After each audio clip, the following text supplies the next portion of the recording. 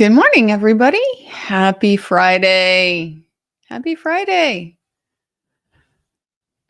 Not a bad full week, huh? Not too bad. Not too bad. Little extra half day, little extra full day. It's a full week in Bev's court. I mean, is there a fuller week? Can we really expect a fuller week in this courtroom? Well, hopefully it's not so hot today. Did it end up being really, really hot yesterday? I do actually sympathize with that.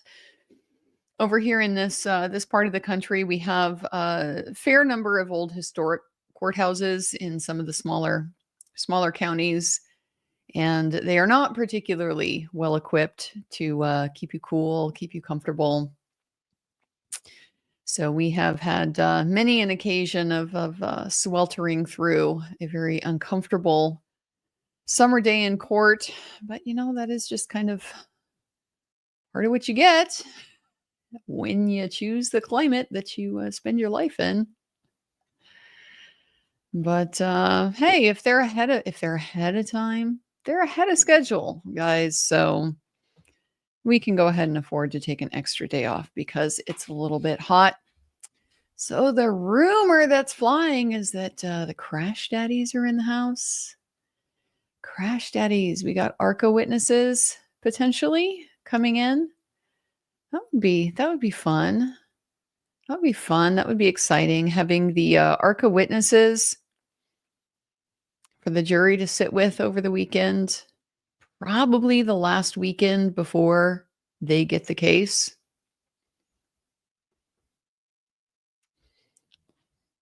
Heard an announcement at the end of the day on Wednesday, I think from Karen on the stairs, that defense expects to be wrapping up their case on Tuesday.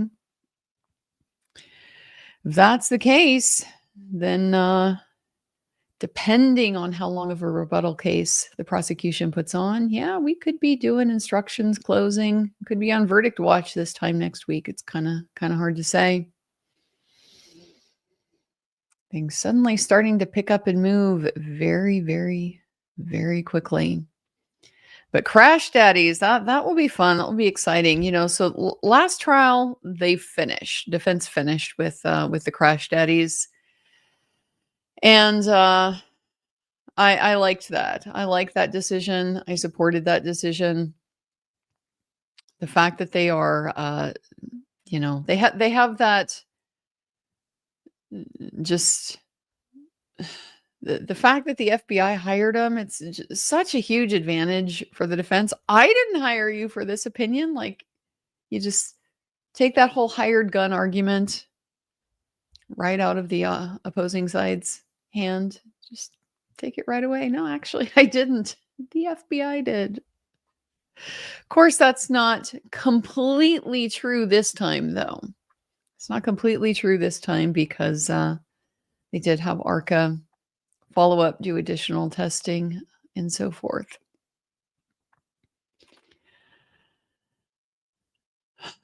But I liked finishing with the crash daddies because it was a good thing to just let sit. The primacy, recency, last thing the jurors hear, crash daddies saying, no, this actually isn't possible. I did like that. I thought that was pretty good. But so if the rumors are true and we're getting crash daddies now, then it seems like that's not the case, doesn't it? It seems like that's not the case. And the one that stands out that we still haven't heard from is Dr. La Posada, the defense's forensic examiner, forensic pathologist. And I feel like that's going to be necessary because she testified, or not she testified, but we've heard previews that she's going to testify to absence of hypothermia, that there is an alternate explanation for the signs, the conditions that Dr. Irini Scordi-Bello attributed to hypothermia.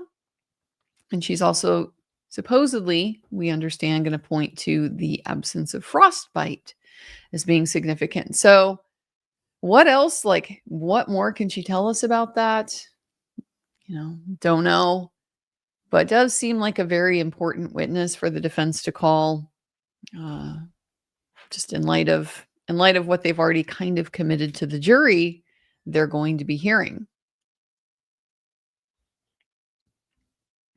So if we do crash daddies now, we still got to do La Posada. Maybe that's how we end it.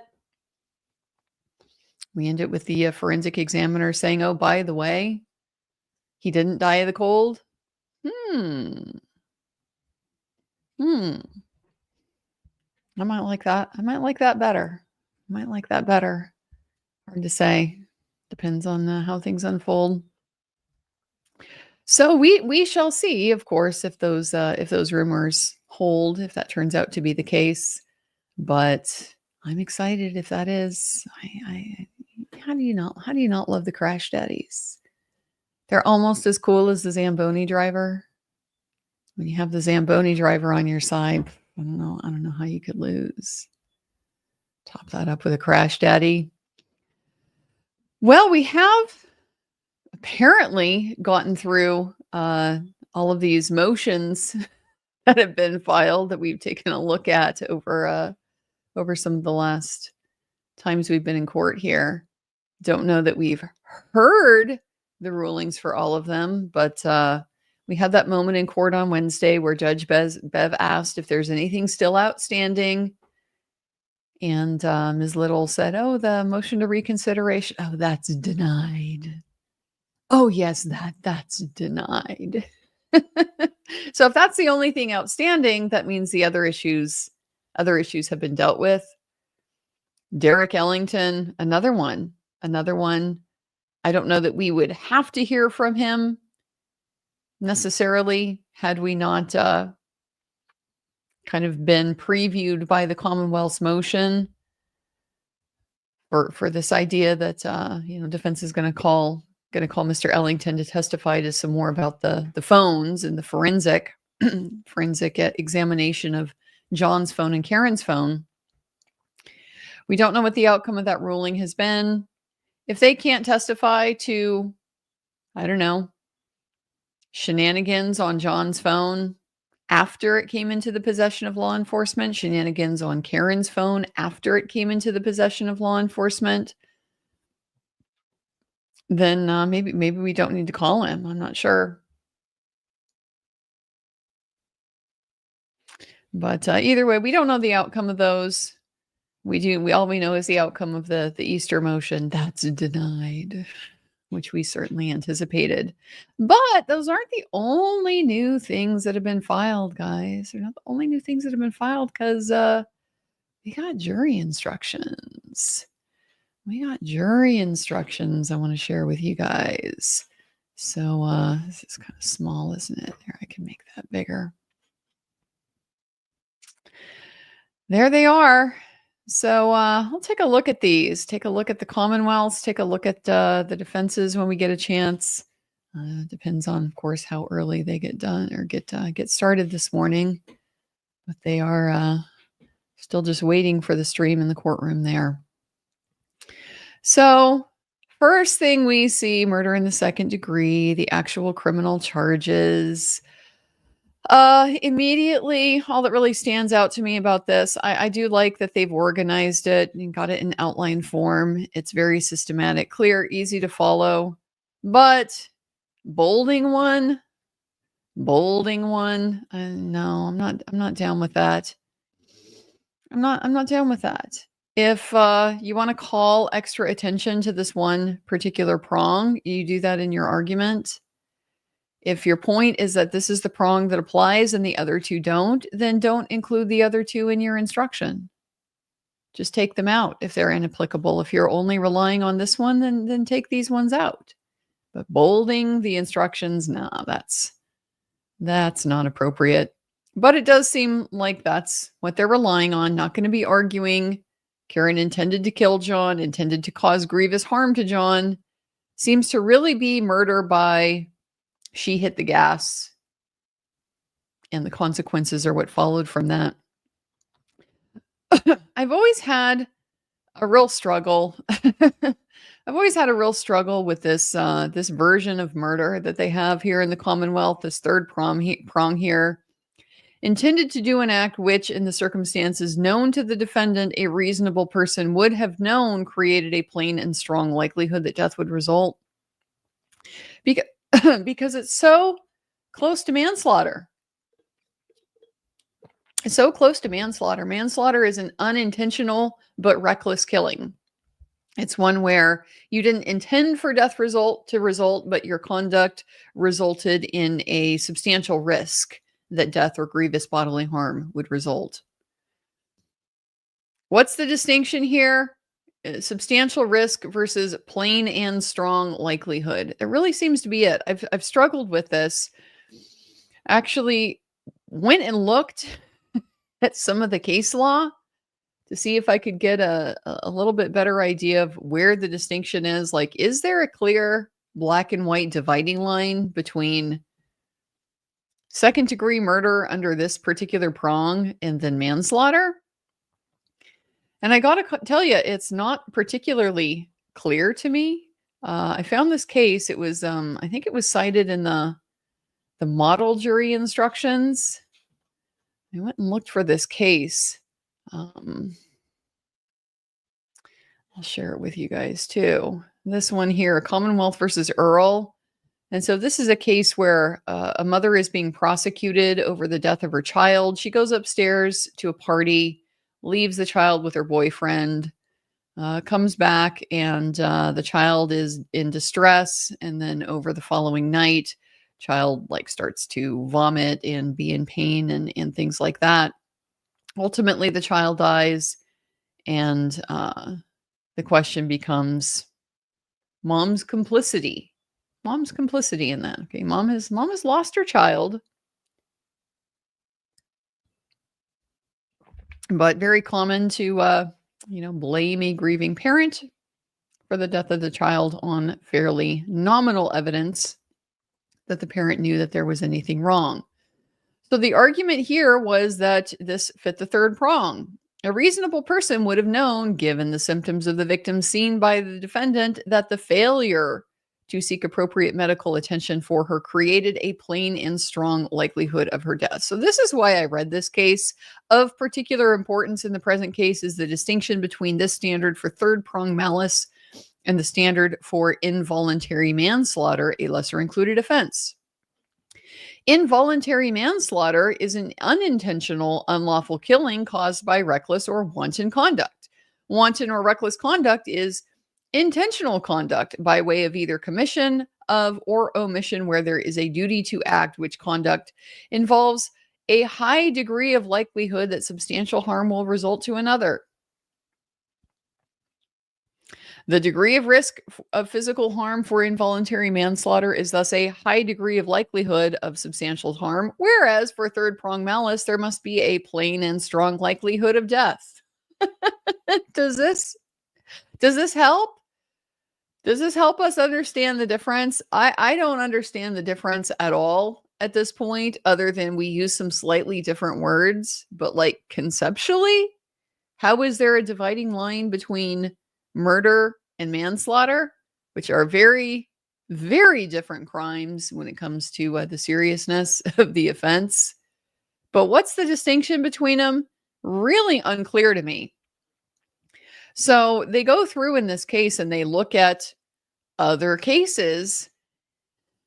And they focus in this context specifically on failure to render aid to children, since that's factually what they're dealing with in the present case. And they just basically said, well, okay, you abandon a toddler in a house without food or water. That's enough for a plain and strong likelihood. That makes a lot of sense. This one, you only give the child breast milk. The child is, bones visible, eyes sunken, etc. That is a circumstance creating a plain and strong likelihood of death, watching a child starve. Okay. But but where's the dividing line? I really don't know. But in this case, all we basically get is that, it's not enough. Why is it not enough? I don't know, because the court says so. The evidence here doesn't support a reasonable inference that the defendant saw the infliction of the trauma. She didn't see the boyfriend do anything to the kid. So, no direct evidence that she had knowledge that the child had been injured at all. As such, for the conviction to be affirmed, the defendant must have become aware at some point between the time of trauma and the victim's death of symptoms that would alert a reasonable person to an ailment that carried a plain and strong likelihood of death. Even assuming arguendo that the jury could infer that the defendant observed bruises on the victim's torso and swelling of the victim's abdomen during the morning hours, a person without medical training could not necessarily be expected to appreciate the high likelihood of death associated with those symptoms. The symptoms do not present the apparent level of risk associated with, for example, abandoning a toddler in an apartment without providing sustenance or depriving a child of solid food, as in those other cases. Finding a strong likelihood of death in those circumstances requires no differential diagnosis of symptoms. It would be plain to a reasonable person. Here, although the Commonwealth presented medical testimony on the hypothetical question what a layperson would normally understand about symptoms associated with peritonitis, that testimony was insufficient to satisfy the Commonwealth's burden.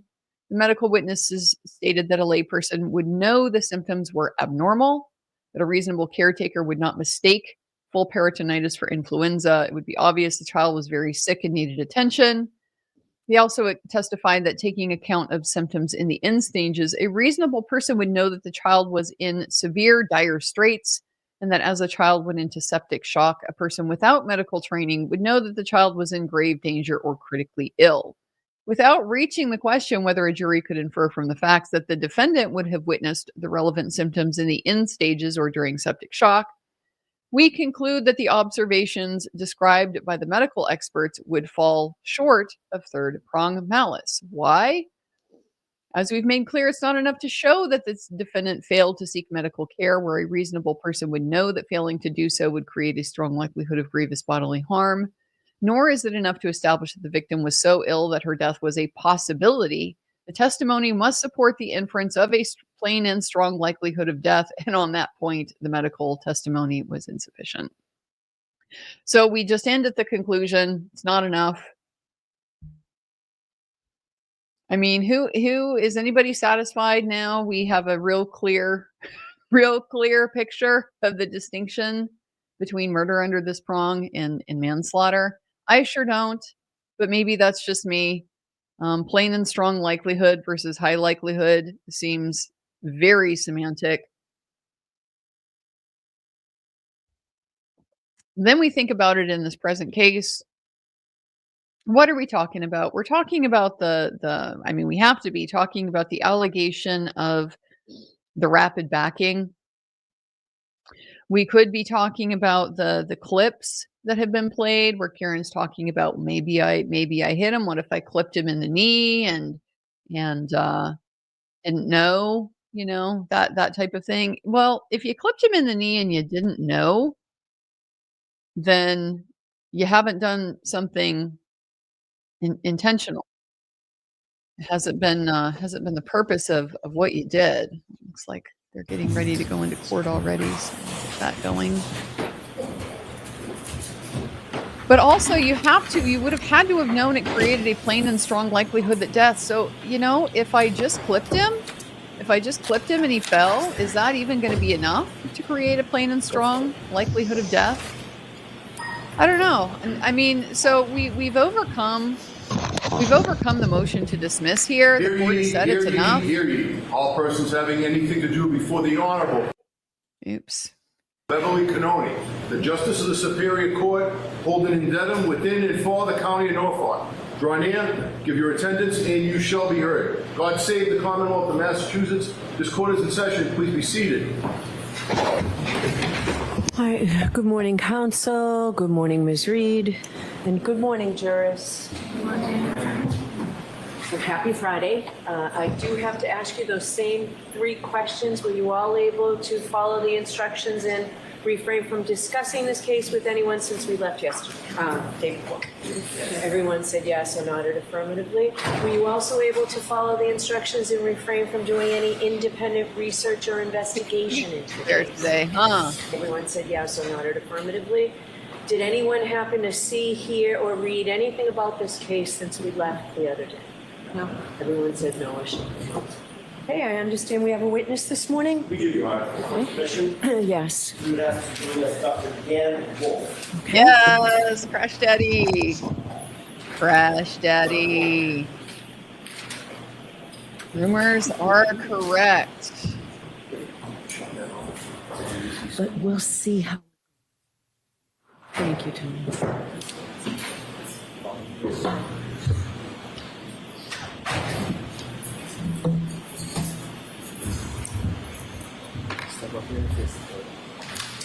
Now, once again, a nice distinction with Dr. Welcher. Yes. Good morning. Good morning. So, sir, we're going to try and keep the air conditioning on this morning, so I'm going to ask you to speak really loudly into that microphone. And Mr. Jackson, you do so as well, please, okay? Of course, Your Honor. Dr. Wolfe, could you please state your entire name and spell your last Please name do. for the jurors, please? Daniel Michael Wolfe, last name spelled W-O-L-F-E. May I inquire, Your Honor? Yes. Dr. Wolfe, what do you do for a living, sir? I am the director of accident reconstruction at a company known as ARCCA, A-R-C-C-A. And I'm going to start right off the bat. Get really comfortable with that microphone. It's adjustable. Pull it right close to the area of your chin. It's really loud in here. Okay. Dr. Wolfe, you said you work for ARCCA, A-R-C-C-A. What is ARCCA? ARCCA is a forensic engineering consulting firm. We have a variety of disciplines: accident reconstruction, which is the group I'm a part of, biomechanics, failure analysis, and crashworthiness. And you said that your title again, one more time? The director of the accident reconstruction team. And what sort of contracts does ARCCA normally Director. engage in routinely? So in addition to our forensic consulting work, we have, going back in time, we've dealt with doing contracts with the Department of Defense, where we designed energy-absorbing seats for MRAP vehicles, mine-resistant armored protective vehicles, where these vehicles were going over explosive devices, and the energy from those explosions was going through the vehicle into the occupant. So ARCCA designed energy-absorbing seats to help mitigate the injuries in that type of in those types of incidents. We also do work for the National Hockey League. I myself am part of that work. It has to do with scanning and analyzing player pads, but we certainly do impact testing and help set guidelines for player safety. With regard to those MRAP vehicles, was that contract for the Department of Defense for the United States government? Yes, sir. For the military? Correct. Is ARCCA both nationally and internationally recognized as a leader in accident reconstruction? Okay. Sustained. Does ARCCA have a reputation, or let me ask it this way, does ARCCA entertain or engage both domestic and international contracts and clientele? Yes. As the director of accident reconstruction, do you specialize in anything other than just accident reconstruction, anything having to do with human factors? Yes. So my other specialties in addition to accident reconstruction are lighting and human factors. What is, give us a 25-word overview of human factors. What is that? So to give you a good example of that is, and again, this is a case that I commonly see, but let's say you're driving down the road at night. It's an unlit roadway. You're relying on your vehicle headlights to see the roadway ahead, right? And you've got a pedestrian that is entering the roadway. And you want to have an understanding based upon the lighting conditions, how much sky illumination there is, their clothing, right? When would a driver recognize that individual on the roadway? So that's where it starts from the vision aspect of human factors. Then we get into driver response, right? So the driver is presented with a hazard. So how do drivers typically respond? What are their actions, and how long does that take to avoid and initiate a reaction? That's human factors. Can you do the same thing and give us an explanation for accident reconstruction just in the broadest sense? What is that discipline? I think a very simple definition of accident reconstruction is the application of physics and engineering science to collision events. What role do you take as the director of accident reconstruction for ARCCA as contracts come in or engagements come in? Well, my scope in cases can vary greatly. As I just mentioned, I could have a case where I'm assessing the conspicuity of a pedestrian and a driver's response time. It could be a 50-car pileup on a highway, and I'm trying to figure out a sequence of events.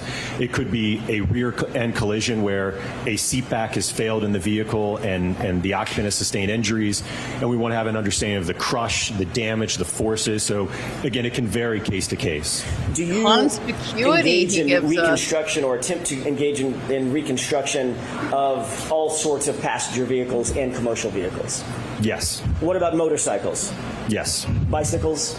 Yes. Involving pedestrians and sometimes involving no pedestrians?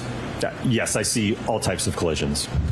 How many cases, if you have a number in mind, have you been a part of in terms of engaging in accident reconstruction broadly? That's something that I don't track, but I've been with the company now for over 8 years. So at this point, if I had to estimate, it's well over 1,000 at this point. What education, training, and background do you have that allows you to perform the duties that you've described for these jurors in terms of accident reconstruction and human factors analyses? In terms of, are you looking at additional training? No, let's start with your education. I want education, training, and background, but we can do them in order. Okay, yeah, so we'll go back to 2012. I received a Bachelor of Science in Engineering from James Madison University, along with a minor in mathematics. Some of my courses included physics, statics, dynamics, thermodynamics, fluid mechanics, your engineering sciences. Subsequent to that, I then went on to pursue my PhD in electrical and computer engineering with a concentration in electromagnetics and photonics. So my coursework while doing my PhD included optoelectronics, semiconductor physics, basically how to guide light on semiconductor devices. Did you write a dissertation to get your PhD? Yes. What was the subject matter broadly of the dissertation that you drafted? So my dissertation focused on a technology called smart glass. So you may have seen this technology where if you've seen a pane of glass that is transparent, somebody flips a switch and it goes opaque. That's a type of smart glass technology. So my PhD involved developing a new type of novel, what we coined optofluidic smart glass. So we are using geometric structures that we've optically designed to create a very reflective surface or medium, if you will. And then through the introduction of various fluids, we can then modulate the amount of visible light and electromagnetic energy that is passing through or being reflected. So not just visible light, but also energy that you can't see. As part of that process, I ended up prototyping these structures with a 3D printer that was capable of printing 3D printable polymers. And as we kind of got towards the end of my work, we looked at how we could scale this up on a larger scale. We ultimately ended up researching and doing tests with a material known as polymethyl methacrylate, which is PMMA or acrylic. What relevance does PMMA play in terms of this case? So with respect to this case, the outer lens and the clear plastic diffusers of the taillights on the Lexus are comprised entirely of polymethyl methacrylate, or that PMMA material. The same material that was the subject of your dissertation? Correct. What additional training and experience do you have as it relates to accident reconstruction beyond your BS and your PhD? So certainly the 8 years of work that I've had at ARCCA has certainly trained and taught me a lot over the last 8 years. Like I said, I've seen hundreds of collisions, all different types of accidents. But in addition to that, I've continued to take courses through Northwestern University in crash reconstruction, human factors and lighting, heavy vehicle forensics, heavy vehicle EDR downloads, Bosch data retrieval and black box downloads, photogrammetry, so a number of continuing education. Are you accredited as a traffic accident reconstructionist? Yes. By whom? An organization known as ACTAR. Is that a nationally recognized organization? Yes, sir.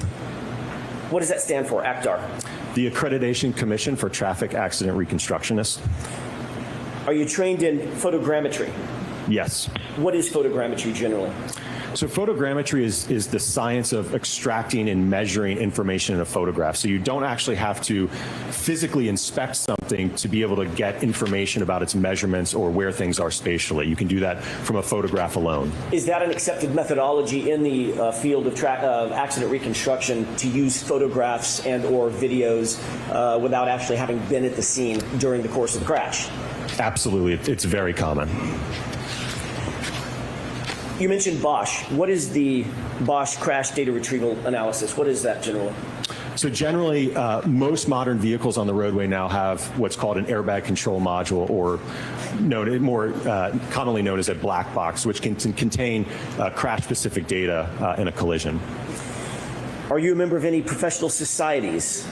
Yes. Can you describe those for us, please? So I'm a member of the Society of Automotive Engineers, the National Association for Professional Accident Reconstruction Specialists, the Illuminating Engineering Society, and the Optical Society of America. Is it fair to say that you've authored a number of peer-reviewed papers in the field of physics and or accident reconstruction? Yes. Can you describe that for us? So my most recent publication in the field of accident reconstruction deals with vehicle control history records. Publications prior to that were focused primarily on my dissertation PhD work. I think you testified that you have dealt with probably over 1,000 different types of cases. Are you able to estimate, of those 1,000 different types of cases dealing with accident reconstruction, how many of those or what percentage of those have involved pedestrians? I don't know if I can give a percentage. I would certainly say it's the majority of my casework. As I mentioned earlier, given one of my specialties being in human factors and lighting, there's a direct correlation between time of day and pedestrian collisions. We certainly see a rise as sky illumination drops and the illumination levels go down. We're having to rely on artificial light sources. So given that occurrence happens in nighttime hours and low illumination, like I said, I certainly see many pedestrian accidents. What types of pedestrian impacts have you been involved with in terms of your analysis or evaluations? All different types, everything from pedestrians being run over, running into the side of vehicles, being hit by the front of a vehicle backing up in a parking lot into a pedestrian. So I've seen it from all sides of a vehicle. What is kinematics? Can you describe that or explain that phrase or term? I think a simple definition would just be the motion of an object or a body. Have you done any testing as it relates to kinematics and the interaction between pedestrians and motor vehicles? Yes. How many times have you engaged in such an analysis? Numerous times. We frequently and routinely do testing at ARCCA. You mentioned ARCCA has several different disciplines within it. What are some of those different disciplines in addition to accident reconstruction? So, as I mentioned, we have biomechanics and crashworthiness, and there's a few others. And I will note that it's very common in our casework that we will work together as a team. So to give you an example of that, I mentioned earlier about that rear end collision, right? So let's just say we have a rear end crash and there's crush and there's damage to the rear of the vehicle and the seat back failed, which caused the driver to ramp up in the seat and ultimately hit their head on something and sustain an injury. So I myself, as a reconstructionist, will analyze the forces, the speeds, and the severity of the crash. The biomechanist will evaluate the mechanism for the injury based upon those crash forces. And the crashworthiness expert may analyze, okay, is there a better or stronger seat that may have held up in this crash? Is it normal for you, as the Director of Accident Reconstruction at ARCCA, to work with others in the other disciplines that are housed under the umbrella of ARCCA? Absolutely, yes. Is that a normal process for you? Very common, yes. As a matter of fact, it probably would be uncommon if you didn't do that, correct? Depending on the kind of case, but yes, certainly wouldn't be uncommon. Tell me about the testing that you've undertaken to determine forces that are at play in a given accident or an impact. Okay.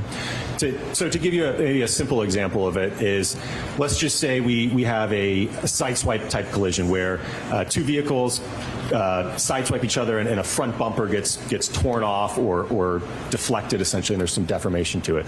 Right? We can do testing at ARCCA to determine how much force does it take to bend that material so that we get the deformation that we have. That would be a good example. Is there a specific type of testing, or is there varied types of testing that you've done and undertaken to determine the forces that would be, for instance, in your example, in that side, the forces at play in that sideswipe collision? Yeah, absolutely. It would have been, again, as part of the test, we would be measuring the forces, we'd be measuring the displacement, we'd be able to calculate acceleration and things of that nature from that test data. The tests that you undertake, are they generally accepted methodologies in the field of accident reconstruction? Yes. What are quasi-static tests? So a quasi-static test would be like the example I just gave you, where we have basically the bumper would be stationary, right? And now we're pulling on it to determine how much force it takes to bend it. So that'd be an example of a quasi-static test. So that test specifically is determining or attempting to determine the amount of force necessary to deform a bumper, for instance, in the way that it's seen after an impact. Yes. Or any other body panel, correct? Correct. And on the human side, also there are forces at play, I'm assuming, in terms of injuries that are sustained by pedestrians in the accident reconstructions that you've done involving pedestrians. Yes. Do you have experience in evaluating whether damage to a vehicle is consistent with a proposed scenario or set of facts? Yes. Describe those circumstances for us. What are the circumstances in which you're trying to determine whether or not the damage fits a proposed scenario? So a case that commonly comes across my desk is we have two very different versions of how an accident unfolded according to party A and party B, right? And we have a set of evidence in terms of the damage to the vehicles, maybe some roadway evidence, right? So we can look at that objective evidence, utilize physics, maybe some calculations to determine whose version is most consistent based upon the damage and the roadway evidence. Is that an accepted methodology in the field of accident reconstruction? Yes.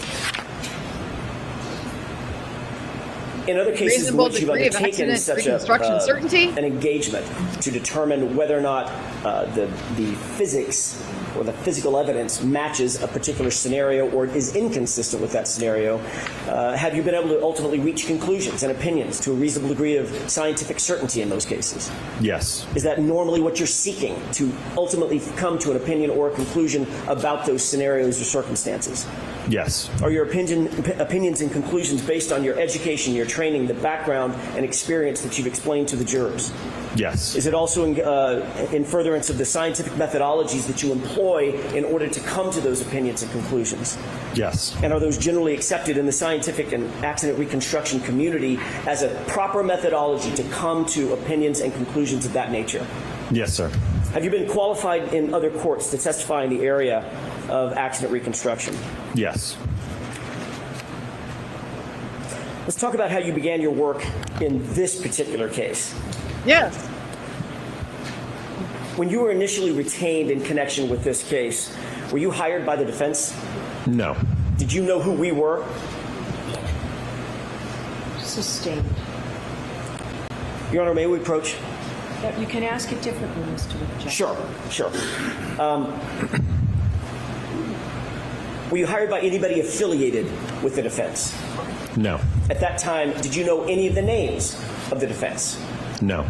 At the time that you were hired to or engaged in this case, did you even know the name Karen Reed?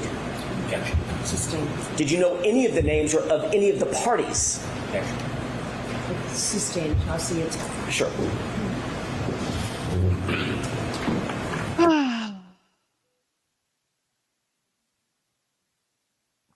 Since we can't say hired by the FBI, got to make it very, very, very difficult to dance around. It wasn't the defense that hired him. Nobody associated with the defense, not the insurance company. In fact, you knew next to nothing about the case. Did you even know the names? Doesn't seem like it should be a big problem. But here we are. I just love that it's not even quite 6:30 in the morning over here on the West Coast, and we already got served up a conspicuity. Oh my goodness. It's just going to be a great day. It's going to be a great day. Even though, this is Mr. Jackson handling the witness, not Mr. Alessi. Not, I think, what I would have predicted, just given what the breakdown has been so far with the workload between these attorneys. Definitely would have expected Mr. Alessi to handle the expert, Dr. Wolfe.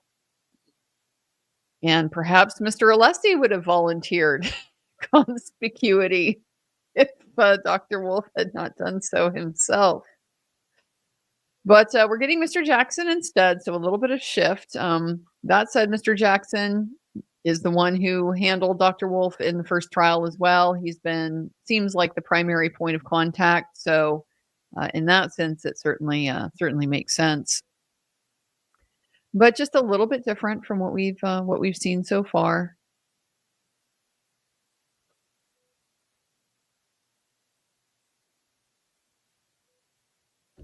I can't believe his PhD just happens to involve this plastic.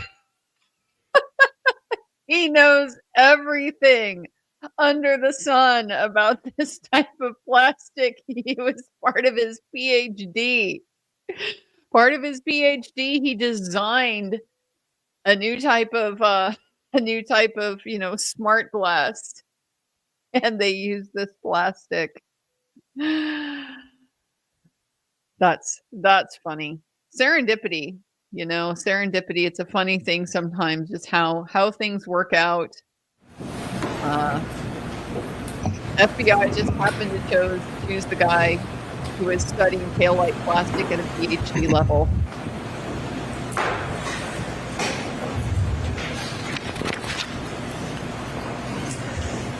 When you were initially hired to look at the facts and circumstances of this case, did you do so independently?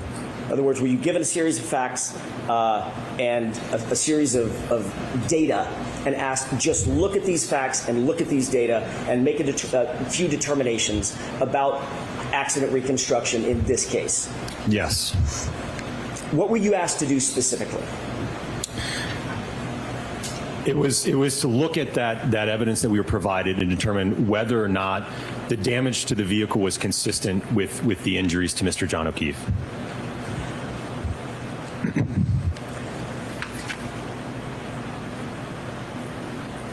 At the time that you were asked to engage in this independent analysis, were you provided information or data? Yes.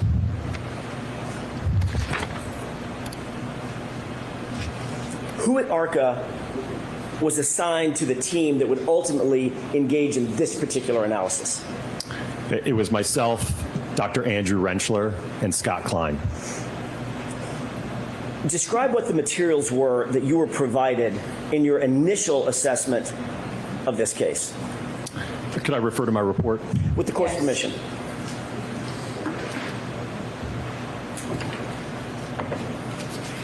That binder is his report. Oof.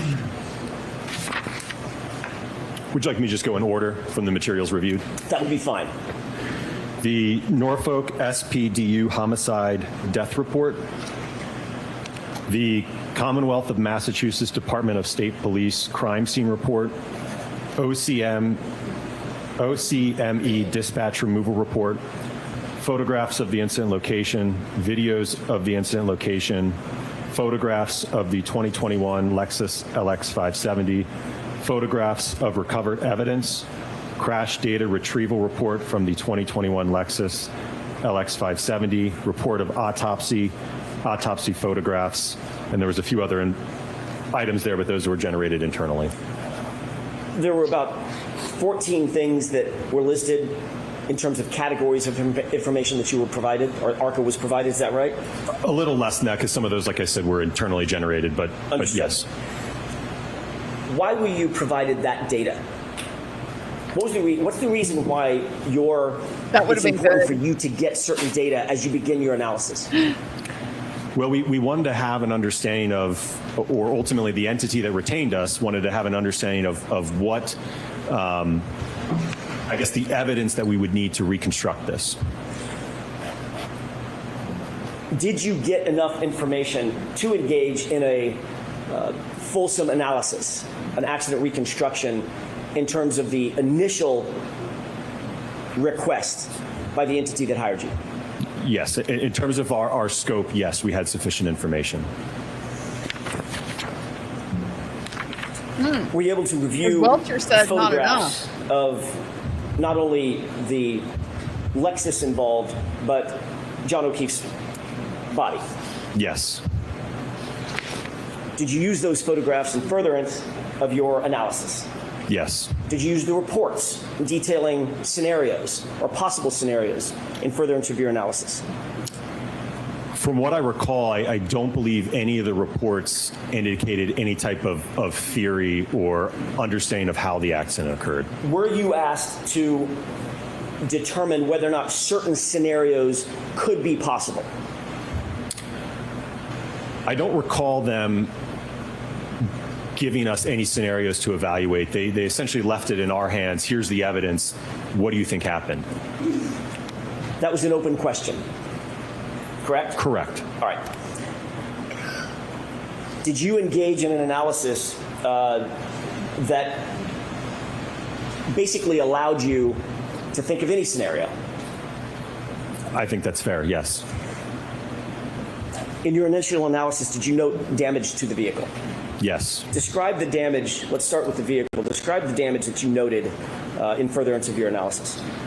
The primary damage was to the right rear taillight on the quarter panel section. The majority of the outer red lens was broken and shattered, as well as some of the underlying components and diffusers that are underneath that outer layer, as well as some damage to the back portion of the taillight.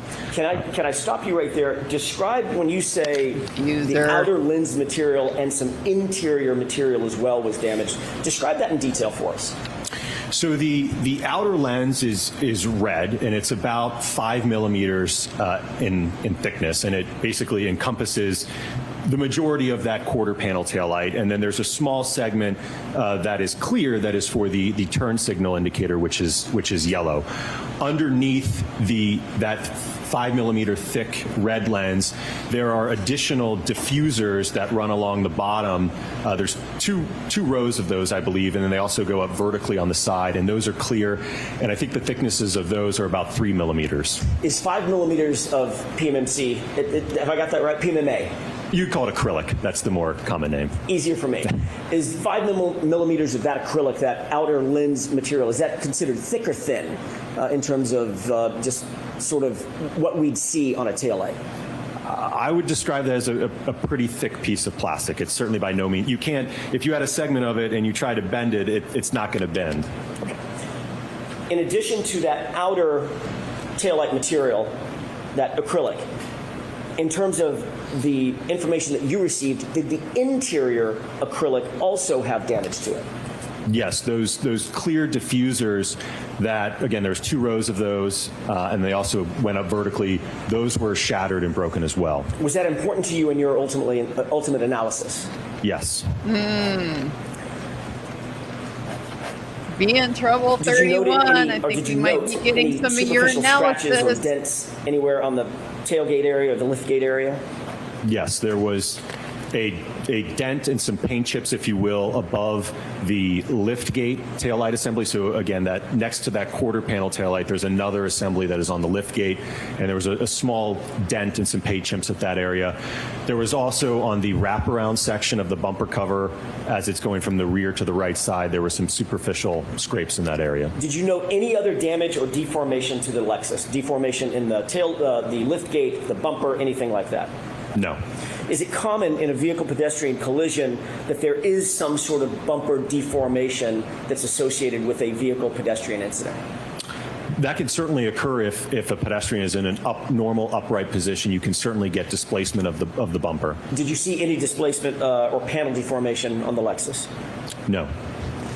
Is it more common that there's panel displacement or deformation if the collision is above, say, 10 or 15 miles an hour? Yes.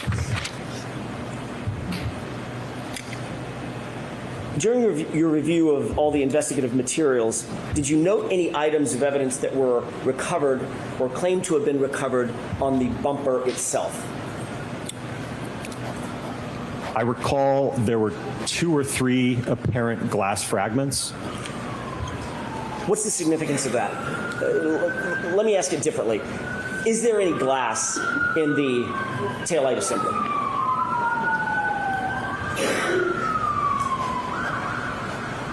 Can you repeat that question for me, Mr. Jackson? May I ask that again? Yes. Is there any glass in the taillight assembly?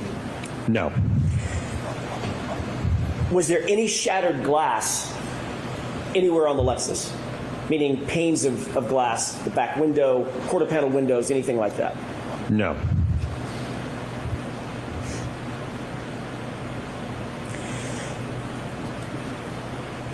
Did you have any understanding at that time of what the Commonwealth's theory of the case was when you began your initial analysis? Sustained. Did you have any indication of what the Massachusetts State Police theory of the case was based on the investigative reports that you had received? Sustained. Did you perform an accident reconstruction analysis to determine whether or not the damage to the Lexus, that taillight housing material, was consistent with an interaction with a pedestrian? Yes. Specifically, did you perform an accident reconstruction to determine whether the damage to the Lexus was consistent with an interaction with John O'Keefe based on the injuries that you were aware of? Yes. Did you evaluate whether the investigative theories regarding, let me ask it a different way. Did you consider the possibility of Mr. O'Keefe's head striking the taillight? Yes. Did you consider the possibility of Mr. O'Keefe's arm striking the taillight? Yes. Did you entertain the possibility that Mr. O'Keefe's center of mass, his body, struck the taillight? Yes.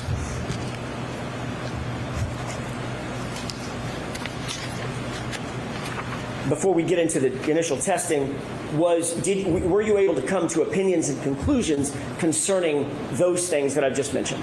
Yes. Did you also entertain the possibility that a drinking glass could have damaged the taillight?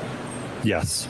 Were these some of the things that you were sort of was left open to you to decide yourself? Yes. Did you later provide all of those opinions and conclusions in a report to the entity that hired you? Yes. Is your understanding that those reports were then later supplied to both sides here in this case? That was my understanding, yes.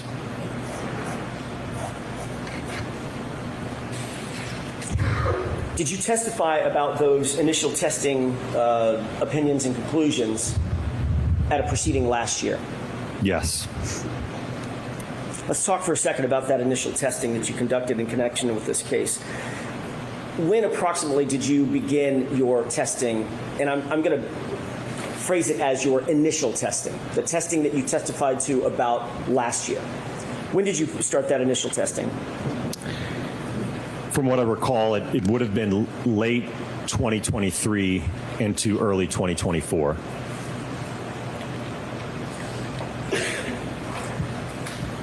I want to talk about the drinking glass first. Did you become aware that there was a drinking glass that was found at the scene? Yes. And what was the testing that you sought to determine as it relates to the drinking glass and the taillight? So looking at the evidence, as I mentioned earlier, when we're looking at that quarter panel taillight, we have an isolated region of damage. And looking at the additional evidence in terms of a broken drinking glass at the scene, we wanted to do testing to determine if a small object or projectile such as the drinking glass could induce damage that was consistent with that we saw on the subject Lexus. Were you able to reach an opinion and or conclusion as it relates to whether or not there is a possibility that the drinking glass or a drinking glass could cause the type of damage that you saw on the Lexus? Yes. Given everything else in your investigation, are you concluding that the glass was responsible for the taillight damage? No. However, you did seek to determine whether it was possible, correct? Sustained. I'll ask it a different way, Your Honor. What testing did you do, did you undertake in furtherance of that specific, answering that specific question. Could the glass damage the taillight?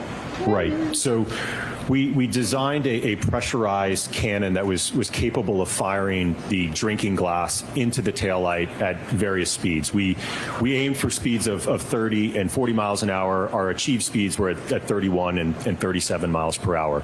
And we found that in the 37 mile an hour impact, and again, this is to emulate or simulate an individual throwing a drinking glass. The purpose of the cannon, if you will, was to be able to hone in on a speed precisely and obviously aim for that target. So it would just serve as a means of getting that projectile to the taillight in a means that we could measure it. And what we observed in the 37 mile an hour test is that we got damage that was generally consistent with that of the subject taillight, and that there was a large portion of the outer lens that was shattered and fractured, as well as the underlying clear plastic diffusers and chrome piece. Tell me a little bit about the methodology that you undertook, the scientific methodology in building that pneumatic cannon and aiming that glass directly at the taillight.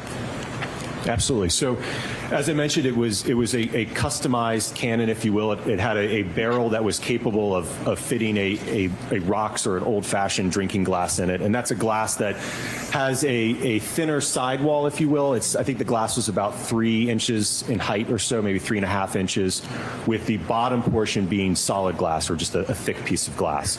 So we were able to design a kind of a holder for it, if you will. Almost, you could really think of it as stuffing an actual cannon with a cannonball. So we literally would put the drinking glass in the cannon.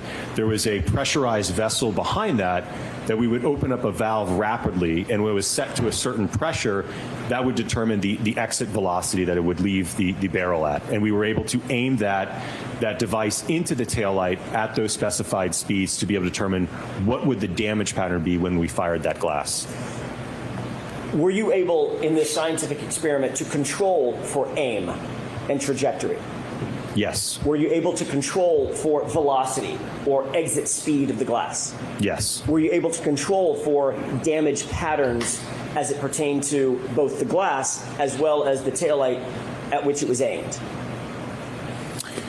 I don't know that we have had control over that. Ultimately, physics takes over after that interaction occurs. I can't influence how that material is going to perform or how the glass will break, per se. It was a poor question on my part. Were you able to, or did you undertake to memorialize the damage pattern that you saw on the taillight and the glass as the glass was projected into the taillight? Yes. All right. Did you do that through photographs? Yes. High-speed video? Yes. And all of that was memorialized in your report? Correct. Your Honor, may I approach? Yes. Are we going to get to see the cannon? Are we going to get to see it? Two photographs, or two 8.5 by 11 How cool would that documents be? that contain 2 photographs each. Can you take a look at those 2 documents and tell me if you recognize those? Yes. Does one represent, you mentioned that one of the tests that you performed was at 37 miles an hour, correct?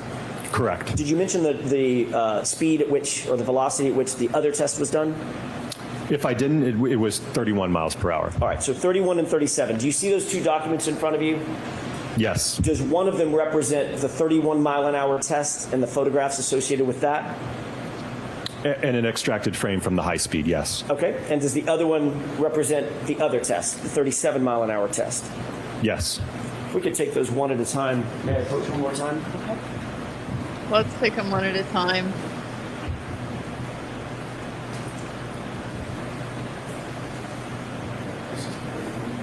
If I could ask that these be marked as next in order, one at a time, 31 mile an hour test, and hand it to the order with the court's permission. So there's no objection?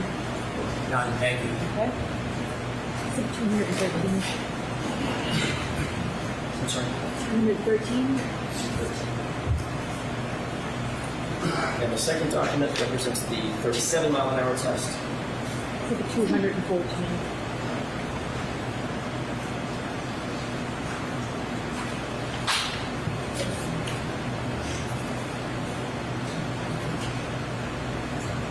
Court's permission, I'd like to exhibit 213. I'm sorry, present Exhibit 213. Okay.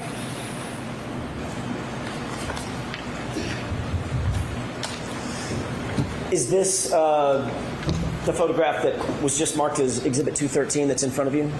Yes. Can you explain to the jurors what they're looking at? So on the left part, you are looking at a frame from the high-speed video just after the contact with the taillight. On the right, you're looking at the post-damage to the taillight after the glass had been fired into it. And if we could look at the next exhibit with the court's permission. Okay. And what are we looking at here? Same thing on the left. Again, this is the 37-mile-an-hour test. The glass striking just in the area where the bottom of the turn signal indicator is, so right where it meets the red portion of the lens and the clear portion of the lens. That's about where the impact point was.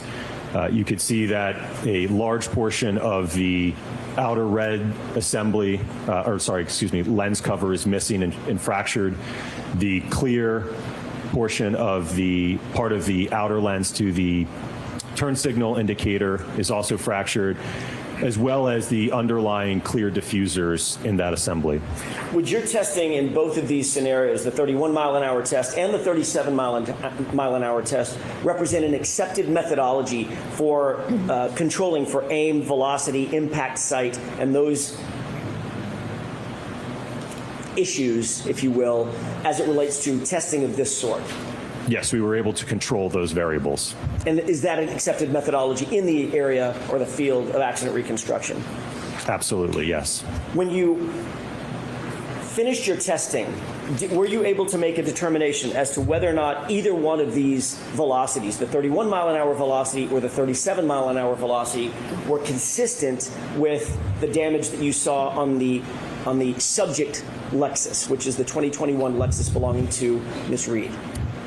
Yes, from the 37-mile-per-hour test, we are getting damage that's generally consistent, and that I mentioned we have portions of the outer lens missing, the underlying diffuser. There was also some fracturing on the backside of the assembly. So again, we observed damage that was generally consistent with that of the subject taillight. And that was the 31 or the 37? The 37. The 37. What about the 31? Didn't have enough energy to create that damage. So were you able to conclude, in your opinion, whether or not the velocity of that glass hitting the taillight would have to be somewhere in the vicinity of 37 miles an hour, well above 30 miles an hour? Well above, and it certainly could have been above 40 miles per hour per se. I mean, we may have actually blown out more of the outer lens had the speed increased. Did you have any information in the data or documents that you reviewed associated with this case, for instance, that John O'Keefe had a pneumatic cannon with him out there? No. Okay. So obviously, well, let me ask a different way. Based on this series of tests, were you concluding that the damage on the taillight conclusively was the product of a glass being hurled into the taillight? Objection. Sustained. Were you concluding, or did you opine, that the damage to the taillight came from a drinking glass? No, I gave an opinion that the damage was generally consistent with that in the test, compared to the subject taillight. But only in the circumstance where the glass is being hurled at 37 miles an hour, correct? Yes. Sustained. Can I ask it differently? Under what circumstance did you determine that it was consistent with a drinking glass? If that drinking glass, again, the purpose of the test was to do a test to evaluate or simulating somebody throwing a drinking glass at the taillight. So that's what that test was to demonstrate. Understood. Let's turn to another test that you undertook regarding the head injuries that you became aware of. Did you become aware of, in the data that you received, that Mr. O'Keefe had suffered head injuries to the back of his skull? Yes. What sort of testing did you do to determine whether or not and under what circumstances that head injury may be connected or associated with the damage to the taillight? We performed a drop test with a hybrid 3, so that's an instrumented anthropomorphic test device to be able to measure the accelerations on a head form and observe the damage to an impact to the taillight. What is an ATD, anthropomorphic test device?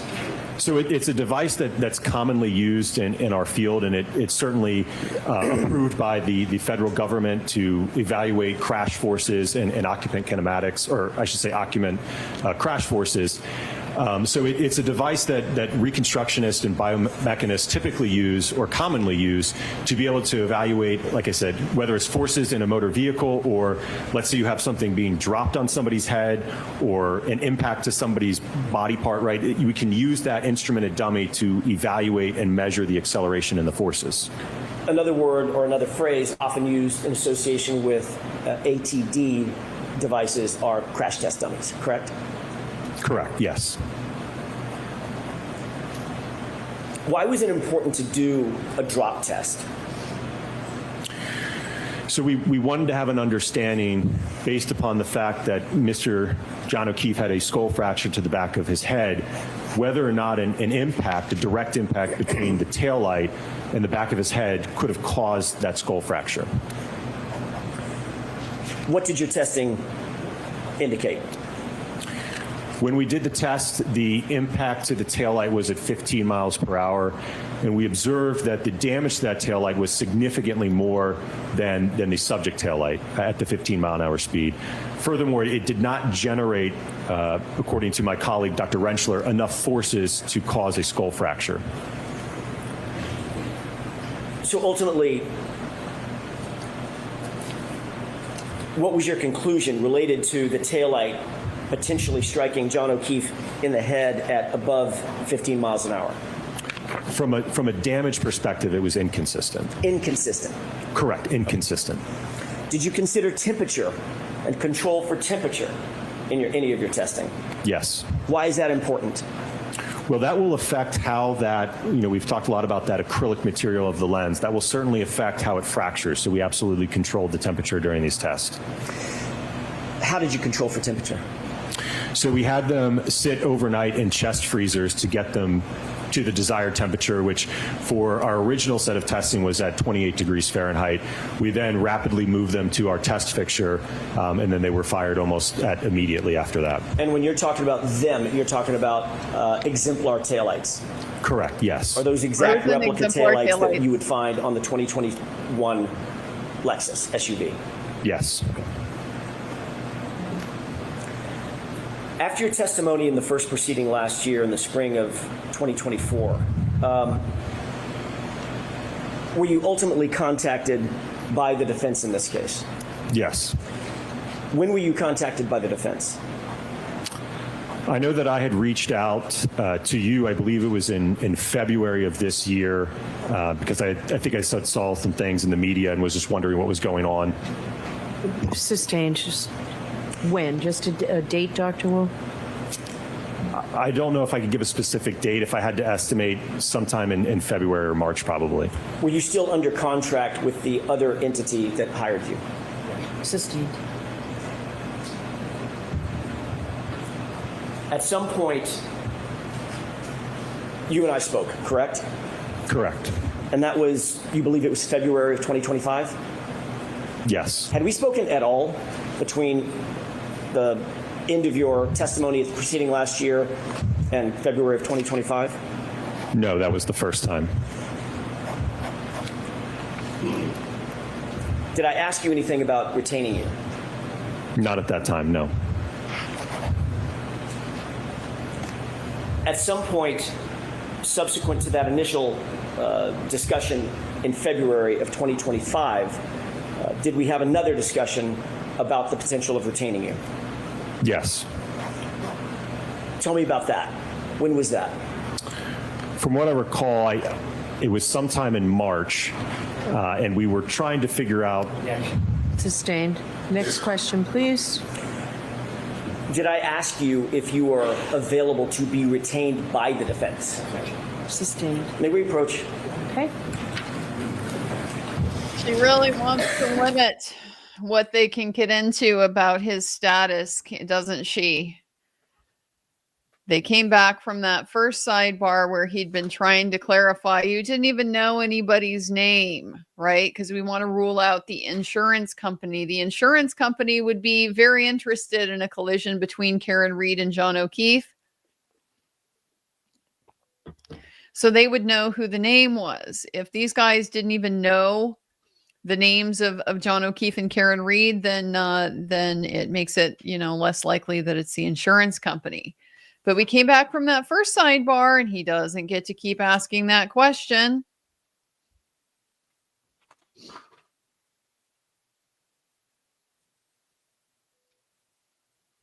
Just came with, he approached the issue independently. They were given facts and they were asked to evaluate if the damage to the vehicle was consistent with John O'Keefe's injuries, provided the data and so forth. She's not letting the defense explore this independence. And when you say independence, what exactly does that mean? The basis for saying this guy is independent, she's not letting them get into that. And I don't like that at all, because the jury has to make that evaluation about how independent are they. Part of their job is to evaluate bias, it's to evaluate credibility. And so independent is just conclusory. It's conclusory. That's the conclusion you get to based on the facts. The facts are the FBI hired these people. Okay, we already know that there's going to be some limitation on that. We don't get to tell the jury the FBI hired ARCCA to do this initial testing. But if she's just limiting it to this conclusion, it was independent. The jury could very well be like, well, according to what? According to who? What does independent mean to you? I don't know what independent means to you. What if it's her dad that hired them? What if it's the insurance company that hired them? This other entity. It's just very unclear. And so for the jury to be able to evaluate that claim, the claim that ARCCA is independent, they need at least some factual basis that conclusion is based on. And she's not allowing the defense to get into that. I don't like that. It's not fair. It's not appropriate. You can sanitize the FBI's involvement without tying the defense's hands when it comes to demonstrating why we are saying ARCCA is independent. But she's putting them in a position where they have to do it Hank style. They have to do it Ipsy Dixit. Just say we're independent because we say so. So that's annoying.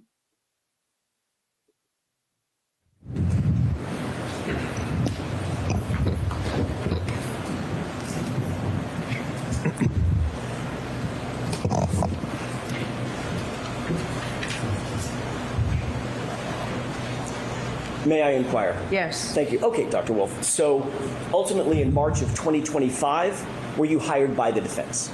Yes. Okay.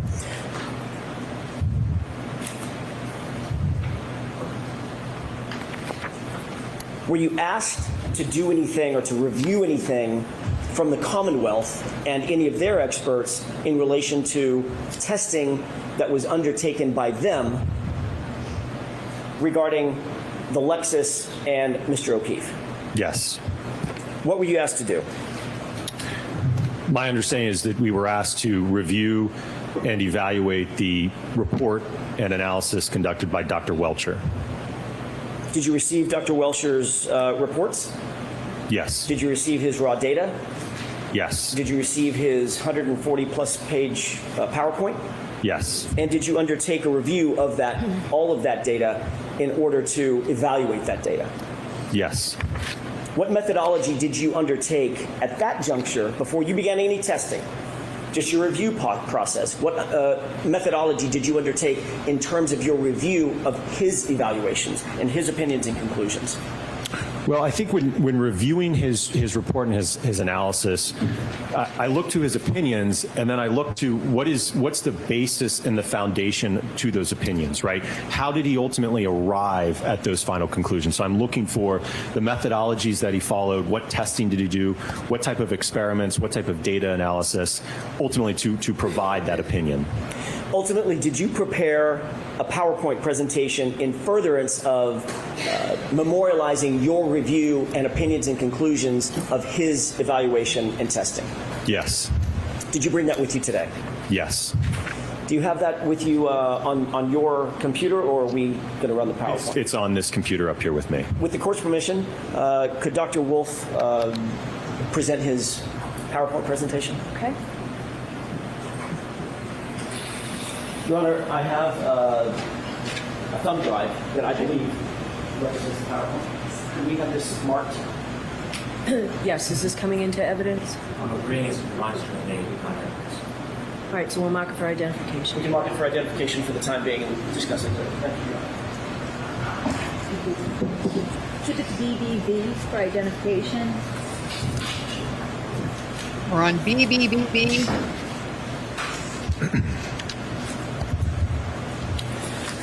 May I proceed, Your Honor? Yes. Dr. Wolfe, do you see what's displayed or presented up on the TV screen? Yes. All right. Do you have with you, by the way, just a matter of housekeeping, something called a spotlight? Yes. Something that can do whatever spotlight did that? Yep. Okay. Yes. I may ask you to employ that, or I may take it from you at some point as we're discussing this. Do you recognize what's on the screen? Yes. What is this? This is my PowerPoint with just the first page, the title. If we can move to the next slide, please. Describe what we're looking at in this slide. This is from Dr. Welcher's PowerPoint presentation, slide 121, in which he's indicating that there are lacerations on John O'Keefe's right arm and forearm. And he's indicating in this slide that the location and orientation of the lacerations on John O'Keefe's right forearm and arm are consistent with the geometry and orientation of the right rear taillight of the Reed 2021 Lexus LX 570. In coming to your opinions and conclusions, and I know this is a mouthful, did you consider the opinions and conclusions of Dr. Welcher in conducting your analysis and your ultimate testing? Yes. Did you rely on Dr. Welcher's report and his PowerPoint in reaching your conclusions and opinions, ultimately in this case? I don't know that I relied on it. Certainly, I utilized them to have an understanding of Were they trash? what his basis was for his opinion and what his opinion was. Ultimately, at ARCCA, we did our own independent testing to evaluate that. So just to be clear, I'm not asking Dr. Wolfe if you agreed with his opinions and conclusions. I'm simply asking, did you rely on those in order to come to your opinions and conclusions? Did you incorporate them? Sustained is to the front. Did you agree ultimately with Dr. Welcher's opinions and conclusions? Sustained. What? What's wrong with You that? certainly were aware of what his opinions and conclusions were, correct? Before Mr. Jackson on that one. Were you aware of Dr. Welcher's opinions and conclusions? Yes. Are some of those opinions and conclusions represented in your PowerPoint? Yes. Are some of them represented on this slide in your PowerPoint? Yes. You indicated that this slide indicates that the location and orientation of the lacerations on John O'Keefe's right forearm and arms are consistent with the geometry and orientation of the right rear taillight, correct? Correct. Do you agree with that? Are the injuries to John O'Keefe's arm lacerations? That would be an opinion from my colleague, Dr. Rentschler. Have you ever heard the phrase abrasion? Yes. In your opinion, are the injuries to John O'Keefe's right arm better described as lacerations or abrasions? I don't have an opinion on that. Okay. Slide number 2, please. Based on your review of Dr. Welcher's reports and his data, what testing did Dr. Welcher undertake or conduct? So he did, initially it appeared that he did a static test, if you will, just demonstrating holding his right arm out adjacent to the rear taillights on the right side of an exemplar Lexus to demonstrate his theory of how the arm contacted the taillight. What is a static test? So I'm sustaining that. Ask it differently, Mr. Jackson. What is a And I'm gonna static strike test is a problem with the question. What? What testing did you note that Dr. Welcher did with regard to this particular photograph? What is a static test?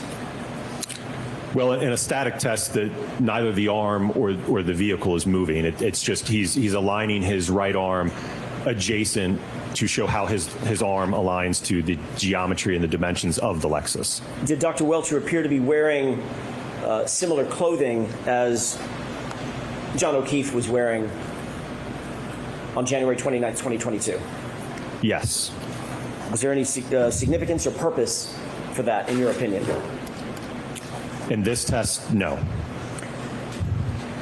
Did you identify any limitations with regard to this sort of testing undertaken by Dr. Welcher?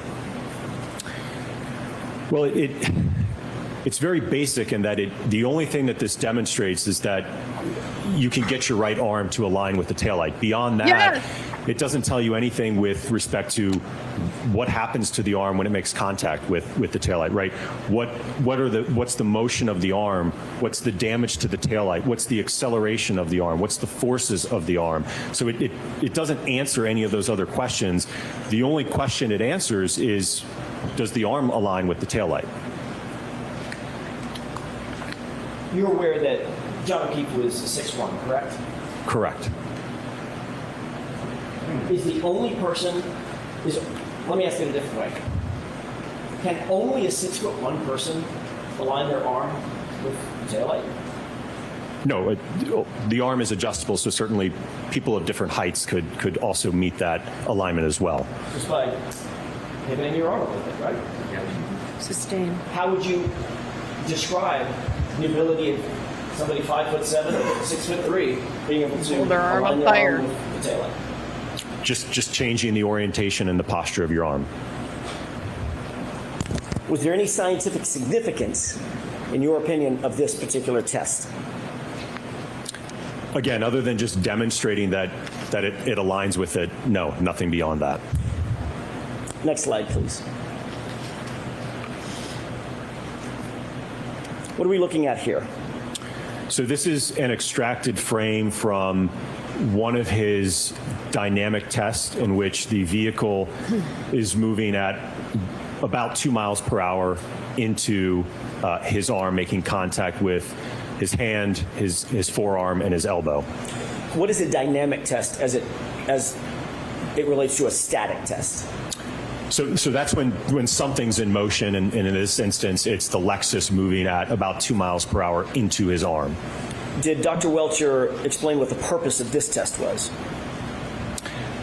From what I recall, I think it was to demonstrate that when his arm makes contact with the taillight, he observed paint transfer in the general location that there were the abrasions or the lacerations on his arm.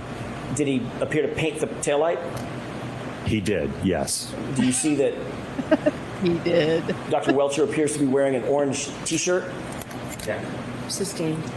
What is he wearing? Appears to be an orange T-shirt.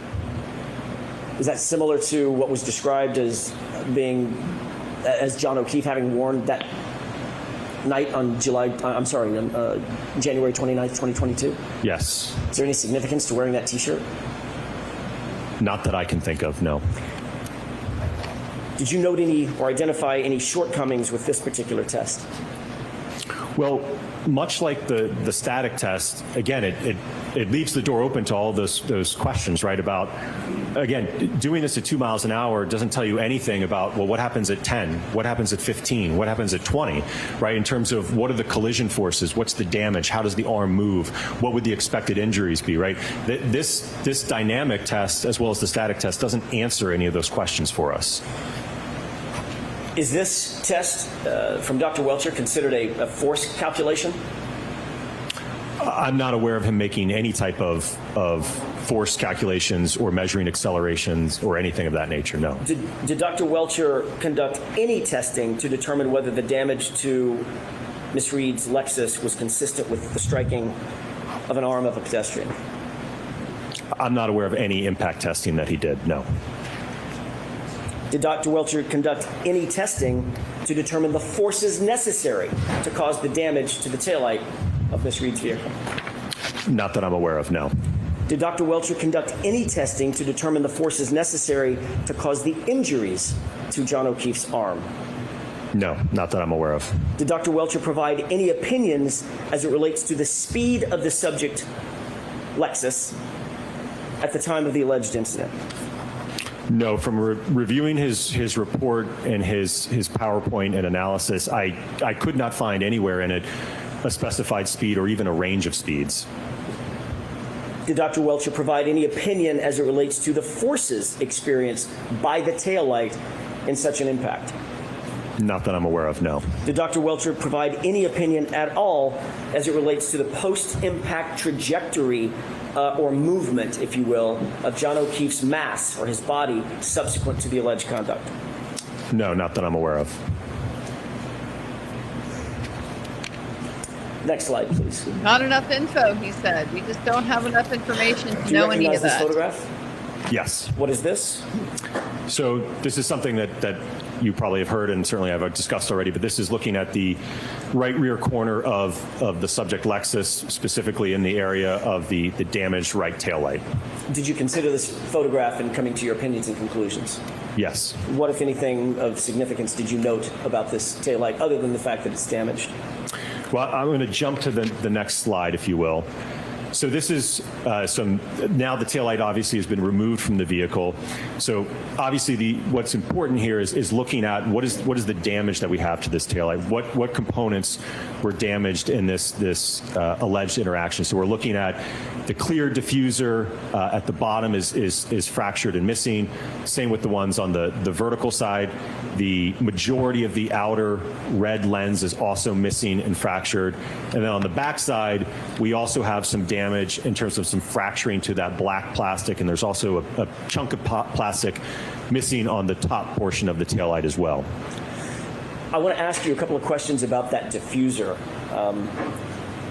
If you could focus your attention on this area. Describe for the jurors what they're looking at in terms of the diffuser. What is the diffuser? Right, let me see if this... What is the diffuser? Diffusers, right where my mouse is, there's a clear diffuser that runs along the bottom, and then there's another diffuser that runs along here, and then it also goes up vertically. Same here on the bottom one, that also goes up vertically. So this piece was missing and fractured on the bottom, along with the vertical portion. The chrome piece here you can see is also fractured and damaged, and then the kind of the second tier, if you will, that clear diffuser was also fractured and broken on the upper section as well. Was that of significance to you in your review of the damage to the taillight? Yes. Why?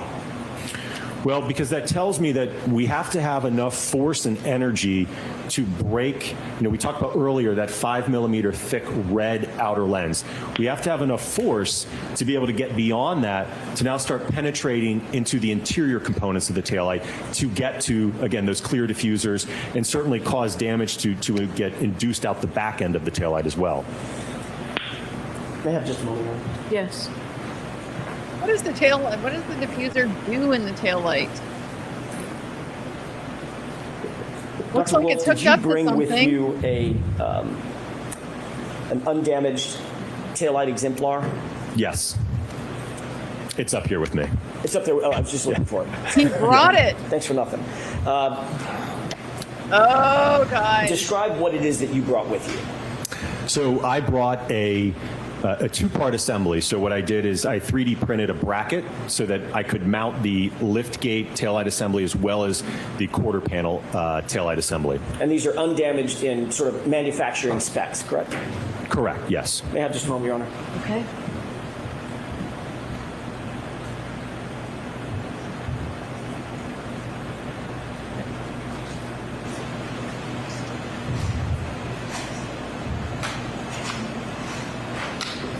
gonna get a demo? With you up there at the witness stand. Yes. Could you retrieve that with the court's permission? Okay.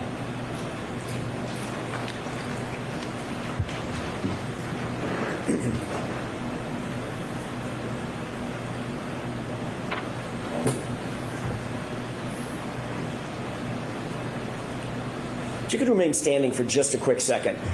Big. Do you recognize what that is? Yes. Is that what you just described? Correct. Yes. Describe it one more time for the court and the jury. What is it that we're looking at right here? So this is an exemplar set of taillights from a 2021 Lexus LX 570.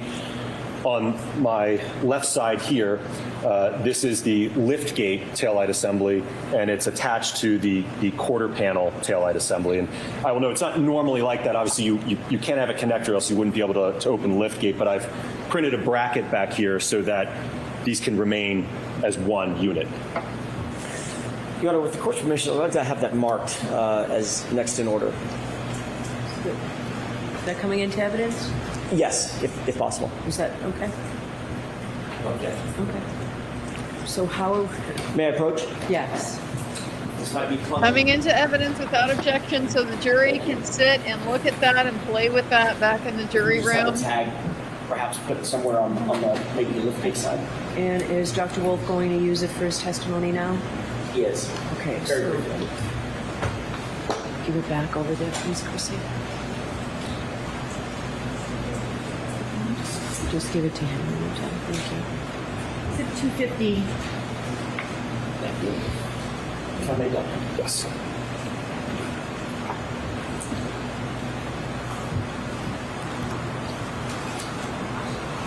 May I? Okay. Thank you. Dr. Wolfe, you indicated that there was a 5mm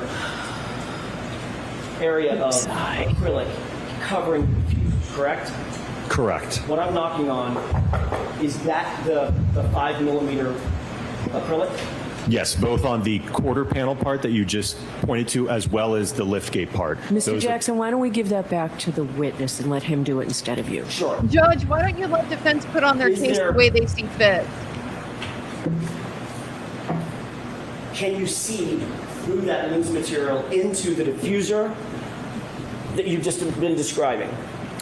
Yes, so as I mentioned earlier, in this area here, there's a diffuser that's running along the bottom. So, Dr. Wolfe, I'm going to ask you to not have that so close to court reporters. My apologies. Use the other side of the witness stand. Yes, Your Honor.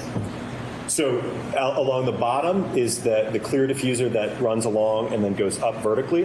And then on the second tier, there's also a clear diffuser that runs along here and then goes up vertically. And you might be able to see it through, it kind of looks like there's little dots on it. So that's what I'm referring to in terms of the diffuser that's underneath. And that, again, so you have that outer material that's 5mm roughly in thickness.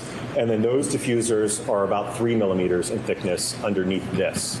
Could you make a determination, and you can go ahead and have a seat. Well, actually, you may not want to.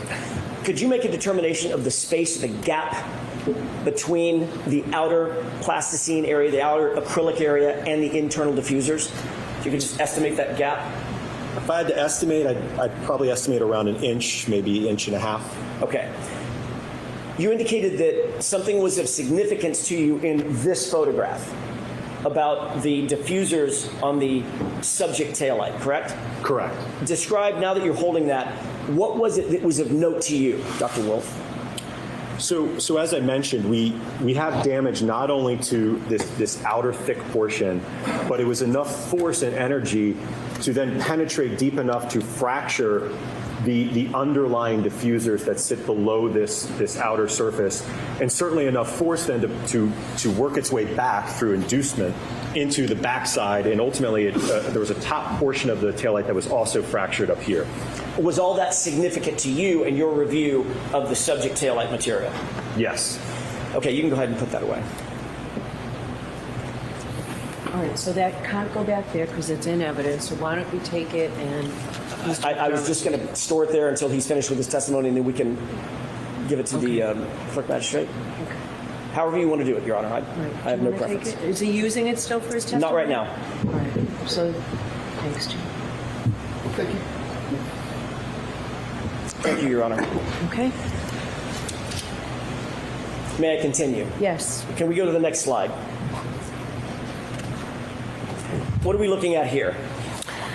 This is a collection of photographs that depict various fragments from the right rear tail lamp assembly You did a of the breakdown. Lexus. And I will note that, and I'll try to spotlight it, there are a few fragments in this photograph that are glass fragments, which, as I discussed earlier, there's no glass in the taillight, so these did not originate from the assembly. But altogether, from what I recall, there's about 50 fragments, I believe, that were counted or so, maybe a little less than that from the right taillight. If we could go to the next slide, please. What are we looking at here? So these are photographs depicting the sweatshirt or hoodie that Mr. John O'Keefe was wearing on the night of the alleged incident. And what was the role that this played in your analysis ultimately? Well, so one of the things that I noted, and I can go to the next slide, is there were a series of small punctures or holes in the sleeve, on the right sleeve of the sweatshirt in varying sizes. I think some as small as just a few millimeters. Again, I think there was maybe 10 or 12, I think I recall, on the right sleeve of that sweatshirt. If we could go back to the larger photograph, the previous slide, do you see the right sleeve denoted on the photograph to the right? Yes. Does it, your review of these photographs, what was the significance of the triangular sort of arrows or markers? I believe those were to annotate or draw attention to those holes. Okay, the defects in the right sleeve? Correct. Can you count those for us, please? On the photograph on the right, I believe I see a total of 9. And what about the photograph on the left, just the right sleeve area? 9 as well. If we can go to the next slide. What are the arrows pointing to in these photographs? So this is basically the previous shot, but what appears to be close-ups of some of those evidence markers. You indicated some of the sizes. What were some of the smaller sizes of those defects of holes? From what I recall, like I said, I think it was around 3 to 5 millimeters, maybe some of the smaller ones. How big is 3 millimeters in inches? It'd be probably around like an eighth of an inch or so. Can we go to the next slide, please? What are you describing when you say the word fundamental, or do you write the word fundamentals? So I want to discuss some very basic concepts that I hope will kind of resonate as we go through the PowerPoint so that you have an understanding of the underlying physics and what I'm talking about. Can you go ahead and describe the role of an accident reconstructionist and the fundamentals that an accident reconstructionist undertakes when performing the kind of testing that you performed? So, as I mentioned earlier, when I was describing what a simple definition of accident reconstruction is, it's the application of physics and engineering to collision events. So, I want to go through some very basic elements of that so that you have an understanding of the physics. Can we go to the next slide, please?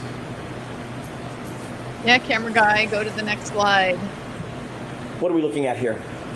So this might be something you all remember back from high school physics, but even though it's been around since the late 1600s, we still use these laws today.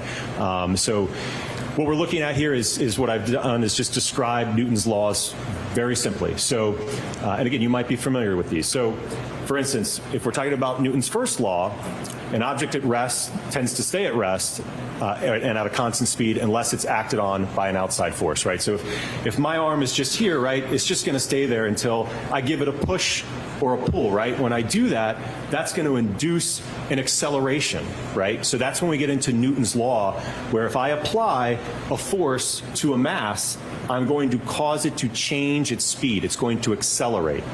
And then Newton's third law, basically the law of reaction, indicates that When I push on my arm, there's also an equal and opposite force going back to my hand that I'm pushing with. What role did these three very fundamental laws of physics play in your reconstruction or your ultimate opinions and conclusions following your accident reconstruction in this case? So when we're talking about the concept of acceleration, what you will see in the dynamic test that we did and conducted, we measured the acceleration of an arm when it's impacted by a taillight. If we know the mass of the arm and we've measured the acceleration, we can use Newton's second law, which is force is equal to mass times the acceleration, to calculate what that force is applied on the arm, which ultimately you will hear from my colleague, Dr. Rentschler, to talk about that. Is that broadly considered a force analysis? Yes. What role did force analysis, your force analysis, play in the accident reconstruction that you did or you undertook in this case? Well, there's certainly going to be a correlation between the impact speed and the damage that we see. The higher the impact speed, the greater the force. So from my perspective, I was interested in the speed and the force to look at what's the observed damage to the test taillights that we did. Do you think that's fundamental to an accident reconstruction? Yes. Did Dr. Welcher engage in any force analysis with regard to John O'Keefe's arm and the taillight? Not that I'm aware of, no. Let's move to the next slide, please. Good contrast there with the questions. Fundamental, and he didn't do it. So don't be too afraid. This is some really simple equations that I want to show you. So that first one, delta V. So what do I mean by that? That simply just means you can think of delta change in. So change in velocity. So if you look at that equation, the change in velocity, really simple. If I've got an object that's, let's say it's initially, for what V naught is, initially at 0 miles per hour, I hit it and it's now moving 10 miles per hour. That means it underwent a change in speed of 10 miles an hour and is moving at that velocity.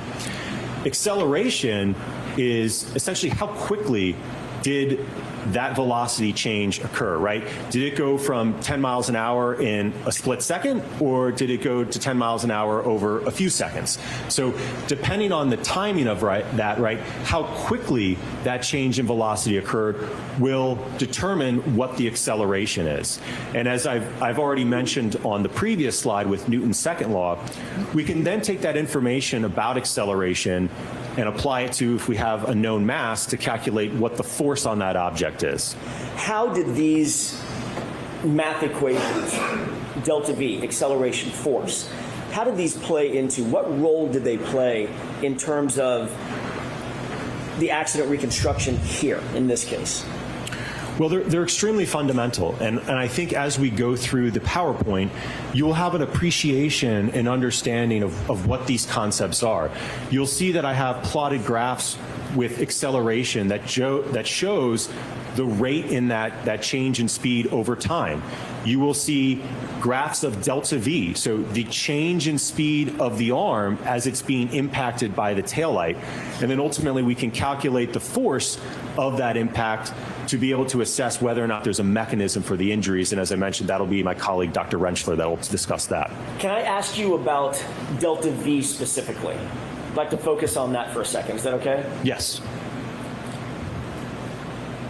When you say that that equation suggests or dictates that an object that is struck by another object with mass moves up to the same speed of the object that struck it, describe that in a little bit more detail in colloquial terms, if you will.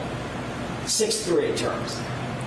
I'm sorry, can you rephrase the question? Probably not. Because I don't understand it as well as you. If an object, does delta V describe the circumstance in which you have an object that may be at rest and it's struck by another object moving? Is that calculating the speed at which the object that is struck moves to the same speed as the object that struck it? Okay. So that's sustained. Just ask him a simple question, let him answer. Just ask him a simple question. Sure. Can you describe in more conversational terms what delta V is describing in terms of mathematics? Right. So let's just give an example specific to this case. If the majority of the arm is struck by a 6,000-pound vehicle moving, let's say at 20 miles an hour, that arm will experience a change in speed. It'll go from 0 up to about 20 miles per hour due to that impact. So that would be the change in speed. If my arm is at rest, stationary, is impacted by a 6,000-pound vehicle, it's going to change its speed up to roughly what that impact speed is. And what about acceleration? What are you describing, or what is math or physics describing in that equation in terms of the time it takes for that arm to now move from 0 to 20? Right, so that's how quickly that change in speed is occurring. So to give you maybe an example you're more familiar with, let's say you're driving down the road, you come up, you see a red light at the intersection, right? You're going to get on the brakes lightly, and your vehicle is going to change in speed, right? It's going to slowly decelerate. Let's say you're driving and a deer jumps out in front of you, you got to slam on the brakes, right? You're going to change your speed much quicker. So that's an example of two different rates of acceleration. One where you're mildly braking, right? You're going to coast down slowly, versus a sudden, emergency in front of you like a deer, you're going to slam on the brakes and your speed change is going to be it's going to happen much quicker with that acceleration rate. Are there circumstances in which the acceleration can be from 0 to, say, 20 miles an hour in milliseconds? Yes, when we're talking about impact durations, especially of this nature, yes, they're not going to be, we're not talking about the impact occurring over a second, 2 seconds. That's extremely long. Even a duration of a couple hundred milliseconds in the context of this is considered long. And then, of course, the force calculation is associated with the delta V and the acceleration calculations. Is that right? Correct, yes. In what way? What are we looking at in terms of that a little bit more complex calculation? Absolutely. So if you look at the bottom equation there, where I have force is equal to mass, and then that top component is the change in speed, right? That delta V, V1 minus V naught, divided by the change in time, T1 minus T naught. So if you substitute in that equation, right, that's delta V over delta T, which is acceleration. So there's a relationship between all of these equations. And do all of these equations, or did all of these equations assist you in coming to determinations and opinions and conclusions concerning this case? Yes. Are these normally accepted methodologies in determining delta V, acceleration, force, all the force dynamics or impact dynamics in an accident reconstruction? Absolutely. They are the core of physics. Can we go to the next slide, please? Core of physics. What are we looking at here? Scientific method. What does that mean? So the scientific method is a process that scientists typically use to be able to reach conclusions. And so you can think about it in this case, we make an observation, right? We have injuries to the arm. We've got a damaged taillight. So let's try to do some research to figure out, okay, has anyone done testing with that, right? Has anyone hit an arm with the taillight, see what happens, see what the forces are, right? And then we start to make a hypothesis, right? So what happens, it's kind of an if-then statement. If the arm contacts the taillight, does the taillight break? Does it not break, right? What's the hypothesis there? And at least my understanding of reviewing Dr. Welcher's work, it appeared to be that his hypothesis... Sustained. Next question. Sure.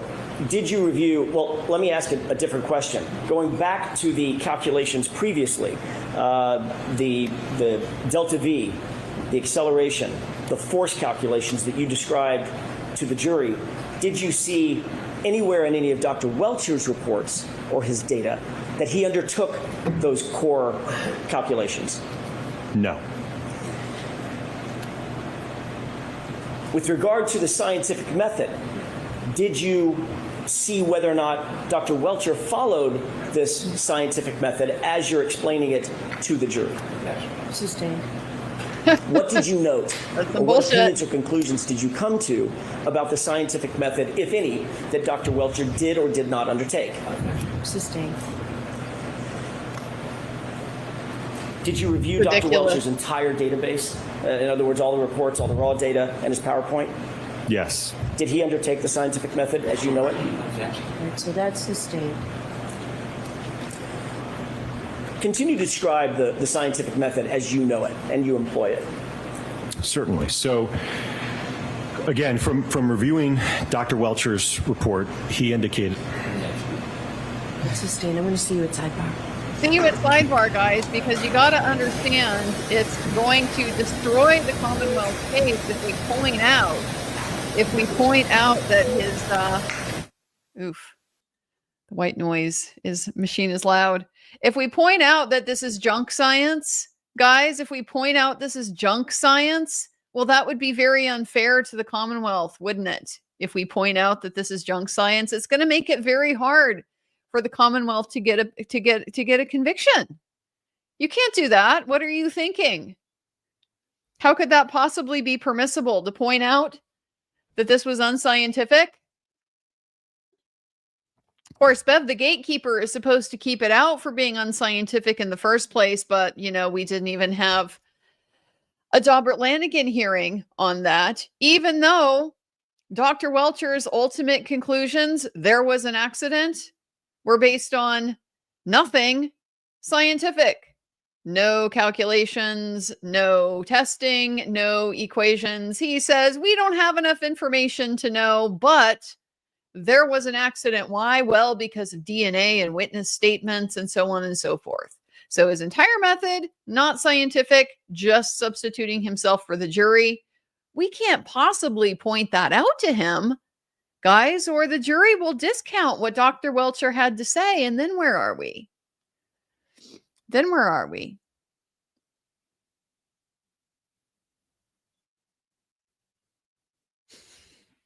I mean, this is ridiculous.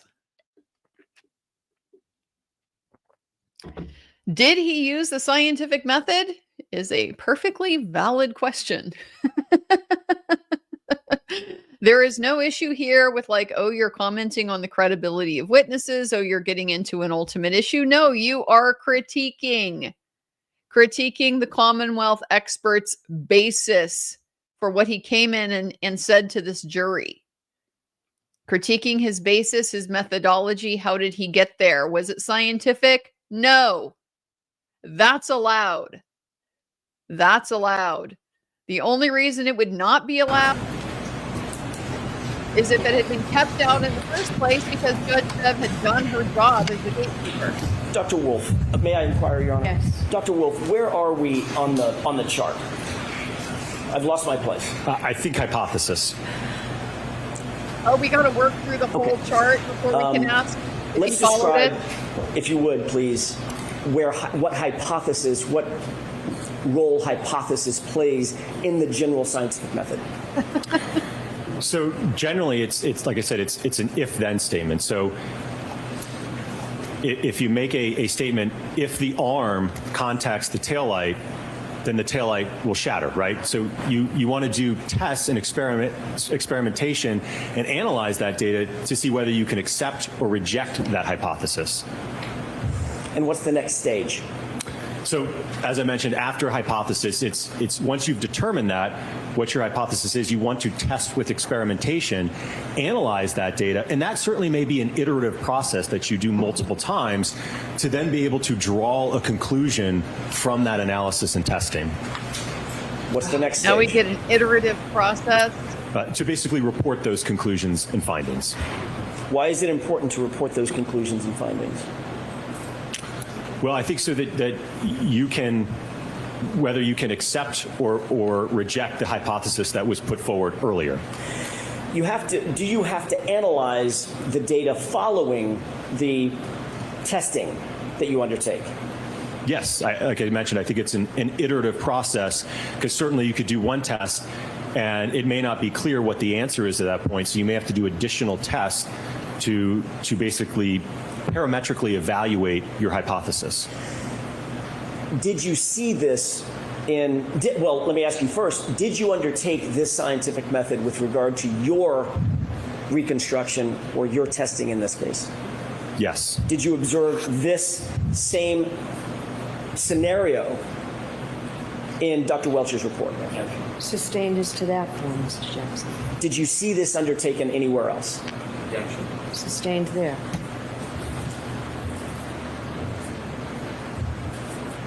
Did you look for testing in Dr. Welcher's evaluation, all of his data? Yes. Did you find any, No. other than the static blue paint test? That was the only test, correct.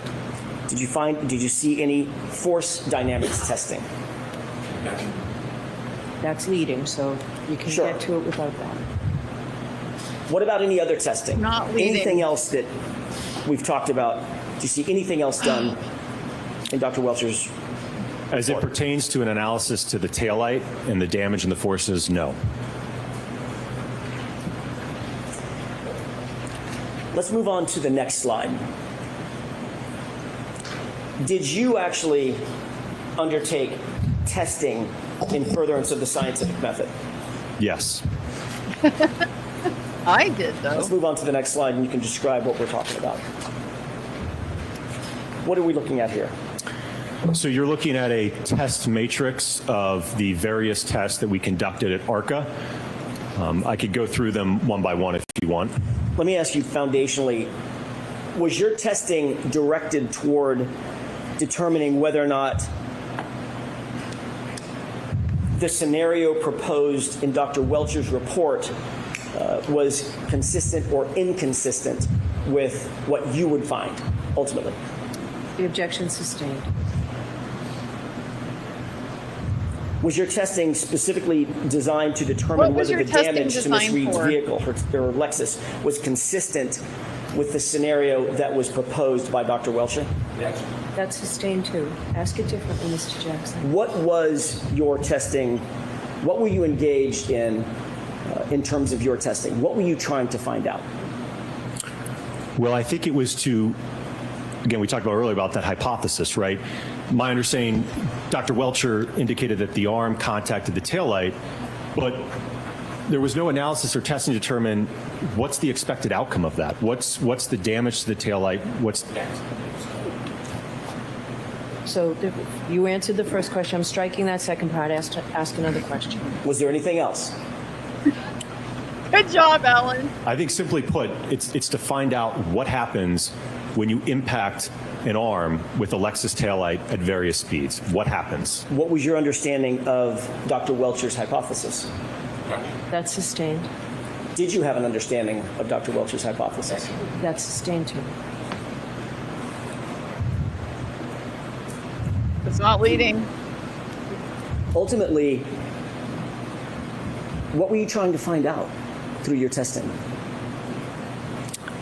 As I mentioned, I think it was to determine when you impact a taillight at 10 miles an hour, 15 miles an hour, 25 miles an hour, what happens to the taillight? What's the expected damage? What happens to a sweatshirt when it makes contact with that? What happens to the fragments? How does the arm move? What's the acceleration of the arm? What's the change in speed of the arm? And certainly, as I mentioned, my colleague Dr. Rentschler will discuss what are the expected injuries in that type of impact. Did you see any of those questions answered in Dr. Welcher's report? Ask it differently. What did you see in terms of Dr. Welcher's report as it relates to those types of questions? That's sustained. What's the problem? She is just being obnoxious Ultimately, today. She knows how damaging Did this you undertake is. a methodology to perform the testing to answer the questions that you just explained needed to be answered for this jury? Yes. Describe that, please. So we started out, we kind of worked at this incrementally, right? We didn't start right off the bat with utilizing an exemplar Lexus going right into an ATD or a test dummy, right? We wanted to start in the laboratory to have an understanding what happens at a range of speeds, in this instance, in our first two tests, between 10 and 17 miles per hour, right? What happens, what kind of damage do we observe, right? At 10 miles an hour, do we even brake the light? At 17, what kind of damage do we get? What kind of accelerations do we get? And then we moved up to full-scale vehicle impact testing. Is that methodology that you just described generally accepted in the field of accident reconstruction, in the broader field of engineering? Absolutely. Everything from utilizing an instrumented test dummy to using an exemplar vehicle to all the data acquisition systems that we had in the laboratory as well as the vehicle. All of that is generally accepted techniques in the field of accident reconstruction to evaluate what we did in this case. And are those techniques also supported by peer-reviewed articles in scientific literature related to accident reconstruction? Yes.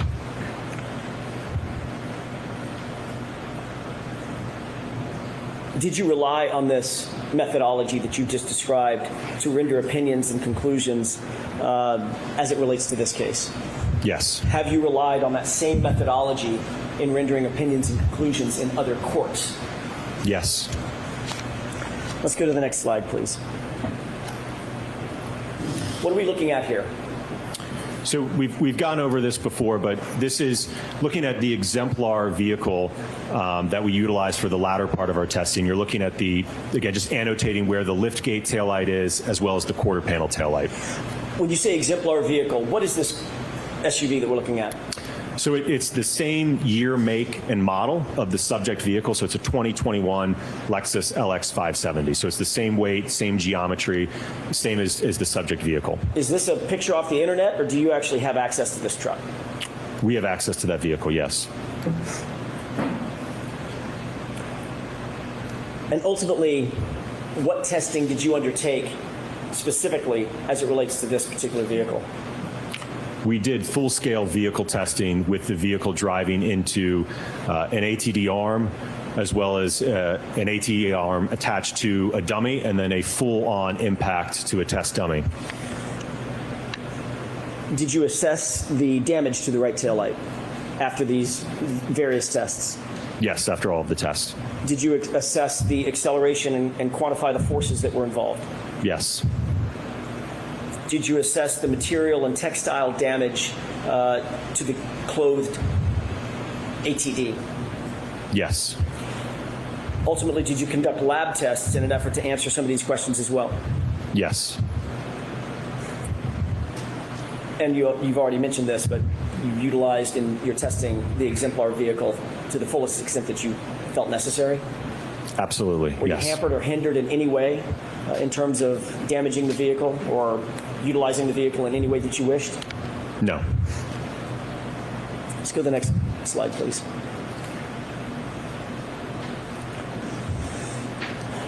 What are tests A and B? What are those laboratory tests? So these were the initial two tests that we did to get an idea of starting to test this hypothesis. As I mentioned, we weren't sure at 10 miles an hour what would happen to the taillight. We wanted to see what would happen at 17 miles an hour with the arm.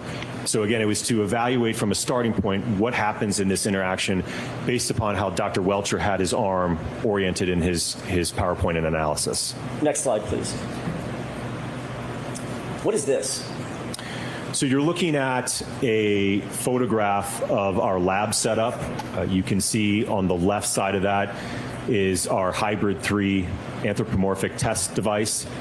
To the right is a linear impactor, and this is something we already have in-house that we built years ago for our testing that we do for the National Hockey League when we're looking at, what's the accelerations on an impact to a goalie wearing a helmet, right? We'd use this same device for that type of testing to measure head acceleration. So we applied this same linear impactor to be able to project, if you will, or accelerate the taillight at a known speed into the ATD arm.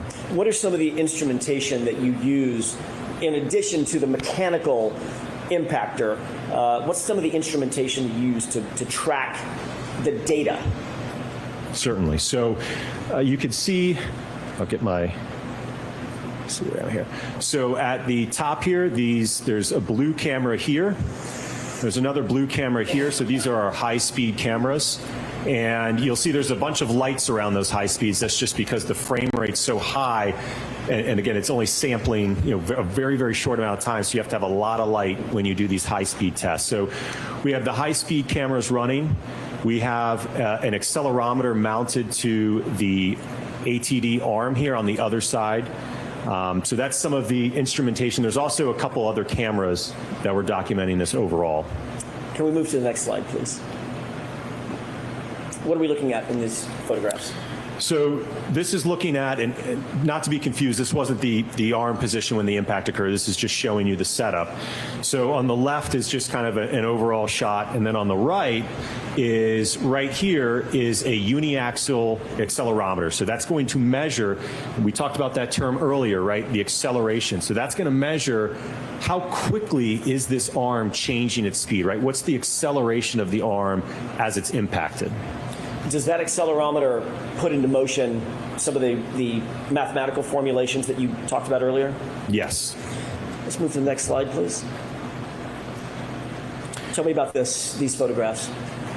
So the importance of this is, more specifically looking at the right photograph here, might be a little bit hard to see, but we wanted to get the same exact sweatshirt or hoodie for the testing to evaluate if the taillight breaks, is there a mechanism for the fragments to penetrate and cause holes in the sweatshirt as were observed in Mr. John O'Keefe's sweatshirt?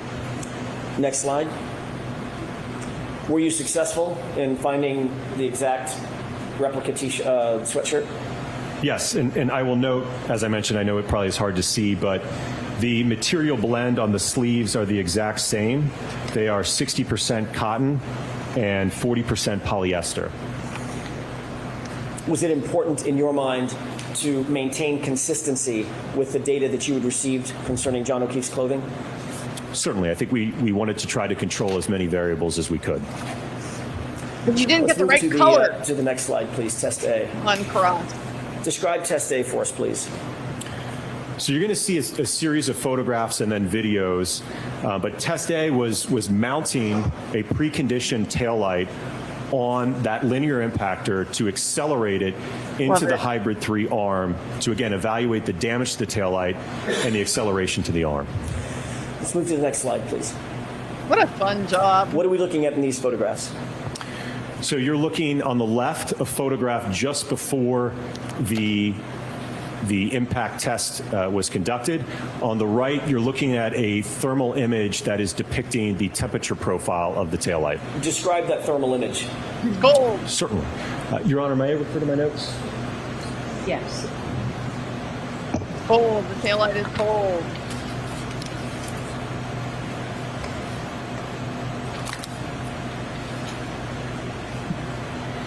So what I did is I analyzed the profile of the temperature down in this area. And when we look at that segment, that lower portion here, where contact was made, the average temperature in that area was about 34 degrees with a minimum of about 33 degrees. How did you get that exemplar taillight down to around freezing? So all of the taillights that we tested were preconditioned overnight in a freezer. Why was that important? Well, it's my understanding that at the time that this allegedly occurred, the ambient temperature was 31 degrees Fahrenheit. So, as I mentioned earlier, certainly there's a correlation between how plastics perform in cold weather. So we wanted to take that variable into account in our testing to precondition them down to temperatures that were consistent with at the time of the alleged incident. Next slide, please. Camera guy. What are we looking at on this slide, on this photograph? So this is a video. Do you want me to go ahead and play the video? Tell us what we're about to see, and then I'll ask the court's permission. So you were looking at a camera that is mounted above the entire setup. If you look at the top portion of this video, you will see the tail light. Part of it's covered by the high-speed camera. But what will happen is the linear impactor will fire, and the tail light will be accelerated up to 10 miles per hour, striking the clothed ATD arm. With the court's permission? Okay. Let's go ahead and play the video.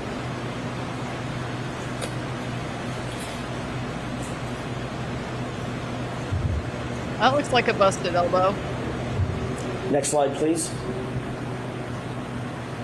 What is this? So this is also a video, but with the high-speed camera. So it's the high-speed camera that's looking top down at the arm. So you will see when the video plays, you will see the tail light enter from the left and contact the arm. And I will note that this is essentially slow mode, so it's not happening in real time. So you'll see the taillight slowly moving, but it's actually in reality moving at 10 miles per hour. Understood. Go ahead and play that.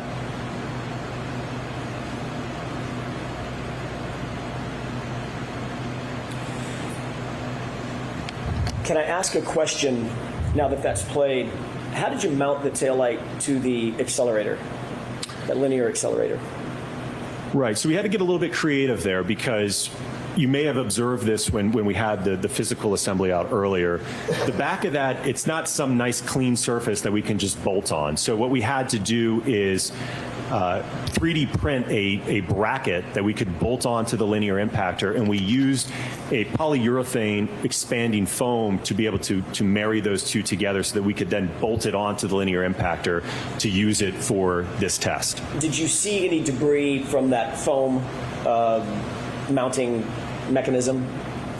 Yes, there's a few flakes you can see of that polyurethane foam off the backside kind of going into being dispersed there. Okay. With regard to this particular 10-mile-an-hour test, what did you note in terms of the damage to the taillight? It was very minimal. And what did you note in terms of any damage at all to the hoodie? There was none. Can we go to the next slide, please? What are we looking at in this slide? So this is looking at a side view, so same test, just looking at it from the side. And similarly, you'll see the tail light come from the left and impact the arm. If we could play this, please. Look at that wrist. What did you note in terms of deflection of the arm, the test arm? Well, the arm essentially, and we'll see this in the data later, it reaches a common velocity with the tail light based upon the portion of the arm that was contacted, again, consistent with how Dr. Welcher has it oriented, it will become accelerated up to 10 miles an hour roughly. Over approximately what period of time is that arm accelerated up to 10 miles an hour along with the taillight? We'll see it on the data plots. I think it's about 10 milliseconds or so. How long, do you know how long an eye blink on average takes? Off the top of my head, no, I don't. Probably pretty quick. Somewhere around 250 milliseconds. Does that sound right? Sustained.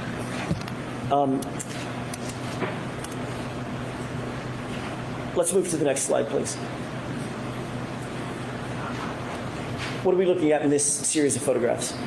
So these are extracted frames from the high-speed video that we just saw on the previous slide, basically showing just at contact, just after contact, and then post-contact, so you can see the kinematics of the arm and how the arm is moving. Okay. Let's move to the next slide, please. What is this photograph? So this is photographs taken of the taillight after the 10-mile-an-hour test. I will note that there was a couple small fragments of the clear portion of the assembly, the outer lens that was missing from that turn signal area towards the left here. There was a couple fragments missing, and then there was some small fracturing here in that area. How would you describe the damage to the taillight at the 10-mile-an-hour test? If I may go to the next slide, I think it might. Sure. So this was the totality of that damage at 10 miles per hour. So I would describe it as minimal and superficial. Okay. Next slide, please. What is this? So this is the photograph that I just shown you compared to that of the subject taillight so that you can have a side-by-side comparison of the test taillight compared to that of the subject. Were you able to reach any opinions and conclusions about whether the damage to the subject taillight is consistent with striking an arm at 10 miles an hour? It's inconsistent, in my opinion. Next slide, please.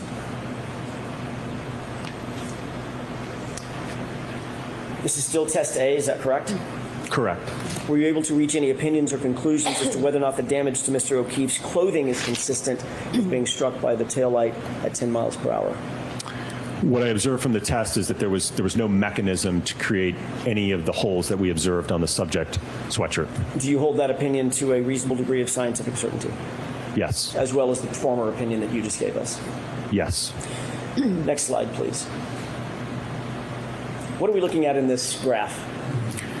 So this is a graph that shows the on the next graph, you're going to see a 24 millisecond window. So what I want to show you on this graph is what does that look like over a full second, so you can have an appreciation of just how quickly this is occurring. As you mentioned earlier, I think your comment about a blink of an eye, this is even shorter than that. We're looking at, as you'll see on the next graph, again, it spans over just a few milliseconds. So that yellow tick that you see in the middle there, what I've done is I've plotted that over a full second. So 1 second is equal to 1,000 milliseconds. So if we go 500 milliseconds to the right, 500 milliseconds to the left, this whole graph represents 1 second in time. This impact duration is occurring very quickly. 1 second, is that reflected from the beginning of the graph to the end of the graph? That's representative of 1 second, is that right? Correct. So starting at this y-axis all the way to here is 1 second in time, with our impact duration happening over just a few milliseconds. And this was at 10 miles an hour? Yes. Next slide, please. What are we looking at in this graph? So we're looking at the acceleration or the change in speed over time, that parameter that we discussed earlier.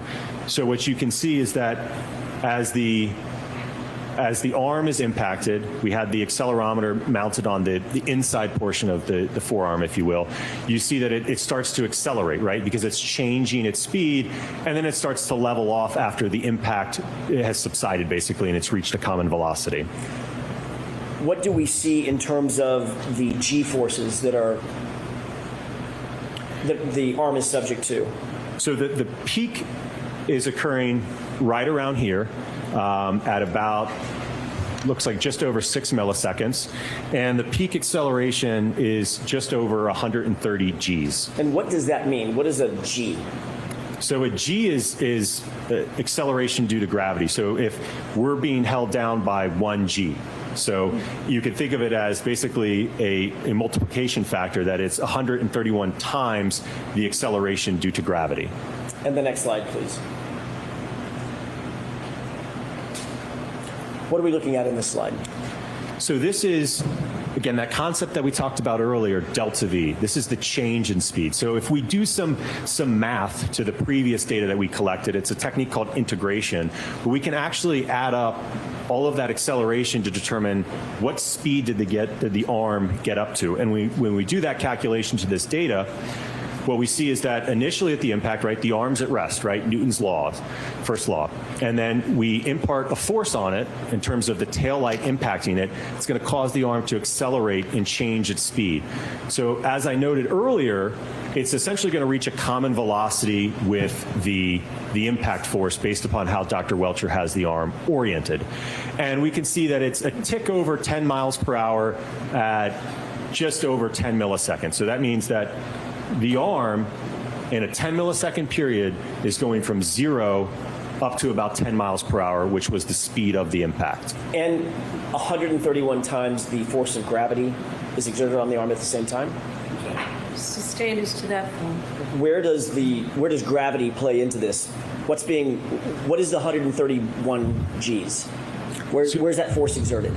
So that is the acceleration that the arm experienced as a result of that impact. So that's how quickly it was changing in speed. Understood. Let's go to the next slide. So is this a good place to take the morning recess? All right, folks, we'll take a recess. Dr. Wolfe, can file the jurors. Witness counsel regarding just scheduling, please. All rise for the court, please. Gonna see counsel regarding scheduling, because you guys, I'm not rushing you, Mr. Jackson, but do you think you're gonna be done? Do you think you're gonna be done pretty soon? Are you gonna need the rest of the day for Mr. Wolfe, Dr. Wolfe here? Pretty different presentation than we got from Aperture, isn't it? Pretty different. We tested a whole range of different possibilities to see what the different outcomes would be. Make sure the court isn't doing anything, and they're not.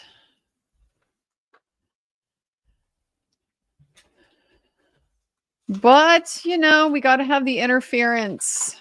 Got to have that interference from the bench because this is pretty damaging testimony, isn't it? This is quite a critique. Look, this is the theory that you came up with to say that it's consistent, even though you couldn't say based on this, yeah, a car accident happened. You still say there's not enough data. It's because of all this other stuff that isn't scientific that I think there was an accident. But this is what you propose happened.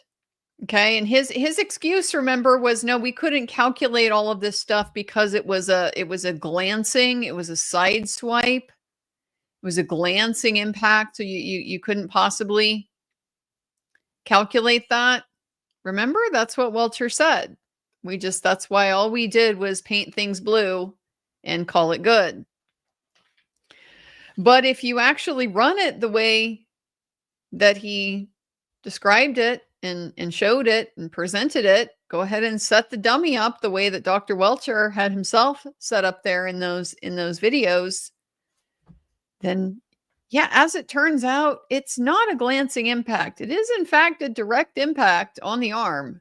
It would have to be on the elbow, hitting both sides of the forearm and the upper arm above it.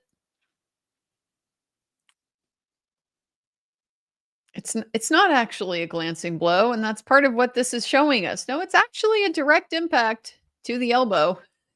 And so what's going to happen? This is very devastating. And so we have to have some interference from the bench. We're not going to allow criticism of whether Dr. Welcher used the scientific method or not.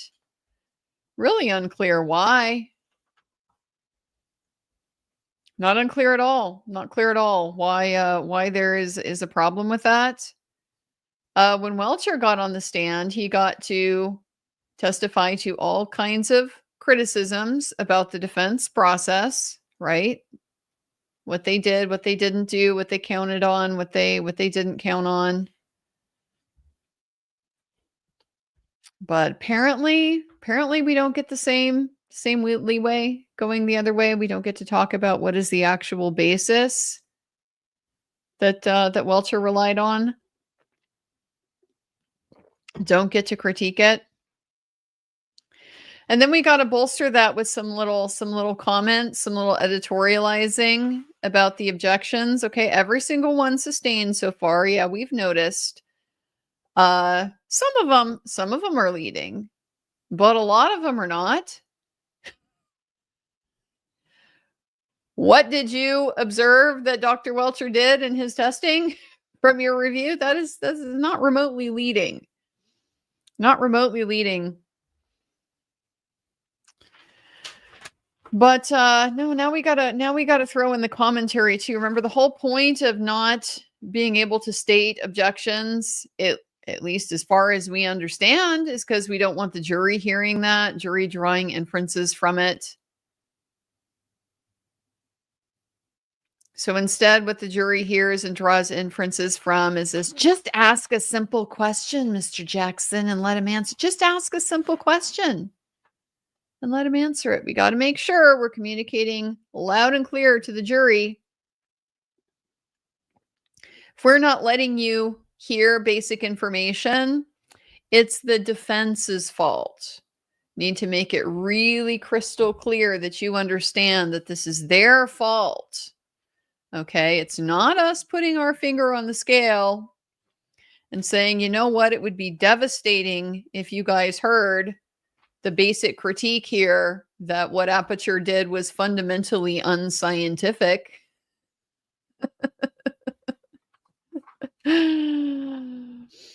It's the defense's fault you don't get to hear that. Got to make sure to get the double whammy in there. Okay, not only not allow the jury to hear, but make sure the jury knows.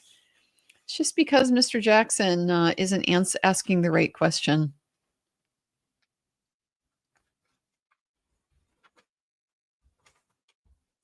Only testing that he observed was that blue paint test. That was all they did. Oh, he gave us iterative. It's an iterative process. One where you repeat it to refine it. Repeat to refine. Okay, so that worked or that didn't work. So how does that allow us to refine our hypothesis? Can we go then and test our refined hypothesis? Based on that, we can obtain some new information, refine our hypothesis further. If the hypothesis is, could an impact between the arm and the tail light have resulted in the damage to the tail light, the damage to the hoodie, and the injuries to the arm?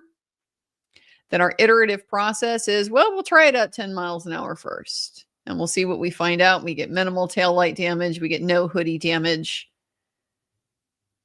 Don't know yet about injury because that's going to come from Rentschler, but just visually watching that, it looks like someone's getting a dislocated elbow to me.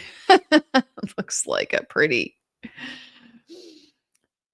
forceful type of impact there on a joint that's not especially stabilized in this particular posture. So you get the result. Can you refine it? Well, maybe the impact was faster. Maybe at a faster impact, we would get consistent damage. Iterative. We test it and we refine it throughout the process and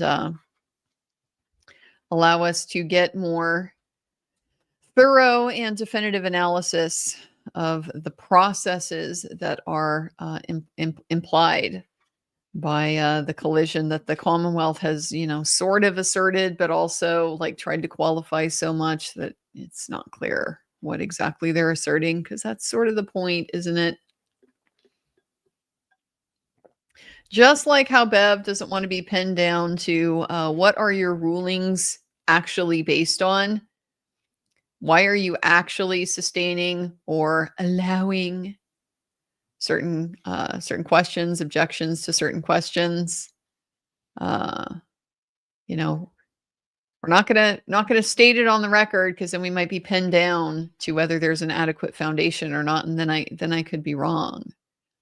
Well, similarly, the Commonwealth really doesn't want to propose a specific mechanism of the accident here because then they can be pinned down to it and that can be tested. So that's why they're in the situation that they're in. That's why they had to be so vague and ambiguous and unscientific. Because if you're pinned down, then your theory can be tested. And I have a feeling that what we are getting the slow walkthrough with the ARCCA testing and these videos and so forth is going to show us that's because it's not possible.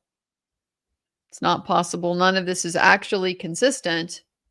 If you had adopted this as a theory, this is the only thing that they were willing to sort of commit to is that, well, the elbow's at the right height at this configuration. Pretty much the only thing that Aperture was willing to commit to. So that's all we have to test. So great. We'll go with that then. And we'll see if there's any set of parameters where that would produce the outcome that we see in this particular case. Instead of just guessing, maybe it would, maybe it wouldn't. It's consistent with the height and orientation. Okay, but is it consistent with the collision mechanism that's being proposed? Because that's really what we care about, isn't it? That can be tested. And so now we're watching it. Oh, I really was getting hopeful. Maybe it's still there. I don't know. We'll see. I was getting very hopeful that the reason why we were talking about the diffusers is because of the function that they have within the taillight. It's a very powerful demonstration that Be in Trouble 31 did on his channel. Let's see what the taillight would actually look like if it were busted up like it was in the Sallyport, like the Commonwealth claims that it was at 5:07 in the morning, 8 later on in Dighton when it was loaded up on the tow truck. Taillight's in that condition. So what would this busted up taillight actually look like when illuminated? It would be such a good demo. Don't know if we're going to get it. He seems to be just focused on, because of the amount of force, because the diffuser is recessed, I guess, behind the taillight lens. That is just indicative of you not only have to break 5 millimeters of acrylic to get through the lens, but you also have to break another 3 millimeters of acrylic to break the diffusers. And there's that inch to inch and a half gap in between those things. That might be all that we get about the diffuser. But I tell you, as soon as I heard that word, my heart kind of sang, huh, no kidding. No kidding. All of that damage to the diffusers definitely gives me a sense of what it should look like, right? And what it should look like is not white light shining through. What it should look like is no light. No light. There should be a big dark area in the back of the tail light if those diffusers are broken. When we're looking at like the ring camera video from John's driveway, One Meadows Ave, there should be a big dark spot where it's not lit up at all, and definitely not what we see. So so far this looks pretty compelling. Setting it up and testing it. What could be more scientific than that? You have a theory of how this accident, even if you're just saying might have happened, it might have been like this. Great, then we'll test it. Because there's a reason. There's a reason why Aperture did not model even one single way that this collision that they have said happened, probably happened based on all of this non-scientific stuff. They weren't able to model even a single way that this accident happened and produced all of these different outcomes. John in that location, John with the injuries that he had, amount of damage to the tail light, damage to the hoodie, registering on the what registers in the car data, all that stuff. You couldn't model even a single way where it worked. And there's a reason why. And that's what ARCCA, I think, is here to systematically show, to dismantle the theory that there's any possible way that this resulted from a collision.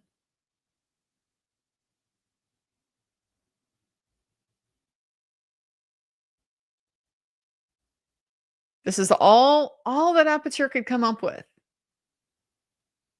It's just, well, but if you bend the elbow like this and you're 6'1", it kind of fits. Great.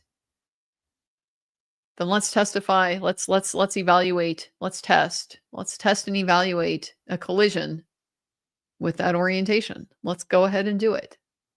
Put up or shut up. Now we know that as we sit here, Welcher is preparing his rebuttal to this. Welcher is preparing his rebuttal to this. I'm already thinking about this because I'm already thinking about how this is going to go and how this is going to come off. How do you think it's going to come off for the guy that did nothing but paint some stuff blue to come in and critique everything that ARCCA did? Because that's what's going to happen. He's going to come in and criticize what ARCCA did. And defense is probably going to have to like pre-guess what some of those criticisms are going to be to try to address them. Try to get out ahead of them.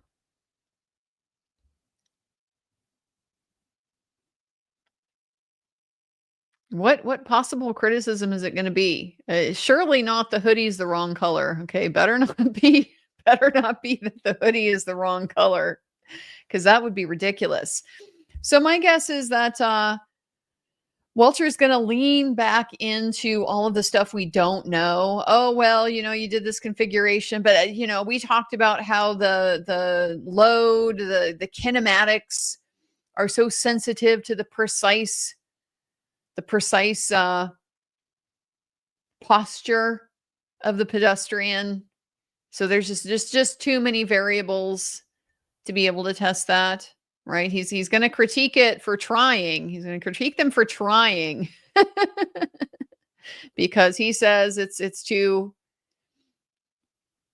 many variables. You can't possibly try. So I think they're going to need to anticipate that, right? Explain to Dr. Wolfe how, or have Dr. Wolfe explain just how you deal with those variables. Same thing. He's going to get back on the stand. Welcher's going to get back on the stand and be like, but this was a glancing impact. All of this testing presumes a direct blow, but this was a glancing impact. We need to get out ahead of that. We need Dr. Wolfe to explain, what are those things? Do you know what those things are? Do you understand the distinction that Dr. Welcher is drawing there? And then, do you agree this was a glancing impact versus a direct? I mean, it seems to be a very just self-serving but unsubstantiated characterization of the impact to avoid the natural and logical consequences of that assertion, which is your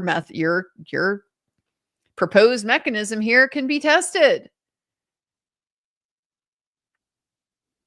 So you got to back up. Well, it was just a glancing blow. Well, you didn't demo a glancing blow. Your arm had to be in a specific location, in a specific configuration for your paint test to work. And by the way, I absolutely loved how Dr. Wolfe put that. All it proves is that you can hold your arm in a way that will come in contact with the taillight. And anybody could do that. It doesn't matter what height you are. It just changes where exactly you're holding your arm and exactly what posture your arm is in.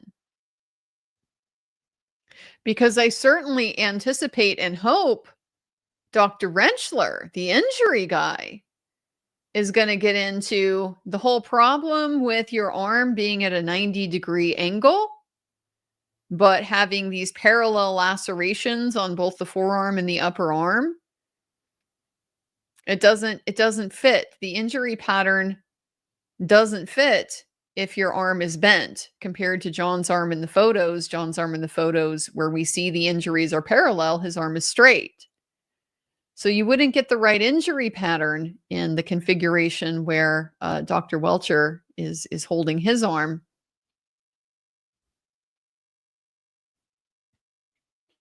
All it shows is that you can put your arm at taillight level. I mean, yes, indeed, that really is all it shows.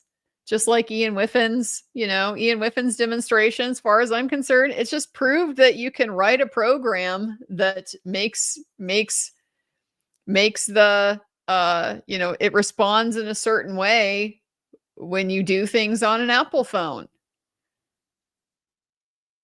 I don't think you've proven that the Apple phone behaves in that way. You've proven that your software behaves in that way. So great, you've proven you can write a program that does things with Apple data.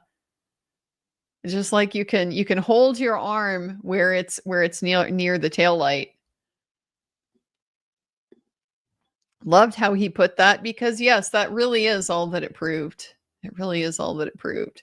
But given that the posture that you held your arm in for it to work with your 6'1", 6'1" man,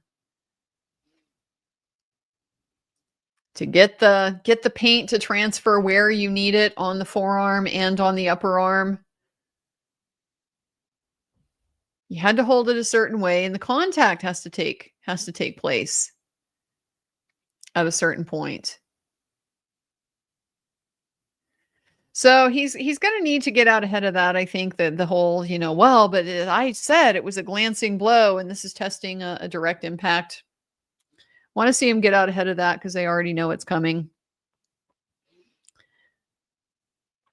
How well is it going to sit, you think, for the guy who did no testing to come in and then critique all of the testing that they did? Why it's bad that they did this? why it's unscientific, it doesn't make sense, it's unfounded. And we know he's going to have to. That's all they're going to have, is to try to undermine this. How do you think that's going to sit with the guy who did no testing at all? Just threw up his hand, said, we can't do it. But by the way, I think there was an accident anyway. Why? Well, because witnesses said so.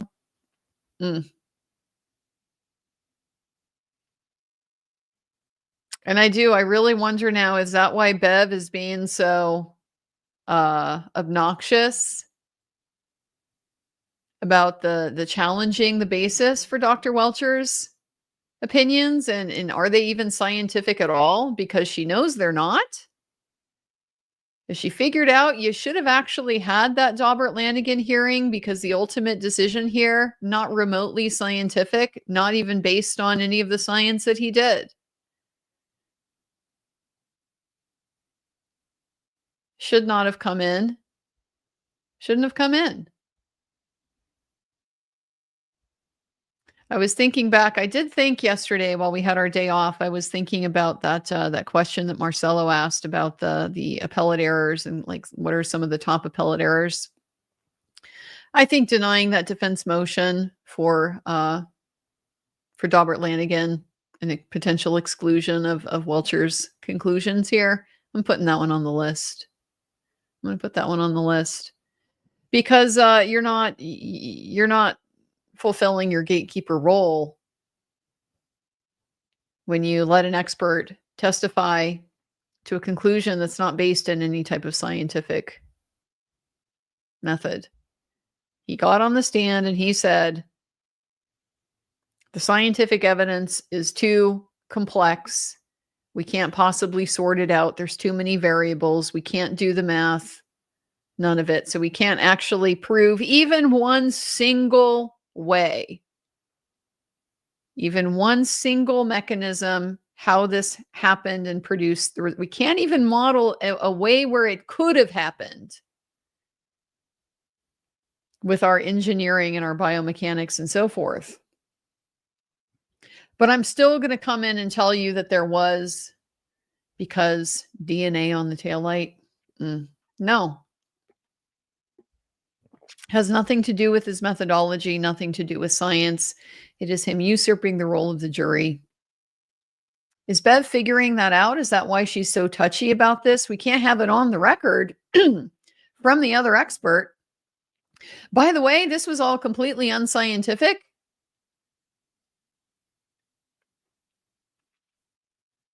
Can't have that in our record, because now, yeah, it's real clear you've fallen down. Real clear you've fallen down on your gatekeeping role.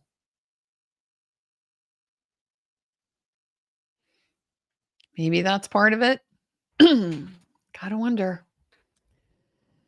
Because, yeah, criticizing an expert for being fundamentally unscientific, pretty squarely within what an expert is and should be allowed to do when it comes to confronting the Commonwealth's case. Where are you guys at this morning? Brandy Rose, the butt dial trial part 2. Bev has to rule on the missing witness instruction before the defense rests, right? If they rest without calling them and she rules against them, that's a huge appeal issue, right? So the missing witness instruction goes to the Commonwealth's decision to call or not call witnesses. The defense is saying because the Commonwealth didn't call certain people, and in their briefing, they've identified Proctor, Higgins, Brian Albert. Those are the 3 people the Commonwealth should have called and didn't, that we get to make an argument to the jury that they should draw conclusions from that. They should draw negative inferences. The reason why the Commonwealth didn't call these people, because it would be devastating to their case. It would be bad to their case to put these witnesses, these people who have firsthand knowledge of what went down at 34 Fairview the night that John O'Keefe was later found dead outside, and the lead investigator who looked at all of it. If we put these people on the stand, it would be devastating to the case. So timing wise, they only really need to make that decision before closing arguments. because it's really about what is the jury going to be instructed? Are they going to be instructed that they can make this presumption? And then if they are, then the defense can argue it in their closing argument. If the instruction is denied, then they don't get to make that argument. So timing wise, it doesn't, I don't think, have to be until right before argument, because the Commonwealth could also cure it in their rebuttal case. They could call Michael Proctor in rebuttal. They could call Higgins in rebuttal. They could do any of that. As far as it being an appeal issue, I don't see this one as a massive appeal issue, at least not on the record that we have right now, for a couple of reasons. One, there is a lot of, as always, discretion built into whether you give the instruction or not.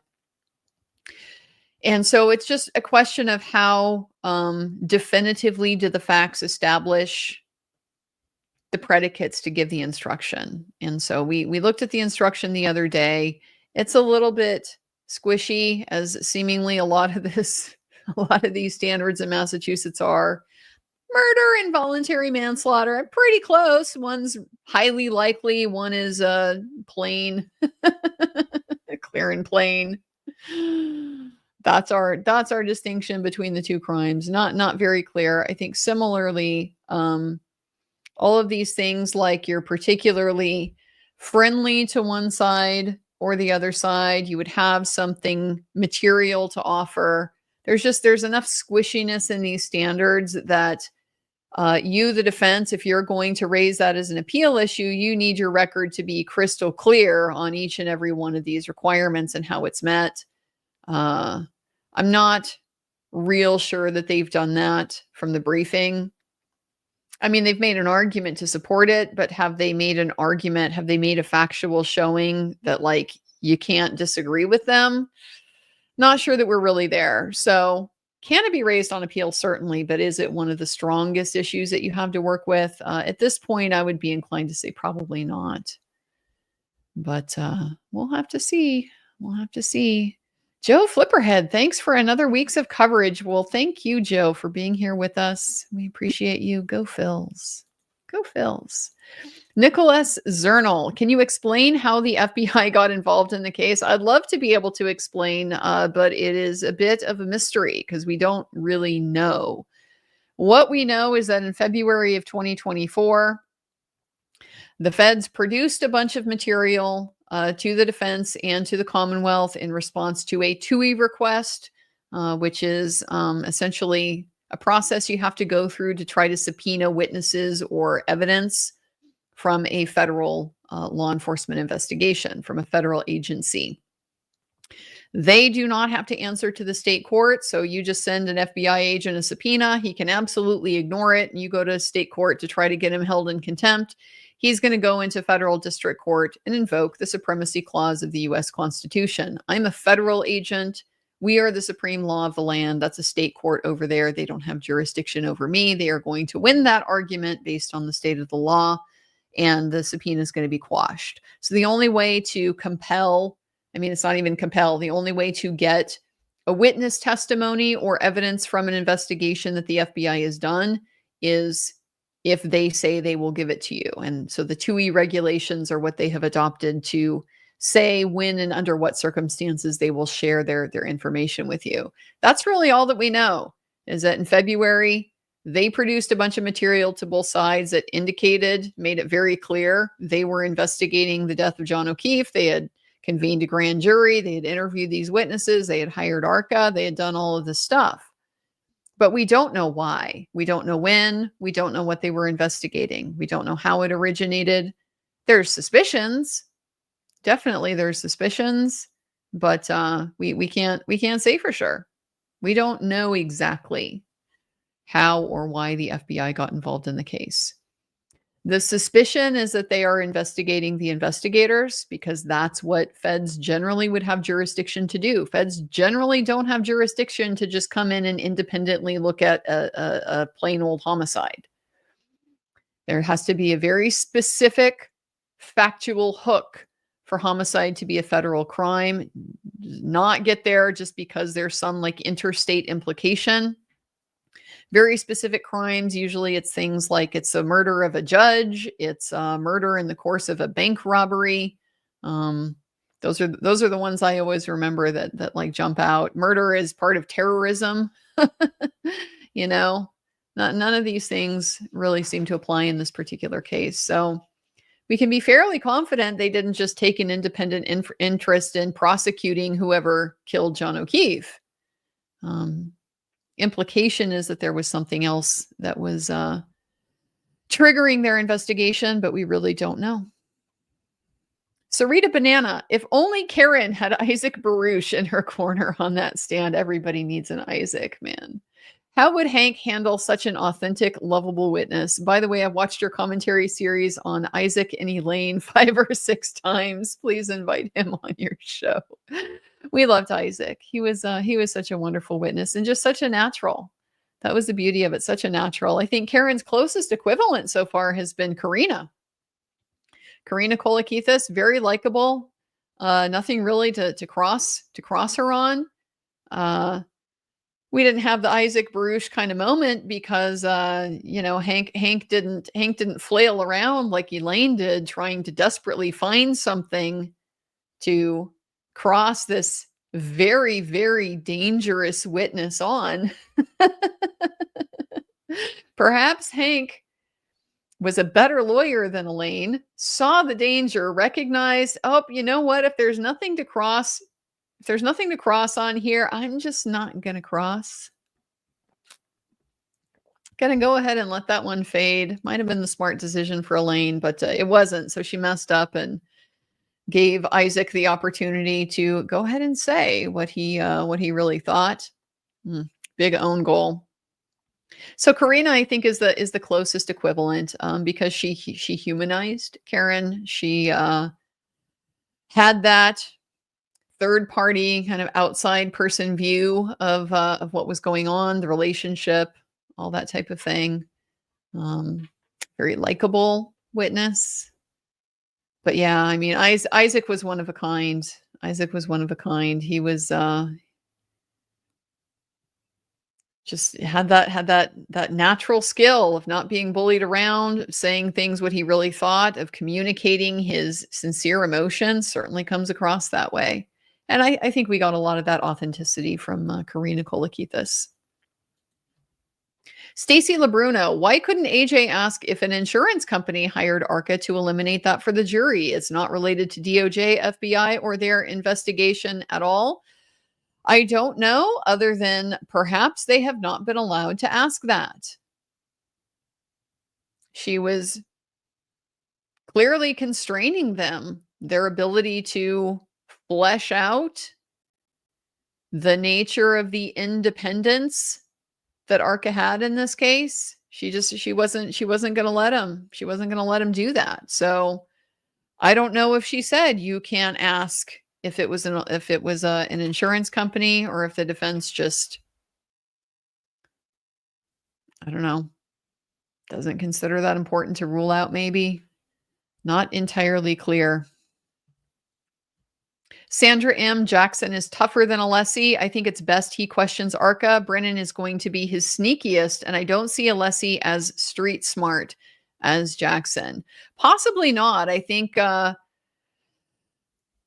Alessi is he's obviously very experienced. He's very technically smart, very, very savvy in that sense. But I think if this is your expertise, dealing in like federal courts, for example, with a lot of these experts and stuff like that, you have an expectation of a different type of civility and rule following than you may get in the throwdown world of the state criminal courts. And so maybe just not as prepared for a cheap shots, an unfair fight. I think you walk into federal court with a battle of the experts type of trial, and you expect a fair.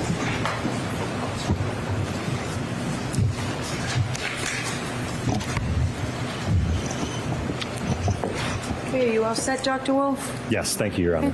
All right, Mr. Jackson. Thank you, Your Honor. Dr. Wolfe, before we get into laboratory test B, I failed to ask you, were you compensated or was ARCCA paid following the proceeding last year for any of the time? Yes, last year. Yes. Last year? Correct, yes. Do you know how much that was? From what I recall, I think it was around $20,000. Was ARCCA paid by the defense your initial testing, the initial analysis which talked about earlier this morning? Was ARCCA paid by the defense for any of that? No, not the report, testing, none of that. Okay. What were you paid for last year related to the first proceeding? My time to appear at the proceeding. Travel? Correct, travel, testimony. Yes, sir. So the form, Mr. Jackson. Sure. What about now? Have you been paid any additional sums by the defense specifically for your undertaking that you're testifying about today? Yes. About how much have you been paid? I think when I spoke to accounting, I think they indicated it was around $50,000. Okay. Wow. Let's talk about laboratory test B, as in Bravo. Compare that to $350,000 from Aperture. If I may have just a moment, Your Honor. Sure. What was different about lab test B as opposed to lab test A? So the tests were essentially identical aside from the speed increase going from 10 up to 17. Okay. Let's take a look at the next slide. Just so I'm clear, Doctor, I want to make sure I'm on the same slide as you. Is this slide 35 pursuant to your notes? This is slide 36. 36, got it. Okay. We could be a little bit more brief, I think, because is this similar to the 10-mile-an-hour test, just with increased velocity? Correct. Okay. What about the purple hued taillight on the right? What is that? So again, that is a thermal image depicting the temperature profile of the right tail light that was tested. And I'm sorry, go ahead. I was just going to note that the average temperature profile of the tail light here in this test was approximately 30 degrees Fahrenheit. Is that below freezing? It is, yes. And the ATD, the test dummy, if you will, Yes. is it also clothed? Correct, yes. You may notice a difference in the sweatshirt color. We put on a new sweatshirt in this test. Was it also an exact replica of the sweatshirt at issue worn by John O'Keefe? I'll ask it a different way.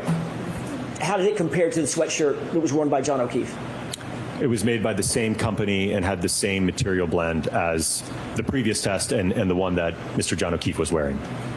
Next slide, please. What are we looking at here? So this will be a video. You will see, much like you did in the other one, where the taillight will be accelerated up to 17 miles an hour, impact the arm.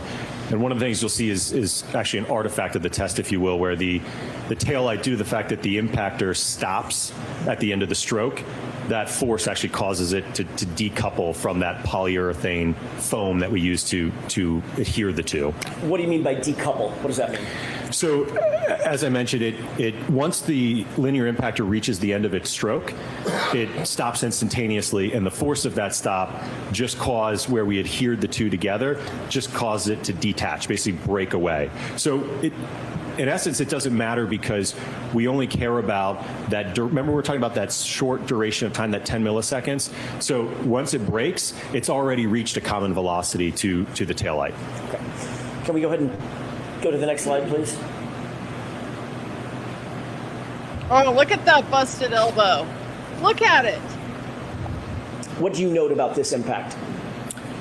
So one of the things you'll see is kind of that dust cloud that you see. Again, that's all the particulates from the expanding foam that we use. So that's kind of what you see in the background there, kind of going over kind of the arm and the tail We light get there. some breakage. Do you note more damage or less damage to the taillight at 17 miles an hour versus the 10 mile an hour test? There is more damage, yes. Let's go to the next slide, please. Yeah. Oh, look at this elbow. What are we looking at here? So you're looking at a top-down view from the high-speed camera. You'll see the taillight enter from the left. impacting the arm at about 17 miles per hour. Okay, go ahead and play it. Can you describe the decoupling that's shown here? Absolutely. So as you can see where the two are basically married together, right? It's kind of actually coming back together now. So that bond that we had, right? This is the most effective way that we could mount it to the impactor. It just became detached due to the force of that impactor stopping at the end of the stroke. Understood.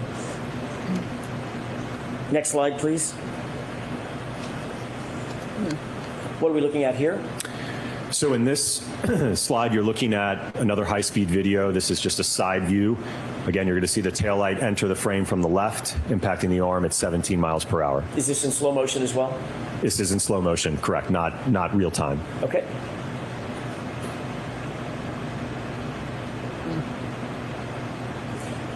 What do you note in terms of the deflection on the arm? The arm, as we saw in the previous one, is accelerated up, so it's moving now at roughly a common velocity with what the impact speed was. And what did you note about the damage to the taillight? It was more significant than the 10-mile-an-hour test, which, again, there was very minimal damage to that, where several fragments of that red outer lens fractured as well as the clear lens. Okay, next slide. And what is this depicting? This is extracted frames from the previous video just showing right at contact, during contact, and post-contact. Next slide, please. What is this a photograph of? This photograph is depicting the damage to the taillight at the conclusion of the test, where, again, it's missing fragments of the outer red lens. I will note that the interior diffusers and plastic components are intact in this test. When you say intact, what do you mean? They are not damaged or broken. At all? Correct, at all. Next slide, please. What is that a picture of? Another photograph showing the taillight post-test. Again, no damage to the underlying diffusers in terms of being cracked, shattered, or broken. And what did you note in terms of the damage to the outer acrylic, the red piece? It broke into a few fragments, and I think on the next slide I depict those in a photograph. Let's take a look at that. What is that? So this is a photograph depicting the collection of the fragments post-test. I will note there's one clear piece, one red piece, another clear piece, and then there is one more red piece in this bag. So the outer lens broke into approximately 4 pieces in the 17-mile-per-hour test. And I'll point out one other thing just because you can see it in the photograph. This is that 3D printed bracket that we used to bolt it onto the linear impactor with the foam on the other side that mounted it to the taillight. Thank you for that. Next slide, please. What is this a picture of, or pictures of? This is a side-by-side comparison showing a depiction of the 17-mile-an-hour test impact to the test taillight, comparing it to that of the subject taillight. Were you able to reach any conclusions or opinions as to whether or not the damage to the subject taillight on the right is consistent with striking an arm at 17 miles per hour? It's inconsistent from a damage perspective. What's the basis of that opinion? The test that I've just showed you all. Was that testing that we've just talked about conducted in accordance with the scientific literature and generally accepted methodologies that you've earlier described? Yes. Is the damage to the right rear taillight consistent with striking John O'Keefe's arm at 17 miles per hour? No. Do you hold that opinion to a reasonable degree of scientific certainty? Yes. Slide 45, please. What is this? You're looking at photographs post-test of the sweatshirt that the ATD was wearing at the time of the impact. Is this the 17-mile-an-hour impact? Correct, yes. Did you note any defects in the fabric of the right arm? There were no punctures, holes, or fraying of the material during this impact test. Based on this testing that you conducted in this case, is the damage that you saw of the shirt that John O'Keefe was wearing consistent or inconsistent with the shirt that's on the ATD? It was inconsistent compared to the sweatshirt that Mr. John O'Keefe was wearing. Based on that, do you have an opinion or a conclusion as to whether or not the damage on Mr. O'Keefe's clothing was consistent with being struck by the right rear taillight at 17 miles per hour? It is inconsistent. Next slide, please. What is this graph depicting? So going back to, again, to these terms that we've talked about, this is the acceleration trace of the 17-mile-an-hour impact test. And you can see that we reach a peak acceleration at around 5 milliseconds, and that's at about almost 270 Gs. You said 270 Gs? Correct. Or 217? 270. Thank you. 70. Did that have any significance on your analysis? Yes. What was that? Well, we can use that to estimate, obviously we can integrate that to get the speed, but we can also estimate the force applied to the taillight with that information. Can we go to the next slide, please? What is the delta V as it relates to the 17-mile-an-hour lab test? So you can see, again, the arm initially at rest is accelerated up, increasing in speed, and then reaches just about 16 miles per hour, so reaching nearly a common velocity with the taillight at about 8 milliseconds in time. Next slide, please. Did you conduct additional tests other than the 2 lab tests that we've talked about? Yes, sir. Describe just in general, and then we'll talk in more specifics. What were the tests that you undertook after the lab tests? So we conducted 2 tests with a suspended ATD arm that was impacted by an exemplar 2021 Lexus LX570. We then conducted a test where the arm was then attached to a test dummy, and then our final test was a full-on impact to a test dummy. Can we go to slide 48, please? What are we looking at in this slide?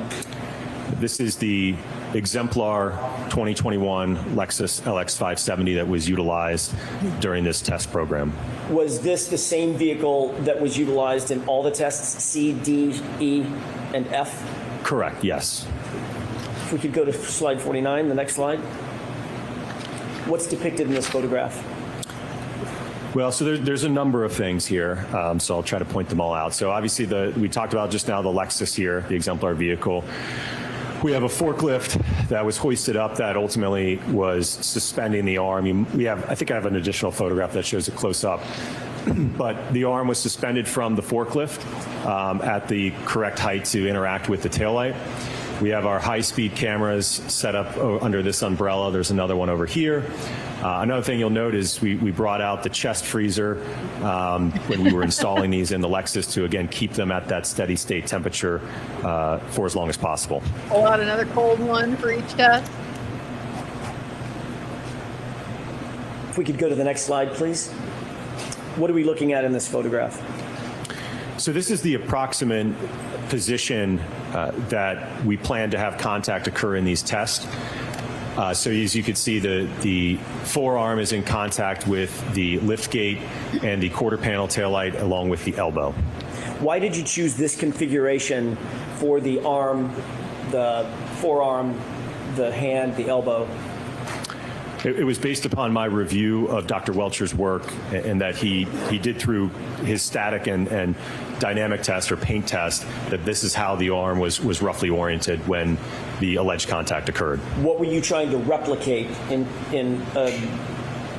positioning the arm this direction, this way, as it relates to the SUV? Well, I think as I stated earlier, it was to understand, okay, let's get beyond just simple geometry, aligning things. What happens to the arm, right? What are the accelerations? What's the damage, right? What we want to answer some of those other questions that Dr. Welcher didn't answer. Does this... So I'm going to strike the last part of that answer. Does this configuration align with your understanding of Dr. Welcher's alignment of the arm as it relates to the vehicle? Okay. Existing. May we approach, Your Honor? Yes. Yeah, can we approach, because we should be able to talk about Welcher. And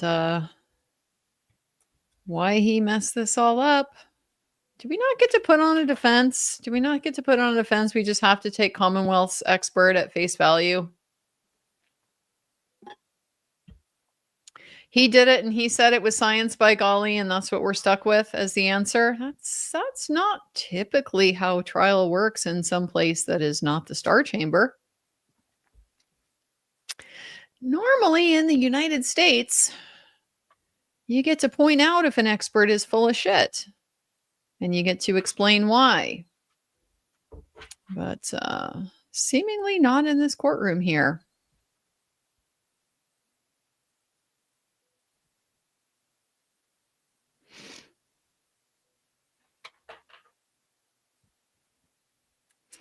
I am curious about, okay, we saw both of the inside lab tests at 10 and 17 miles an hour. Did they not do the 24?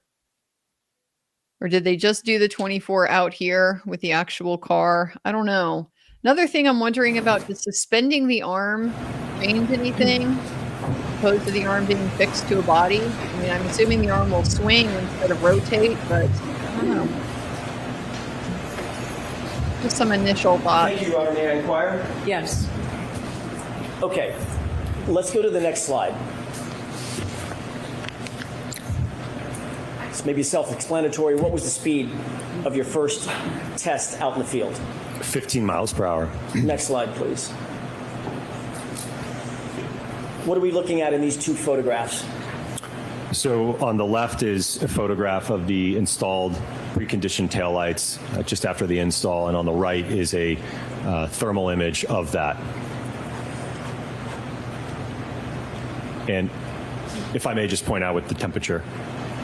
So one of the things you may see here is that due to the reflective chrome here, this is just an artifact of that being really reflective. So when we look at the average temperature profile of the taillight for this test, the average was approximately 17 degrees Fahrenheit for the taillight. Was it important in this testing to account for the temperature variance of the taillight assembly? Yes, absolutely. And I will note we certainly strive to maintain that. One of the things you actually may see in this photograph on the left are these pellets on the ground, and that is due to the fact during the installation process, one of my colleagues was positioned adjacent to the taillight fixtures, applying a compress of dry ice to help mitigate any heat transfer during the install process. Let's move on to the next slide. A dry ice compress. What are we looking at in this overhead view? This is it's a drone video, so you're going to see the Lexus accelerate from left to right, impacting the hybrid suspended arm in the area where you could see the umbrella. Can you use your spotlight and orient us? Where are the vehicles and the testing locations? Yes. So the Lexus is starting here. You will see it accelerate in reverse with the hybrid arm suspended in this area here. Okay. Is this a video or just a still shot? This is a drone video. Let's go ahead and play that. Yes, let's.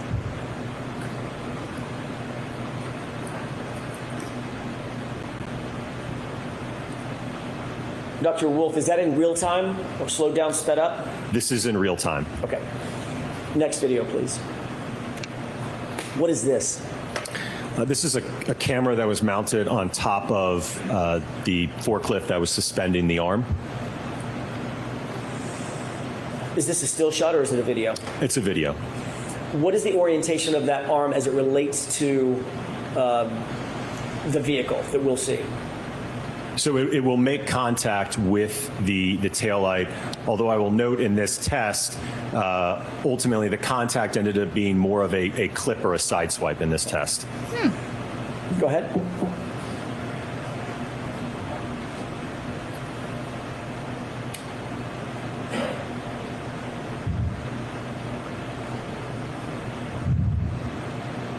Oof. Did you see the impact area? It's quick. Right. Sense What of the did you force mean on when you that said more of a shoulder, side for swipe sure. or a clip? So I think the next couple of videos will help demonstrate that. Let's move on to the next one. What are we looking at in this video? Or, I'm sorry, in this photograph. So this is going to be a high speed or a slow-mo video. You're going to see the Lexus come in from the right and then move across the screen to the left, and you'll see contact occur between the taillight and the arm. Okay.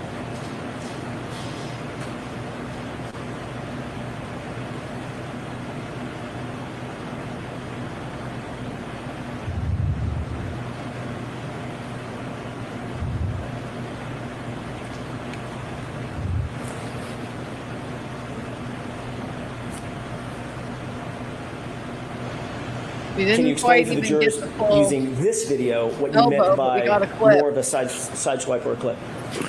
Right. So this is where the hand and the wrist are kind of in the area of the quarter panel taillight, and then a portion of the forearm in contact with, I'm sorry, what I previously said, the wrist and the hand in contact with the lift gate portion of the taillight, and then on the forearm is more in contact with the quarter panel taillight. Okay. Can we move to the next slide? And what is this angle? This is, yeah, same test, just a different angle with the high-speed cameras in slow motion. And this is at 15 miles per hour, correct? 15 miles an hour, correct. Can you explain for the jurors, given the fact that this is suspended, does that have any impact on the ultimate analysis or reconstruction, rather than being attached to an ATT?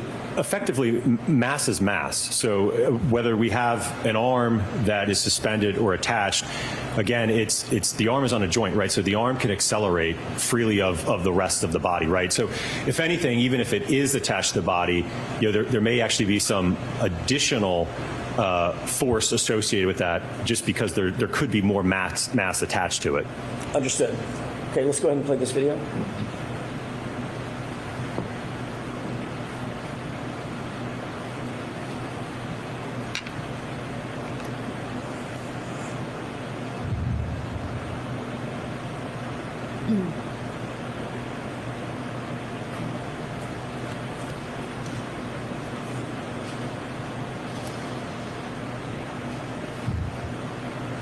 Taillight Can we go to the damage. next slide, please? Look like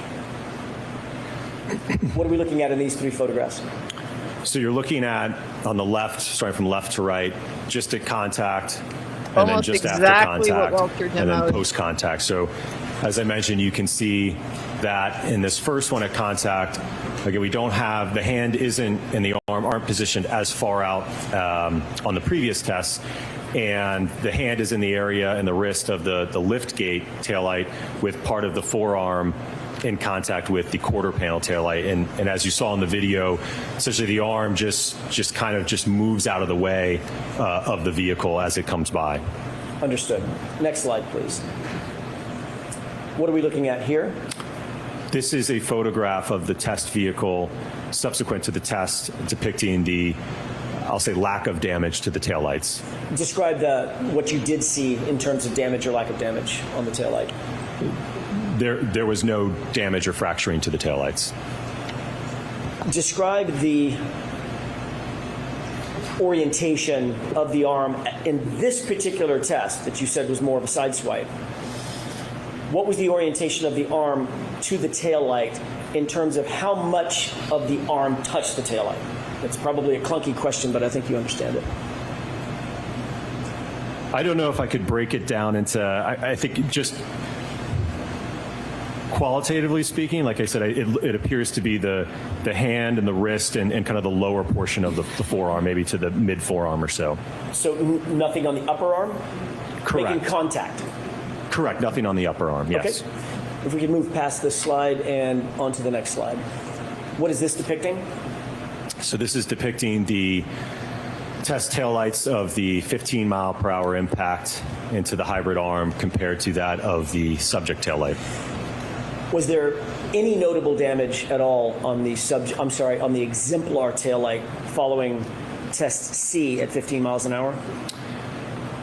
The only thing there may have been was some very slight abrasions maybe to the plastic, but there certainly was no breaking or fracturing of the lens assembly. Were you able to reach any opinions or conclusions as to whether the damage to the subject taillight is consistent with striking an arm at 15 miles per hour? In this test, it was inconsistent. Even in a side swipe? Correct. Was that testing that we just saw done in accordance with scientific literature and generally accepted methodologies in the area of accident reconstruction? Yes. Is the damage to the right rear taillight of the subject vehicle consistent with striking John O'Keefe's arm at 15 miles per hour in a side swipe configuration? It's inconsistent. Do you hold that opinion to a reasonable degree of scientific certainty? Yes. Can we move to the next slide, please? This is what we are call looking at in showing this your math. graph? So you're looking at the hand acceleration over time. So you can see that because, as you saw in the previous video and slides, the hand initially made contact with the taillight. So that gets accelerated up first. So we're getting peak accelerations in this test for the hand of about 254 Gs. And yes, over a period of about a little over 6 seconds or 6 milliseconds or so. What was the arm or the appendage outfitted with to determine the data on this graph? Right. So if you think back to the lab testing that we did, right, because we didn't have, and again, this is kind of why we did the testing incrementally as we went about it, but in the lab test, we didn't have a way to mount the liftgate assembly to also evaluate that interaction. So when we moved outside the full-scale vehicle testing, we had a liftgate taillight, obviously the full vehicle. So we also instrumented the hand with an accelerometer as well as the forearm. So we were able to measure the acceleration of both the hand and the forearm in these tests. Can we move to the next slide, please? And what are we looking at here? So this is the acceleration of the arm. So you can see that it reaches a peak around 5 milliseconds at about, looks like just under 200 Gs. And the next slide. What's depicted in this graph?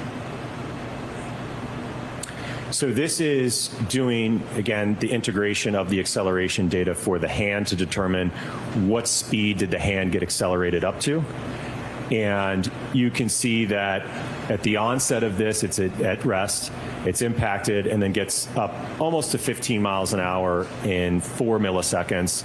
Ultimately does reach at about 18 milliseconds, it does reach that 15, but it's nearly at 15 at contact. Thank you. The next slide, please. And what is this delta V showing us? So this is showing the change in speed of the arm. And again, because the hand was, and the wrist was more of the central impact to the ATD arm, this ultimately saw less acceleration, therefore less of a change in speed. So at around 6 milliseconds, well, roughly actually about 1 millisecond after it started to increase in acceleration, it's at about 5 miles per hour. Is that reflected in the fact that the arm pivoted? Yes, there's some rotation going on, so it's not translating or accelerating. Understood. Can we move to the next slide, please? Test D. What was the speed that you undertook in test D as in Delta? So this is a 29 mile per hour impact into the suspended hybrid arm. Can we move to the next slide?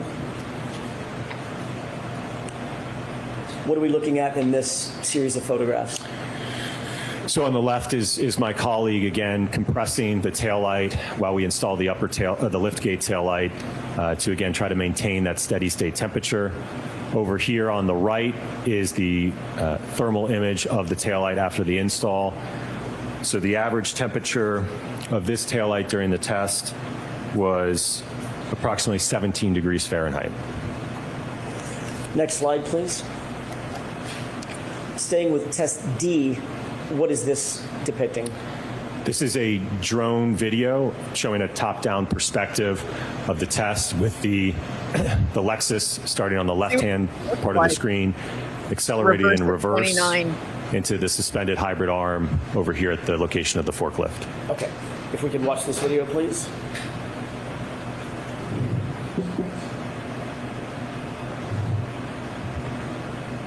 Can't even hardly keep it straight. Poor guy walking his dog back there behind all this. Do your next slides show, there you go, the suspended arm. What are we looking at here? So this is a video camera that was positioned on top of the forklift looking down at the arm. So you'll see the vehicle move from bottom to top as this video plays. By the way, Dr. Wolfe, what are the purple and white lines that we see have predominated? I'm sorry, I was talking over that. Sorry, I didn't. Okay. Here's the what are arm the purple up. and white lines that we see? So those are guidelines to help. I will note that this is kind of like a needle in a haystack. It's very hard to hit this small of a target. So just served as a guideline to reference as we're accelerating rearward into this. Is this in real time? This is in real time, yes. What's the speed that the vehicle is entering the frame at? 29 miles per hour. Thank you. What happened to the arm in terms of its suspension?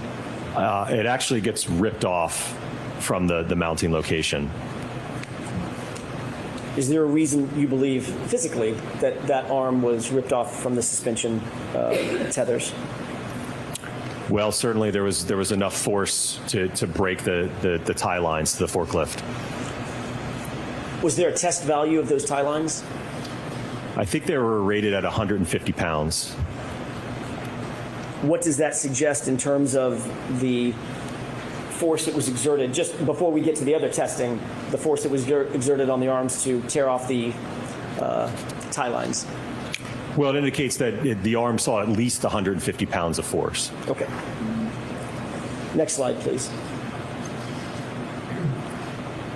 What are we looking at in this video? So this is going to be a slow motion video. You'll see the Lexus accelerate in reverse, making contact with the arm. And again, this is the 29 mile per hour impact test. Okay.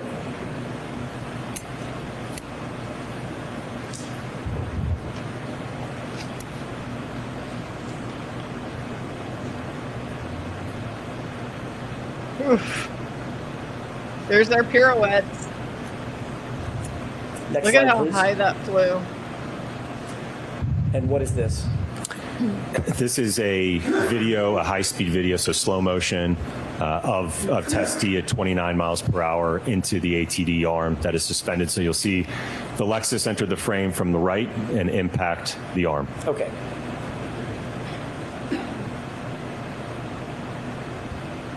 Oof.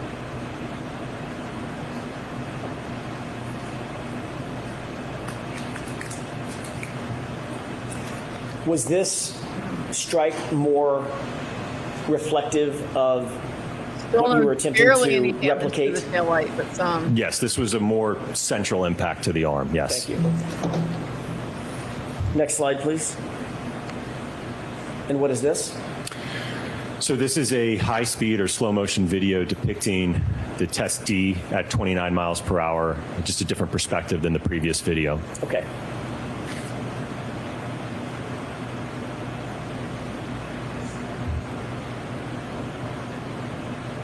Yeah, the arm is hanging the wrong way for one thing. Oh no, it's not.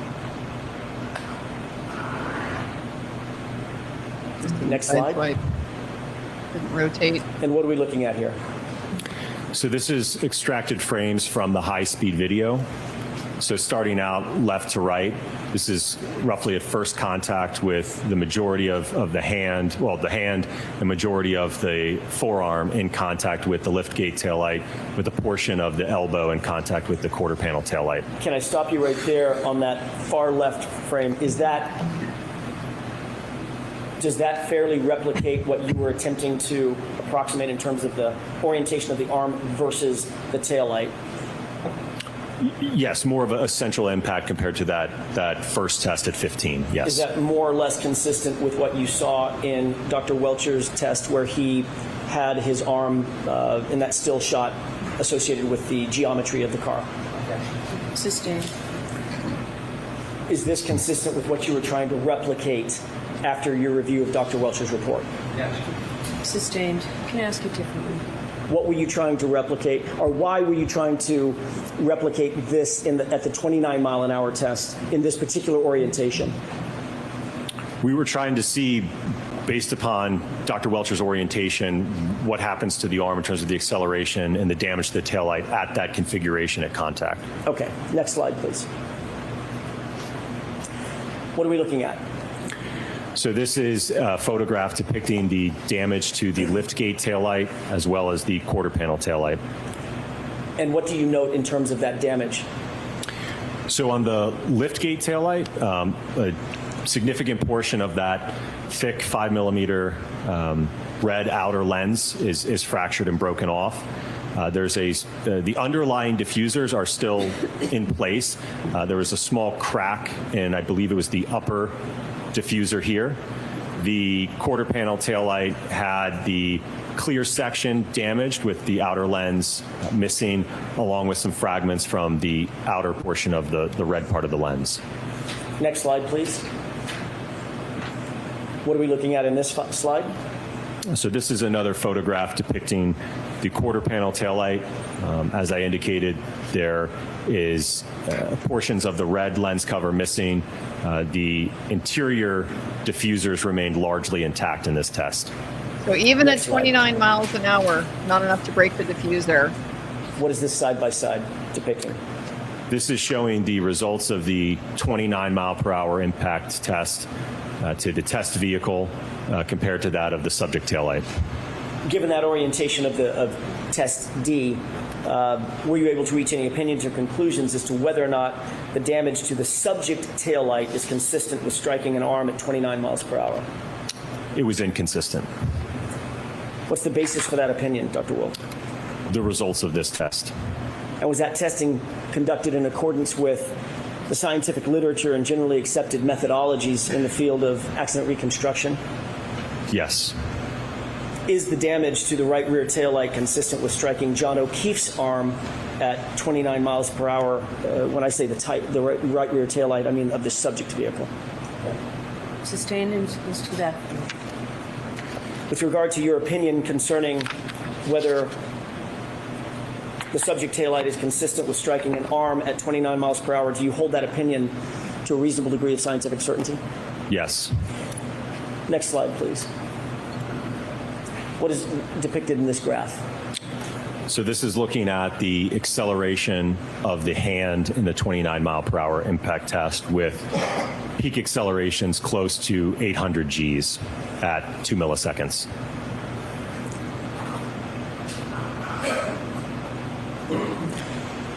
Next slide, please. What are we looking at in this graph? This is the acceleration of the arm, reaching peak acceleration of about 500 Gs.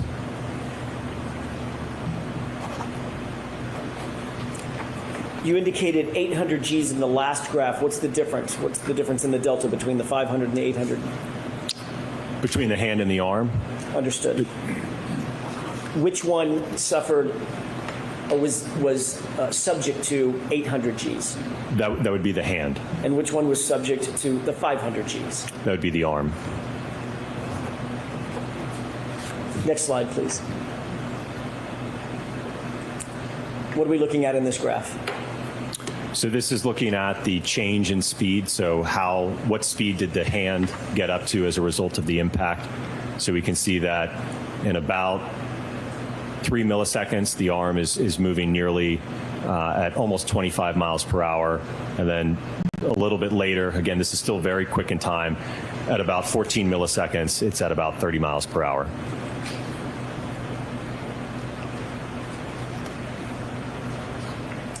Next slide, please. What's depicted in this graph? So this is looking at the change in speed of the arm as a result of the contact. So starting here at about 2 milliseconds, the arm accelerates up to, by 8 milliseconds, we're at about 35 miles per hour. And this, you may be wondering, why are we getting more speed than what the input was?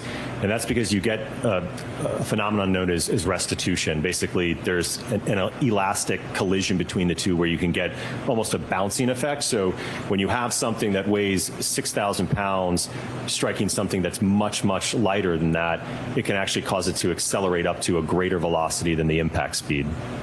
Next slide, please. Test E, 24-mile-an-hour impact test. What is that? So this is a 24-mile-an-hour impact test to the ATD arm attached to a test dummy. Next slide, please. Why did you utilize 24 miles an hour for this test? So it's my understanding that this is the upper end. There is a triggering event of, I believe it's 1162.2, and I think at the end of that data, the speed is approximately 24 miles per hour. So we did a test at the end point, if you will, in that data set. What is this photograph showing in terms of the orientation of the arm and the hybrid test dummy, or ATD? So the orientation is to depict, again, the orientation that Dr. Welcher indicated in his static and dynamic test to show what happens when again, that ATD arm that we had is attached to a test dummy and is struck at 24 miles per hour. Next slide, please. And what is this? So this is a thermal image of the taillights just after the install with the average temperature at about just over 33 degrees Fahrenheit. Next slide. And what are we looking at? So you're looking at a top-down drone video with the Lexus here on the left that will accelerate in reverse up to 24 miles an hour, striking the ATD arm. Let's watch that, please.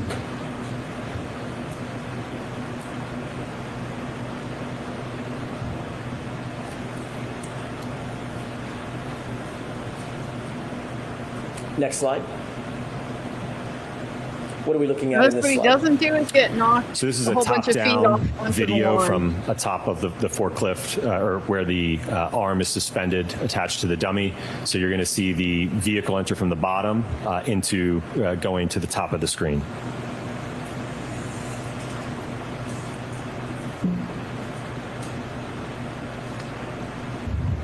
Spun him.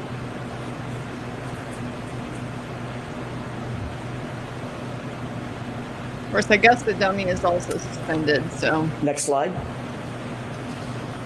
What is this view? It's just another perspective. This is a slow motion video where you'll see the Lexus in reverse. I think this one actually has kind of a long build up before it starts here.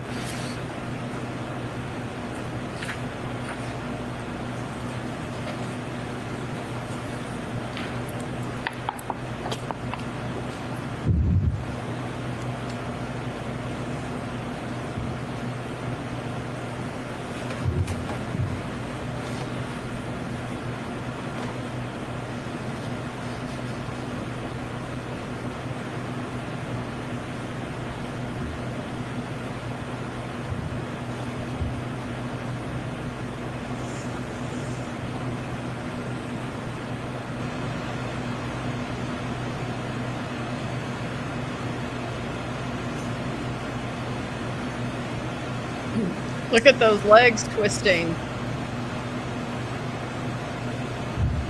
And could we go to the next slide, please?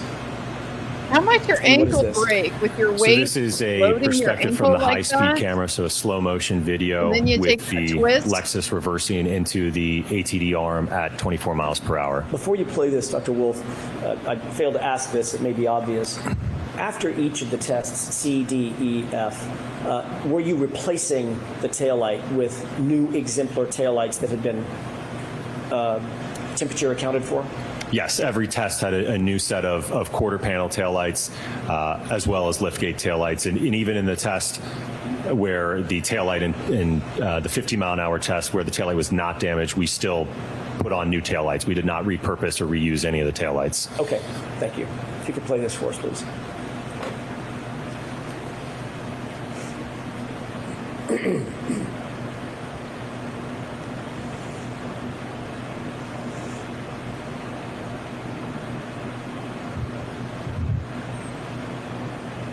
Look at his legs. Look at that. Look at his whole hip has been like completely dislocated.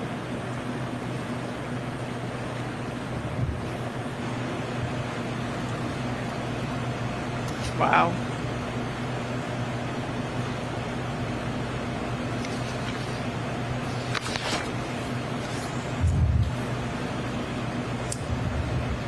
Next slide. In this configuration, was the ATD outfitted with the hoodie that you've earlier described? Yes. At the time you outfitted the ATD with the hoodie in this configuration before this test E, did you confirm that the sleeve, the right sleeve, was damaged or undamaged? After this test? No, before. Before? It was undamaged before the test. Okay. What are we looking at in this slide? So this is still frames from the high speed. So starting out on the left here, just at contact. So the forearm making contact with the liftgate taillight, and then the upper part of the forearm and the elbow making contact, a direct hit into the quarter panel taillight. And the middle here is just after contact, and on the right is post contact. Thank you. Next slide, please. What are we looking at in this video, or in this picture? So this is a overall photograph depicting the taillights subsequent to this test at 24 miles per hour. I will note that there's no damage to the liftgate taillight, and then there is damage to the quarter panel taillight. Is there any damage to the internal diffusers on this taillight? So if I go to the next photograph, if I may. Please. So you can see here, there is this kind of thicker, it's actually not a crack. So I'm looking at the clear diffuser here with the dots that you see. This line that you see, kind of opaque. I don't know if you've got a laser pointer to. Donna, may I? Yes. Just so there's no confusion, thank you. So the line right here that's part of the assembly. So that's just a part of how the plastic is molded. There is a very small crack right here in the underlying diffuser, but all of the remaining part of the diffuser in terms of this portion here and here are all intact, and same with this portion of it. What about the chrome piece that's running between the diffusers? I don't believe that was damaged during this test, no. And what about the clear acrylic toward the top left of that taillight housing? It was partially fractured, but not the entire outer portion of it. Next slide, please. What is this depicting? So this is a photograph depicting the quarter panel taillight subsequent to the 24-mile-an-hour impact test with the ATD arm compared to that of the subject taillight. Based on this test, were you able to reach any opinions and conclusions as to whether the damage to the subject taillight is consistent with striking John O'Keefe's arm at 24 miles an hour? Sustained in that form. Were you able to reach any opinions or conclusions as to whether the damage to the subject taillight is consistent with striking an arm at 24 miles per hour? Based upon the test results, it's inconsistent with striking an arm. On what do you base that opinion? I base it upon the test results that I've shown in terms of the video and the data acquisition. Can you describe that in a little bit more detail? So during this test, we had the instrumented hybrid arm outstretched from the test dummy with the accelerometer on the hand and the forearm. We had data acquisition on the vehicle, monitoring the speeds of the vehicle. We accelerated that vehicle into the arm at 24 miles an hour to conduct a dynamic impact test to collect data certainly about the acceleration that the arm experienced, but then also make observations about the damage that we observed to the taillight. Do you hold that opinion that we've just discussed to a reasonable degree of scientific certainty? Yes. And were your tests conducted in accordance with methodologies that are generally accepted in the field of accident reconstruction in this particular test cycle? Yes. Next slide, please. What are we looking at in this series of photos? So these are photographs depicting, the test clothing. Again, prior to the test, there were no holes or damage to the sweatshirt. That was the same post-test. We did not make any observations with respect to any fraying, holes, punctures to the material of the sleeve. Was there any damage whatsoever observed on the right sleeve of that ATD? No. Next slide, please. What are we looking at in terms of this graph? So what you're looking at in this graph is the acceleration of the hand reaching a peak acceleration just after 10 milliseconds of approximately 435 Gs. Next slide. What are we looking at here? This is the acceleration of the arm during this 24-mile-an-hour impact test, reaching peak Gs of about 300 at 4 milliseconds. And the next slide. What is this delta V graph showing us? So this is showing the change in speed of the hand as a result of the impact, ultimately getting up to approximately 24 miles an hour, which again is the impact velocity of the Lexus. And how fast did it get up to 24 miles an hour? In probably about 10 milliseconds or less. Next slide, please. And what is this delta V showing us? This is showing the change in speed of the arm going to about just over, looks like about 22 miles per hour at about 10 milliseconds. So total window of time of about 8 milliseconds that it took to get up to that 22 mile an hour speed or so. Understood. And next slide, please. Did you undertake, by the way, another question. On that, when the ATD was oriented in test E, as an echo, where it was standing with its right arm out, and the impact was on the right arm. What happened to the mass of the body of the ATD? It rotated. Was it projected at all off to the side? No. Was it projected rearward? No. Was that rotation expected based on your experience? Yes. What is the 29 mile an hour impact test in test F?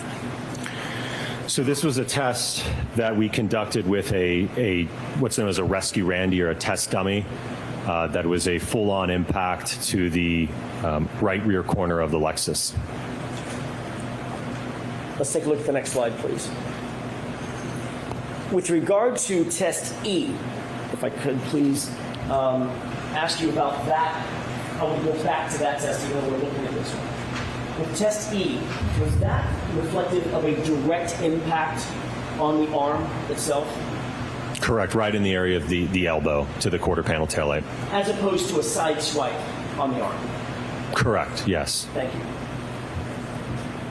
Did you undertake to test a direct impact on the body of the ATD in this test? Of the rescue Randy dummy? Yes. Yes. The rescue Randy dummy. What are we looking at here? So this is the intended impact configuration with the rescue Randy suspended here by the forklift, and again, kind of in the path of the profile at that right rear corner. How much does this test dummy weigh? Approximately 200 pounds. Next slide, please. What are we looking at in this photograph? So this is a video. We had a little bit of a false start, so our high speeds weren't triggered, but thankfully we were able to pull our surveillance video to get at least an overall video of the test taking place. Do you have, or let me ask you that did you intend to have high-speed video just like you've had in every other test? Yes. What went wrong? Something just miscommunication between the driver and the rest of the test engineers. Got it. So false start. Okay. Was the taillight housing reassembled for this test? Yes, it had a preconditioned new set of taillights on it. And other than the taillight being damaged several times that we've seen, was there any other damage to the rear of that exemplar vehicle? I'm sorry, can you repeat the question? Sure. Other than the taillight damage that you rotated through in your testing, C through F, was there any other inherent damage to the the lift gate that existed when the exemplar vehicle was received by you? When it was received, no. It was Okay. in good condition. No defects or damage were noted. Okay. What are we going to expect to see in this video? So in this video, you'll see in the surveillance video, the Lexus will come from the right to left, strike the Rescue Randy, and then you'll see the Rescue Randy projected and slide on the ground. Okay. Oof. Yeah. Can you play that one more time, please?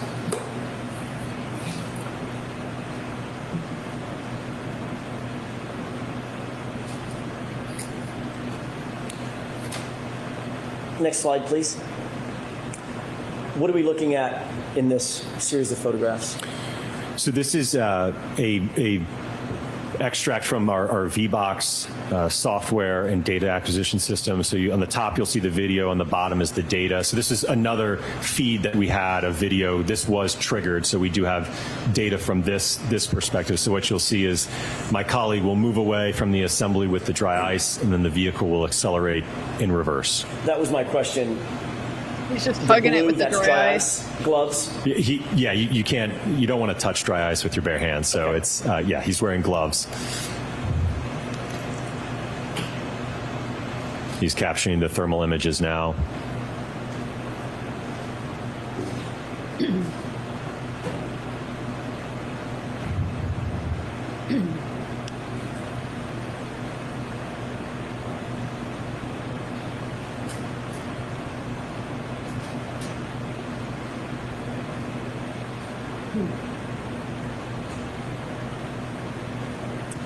Next slide, please. And what are we looking at in this? So these are extracted frames from that video you just saw from the data acquisition system. So on the left here is just before contact between the test dummy and the Lexus. On the right is just at contact.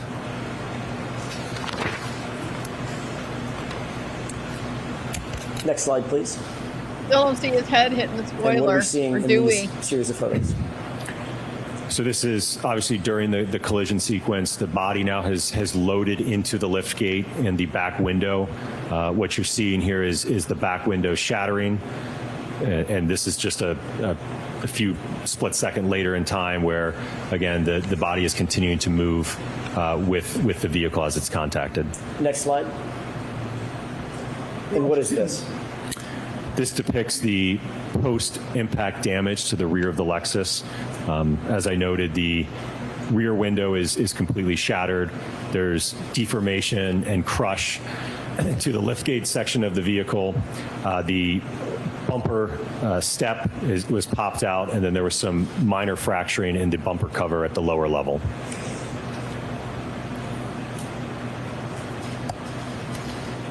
Did you note anything regarding the internal components of the exemplar taillight, even at this direct impact?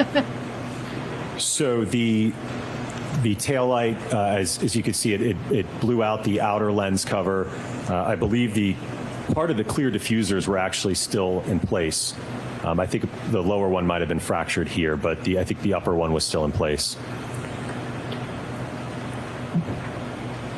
At 29 miles an hour with a direct impact, did the exemplar taillight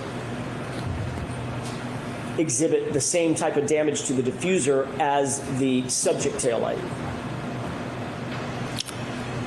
I'm not sure I understand your question. More or less damage in this photo to the diffuser specifically than in the subject taillight? Well, I think there was more in the subject taillight. As I mentioned, I believe the top diffuser More on this damage? was correct. Okay, that was my question. And is there another slide at the on the back end of this one? That's it.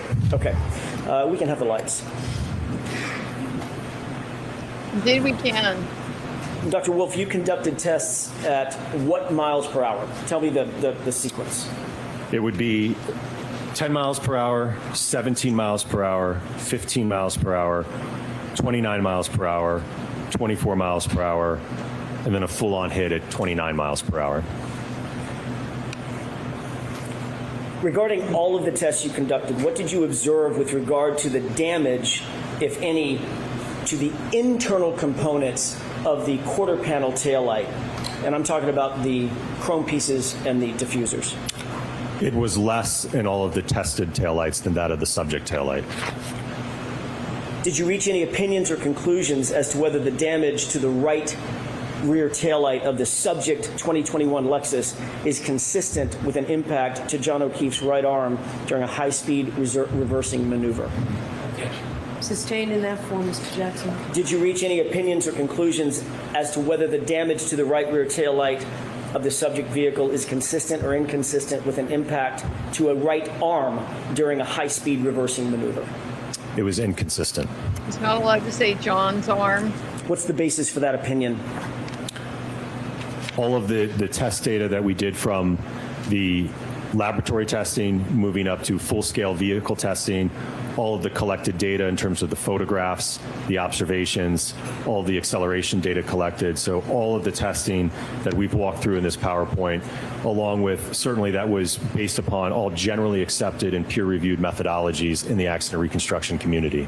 Do you hold that opinion to a reasonable degree of scientific certainty based on your experience, training, and education? Yes. Did you reach any opinions or conclusions as to relating to the punctures, holes in the hoodie that you saw that was related to John O'Keefe? Yes. Do you have an opinion or conclusion as to whether or not the damage that you saw to the hoodie related to John O'Keefe is consistent or inconsistent with a impact from a right rear taillight of the subject SUV? It was inconsistent. And what do you base that opinion on? Based upon all of the impact testing that we did with the clothed ATD arm in the laboratory as well as the field. In any of the testing that you did you ever see taillight pieces cut, puncture, or fray the sleeve of that hoodie? No. The exemplar hoodie, I should say. Correct. Did you reach any opinions or conclusions as to whether the rear taillight of the subject SUV was involved in a center of mass strike of a pedestrian at a high-speed rearward maneuver? Yes. What is your opinion? That the damage to the subject Lexus is inconsistent with a center of mass hit. What do you base that opinion on? The testing that we conducted in that last test that you just saw. Do you hold that opinion to a reasonable degree of scientific certainty, Dr. Wolfe? Yes. Thank you. That's all I have. All right. Is this a good place for a break, or do you want to get started? First preference. Jurors, why don't we let you have your lunch? Okay. So we'll come Gonna back. take lunch. We'll come back ready to go at 1:30. All rise in court, please. The 15-minute lunch today. Wait and see if anything is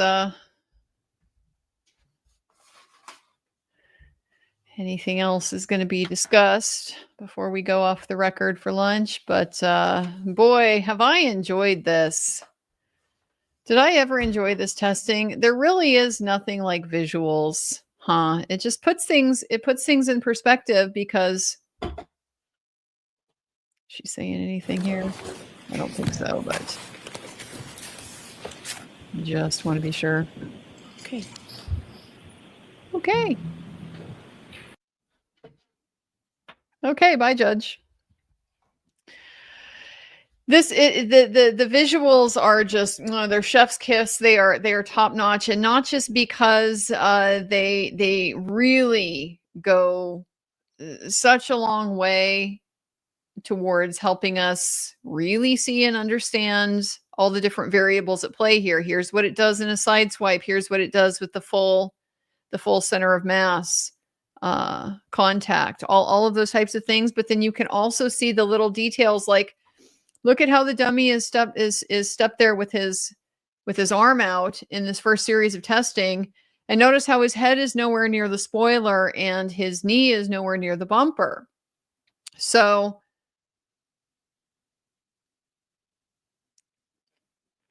the only way you get that configuration where there was any sort of like even a close chance of having that type of contact to explain those injuries the way the Commonwealth is trying to explain them is during the center mass impact.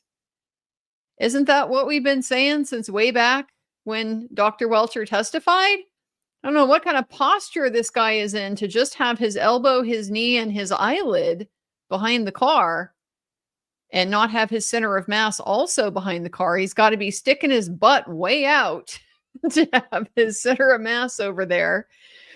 But then if he's sticking his butt way out, he's in a squatting type of position. That means he's lower. So now his arm, isn't on the taillight anymore. Plus, it's just a weird position for a person to be in at all anyway. The visuals just really help all of this come together in a way that is, in my opinion, it's invaluable.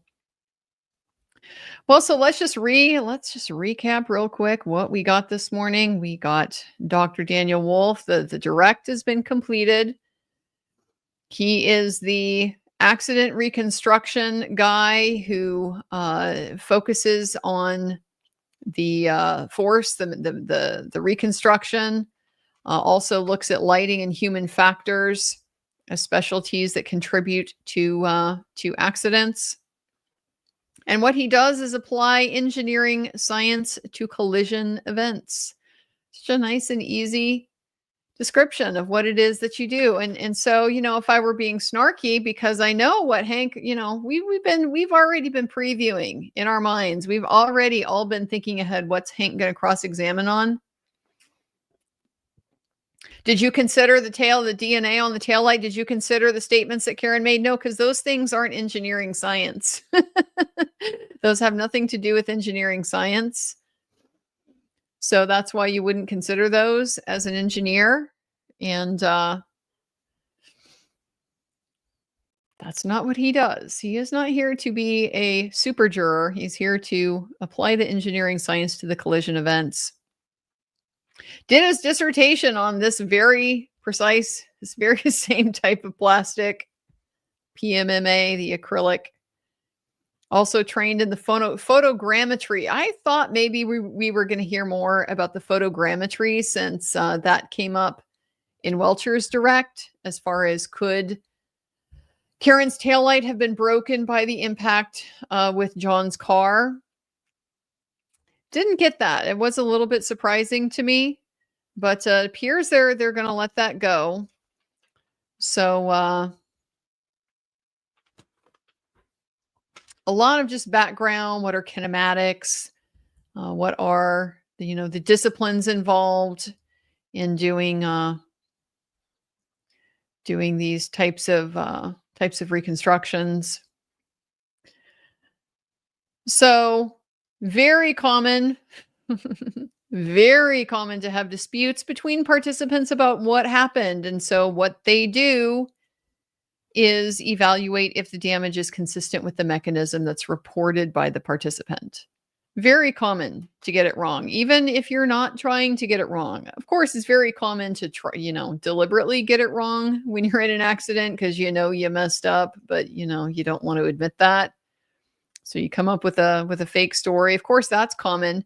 But even if you aren't trying, very common to misremember details.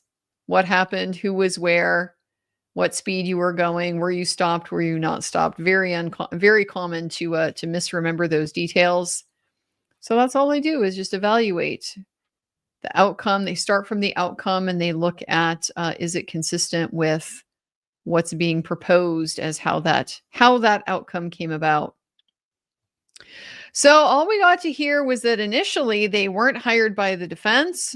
They were hired by somebody who was not affiliated with the defense, and they approached the issue independently. They were given facts and asked to evaluate if the damage to the vehicle and John O'Keefe's injuries were consistent with this collision. But as far as fleshing out exactly what makes them independent, nope, not allowed to talk about that. They considered the death report, the crime scene report, a whole variety of materials related to the investigation. the car itself. But, no, they didn't evaluate DNA tests. I have a feeling that's going to come up on cross, and I have to hope Dr. Wolfe is prepared with the answer that no, because that's not engineering. That's something for this jury to decide, not a scientist to decide. What significance do we give to trace DNA being on the taillight? So noticeably, he said, yes, they did have sufficient information to be able to reconstruct what was being proposed. Of course, Welcher said we didn't have enough information. Nevertheless, resulted in the conclusion that there was a collision. So initially, when the FBI hired them, they weren't given scenarios to evaluate. They were just given the information, asked to determine what happened. And so they're looking at the damage to the right rear tail light with the majority of the outer red lens shattered and some of the internal components as well being damaged, including nearly all of the diffuser being broken and lost, shattered. Also notice the dent in the paint chips above the lift gate. That just got mentioned, but didn't come up in any of the testing. I think we can conclude that testing didn't reproduce any of that damage. But of course, they didn't put a cocktail glass in the hand of the crash test dummy. So can't figure out that piece of it.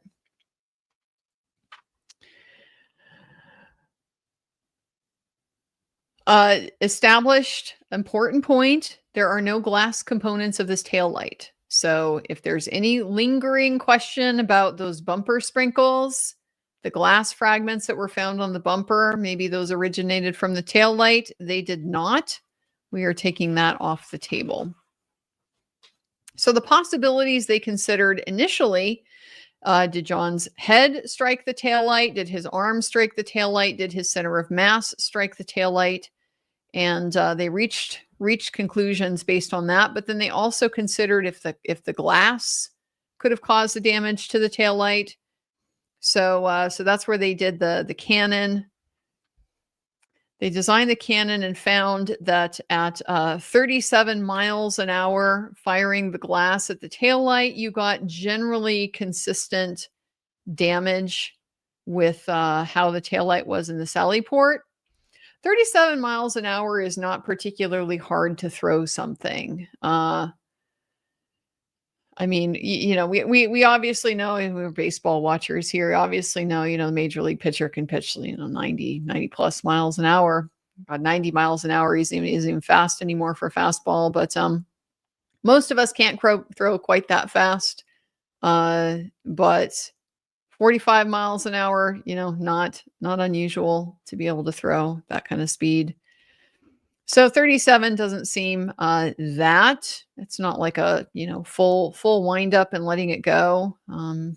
Seems reasonable as an assumption that pretty much anybody, not a trained athlete, could probably throw something like this. The weight and size of this glass is probably roughly equivalent to a baseball. You could probably throw that 37 miles an hour pretty easily. So he did the 31 mile an hour test then, and the 37 mile an hour test with the cannon. And 31 miles an hour didn't have enough power, but 37 miles an hour did. It got them also a little bit of damage to the backside of the taillight. So we just kind of left that at that, consistent with potentially with the throwing the glass. I've always wondered about that. Where did that come from? I mean, yeah, they could have just hypothetically come up with it on their own. Well, there's a glass here. Maybe we'll check and see if the glass could have thrown it. The glass could have caused, the thrown glass could have caused the damage. But is it possible it was suggested somewhere? I don't know. Didn't get into any of those details. So then as far as the impact to the head, they did that with the drop test, with the crash test dummy. And at 15 miles an hour, The damage to the taillight was significantly more than to the subject taillight, but also not enough force to cause a skull fracture. So both of those scenarios inconsistent with John's head hitting the taillight and that being the cause of the damage. They controlled for the temperature of the taillight because the acrylic fractures differently under different conditions, different temperatures. So then in February to March of this year, he was contacted by the defense. They had had no conversation between previous year's testimony and that conversation. And then in March 2025 was hired by the defense to review the analysis and report of Dr. Welcher. And we got our PowerPoint. So we know already Dr. Rentschler, his slide says the lacerations on the arm aren't consistent or are consistent with the location and orientation of the tail light.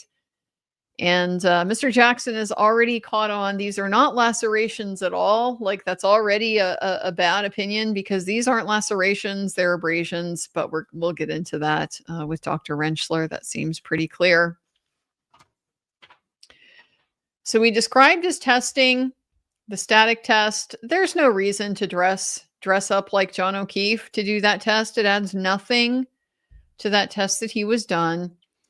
And what does it do? Well, it demonstrated that you can hold your arm in such a way that it will align with the tail light, but it doesn't tell you anything at all about what the result is going to be from that impact.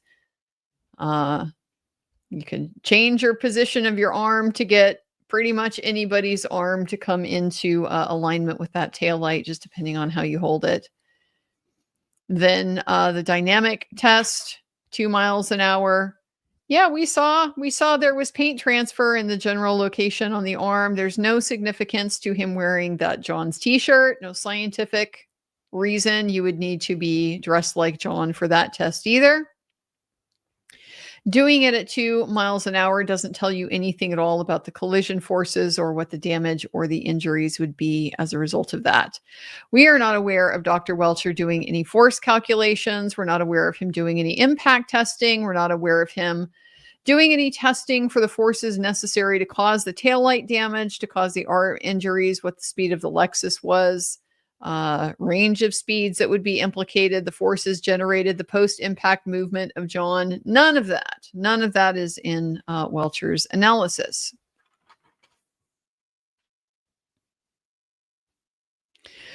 So the damage to the diffuser was significant to him primarily because you need enough force to not just break the 5mm acrylic lens, the outer red lens, but then also break the 3mm diffuser pieces inside as well. So just increasing the amount of force that's going to be required to get the damage that we saw in the Sally Port. We got to see an exemplar taillight, and it's in evidence. It's in evidence. They get to take that back into the jury room. They get to look at it, play with it, bash it, take it apart.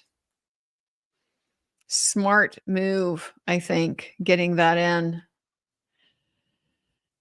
Then also focusing on John's hoodie. This was very smart. I hadn't anticipated that, but I think that was a very good call because that's part of the explanation that the Commonwealth is offering here for how this is consistent with a motor vehicle collision.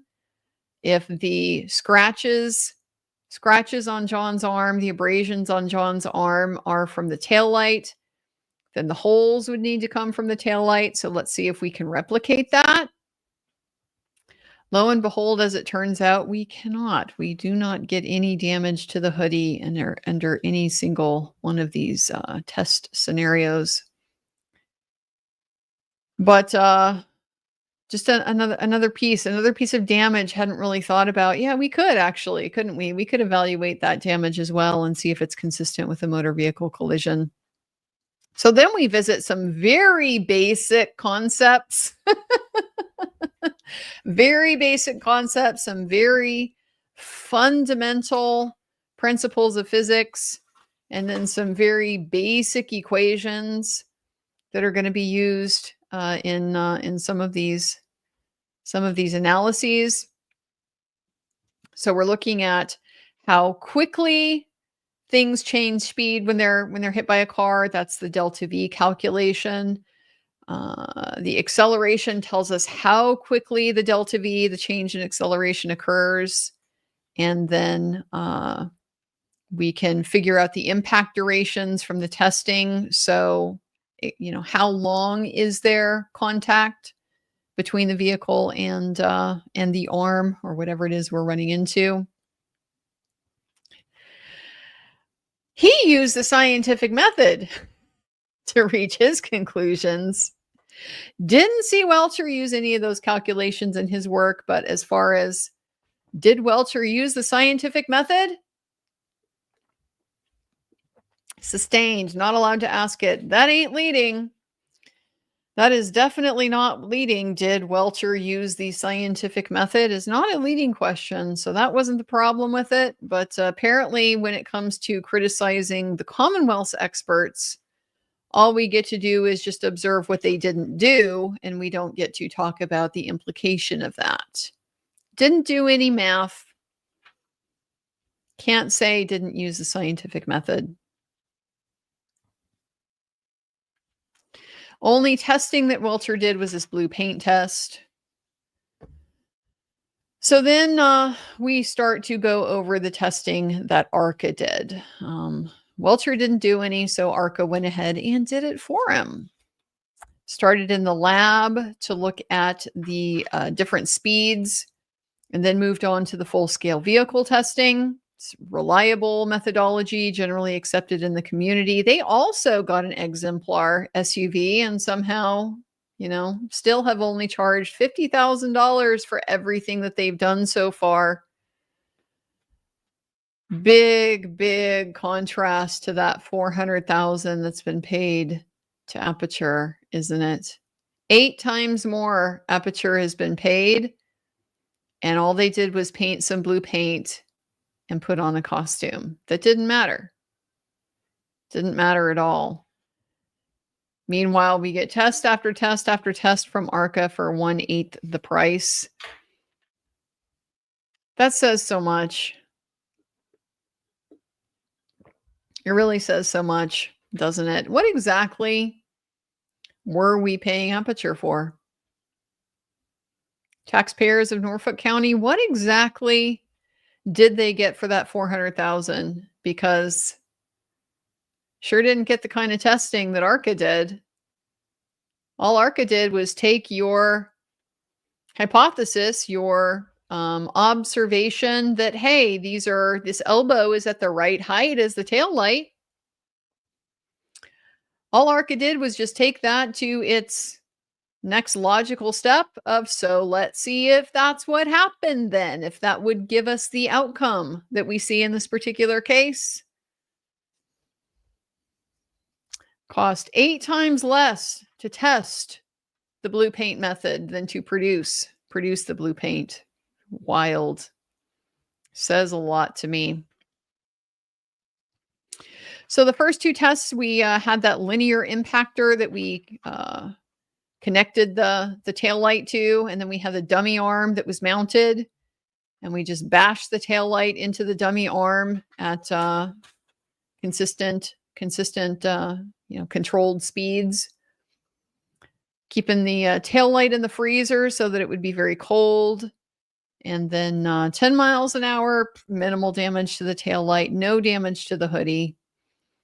All of these different measurements about the forces that are involved. You can see how many microseconds the impact is, how many G's of acceleration, how quickly it reaches peak acceleration, all of that stuff. So even at 10 miles an hour, not enough to damage the tail light, just minimal damage to the tail light. We still got 131 G's on the arm. Seems like a lot to me, but I think we're going to have to wait for Rentschler to put all of this into perspective for us as far as the other side of Newton's third law. It is the third law, right? Equal and opposite reaction. We've looked at the tail light side of this interaction. We'll have Rentschler come back later to talk about the arm side of that interaction. So before, their testimony in the last case, defense paid them $20,000 for their time, their travel, etc. And since then, they've been paid $50K. Good Lord.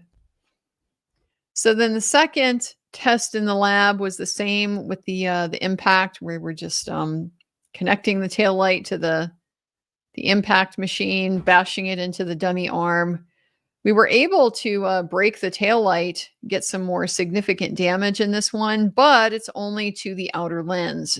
There's still no damage to the interior diffuser and stuff like that. We also see how it broke, where we got mostly it was the housing part of the tail light that broke. Now the housing isn't stabilized like it would be when it's installed inside the vehicle. But just a thing that I noticed. So the pattern of just getting a few fragments, that was also quite a bit different than the 47 pieces that shattered all over the lawn. Once again, no damage at all to the clothing. We got now at this point 270 Gs on the arm over 5 milliseconds. 5 milliseconds. Then we got outside and got to have those vehicle tests with the exemplar. And the first ones, we had that arm hanging from the forklift. That did seem a little bit odd to me, but they did come back to it and explain the mass of the arm is the mass of the arm. And so if it's not a direct hit scenario that's like being proposed, not a center mass hit, it's just a hit on the arm, then the mass of the arm is the mass of the arm, and it's not going to be affected by being connected to a body. The motion might, the range of motion might, like what happens after the point of impact is going to be different with a suspended arm versus an arm that's attached to a body. But that's not really what we're focused on with this testing. We just want the pure force analysis. So for that, the suspended arm works just fine.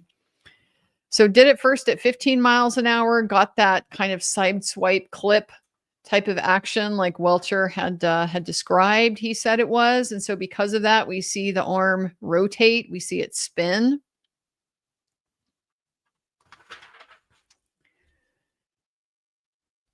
No damage whatsoever to the taillights from that at 15 miles an hour. No damage to the taillight. Very inconsistent. Still 200 Gs in 5 milliseconds to the arm. 254 Gs in 6 milliseconds to the hand. Test D, they did this again, but at 29 miles an hour, so almost twice as fast. And we broke the suspension line in this test. There was so much force generated, at least 150 pounds. The 150 pound tie line. It was also a little bit more of a central impact to the arm, meaning it was not the spin and not contact. However, I think we got contact that was more in line with kind of Welcher's mechanism, as far as you needed to have injuries here, as well as here. And so you have to have, at least a roll, at least enough contact with the taillight to roll through with your bicep, the way that Welcher described it. So it seemed a little bit more similar to that than the first one. We did get plenty of damage to the taillight at this point. But once again, it's just the lens plastic that's broken off. Diffuser, nothing but a tiny crack in one of them. So still have damage inconsistent. But now we have 800 Gs at 2 milliseconds on the hand, 500 Gs at 3 milliseconds on the arm. Arm accelerates even faster than the vehicle in this scenario. And then we learned about restitution. What a data learned stuff. That when you have such a big discrepancy in mass between the things that are contacting each other, it can like overshoot. The arm can be accelerated faster than the vehicle itself was going. So then the final one was the 24-mile-an-hour test, this time with the dummy attached to the arm. And we did that because 24 miles an hour, that's as fast as we get in the 1162.2 trigger event. That's as fast as it gets. They did some testing a little bit faster, right? Because I guess we have to assume now that the trigger event doesn't necessarily capture the time of the collision. It's just a thing that collected data that isn't collision data. It's part of our trying to have it every which way, where we have a collision, but we don't have enough data to prove it. So in this one, once again, tiny crack in part of the diffuser. The rest of it is all intact. The damage is not consistent. There's no damage to the right sleeve. The hand is subjected to 435 Gs. The arm is subjected to 300 Gs at 4 milliseconds. The arm is not, there's no projection of the dummy in the scenario. If you just hit the arm, you just get the rotation. He spun. Look at what his feet did, guys. Look at what his feet did. When your feet are loaded to the ground and you take a force like that, like, I don't know, you're going to get like major ankle dislocation, knee, hip, something like that, spiral fracture in your femur. I don't even care. Like, you're getting some serious damage for that. This is real common, even in like to the driver. To the driver of a motor vehicle, because you have, sudden changes and stuff like that. Real common to get your feet, your ankle dislocated, depending on like how your feet, your foot being on the gas, your foot being on the brake, how hard are you bracing, that type of thing. You got your foot slammed on the gas pedal and you make an impact and you come to a quick stop, you're gonna like break your ankle in that scenario. So I couldn't help but notice. They get the spiraling. It's just the arm, just the rotation. He's not thrown anywhere. Okay, he's spun around if it's only his arm that's hit at 24 miles an hour. But look at how mangled his leg still gets under that scenario. There's weight on at least one of his legs, guys. At least one of his legs. How do we know that? Because he's standing. How do we know he's standing? Because you have to be standing to get in this posture that that Welcher has assumed with his blue paint. I'm looking forward to hearing from Rentschler now. I very much want to hear more about the injuries that we would expect. And then finally, to kind of do like a rule out type of scenario, we did the 29-mile-an-hour direct impact. Now we can see visually, okay, how the dummy is lined up, where center mass is behind the corner of the car. Your eyelid is a little bit more lined up with that spoiler. Your knee is a little bit more lined up with that bumper.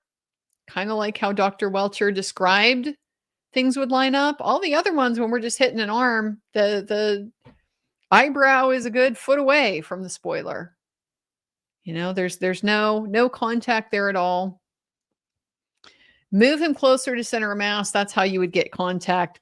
But in that scenario, you had massive damage to the back of the SUV. You had the whole back window shattered. You had the crushing, fracture at the bumper level. The stop pushed out. The whole back was messed up. Even with that, we got some diffuser damage, but part of it was still in place, and it was less damage than there was to the taillight on Karen's car. So every single time they tested it, they did not get as much damage as was on Karen's car. Inconsistent with his impact to his arm. And also in not a single instance of the testing was the hoodie damaged in any way.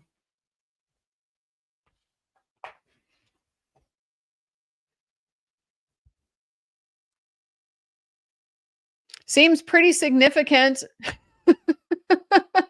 Seems like that's a pretty good morning for the defense. What we see on the damage in Karen's taillight in the SUV in the Sally Port, not consistent with really any version of this hypothesized motor vehicle collision that we can test. Inconsistent with all of them.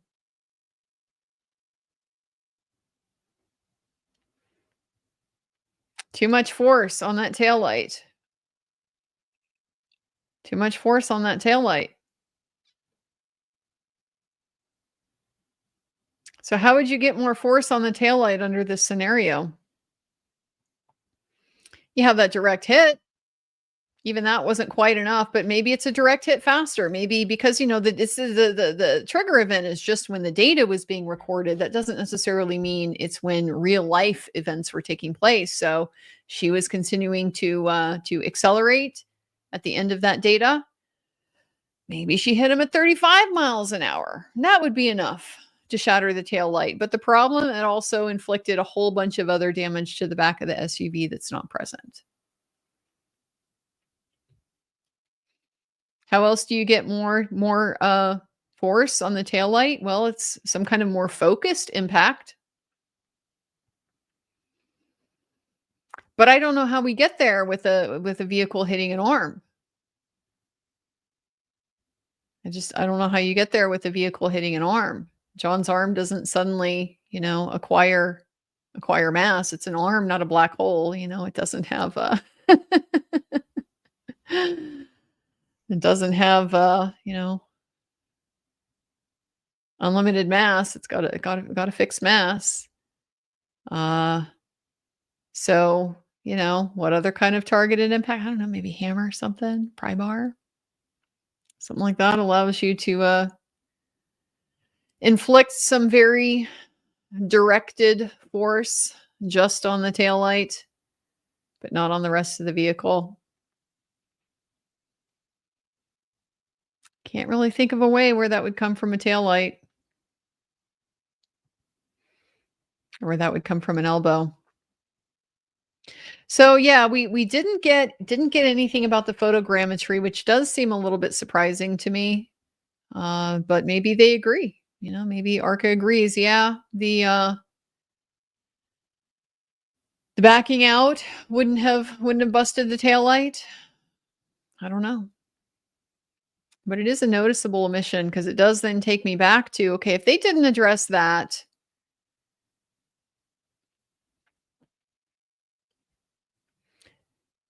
we only have limited, I guess, parameters that have been presented to the jury to be able to consider as far as how that taillight got broken. Taillight got broken because she backed into John.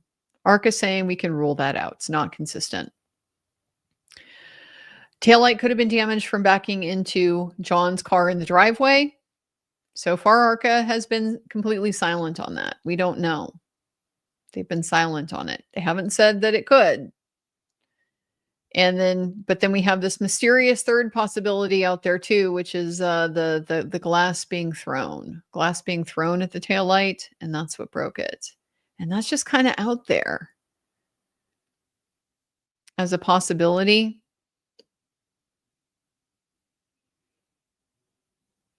Tell you guys, I still just continue to wonder about this possibility.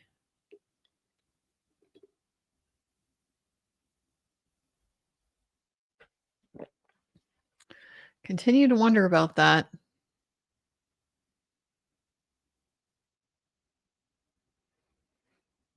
Just the possibility of that playing some role in this this whole interaction. So if we don't have ARCCA addressing the collision in the driveway, the 507 backing into John's Traverse, then it kind of feels like they're just leaving Welcher's position on that unrebutted. Welcher says we did the photogrammetry. No lining up here, no overlap that would permit that interaction to cause the damage to Karen's taillight. Seems like we're just leaving that unrebutted and kind of taking it then as, well, we're stuck with that and we don't have an answer to it. So that I think is significant, because if we concede that ground and we take it off the table, that Karen backing into John is what broke her taillight, we still have a broken taillight, even at, the 507. It's cracked. It's not completely broken, but it's cracked.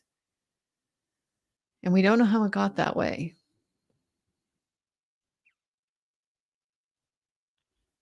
Very curious. So, coming back for Cross after lunch, get your whatever you need to do to prepare yourself, to brace yourself against the cringe, the accusation, the smearing, the belittling, all that's going to be coming. Do what you need to do to prepare for it. We know we're going to hear signal. We know Mr. Brennan is going to be talking about signal. But what else? You didn't consider taillight DNA? I hope he's prepared for that line of questioning. That's correct, because that would not be scientific to do that. DNA is not engineering data, engineering science. There's no way for me to engineer how trace DNA ends up on an item. We don't have enough scientific information at this point. The body of knowledge is not enough to be able to model that.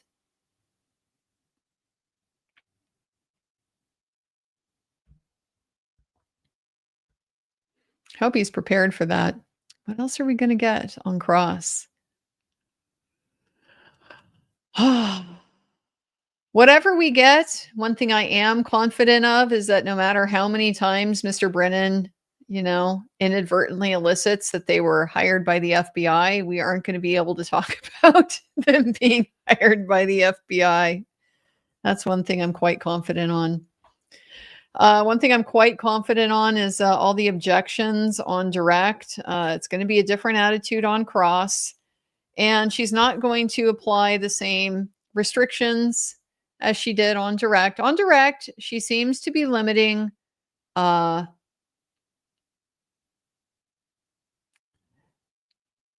anything other than just a factual critique of what Dr. Welcher did or did not do. We aren't allowed to go beyond that to characterize it or summarize it as, for example, being consistent or inconsistent with the scientific method. But then we also aren't going to be allowed to hypothesize specifically about interaction between Karen's car and John's arm as individuals. We're only going to be able to talk about the exemplar testing. We don't get to have an opinion on whether that means the damage to Karen's taillight was consistent with hitting John's arm. We don't get to say that. We only get to talk about the hypotheticals and the dummies and stuff like that. That restriction was not applied to Dr. Welcher, and I don't suspect that restriction is going to be in place in Cross, but we'll have to see. So guys, we only got about 10 minutes of the lunch break left. I'm going to go ahead and pause real quickly, do my rounds, do my break, and hopefully get back here before they get started back up with cross-examination. So hang tight, and I'll be back shortly.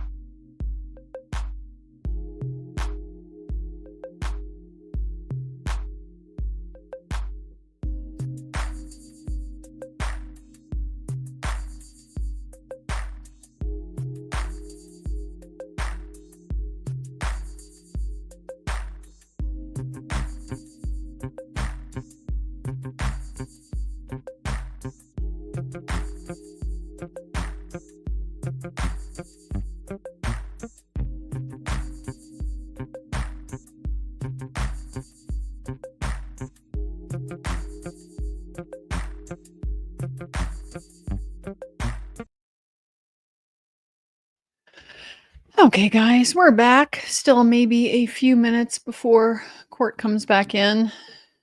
Trees were real dry this morning, real dry, but that's okay. Got it all taken care of. Well, let's see what else you guys have been thinking this morning. AK, not that I think it will happen. If AJ said, you were hired by the FBI, right? Would that be grounds for a mistrial? Yeah, it would. If so, do you think Brennan would want a mistrial at this point? Would Bev grant? He might. You know, if Brennan has a sense that this hasn't been going well for him, and that if the FBI entering, entering the stage is not helpful to the Commonwealth's case, then yeah, he might. When I say it's grounds for a mistrial, I just mean it would be misconduct. So you could. Would you have to grant a mistrial? No. There's a lot of discretion for the judge to decide, what's the practical impact of the misconduct? Is it such that only a mistrial would be able to cure it? Only starting over from scratch could cure it? I personally would be skeptical of that in this case because the FBI is already out there. It's already out there. The words are already out there. The agents that talk to people, that's already out there. So it would be perhaps a bit cumulative. If it happened in a vacuum, it would potentially be a lot more significant. But it would provide a rationale if that's what they decided they wanted. And once again, now they've gotten a look. Commonwealth has gotten a look at the defense case.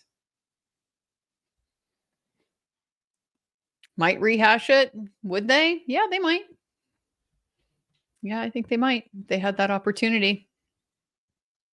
Casey Catt, the jury has heard the FBI called that other law enforcement, that agency, those law enforcement, not Canton, BPD, or MSP, and the agents. I assume the jury has figured out who they are, but not why. Yeah, I think it's still an open question if the jury is going to make that connection with these witnesses, with these ARCCA witnesses, because ARCCA hasn't been able to use any of these terms at all. Not the FBI, not law enforcement, not the agency, just somebody that's not a party here. So, not sure there's enough there for them to even tie it in that it's the same people, but they might. They might. And yes, either way, we know the FBI is involved, but the jury doesn't know why or how.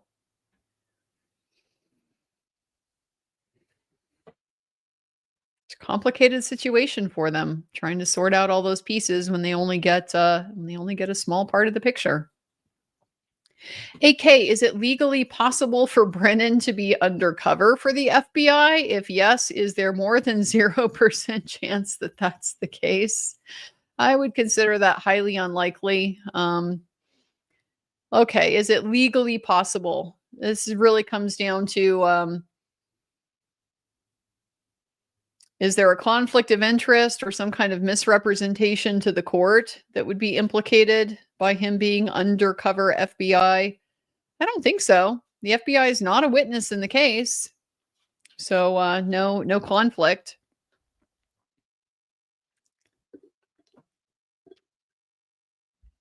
FBI's involvement is attenuated.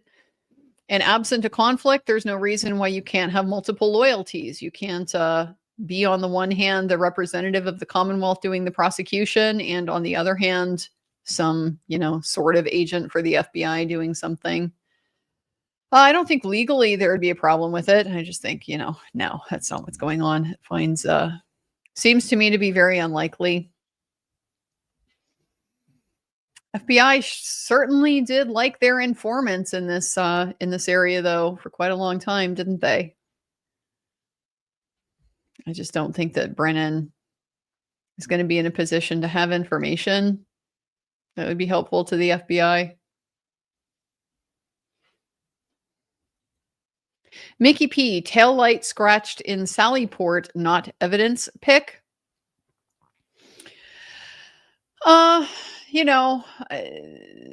We have these different photographs with different conditions, different environmental conditions, different quality of, who is doing the photograph, the equipment being used to take the photograph. I know there are folks that have spotted tool marks on some of the pieces of the tail light. It may be, but it may not. I just don't know. We haven't heard evidence about it. We don't really have information about that. And I'm not prepared to say that, the taillight's going to look different because it's being photographed under different conditions by different people, some of whom don't seem to know much of anything about photography beyond, point it at the thing and push the button. Serious problema. Didn't a witness already mention the FBI? Isn't that door open? They're not treating it as the door being opened. She's treating it as it's an accident, but the order still stands that we are to try not to, and we are not going to draw any attention to these these little slips about the FBI, the agents, and so on and so forth, she's clearly treating it as not opening the door.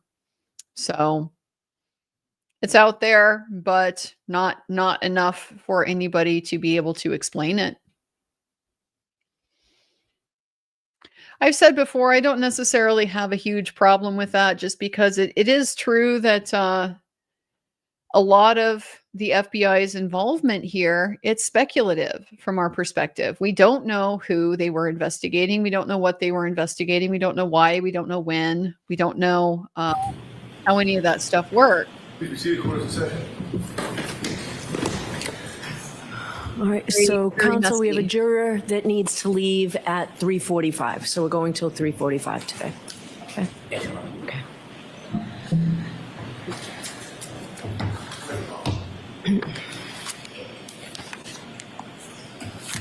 All rise when the court leaves. Jurors entering.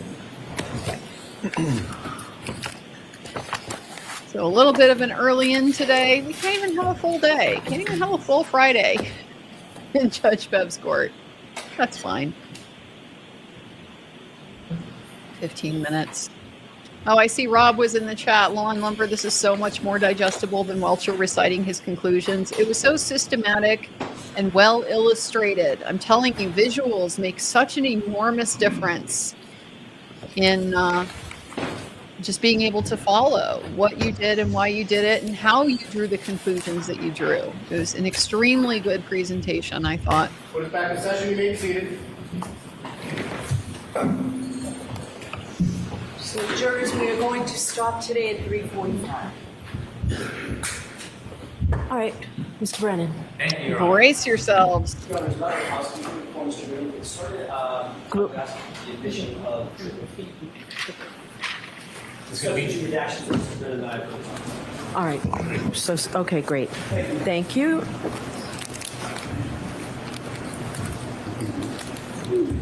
All right, do we have the actual? Okay, great. Yep. So, Exhibit 216. thank you. All right, Mr. Brennan. Good afternoon, Dr. Wolfe. Good afternoon. When you testified in direct, you shared with the jury some of the work that ARCCA does. Do you remember that? Yes. And you had mentioned a couple interesting things, that there had been some work with the Department of Defense. Correct. Yes. The work with the Department of Defense, was that during your time or before you got there? That would have been prior to my employment. Yes. So when you were telling them about working with the Department of Defense, that really had nothing to do with you. That was ARCCA before you began working there. ARCCA as a whole, yes. The work that we do, yes. Not you. As I said, I wasn't involved specifically in that project, no. And you mentioned that you did some stuff for, the company does some things for the NHL. Yes. You didn't tell us much more about what you do. There's other things that ARCCA does as far as clients, right? Certainly. Did you share with us that you work for lawyers and law firms? Yes, we do. And you do litigation, insurance companies? Yes. Okay. Is there any reason why you highlighted the Department of Defense that you don't do and the NHL but didn't share the rest of the stuff with us? That's just some of the prominent clients that we have. I see. I see. You provided already us a was CV, comment. didn't you? Yes. And that's like a resume, tells us a little bit about your education experience. You get to highlight some of the things, your accomplishments. Yes. You shared with us you've been the director of accident reconstruction at this company, ARCCA, since 2017. No, not since I started. You started with ARCCA in 2017. Correct, yes. When did you become the director of accident reconstruction? I think that would have been in January of 2024, so about a year and a half. About a year and a half ago? Yes. And you received your certification from ACDAR. Yes. Did you pass the test on both parts first time? I don't recall if it, I think it was I had to retake, I think, the practical section in the afternoon. Well, you would recall something like that, wouldn't you? Did you pass both parts on the first try? Like I said, I think it was the second part I had to retake. Well, this is a pretty important test, isn't it? Not really. It's your certification. It is, but much of the concepts that are covered in it are very elementary. Well, not so elementary. You had a hard time with part of it, didn't you? Well, with respect to the portion that I had to retake, it's a practical exam where you have to reconstruct an accident, where you have to determine approach angles, departure angles, and it can be very sensitive to those inputs. And unfortunately, if you mess up one of your first angles and you carry out that calculation, then the whole problem is graded wrong, even if you did all of the math correct. So we understand there's a multiple choice question part that's the easier part, correct? I don't know if it's easier, but there is a multiple choice part. There's a more practical part where you actually have to go out in the field and do assessments, kind of like the things that you did today. You don't go out into the field, no. And, when did you first take that second part that you didn't pass? I don't recall. You don't remember when you took the test? No, I don't. Suffice to say you took it again. Correct.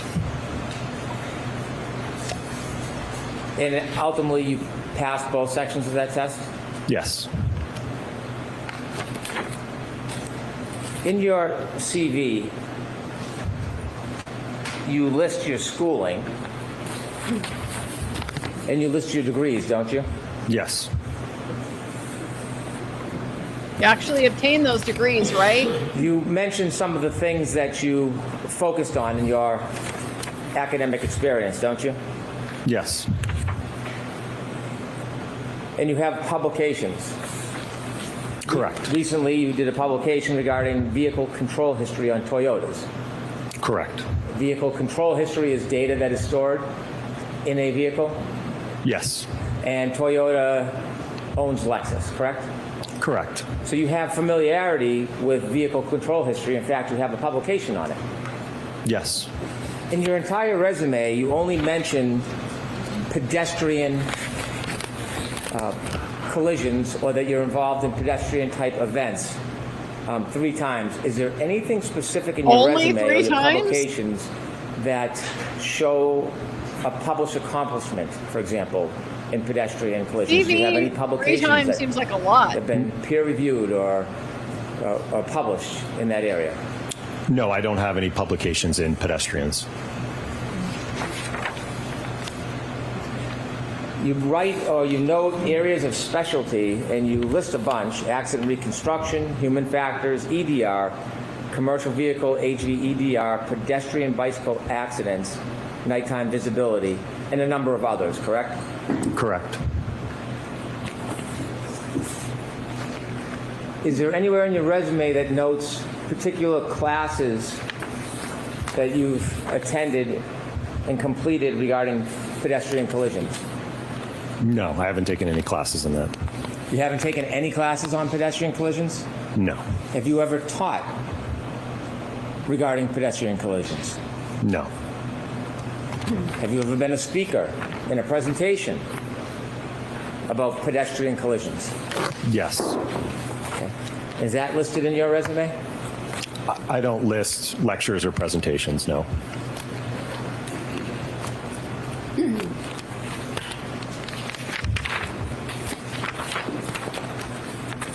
You were asked questions about your involvement in this case. Yes? Yes. And you had shared with us that you, at the beginning, were working for a separate party or a third party, you said? Yes, another agency. Another agency. And at some point, you came Agency. into court and testified last year. Yes. And during the time before you came in and testified, you weren't wholly independent of the defense, were you? Well, certainly before all of our testing, at the point in which we did all of our testing, report, and analysis, as I mentioned on direct, I didn't know the Commonwealth or the defense in this case. My question, more precisely, before you testified, before you came into court and gave your testimony, you weren't totally independent from the defense, were you? No, I mean, I had to communicate with them to be able to determine when to appear for testimony. So you were communicating with them, yes? Yes. And in fact, some of the time that you spent, ARCCA actually billed the defense for, and they paid that bill, didn't they? Eventually, after the trial, yes. During that time, you know what a sequestration order is, don't you? Yes. Do you think that you're under a sequestration order today? Yes. Did you talk to anybody about any of the prior testimony in this case before today? No. How'd you get here today? How did I get here today? I took a car ride over from the hotel. Who drove you? It was a driver. I don't know his name. Who set up the car? It would have been someone on the defense team. Was it like a window, like a limo? It was an SUV. Was there anybody from the defense with you on the ride over? There were 3 young ladies in the back seat. I think they might have been interns, and Mr. Wolfe. And who? Mr. Wolfe, I think is it pronounced? Am I saying it wrong? There's also Mr. Wolfe. Have you discussed anything about this case before your testimony today as far as the trial? Before today? Yes. Yes. Have you discussed anybody's testimony in this case? Nobody's testimony, no. That was different last year, though, because before you testified last year, you did have discussions about testimony, didn't you? Not with the Commonwealth or the defense, no. But I'm asking, though, you did have discussions about testimony before you testified last year, right? Correct, yes. And you know what a sequestration order is, don't you? Yes.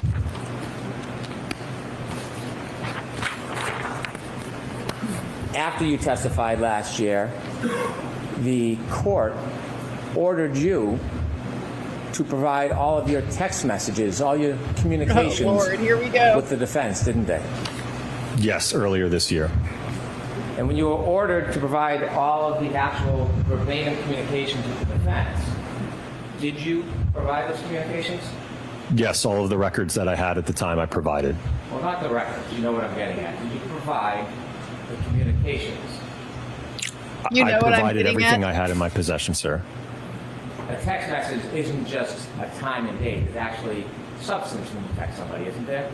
Correct. And when you texted, how many texts do you think you had with the defense? From what I recall, I think it was around 50 texts that I sent. It wasn't 100, I think it was 50. Well, I think it was around 100 total in terms of back and forth, but it was, I think, 50 that I sent. And during those texts, communications, conversations, correct? About logistics, yes. Did you provide the content of those text messages when you were ordered to by the court? Well, those text messages spanned from, I guess it would have been April or so of 2024 through May to June of 2024. Ultimately, I think I received the court's order in May of this year, April of this year. So it was a year after the fact, and I had already deleted the text at that point. How many of those text messages did you delete? I just swiped the conversation, so it would have been the whole conversation. Not how you did it. How many of those 100 or so text messages did you delete, sir? It would have been the whole text chain. I didn't individually delete them. It just, when you swipe, it just deletes the text chain. After you deleted them, did you go into the recently deleted and then delete them so they were unavailable? I don't recall doing that. Well, you were asked to search your records for the text messages. Did you do a thorough search to see if you still had them or whether you had destroyed them all? I checked my phone, and I also checked with my phone carrier. So do you know if they were still under the recently deleted part of your phone, or did you go and take that extra step and totally destroy them? From what I recall, I did not find any of the text messages, no.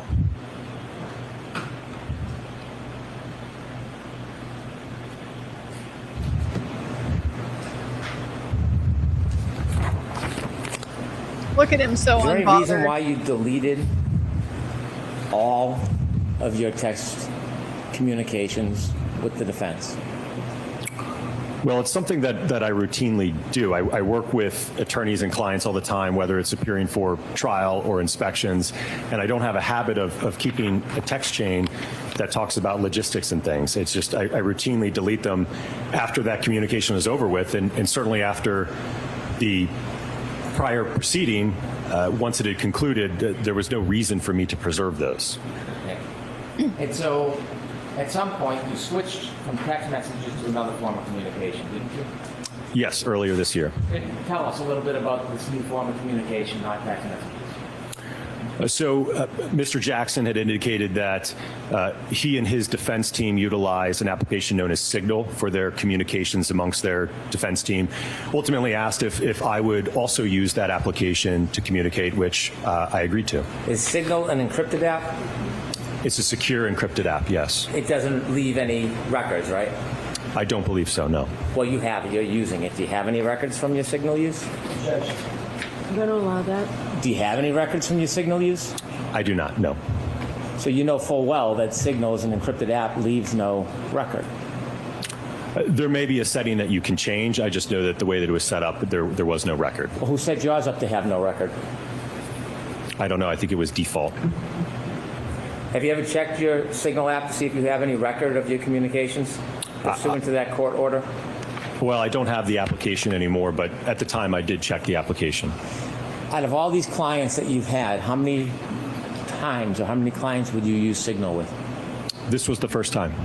Have you used it since with other clients? Not yet, no. Not yet. Before you testified last time, at the last proceeding, or should I say when you testified at the last proceeding, kind of like today, you attempted to portray yourself as totally independent, didn't you? Sustained enough. When you testified at the prior proceeding, did you attempt to portray yourself as totally independent? Yes. The truth is, before you testified, you were communicating with the defense and attempting the best you could to assist their cause, weren't you? I wouldn't characterize it that way. So before you testified, you wrote out questions that you thought could help, that you should be asked when you testify, correct? So something I routinely do before testifying is prepare an outline of topics and questions that would best help be able to get out my opinions and the analysis I undertook, ultimately so that you all have an understanding of what I did. So I'm asking you a question. You gave the explanation, but you're skipping over the answer to my question. So Sustained. I'll ask you again. Doesn't Before you even care. testified, did you Nobody write out a cares. list of questions He's going to do what he wants. that you wanted to be asked? Yes. And when you listed out the questions, you also listed out the answers, didn't you? A general response. It wouldn't be verbatim to that. I didn't say verbatim, but did you list out the answers to each and every one of the questions that you had prepared? Yes. So for every question, there's an answer that you provided so that you could follow a script, so to speak, yes? I wouldn't characterize it as a script. One of the questions asks, so not being able to inspect vehicles is something that is not uncommon in your line of work? And your answer, absolutely not. Remember writing that out? Yes. Then you put a footnote, a comment. And you said, not sure if you want to put this somewhere in the direct examination. I have a feeling they are going to argue I didn't personally inspect the vehicles. I had enough information from the material I reviewed, so it wasn't necessary. If you need to show the jury, it doesn't matter in this case. Did you write that? Yes. When you're talking about they, I have a feeling they are going to argue I didn't personally inspect the vehicle. Who's they? That'd be the Commonwealth. And so when you were writing out these questions as is your routine with the answers, is this the mark of independence to you? Well, I think, again, whether the Commonwealth asked me that question or the defense asked me that question, my response would be the same. It wouldn't change depending on who called me to testify. There are a number of cases, by the time I get involved, the evidence is gone from the roadway, the vehicle is gone. So it's certainly not necessary to inspect a vehicle. And I wanted the jury to have an understanding that because I didn't physically inspect the vehicle, it didn't affect my analysis in the case. So you think that showed independence? Yes. Then you also had another question. Would it be fair to say that because you do a lot of nighttime visibility work, your cases frequently involve pedestrians? Remember that? Yes. And you said, yes, unfortunately, there is a direct correlation between time of day and pedestrian fatalities. Is that Just true? like you said here. Correct. Yes. And do they happen more often in the day or at night? More often at night. Yes. Statistically speaking, By the way, this case involves nighttime, doesn't it? Correct. Statistically speaking, most of pedestrian fatalities occur during the evening and night hours. So my specialty in the area of lighting and human factors results in a lot of my cases involving pedestrians. Did you write that? Yes. In fact, you testified, you shared that with the jury, didn't you? Correct. I've testified to that twice last year as well as this year. And in the notes that you wrote, when you shared it last year and this year, was it an important point to the jury? I think so, because it helped gave them an understanding, I think, of my background and lighting and human factors. And as I mentioned earlier today, there's a direct correlation between time of day and pedestrian impacts, right? So my specialty in lighting and human factors results in me seeing many, many different types of pedestrian impacts. So if it's important, why did you include a note? If you don't want me to say this, that's fine. Why did you include a note to the defense that if they didn't want you to say something that you thought was important, you would leave it out? Well, I think because I didn't want to confuse the jury about a statistic that just because we have inclement weather and dark lighting conditions, it doesn't automatically equal a pedestrian impact, right? We have to look at the evidence and the damage to the vehicle and the injuries to determine whether or not a collision occurred, not the visibility. So you weren't trying to mislead the jury, you were trying to help them because they wouldn't understand something that you were trying to explain? Is that the way you're phrasing this? I think at the end of the day, it was to help them understand my background, how it relates to seeing a lot of pedestrian impacts. Something is important that helps the jury get to the truth. Why would you offer to leave it out? Well, I didn't leave it out. No, but you offered to. You would have if requested. Why did you invite, why did you invite somebody else to interject in your independence and guide you to leave something out? Why would you even provide that invitation to them? Again, it's because I didn't want them to get hung up on a statistic that just because we have more pedestrian impacts at night and in bad weather, that this alleged incident happened at night under bad weather, to give it more weight, to weight the evidence more because of that statistic. You done? Yes. If you make a mistake in court under oath, would you take the affirmative step on your own and correct that mistake? I'll allow it. I would do my best to do that, yes. Well, when you say do your best, would you do that if you became aware of it? I'm gonna allow it. Yes. Allow it. Before you testified in a proceeding last year, there was a hearing that you testified in front of Her Honor and other people that were here, correct? Correct. I wasn't here. No. You were. Yes. And you testified about your experience, didn't you? Correct, When you were yes. sharing your experience with the court, it was important for the court to have an accurate understanding of what your experience was because it was being evaluated in that hearing, wasn't it? Correct. When you testified to the court, you testified that you had been qualified as an expert to testify over 20 times, didn't you? I don't have the transcript. I believe I said approximately 20 times.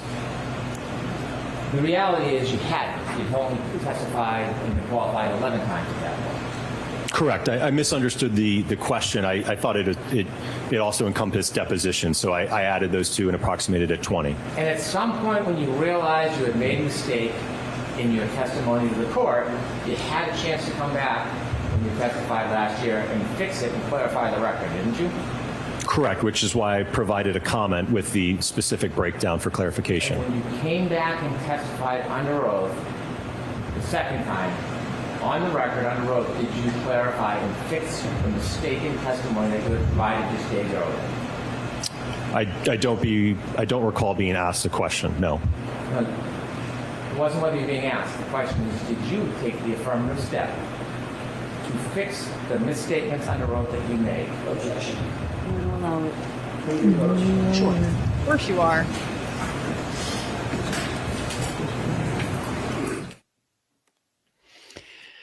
Yeah, we knew exactly how this was going to go. We knew exactly how this was going to go. That's why I've seen, more than one person come by in the chat. Sorry, Andrea, can't tolerate this. We'll be back when Cross is done. I get it, guys. I get it. That's why I'm here to track it for you. It sounds like he says he did in fact clarify, provided a comment. He wasn't asked. I didn't ask you if you were asked. Is it your habit? Is it your habit to volunteer things on the stand without being asked? What happened when Ms. Hartnett tried to volunteer something on the stand without being asked? Do you recall that didn't work? Of course he's limited by what he was asked. And I'm pretty sure in multiple Commonwealth witnesses' excuses for what they did or didn't say as well, wasn't it? Well, I wasn't asked. I just answered the questions I was asked for Jim McCabe multiple times. After your first testimony, you appreciated that you made a statement under oath that was wrong, didn't you? Yes. In fact, you made a note. I realized in my testimony I said about 20 times when you asked me how many times I had been qualified. I misinterpreted your question, which is my fault, but in looking at my D&T list, it's 11 trials, 7 depositions, 18 testimonies total. Not sure if you want to clear it up or just leave it. Correct. Yes, sir. Can you just leave it?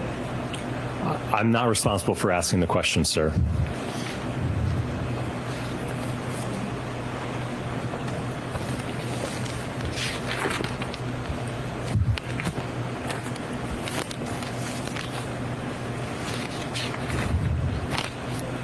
Do you ever heard the terms confirmation bias?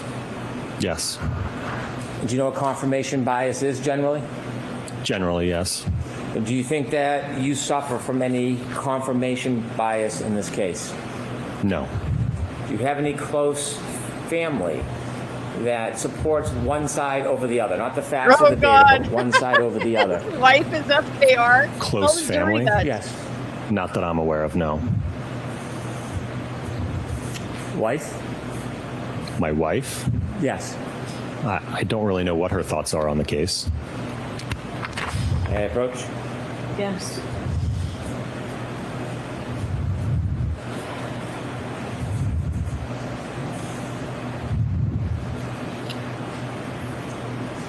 Look at that document. Impeaching him with his wife's Facebook, really? No, I have not.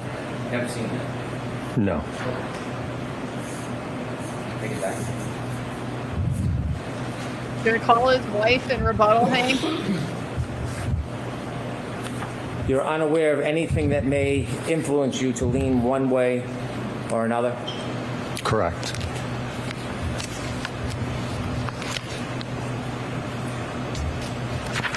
When you first took a look at some of the facts in this case, you had some information. Since then, you've received a lot more, haven't you? Correct, yes.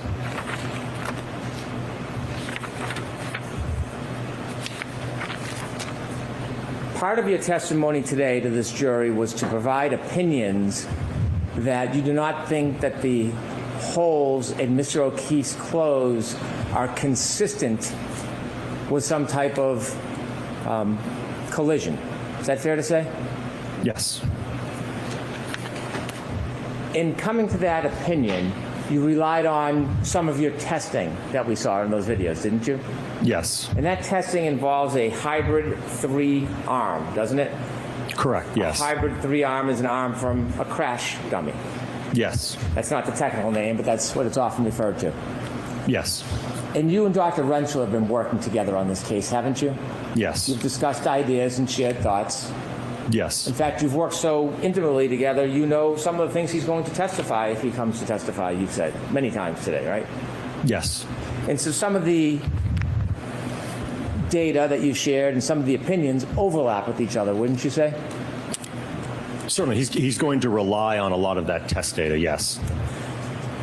When you were forming your opinion about holes in clothes and potential abrasions to somebody's skin, all of those tests, all of those that you did, were using a crash test dummy arm, weren't they?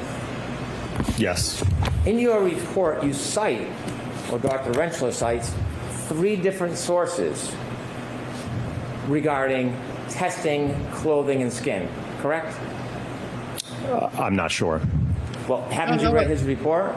I've skimmed it, but I don't know what the basis are for his opinions. Did you see footnotes 24, 25, 26, 24 being skin tissue cutability and its relation to lacerations, severity, indices? Did you read that?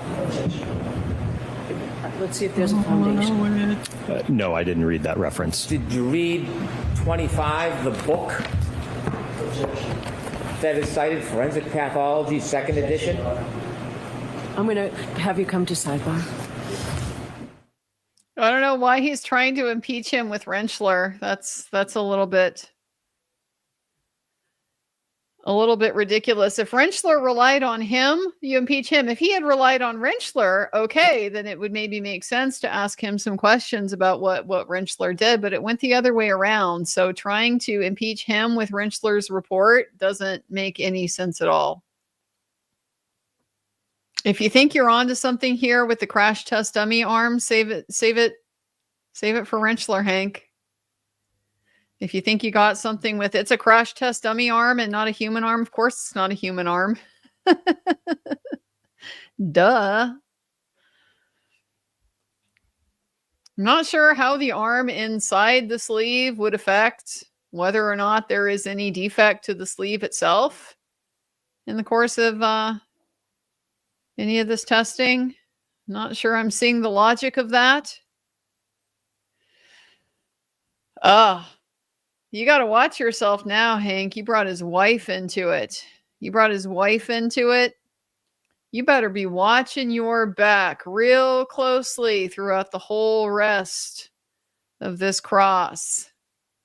You're going to bring somebody's wife.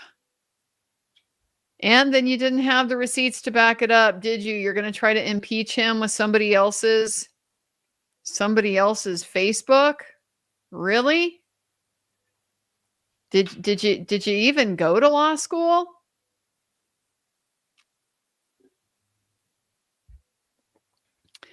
Newsflash to you, Hank. This might be something you've never heard or conceived of before, but a man's wife is a different person. She's actually her own individual, her own person.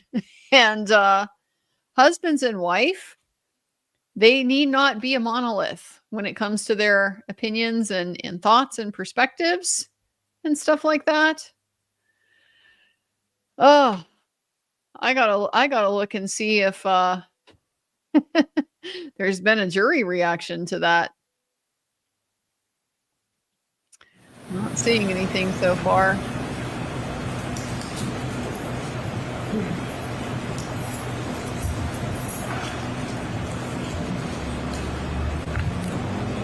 Let me again ask you about this book that is cited in Dr. Rentschler's report. By the way, have you read Dr. Rentschler's report? As I mentioned, I skimmed through it. So in all of your preparation with Dr. Rentschler, you merely skimmed through his report? You didn't take time to read and study it? Well, none of my opinions are based on work that he did. He's undertaking a completely separate aspect in the analysis. But that's not the question. The question I asked you was, did you, in working closely with him, take the time to study his report? As I mentioned, I skimmed it. I didn't read through, as you mentioned, all the references or what he cited. I didn't do that. Did you read his report? I did read the report, yes, but I didn't in depth go through each reference and look at what he was citing. So you read his report? Yes. And when you read his report, did you see there were footnotes for a number of different propositions that he made?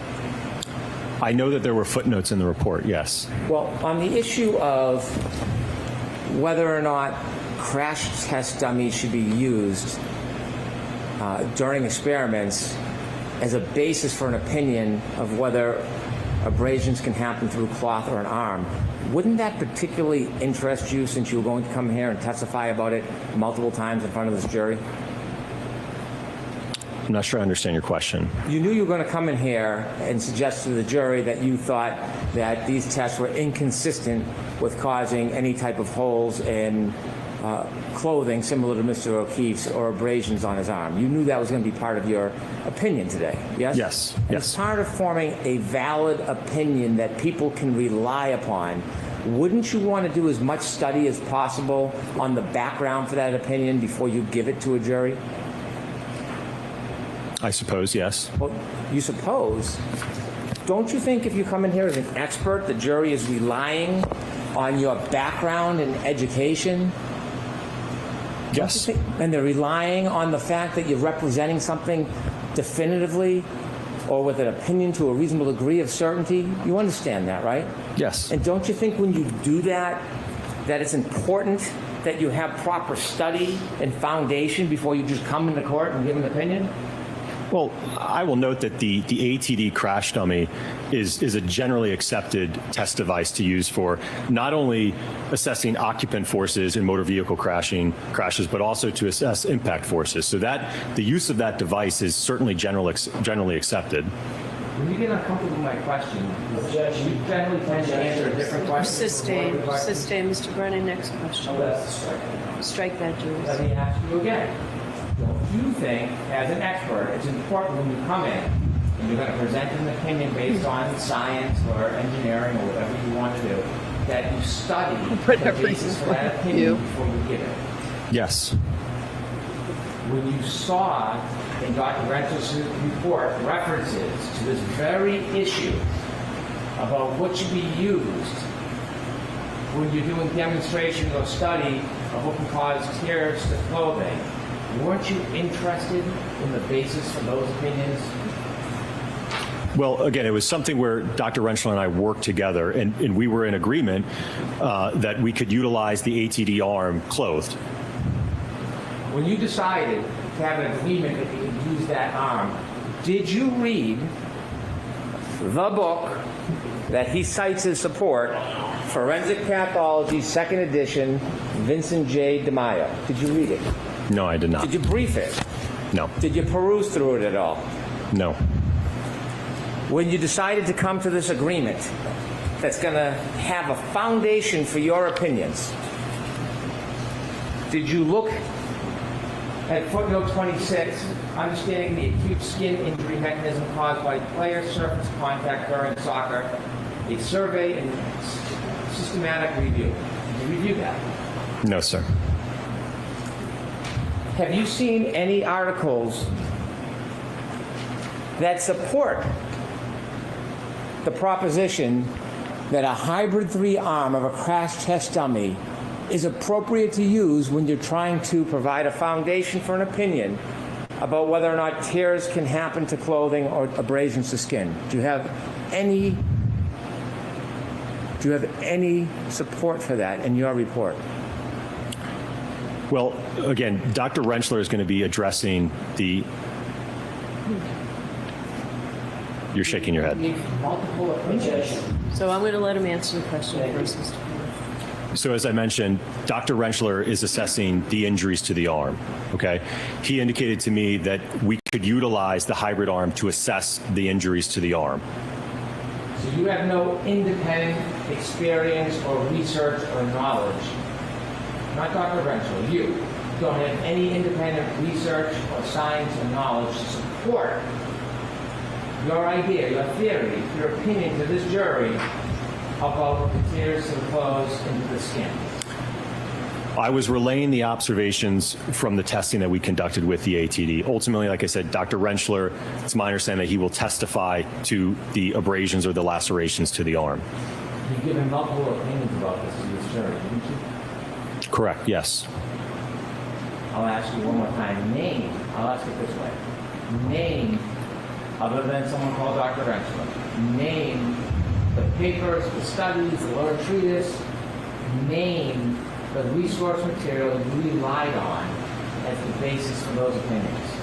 That a hybrid 3 arm can be used in these type of demonstrations as a basis for that type of opinion. I certainly... ATD crash test dummies can be used for impact testing, yes.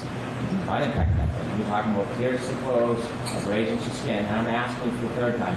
Name one journal, one paper, one study that supports your proposition that you're relying on for the basis of your opinion in front of this jury today. Name one. I did not cite any in my report, no. Can you think of one that you didn't cite? Not that I'm aware of, no.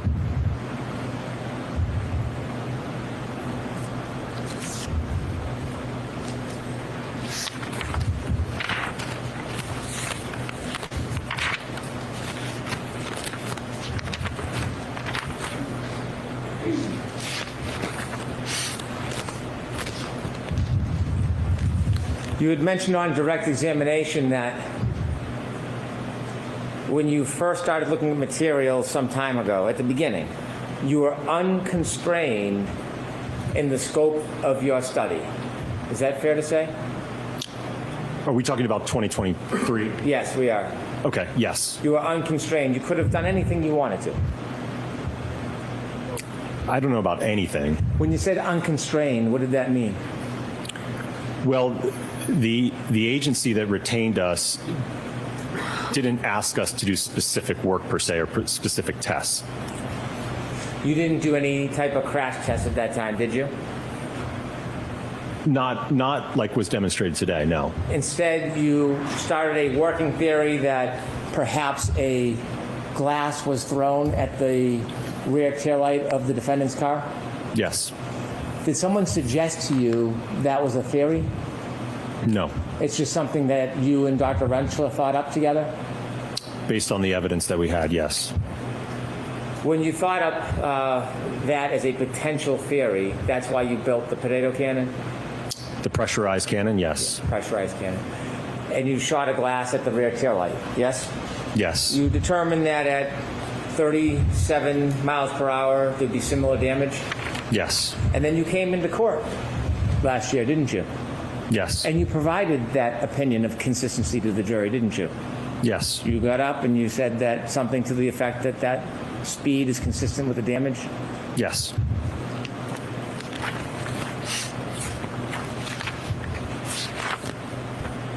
Now, when you gave that theory last year to the jury, did you know about other evidence in this case? For example, Knew this was coming. if a glass was thrown at the back of the car, how would the bottom of the glass bounce off the car and land near Mr. O'Keefe's body?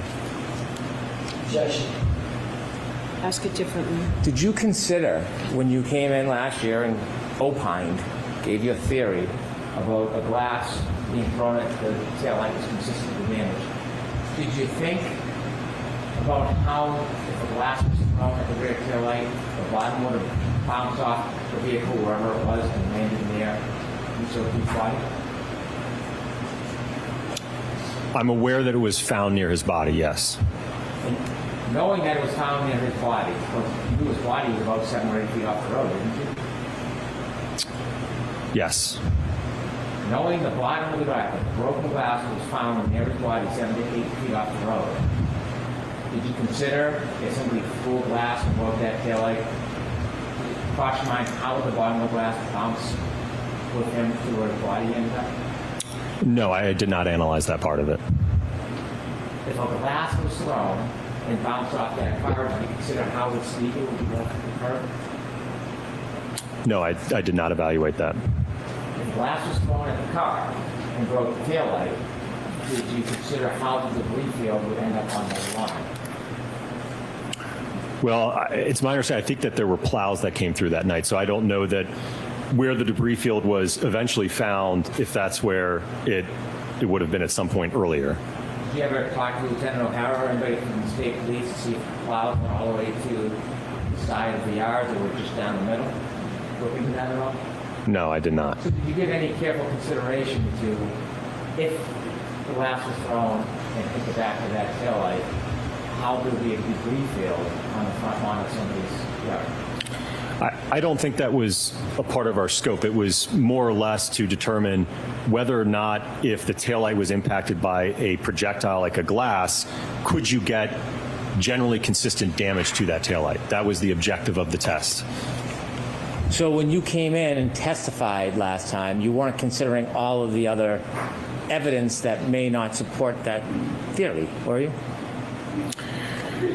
I think our objective was to determine whether or not the damage was consistent with an interaction with Mr. John O'Keefe, and could there be another mechanism to cause the taillight to break. Is there a reason why you were backing off that opinion on direct examination today? Sustained. You weren't fully embracing that theory today, were you? I'm going to allow that. I don't know if I agree with that. You're going to have to be a lot more clear about that one, Hank. Fully In this embrace. case, you provided reports recently. Yes. When did you provide your report? Was it April 6th April 6th? or was it May 6th? I think it's May 7th, May if I'm not 7th. mistaken. So you provided a report May 7th, yes? Correct. And do you know when this trial started? Early April? You provided your PowerPoint. When did you provide your PowerPoint? I think it would have been Thursday of this week. Well, it wasn't last night. Sorry, maybe Wednesday. probably Wednesday or Thursday. Wednesday. Is that fair? Yes.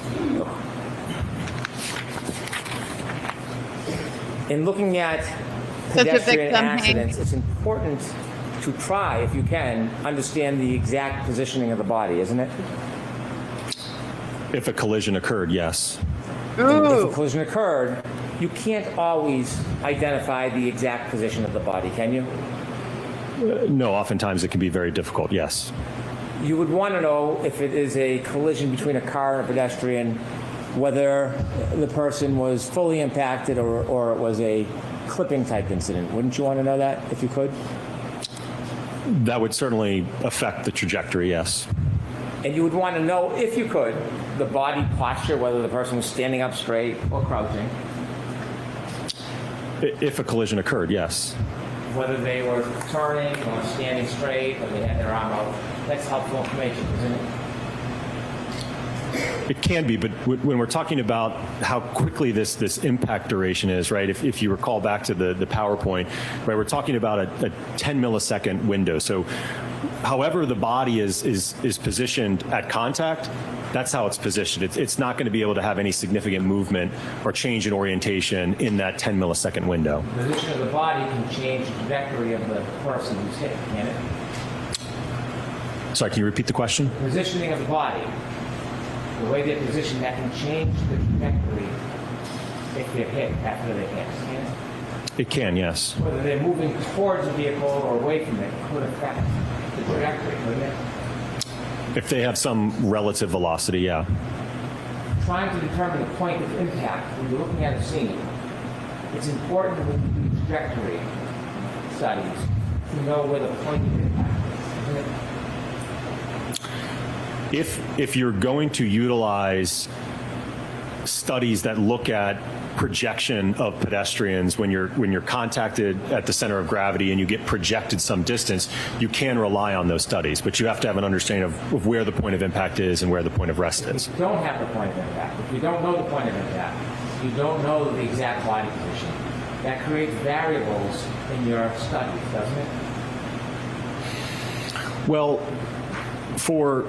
again, talking about those studies, they're not applicable when you are contacting, for instance, just a limb or you don't have a center of gravity hit. Those when you're talking about how far will a pedestrian get projected, if it's like a forward projection or what's known as like a wrap projection where the pedestrian wraps onto the hood and then becomes decoupled, those studies are applicable there. But when you're talking about where there's minimal overlap between the body and the center of gravity, then you can't utilize those studies. So you would not want to know where the point of impact is? In this particular case, no, I don't think it would be helpful. You would not want to know the body position? I don't think that it would be helpful in determining, because again, we have to start with, is it consistent with a collision? So you would not want to know the body position. That's what you're telling us. You don't want to know that. Well, if the evidence indicates that the contact is inconsistent, then that's kind of where the reconstruction stops. You can't go to a point of impact and a point of rest if there was no contact. So you don't want to know the body position. Objection. Can you answer that? There I is no don't body understand position. this question, Your Honor. When you're doing studies, you don't want to know the body position? Objection. Can you answer that, Dr. Wolfe? Again, it depends on the type of impact. For the alleged contact in this case, you can't rely on those studies about impact location and point of rest. They're not applicable to I was this. talking about studies. As far as data, information, you as the person doing tests, would you want to know the body positioning? If there was an impact. And This time we'll get an answer, and that'll be it. We got an answer every single time. Can you answer that, Dr. Wolfe? I feel like I've answered it the best I can, Your Honor. Okay, next question. You don't like that question? Sustained. Strike. Jurors disregard. Okay. When you were doing these video demonstrations, was it important to be as accurate as possible? Yes. Data changes if information changes, right? I'm not sure I understand your That's question. a tough question. You want to be precise as you can in ultimately having a conclusion regarding data, don't you? Yes. Could I have PowerPoint page 12, please?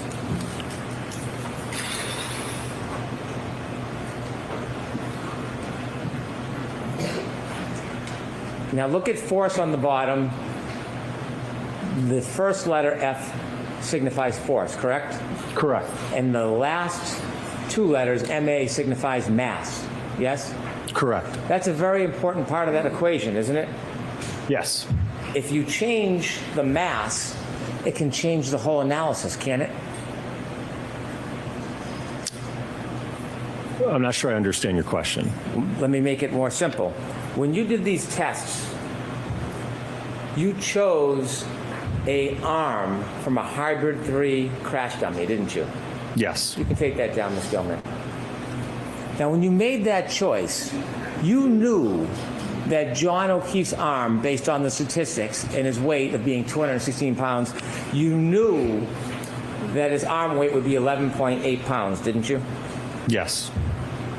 And you knew that he was 6'1" tall. Yes.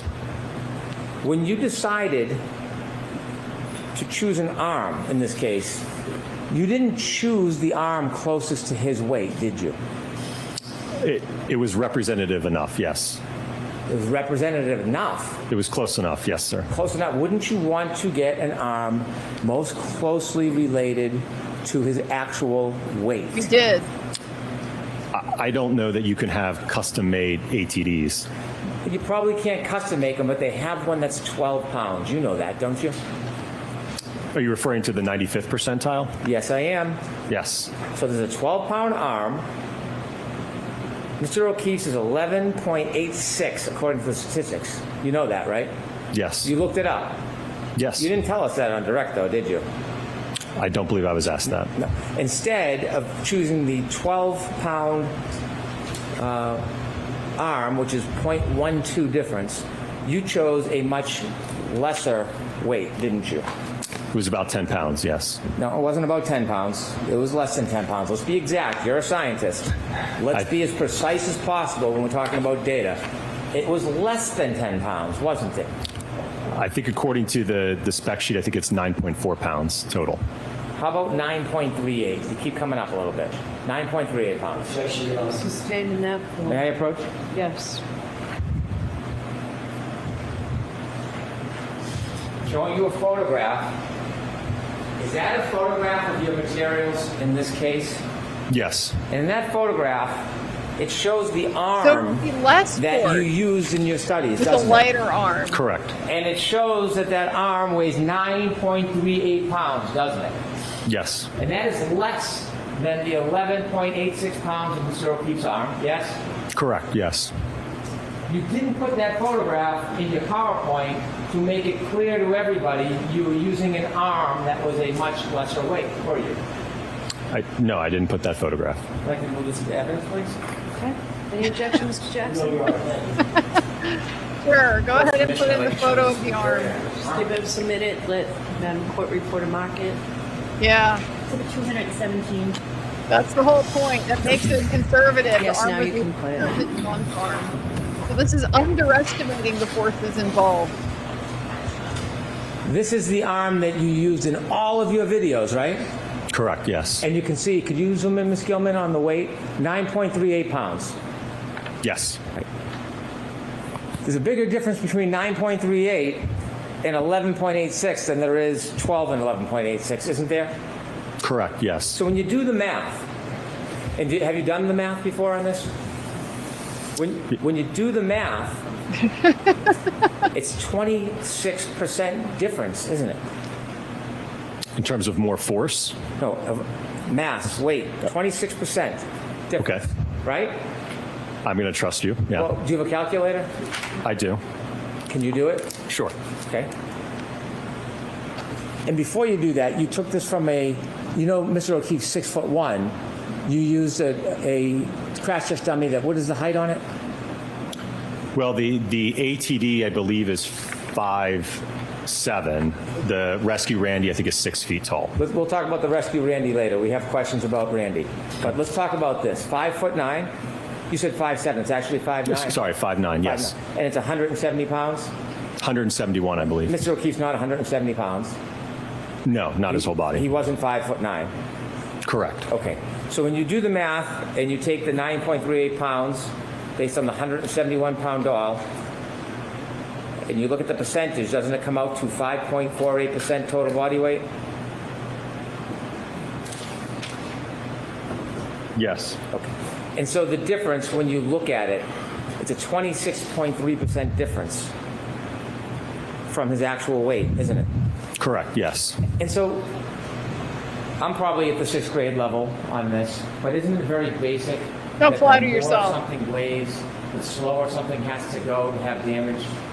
And if something weighs less, the other part that collides, the force has to go faster. The force is going to be greater if the mass is greater. So if you throw a 5-pound rock into a window, you can throw it slower to cause the same damage if you have a 2-pound rock. I don't know if I agree with that analogy. You agree that based on the 26% difference, in order to actually be accurate, to be specific, to be scientific, you then have to adjust the speeds that you presented on the demonstrations, and you have to reduce the speed by 26%. I don't agree with that. You don't agree with that. You think that having a lighter arm, so what you're telling us is having a lighter arm will cause the exact same amount of damage to the taillight studies as a heavier arm. Is that what you're telling us? Well, if you look at, for instance, the 29-mile-an-hour impact test, that's significantly more kinetic energy. So the momentum of a 6,000-pound vehicle moving at 24 miles an hour, 29 miles an hour, that's going to overcome whatever the mass is that it's hitting at that point.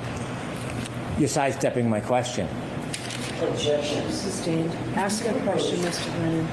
Just ask a question, no more. My question is, are you telling us that having a lighter arm does not impact the damage in these tests as opposed to using the heavier arm? Certainly not in the field test, no. And so you disagree that when you look at the weights of those arms, do you disagree there's a 26.3% difference? Yes. You disagree? No, I'm sorry, what was your question? Do you agree there was a 26.3% difference in the arm weight that you used opposed to John O'Keefe?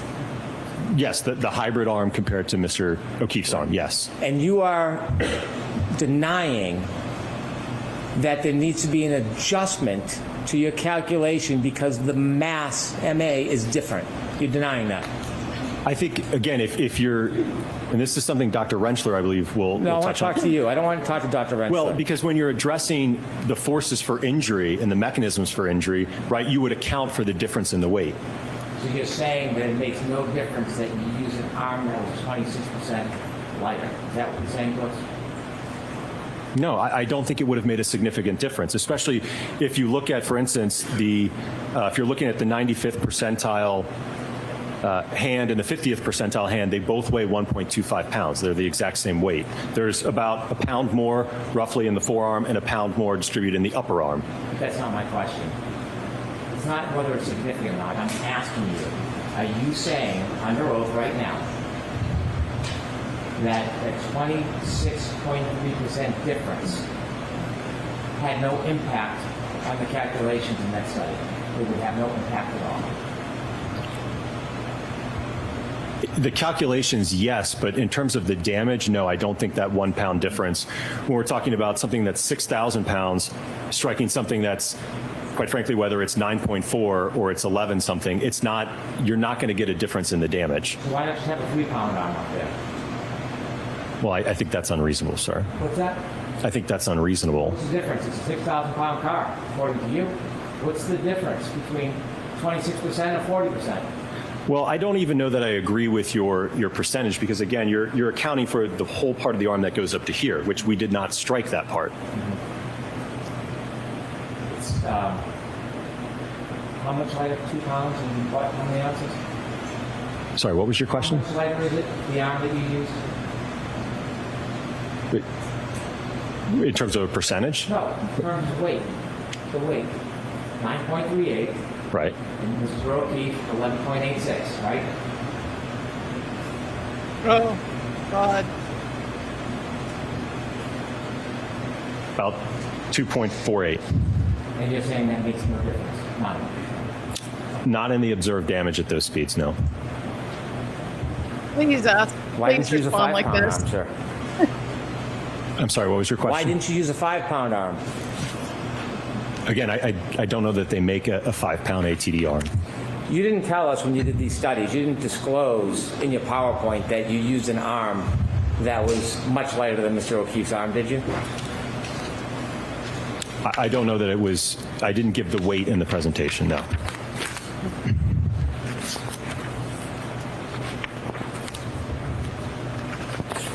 Let's take a look at some of your testing.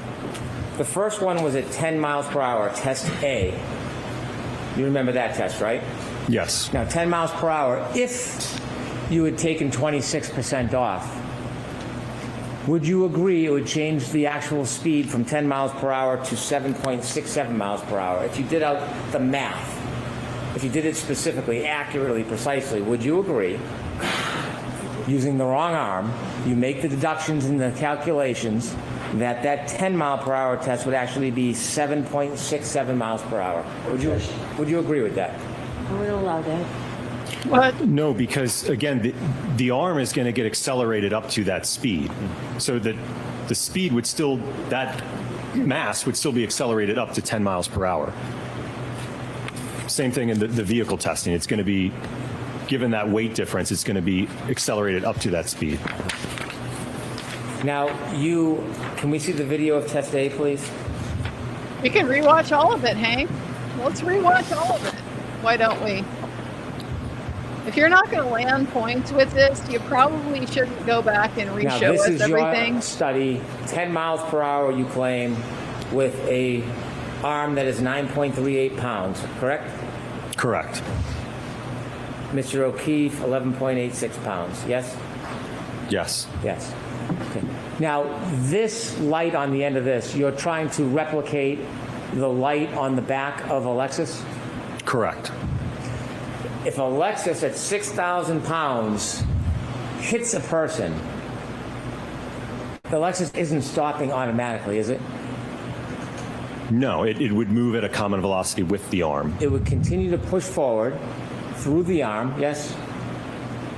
It may, yes. And the arm can push into the light before the body turns, yes? I don't know that I agree with that, no. If the light on the Lexus, not at this speed, but if the light on a Lexus was broken or breaks and it hits the arm, it's not going to bounce off the arm, it's going to push through, isn't it? It's going to move at a common velocity with the arm. And that will move not only the arm, it will move the person's body, won't it? It may, yes. It may push the body, it may throw the body. I don't know about throw. And the light, if broken, will continue to press against the arm until there's separation. Isn't that fair to say?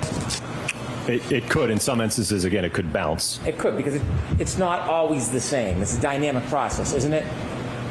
It is dynamic, yes. You could do the test many times and get very different results, couldn't you? I don't know that I agree with that. Would you get the same result every time? I think you would certainly get similar results. Every time? If you had the exact same impact location and speeds, yes. Well, that's my point. What if the impact location moved a little bit? Could it change? Well, is Dr. Welcher changing? I don't know if, again, I was relying on what he provided This in is his not report. Dr. Welcher. I'm asking you. Objection. It is on Dr. No, it's not. Okay, so jurors, disregard that exchange between counsel. Next question. If the body position changed, you may get a different result. Isn't that fair to say? I was going after what Dr. Welcher had represented in his report and analysis. So we did testing to analyze his orientation that he had demonstrated in his report. You don't like that question either? Objection. If the body position changed, it could change the result. True? I don't know what you mean by body position. Do you mean the whole body, the arm? What part of the body? Okay, let's start with the arm. If the arm position changes, it could change the result, couldn't it? Well, I'm not aware of any other orientation that Dr. Welcher provided in his analysis report as to alternative orientations. If the arm position changed, could it change the result? I Yes, realize I it presume doesn't make if you sense. don't have your arm on the taillight, then yes, you'll probably get a different result. Because he's What if asking it's you if his bent expert was in a wrong. different way? Could that change the result? Again, I haven't reviewed anything that indicates that there was a different orientation that Dr. Welcher suggested. You're a scientist, right? You can think. I'm asking you. Just a general question over here. If you bend the arm, Over here could it again. change the result? It could. Thank you. Okay. Thank you for not saying you're welcome. When a person, This is what a a professional pedestrian is does. struck, they are not held stationary on a harness, are they? No. In this case, the crash test dummy is on a harness, Yes, he's supported. strapped Yes. by its hips or pelvis. Yes. That's not real life. That's not how a pedestrian is usually when they're hit, right? They're not strapped to a harness, are they? No, and again, the purpose of this test was to evaluate the arm. We're not looking at the whole body here with this test. And when we talk about injuries, part of injuries is not just the impact, it's the drag, in this case, from the car, isn't it? So you're going to have to talk to It could Rentschler be, about yes. that. But when you put the dummy on a harness, restricting or restraining its movement, it is not going to replicate hitting somebody and their movement, including the drag, is it? I don't know that I agree with that because it will replicate, again, when we're talking about that impact pulse of 10 milliseconds, it will replicate that. And that's ultimately what we're after is what's happening in that 10 millisecond window in terms of the contact and the damage and the acceleration. I know that's what you're after. What I'm asking you is when you end it, when the light stops, unlike a Lexus, and the dummy is stationary, unlike a person, it affects the aftermath, the drag and the push after, doesn't it?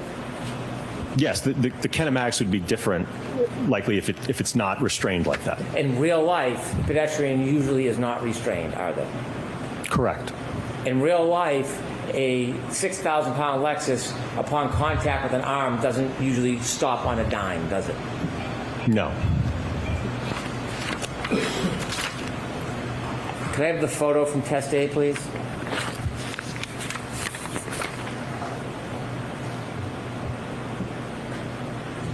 And so there is no break, but there is a crack in this light that was a result of this experiment where this light hits that restrained dummy, yes? Yes. And this is at 10 miles per hour in your world and 7.67 if you take off the 26% weight. Objection.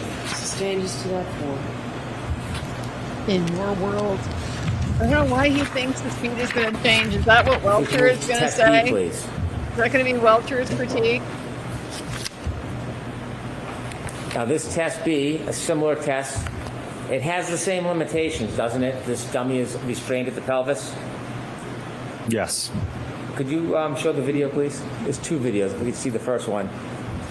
Yeah, let's watch the videos again. Why not?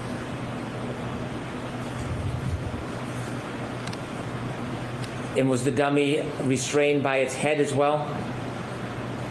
Yes. Was its arm restrained in any way? It was tethered, but it was free to move. This test you have at 17 miles per hour with the arm that's 9.38 pounds. Mr. O'Keefe, 11.86 pound arm. If you consider that 26% difference, wouldn't it be fair to say that this test, rather than replicate 17 miles per hour, would actually replicate 12.6 miles per hour? Objection, Your Honor. No, can you answer that? Not the way it's phrased, no.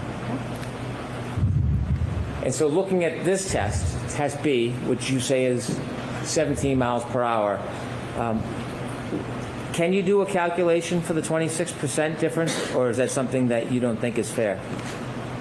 I don't think that'd be a fair way to characterize it. Again, if no matter what the mass is there, if you're accelerating it, if you're impacting at 17, that arm is going to move at 17. Well, not just the movement, the damage. If this arm was 5 pounds, do you think the test would have the same exact result? If it's 5 pounds, Yes, probably would be less damage. it'd be less damage. So to get this amount of damage, you would have to increase the weight, right? Sorry, what was your question? To get this amount of damage, you couldn't use a 5-pound arm. There would be less damage with a 5-pound arm. Correct. Right, because the less weight you use, the less damage at that speed. That's Correct. basically how it works. Correct. Okay. So, in this test, if we could run that back again, you have a restrained dummy at the hips and the head. There's no follow-through of the light or the body that's attached to that arm, correct? And at this speed, you can see the shards of taillight. You can see them move, can't you? When you say move, you mean just Not stationary. yeah, I mean they're moving from the taillight as they break. Detached from the taillight. Correct, they're broken. That could create a debris field, yes? Yes. And you can Moving from the taillight as they break. detach from the taillight. Correct, they're broken. That could create a debris field, yes? Yes. And you can see them floating in the air, some of them actually floating and then touching the sweater. Do you see that? Possibly. Some of it might be, again, some of that polyurethane foam. Yeah, some might be. And why don't we play it again so we can see clearly? Some That might matters. be taillight shards Touch it. too, right?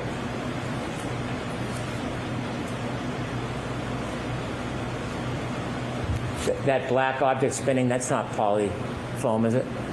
No, it would not be. That'd be taillight shard, right? Correct. And so even at this speed, you can see in this type of collision, there is significant, bless you, significant amount of taillight shards that are broken from the taillight and spewed into the air, yes? Well, I think on the one of the slides I had, I think I showed the fragments that were left, and from what I recall, I think there was 4 pieces from the taillight, from the lens. If you could put that back a little so Dr. Wolfe can see it again, to the point of the collision.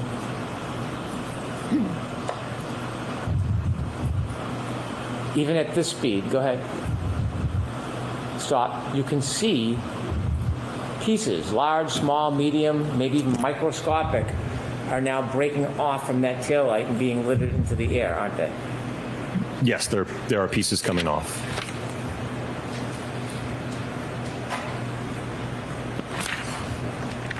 If we can go to test C, please. Now, in test C, you actually use only an arm. Isn't that fair to say? Correct. You don't use a body or a crash test dummy. No. You don't, in fact, this is not the 12-pound arm either. This is the 9.38-pound arm. Correct. And when you do this test, you have the arm. It's basically just an object suspended in the air, isn't it? Yes. And you said, I think on direct examination, I think you said that this is the same as if it was on the dummy. Is that your testimony? Well, in terms of, again, the amount of weight that would be interacting with the taillight, whether it's attached to the dummy or not, what's in direct contact is going to be the same. Well, the fact that it's just floating up in the sky like that, it's very different than if it was attached to a person or a dummy, isn't it? In terms of how it moves immediately after the impact, yes. Not just how it moves, as far as the impact. Isn't it different? I don't know that I agree with that. Okay. Well, wouldn't you say that in addition to the arm, if you had another 200 plus pounds being held down by gravity, that would affect the force that's acting on the arm? Well, the arm again is going to be accelerated, but the center of mass of the body's not going to see that acceleration. Have you testified before in this case about the importance of the full body and gravity? I'm sorry, what was your question? Have you testified before in this case about the effect of gravity and the full force of a body as opposed to just an arm? Yes. Okay. And do you remember whether you thought it important on a previous time you testified that there was significance to the arm would be attached to a 200 plus pound body and there was the issue of gravity that would affect force? From what I recall, I think that had to deal with whether or not the pedestrian would be projected based upon an interaction with the arm or a full-on center of gravity hit, right? When we're only hitting the arm, we're not hitting the CG of the body. You did test B, and you claim it was at 17 miles per hour, test B. Correct. And we saw the damage. This is at 15 miles per hour, test C. Could you play this, please?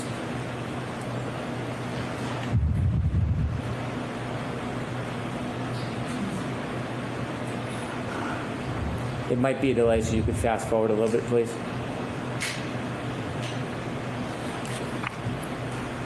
Okay. How many times do you think that arm spun around? I don't know. That's not what would happen to a person who got hit. Their arm wouldn't spin through their body like that, would it? Correct, it Their would arm not. wouldn't spin that many times. No. There'd be the pull of their body weight, yes? I'm sorry, what was your There'd be question? the pull of their body weight, The body weight, yeah, would affect the movement afterwards, yes. gravity, yes? Yes. Yeah. And so there's a reason why you do this test at 15 miles per hour. Is there a photo related to this, to the damage to the taillight? There is a reason why at 15 miles per hour the damage is much different than the other test at 17 miles per hour, isn't there?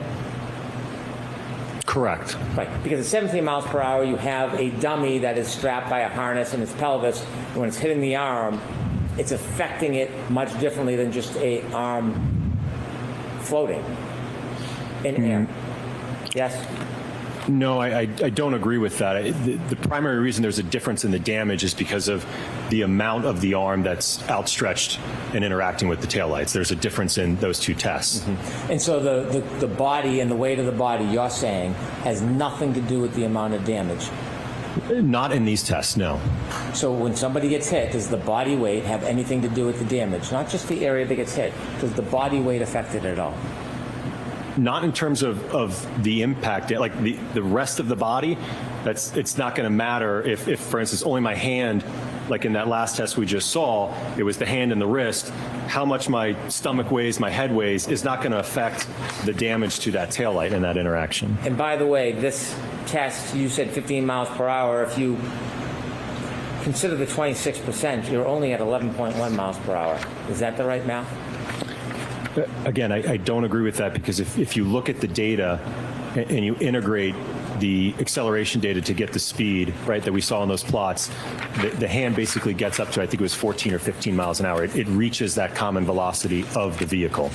Let's go to test F. On test F, you placed the dummy more behind the vehicle, didn't you? Correct. And when you test and you put it more behind the vehicle, this is more of a full impact than it is a clipping, isn't it? Certainly, yes. And when you put this dummy behind the car, this was not a legitimate crash test dummy. It was a different type of dummy, wasn't it? Yes, it's called a Rescue Randy. A Rescue Randy. And that is not typically the type of dummy that you're going to use for crash tests, is it? I wouldn't agree with that. When you did the rescue Randy and crash test F, did you use the 12-pound arm or did you stick with the 9.38?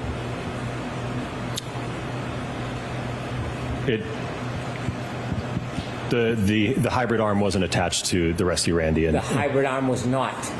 Is that what you said, or it was? it was not. No, not in the full impact test. Okay, so what was the weight of the arm on the rescue Randy?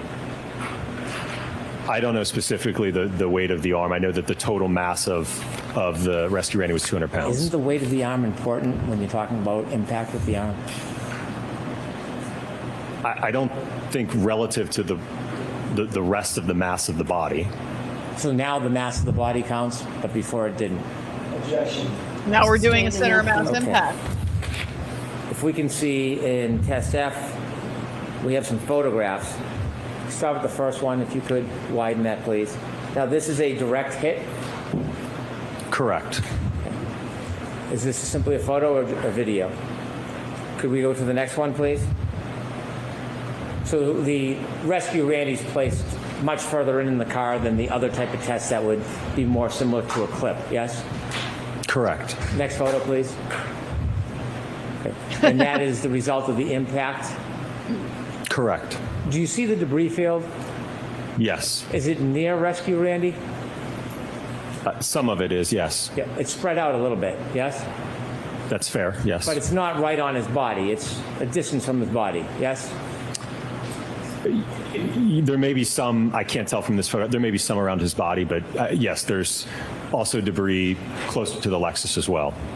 And could we, and this is the demonstration where you didn't turn on the videotape, so we don't have a videotape? Correct, we had the false start, yep. What's that? We had the false start. The false start. Is there another picture after this? Those clothes. Are there holes or tears in the clothes?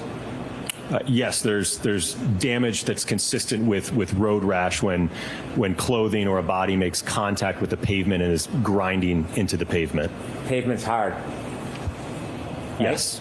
How about frozen ground, frozen dirt? Is that hard? What about it? Yeah. I suppose it can be. Well, do you have any doubt whether frozen ground in the Northeast in the winter is hard? It's hard like as a rock? asphalt. I would have a lot of doubt about I haven't that. done any analysis to assess that.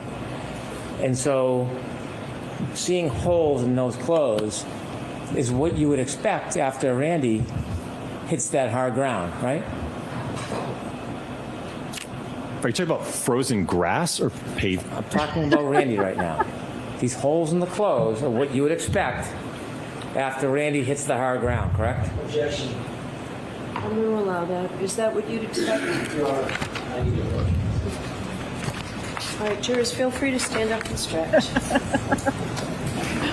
Are you talking about frozen grass? We had our first real WTF moment from Dr. Wolfe there. Wait a second. Are you talking about frozen grass or pavement?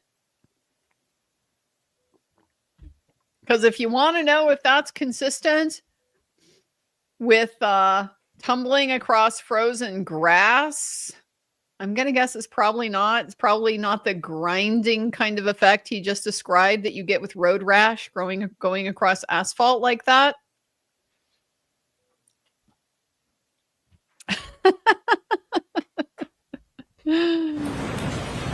Oh, brother.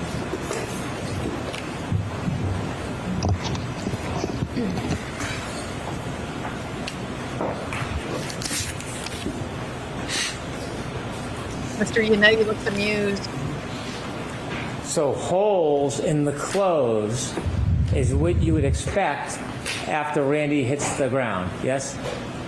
If there is prolonged sliding contact with the asphalt, certainly you could expect to see tearing, large holes, material fraying, and even transfer of pavement material onto the clothing. You've done no studies on hard ground like a front yard, have you?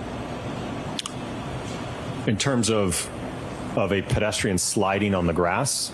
In clothing tears, yes. No, sir. And if you could go back one slide. You see the debris field is near but not on Randy? Can you tell if there's any small pieces or microscopic pieces on or in Randy's clothes in the study? Did you look? No.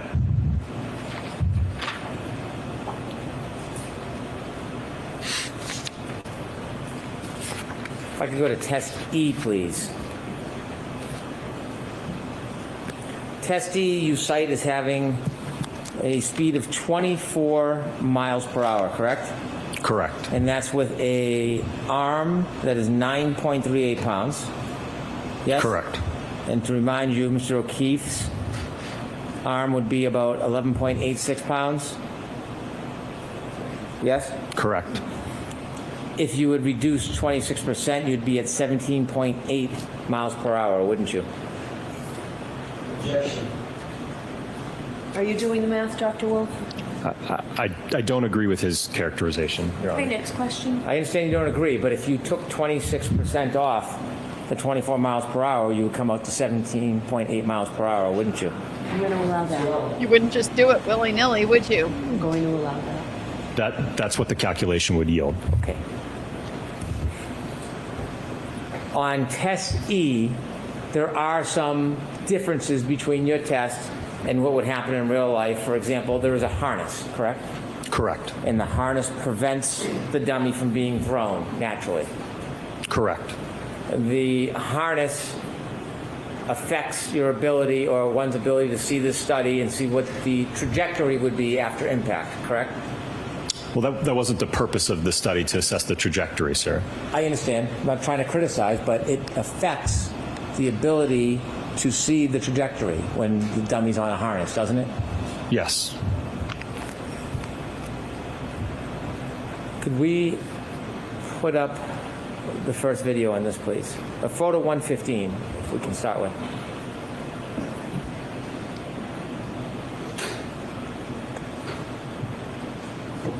Yeah, let's just go ahead and watch it again a bunch more times. If you could stop it right there. And you can see the feet aren't as firmly planted on the ground as a person would be in most circumstances because of that harness, yes? Correct. And that affects gravity, doesn't it? Affects gravity? Well, when Torque. the car It affects hits, the torque, gravity, wouldn't the weight of the dummy is less because it's held up by a harness, isn't it? No. Right. So, weight of so the dummy gravity is the really, same. again, is suspended at this point, Load just on above the the feet ground. is different. The arm that's extended, is there a glass in that hand? No, there's not more weight in the hand. So there's no object in the hand in any of these tests? No, because ultimately what would happen is, because of the accelerometer being mounted on the palm of the hand, if you had a glass there, it would interfere with those measurements. I understand why you didn't do it, but would you say it's fair to say that if a glass was in the dummy's hand on these tests, it could affect or change the damage? Well, if you add another, I think that the drinking glass we utilized for the testing last year, I think was 0.7 pounds. So if you add another 0.7 or pound to the hand, that hand contacts the liftgate taillight. You certainly could see damage to that taillight, which we certainly didn't see on the subject vehicle. So weight does kind of matter, right? It can, yes. Not just 0.7 pounds, the 2.5 pounds can matter too. Weight matters. Yes. Because that's kind of what we were talking about for the last half hour. Weight matters in these tests, doesn't it? Correct, but you can't look at this in isolation, just between damage, and you can't separate it from the injuries, right? What's going to happen to the body in terms of the injuries in a 24-mile-an-hour impact? Does weight matter? In terms of the force? And so we see this dummy with the arm stretched out. You didn't want to answer. Correct. Okay, can we bring this back? Stop right there. This isn't approved crash test dummy, is it? The Rescue Randy portion, no. No. It's not instrumented like a hybrid. Is the arm the hybrid 3? Yes, the arm is the hybrid 3. So you took in test F, you didn't put the hybrid 3 on the Randy, but in this one you did. No, because you risk these ATD devices can range from $100,000 to $150,000, and you run the risk of destroying that equipment in a test like that. So in test F, did you put the hybrid on the Randy, or did you keep Randy's original arm It's just the rescue Randy in the last test. on F? Correct. This one, you have the hybrid arm on Randy. Correct. So you're switching up between tests. What pieces you're using, aren't you? I would say adding, but Well, adding and subtracting doesn't have two arms. There's one off, one on. One's Randy and one's hybrid. So you're switching. yes. Different result. I'm not sure I understand your question. Okay. Are you trying to say a different result between test F and this test? Because they're not the same test. Oh, I understand. I understand. If we can have this come back a little bit more. Okay, and let it run.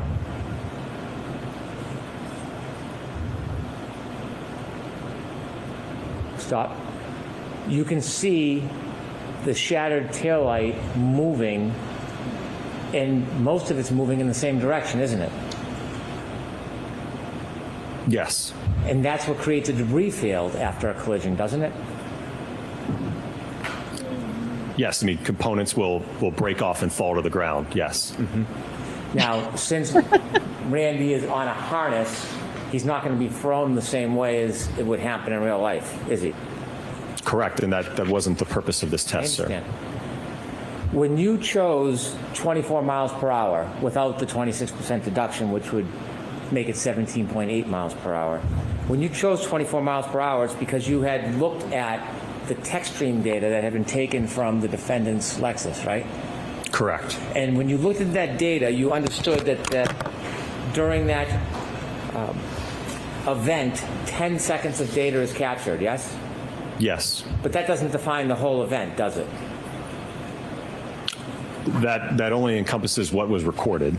And you said you chose 24 miles per hour because that was about the speed at the end of that 10 seconds. Correct. You do realize at the end of that 10 seconds, the car, the defendant's Lexus, was going faster. It was still accelerating, don't you? Objection. I'm going to allow it. From what I recall, the last data point, I believe the throttle was still around 74%. Well, ARCCA specializes in tech stream data, don't they? Yes. Okay, so you are looking at that, you would agree that at the end of the 10 seconds, the defendant's Lexus was increasing in speed. Well, we don't know, again, beyond that data point what the data is. At the end of that 10 seconds, the car was going up, not down, in speed, yes? Correct. And you can't tell how much longer that car traveled for after that 10 seconds, can you? Correct, we don't know. So when you chose the 24 miles per hour, it was just based on a data point. It wasn't based on you believing that there was an impact at a certain speed, was it? No, and the triggering event itself it's not a collision by definition, and nowhere in that data can you parse out whether or not any contact even occurred. We know that. Okay. The point is, you can't tell how fast the vehicle was going if it was in a collision from that data, can you? Sorry, can you repeat the question? If that vehicle was in a collision, you wouldn't be able to tell from that data what the speed was at the time of the collision. If contact allegedly occurred at some point in that data set, no, you would not be able to pick a row in that data and say, this is where the collision occurred. Or after that data set, you would have no idea.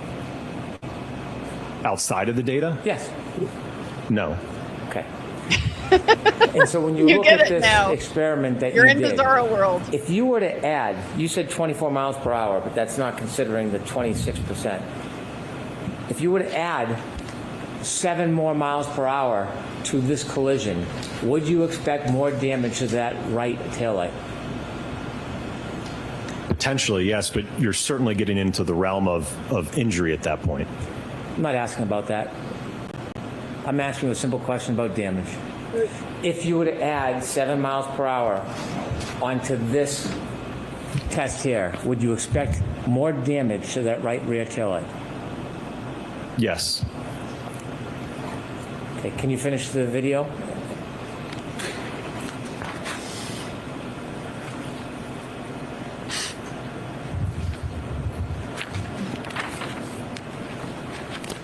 Okay, now I want to ask you some questions. You can stop there. I want to ask you some questions. Can you bring it back to right before the collision, please? Speed changes the result of this, doesn't it? In terms of the impact speed? Yes, the impact speed can change the result of this, of the damage to the right rear tail light, can it? Correct. And the angle of the arm can change the damage to that right rear tail light, can't it? It can, yes.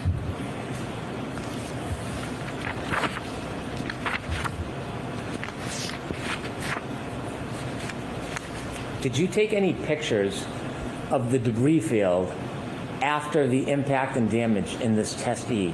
Did you take any photographs of the debris field? I believe so, yes. Was it included in your materials that you provided us? It should have been in all of the test materials that was provided, yes. Was the debris field within a certain range? Was it within a certain circle, 10, 20, 30 feet? That sounds about right. And so a debris field, although it might scatter, it almost forms kind of a ring, doesn't it? It can, yes. And it can form that ring away from where the body lands, can't it? It can, yes. And in this test, which you say is 24 miles per hour, without the reduction to 17.8 miles per hour, in this test, upon impact, there is a number of pieces of taillight that shatter, isn't there? Yes. Did you count how many?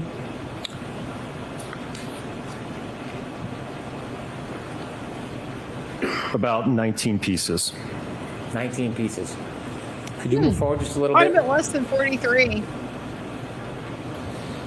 And when they break and scatter, some of them go up, some go down. Stop, please. Yes? Correct, yes. Some of them come in contact with Randy's arm. Yes? Correct. Now, Randy being on a harness, it's not like real life when the Lexus goes by, could continue to push him with it, right? He can't go with the car or the Lexus because he's on a harness. Yes? Correct. He's not going to move from that position. If you can move forward, you see Randy's feet? Yes. See the right foot? Yes. It's twisting, right? Correct. Turning. Stop. Could you show the photo of the sneaker, please? Oh, I definitely saw it.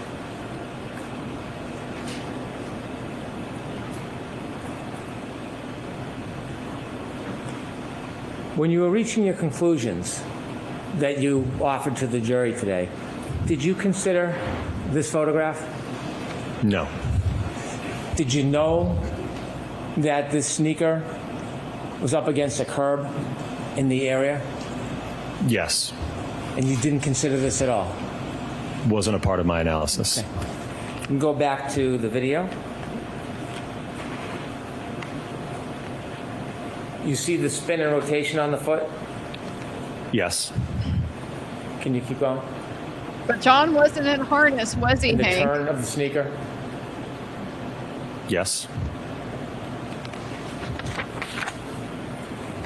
Okay. And his I shoes want you to stayed go on. back, Ms. Gilman, please, to the point of impact. In your studies, you would agree there can be a clip of a pedestrian that causes significant damage to a taillight where the pedestrian incurs no lower body injuries whatsoever. That can happen, can it? Well, I don't know that I would describe this as a clip to the arm. This is a full-on impact to the arm, so it's not a clip. Again, you saw at the 15 miles per hour. I think that's more analogous to a clip or a side swipe where the arm just kind of gets brushed out of the way. This, I would say, is a full-on impact to the arm. Okay. To use your words, in a full-on impact like this, a pedestrian could be involved in a full-on impact causing that amount of damage to the taillight that's reflected in this video, but suffered no lower body injuries. Isn't that fair to say? I don't address injuries, sir. Well, let's play it forward. Do we ever see Randy's knees hit the car? What about his eyelid? Do we see his eyelid hit the Ribs. car?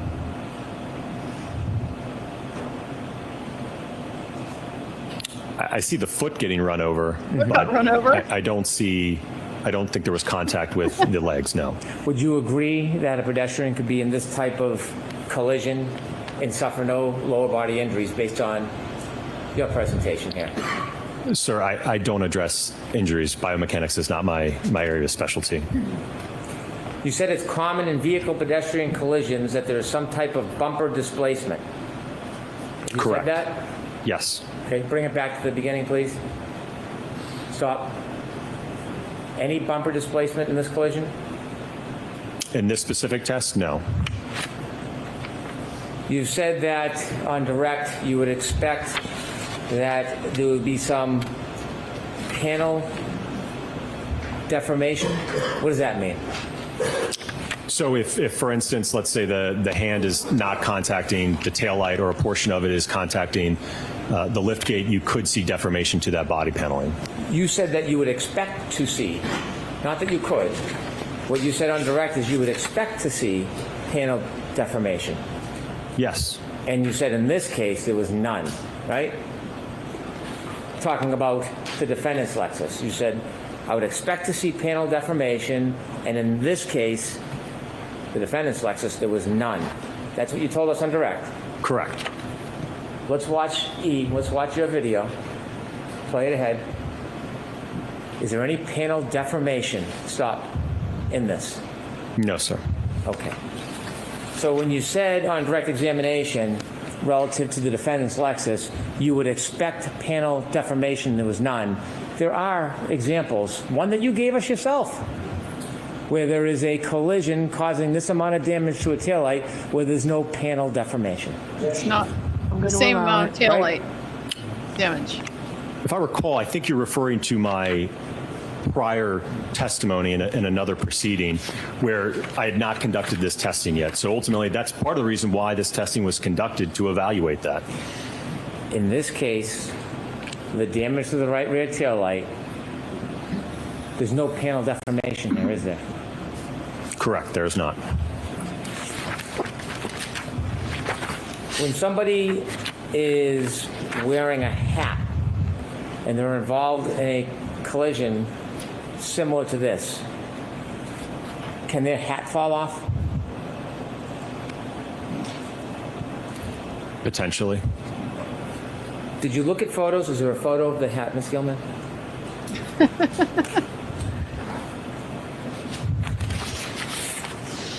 Before you came to your opinions and conclusions, did you look at this photo and see a hat on the grass?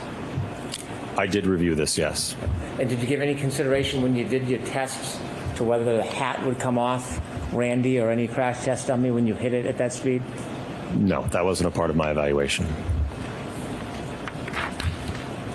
Hats can Could I come have off for photo lots of 77, reasons. please?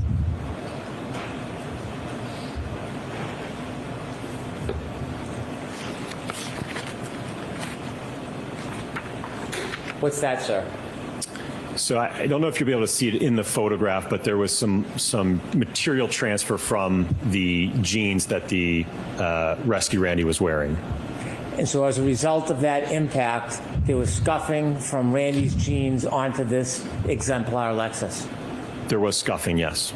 Did you look at the defendant's photos of the defendant's Lexus to see Yes. if there was a... Sorry. It's okay. To see if there was any scuffing in a very similar area? I don't recall it being at that portion of the vehicle close to the rear wheel. Where did you see the scuffing on the defendant's Lexus? I think there was some scrapes along the wraparound section of the bumper cover. The bottom part? Correct.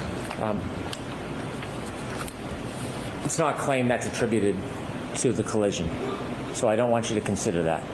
But did you see other scuffs a little higher up on the Lexus? I did, but I don't know that those could certainly just be normal wear and tear to the vehicle. Is that normal wear and tear? This, no, because we observed it in the test. Could I have photo 153, please?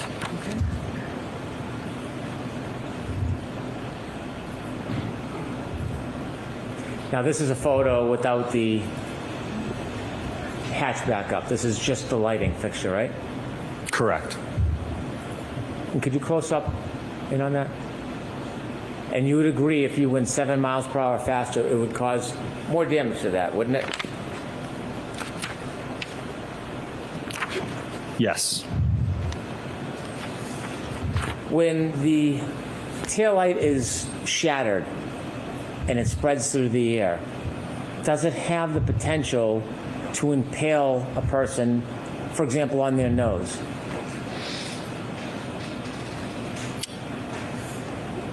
I'm sorry, can you repeat the question? In your test, you saw that upon collision, there was a scattering of taillight that broke from the fixture, correct?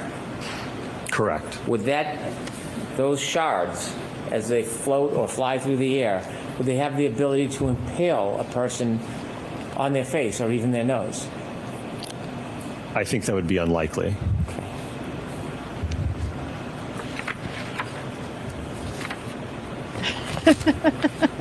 Doesn't matter because there's no glass in the taillight anyway, Hank, remember?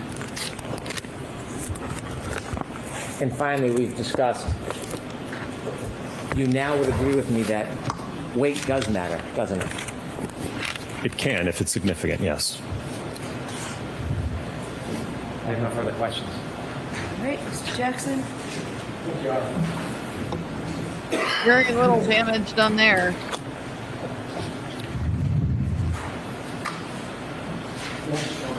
Yes.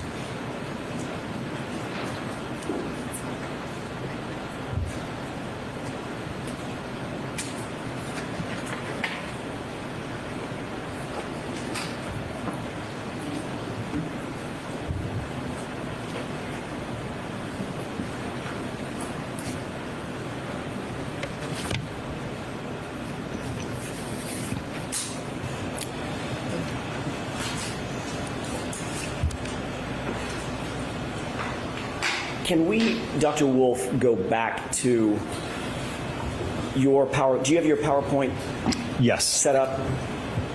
Your Honor, may I? Yes.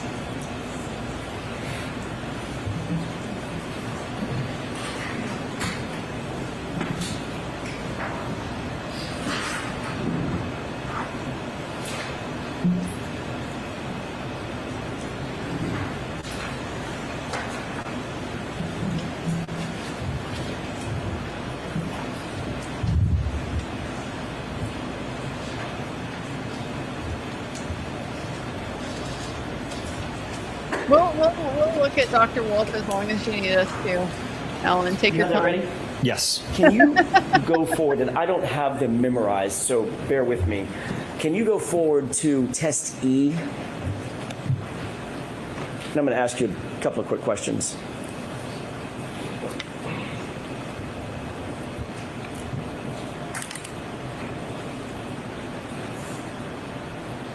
Okay. Okay, if you could scroll through, keep going, if you'd please, to the next slide, the next.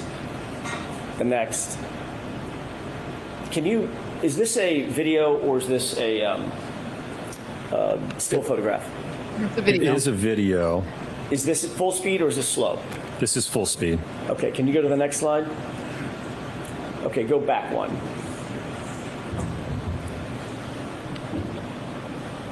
This is a test at what speed? This is the Lexus moving in reverse, contacting at 24 miles an hour. All right. Let's go ahead and play this at full speed if we could.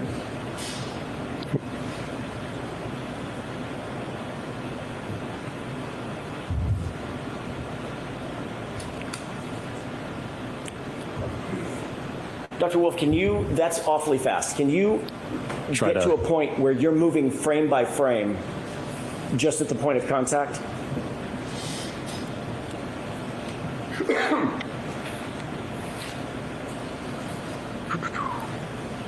Am I able to display my screen without doing the Try to see how I can get this to work. If you could just move forward frame by frame rather than... I don't know that I can in the...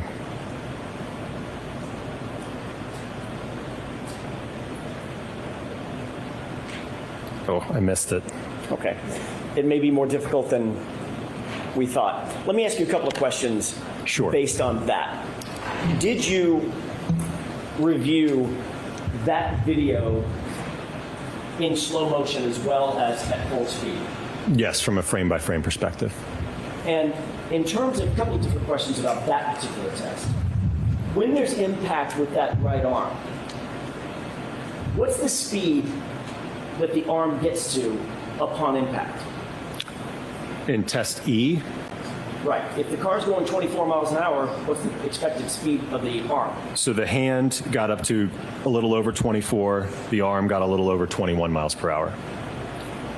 The debris that comes off of the taillight, the fragments, what speed would they be going at the point of impact when they crack and are released from the taillight? At the impact speed or less. In order to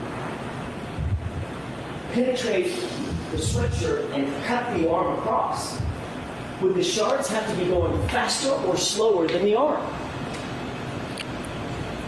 They would have to be going faster. If they're moving at a common velocity with the arm relative to it, they would somehow have to accelerate with more speed to catch up and go beyond the arm, essentially. Is that physically possible? No.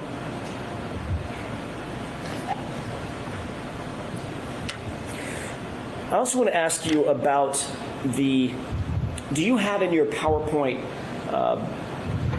the photographs of the sweatshirt at the full, what you call the full-on impact, test F, as in Foxtrot? I don't have any of those in the PowerPoint. Okay. The photo that you showed, if I could ask Ms. Gilman to show the same photograph that she showed earlier of the subsequent to test F as in Foxtrot with the holes in the sleeve. Yeah, the road rash. If she Show us the can. road rash. If she can. Can you do that, Ms. Gilman? Very kind. Thank you. Dr. Wolfe, you're shown just the left arm underneath the, whatever you call the dummy, Randy, right? Yes. Did Mr. Brennan show you the rest of the sweatshirt? No.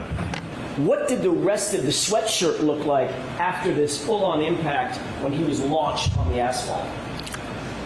Mangled. So there was not only significant road rash to the clothing all over the torso section, the left arm, the right arm. There was holes in many different locations of various sizes. There was also just on the skin of the dummy, there was road rash on the face had been scraped, the torso had been scraped, so there was significant body damage to the torso as well. Taking just the sweatshirt, separating that out, what about the bodice of the sweatshirt, the front of the sweatshirt? Were there holes and frays and damage to the front? It was covered in all of those, yes. What about the back of the sweatshirt? Did that also have damage? I don't believe the back, because I think he fell onto his stomach. What about the other arm? Yes, both arms did. Were the holes and frays larger than the holes, the puncture holes that you saw on John O'Keefe's sweatshirt? They were certainly larger and, again, spread out amongst the entirety of the sweatshirt, at least on the front side. Was the damage to the sweatshirt that you saw in this experiment consistent with the damage or defects that you saw in just the right arm, those 9 puncture holes on the right arm of the sweatshirt of John O'Keefe? No, this is distinctly road rash. There's a clear distinction between the two. Looking at this particular set of defects in the arm, is that misleading in terms of its comparison to John O'Keefe's sweatshirt? Objection. Sustained. It's not representative of the damage to the sweatshirt as a whole, is it?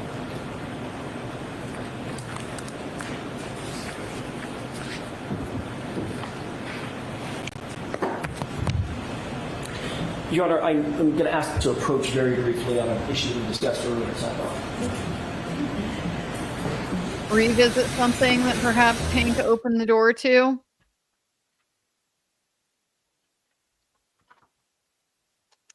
I gotta tell you what I'd be asking about, Mr. Brennan.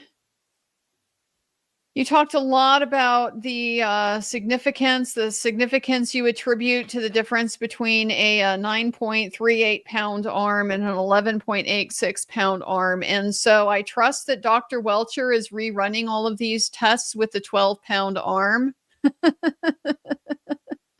Right? Or is he just coming up and making up some fake math and still not doing any testing at all? Great. Great. You think this test was not correct? Why don't you have Welcher do it with a 12-pound arm then and go ahead and show us how it's different? Go ahead and show us how it makes a real big difference. Have him doing some tests. Have him do some testing.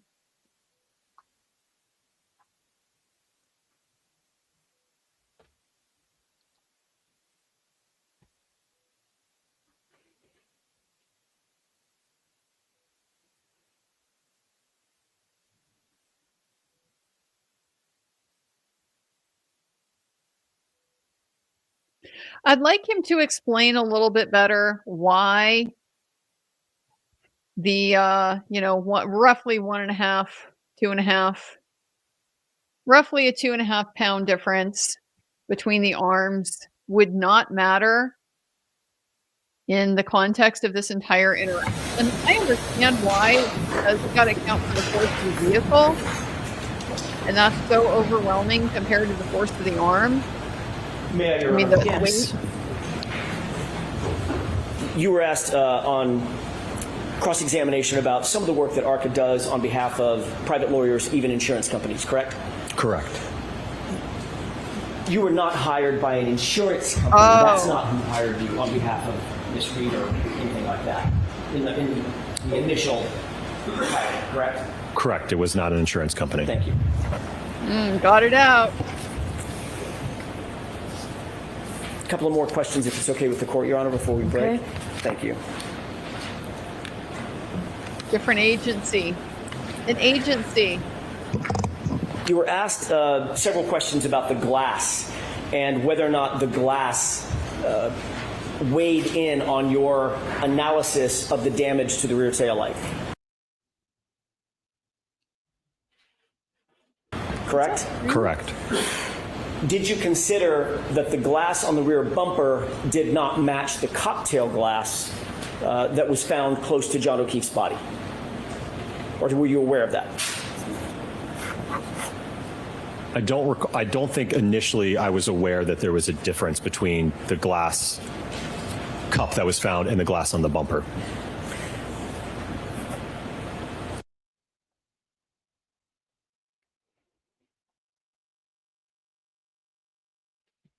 Getting some screen glitching. You were asked a lot of questions about the difference in the weight of the arm, and I'm going by memory, 11.8 pounds statistically as it relates to Mr. O'Keefe versus 9.4 pounds. Have I got that right? Approximately, yes. Okay. Are you aware that anybody has ever measured the weight of just John O'Keefe's right arm? I'm not aware of that, no. You were asked questions about whether or not his arm weighed 11.8 pounds. Are you aware of anybody ever weighing just his arm? No. What is that based on? 11.8, where'd that come from? I don't know. Mr. Brennan mentioned the word statistic. Based on the statistics, his arm would weigh that much. Height, weight, etc. Correct. Does the statistic determine the actual weight of an arm? No, not conclusive to what Mr. O'Keefe's arm weighed, no. As you sit here, do you know whether his arm, John O'Keefe's right arm, if weighed by itself accurately, because pounds and apparently half pounds matter, if it weighed 11.8 pounds or if it weighed 9.4 pounds? Do you know? I don't know, no. Do you believe that your testing the totality of your testing was dependent upon those 2.5 pounds based on the weight of the hybrid 3, or at least the arm of hybrid 3, and the statistic of 11.8 pounds. Objection. Sustained. Back to sustained. Of course, we are confirmed redirect. In what way does that differentiation of 2.5 pounds or approximately 2.5 pounds, in what way does that make a difference in terms of your testing? It doesn't, and that's part of the reason why we increase the speeds to almost 30 miles an hour to look at, again, when you're bringing that much more kinetic energy from the vehicle, that's going to overcome any mass that that arm has. If it, like I said, if it's a pound difference, 2 pound difference, the momentum of that vehicle moving at 30 miles an hour versus 24 miles an hour, again, kinetic energy is equal to 1/2 times the mass times the velocity squared. So even if you go up a few miles per hour, you're exponentially increasing that amount of kinetic energy from the vehicle. You were also asked a series of questions about reducing the speed of the testing by a certain percentage. Remember those questions? Yes. Did that make any sense to you mathematically? Sustained indefinite. What effect? How do you make sense of that, if any? Well, let me ask it this way. Is the speed of the testing vehicle tethered in some way to the difference of that 2.5 pounds that Mr. Brennan was asking you about?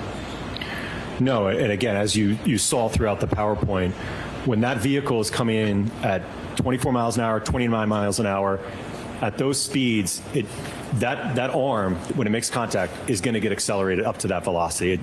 It's just going to reach that common velocity. It's not going to, you're not going to somehow affect the vehicle speed due to that, you know, the fact that the arm weighing 10 pounds roughly, and you've got 6,000 pounds. It's not going to somehow scrub off speed of the vehiel. Thank you. Your Honor, at this point, I would be going through a couple of photographs and videos that might be a good place to do. Okay, I understand this at a time. So we'll start today.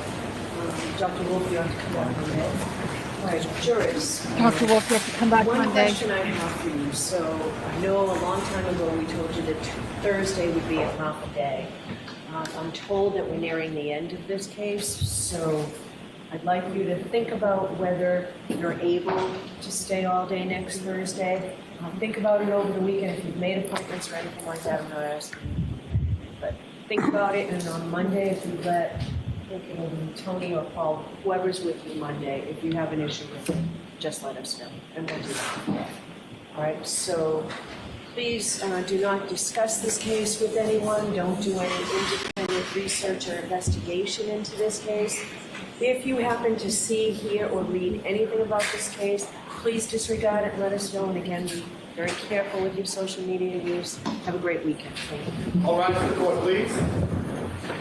Follow me. Seemingly given a little side eye to nice Dr. Wolfe there. Again, why don't I see counsel on scheduling? Gonna see them at Sidebar to see where we're at. Why haven't we just been making all kinds of representations to the jury about scheduling? Why would we need to do that?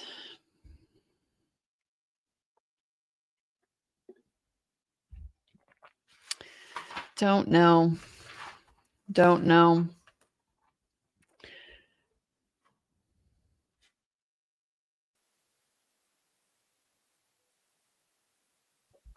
Just watching to see if anything else happens here, but not really expecting it. So also the PowerPoint got admitted into evidence as a regular exhibit, meaning the jury can, well, they're not going to have the equipment to like put in a thumb drive into a laptop and watch it themselves, more than likely, but it is available for them to revisit, unlike the rest of the demonstratives generally are not.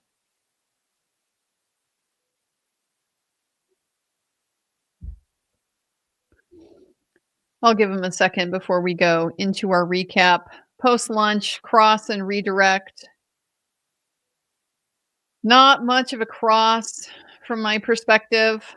but I think we do get a preview of what the criticism of Welcher is going to be. And based on that preview, yeah, I might have had some other thoughts about ways to potentially head that off at the pass.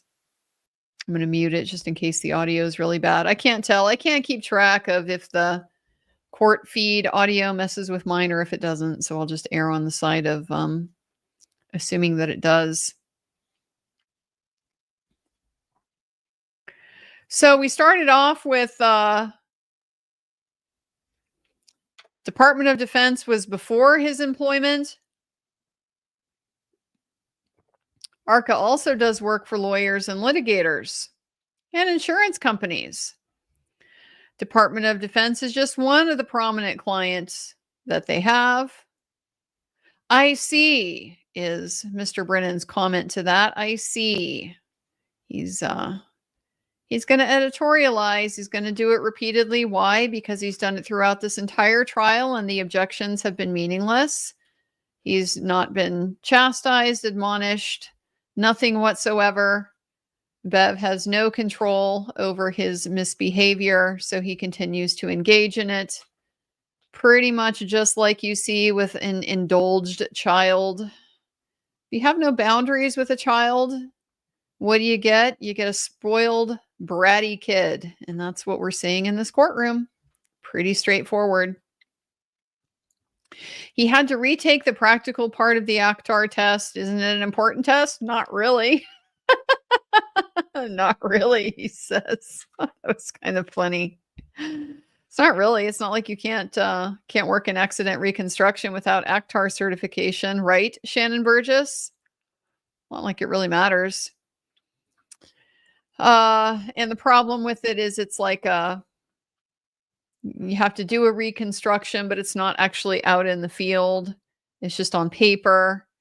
Everything is sensitive to the input. So if you mess up something in the very early part of the calculation, it will carry through all of your calculations. Ultimately, he did pass both sections, which of course is really all that matters, isn't it? He's got the ACTAR certification. Did the recent paper on the vehicle control history in Toyotas. But that isn't factoring into anything that he testified to here.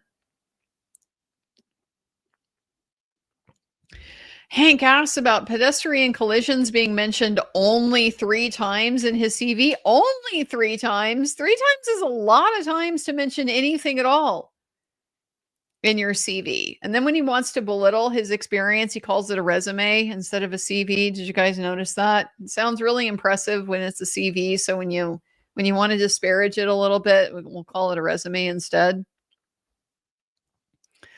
3 times to mention something in your CV is quite a lot. I mean, to me, that's quite a lot.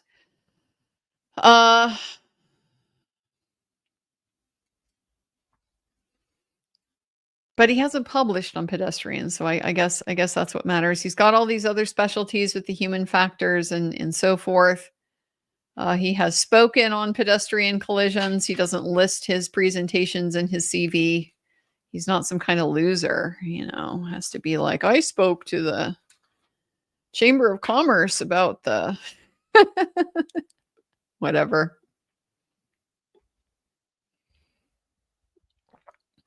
Presentations are common to include in a CV, but you don't have to. Definitely not required. Work he did was for another agency before he testified last year. And yes, he did present himself as independent, but he did have to have some communication with the defendant about logistics, when to appear for testimony. And then after trial, they paid for his testimony. He was under a sequestration order. As he is today. Had to ask about that ride over and those communications. It really didn't go anywhere, did it? Who was in the car? 3 young ladies and Mr. Wolfe. That's it. Swing and a miss on that one, Hank. No, it's not a limo. It's an SUV. The driver arranged to bring him over in an SUV. Last year, he did have discussions about the testimony, not with the Commonwealth or the defendant, however. We remember that the FBI was telling him what the other witnesses were saying. Kind of out of his control, kind of out of the party's control. Is that significant? I kind of doubt it, but who knows?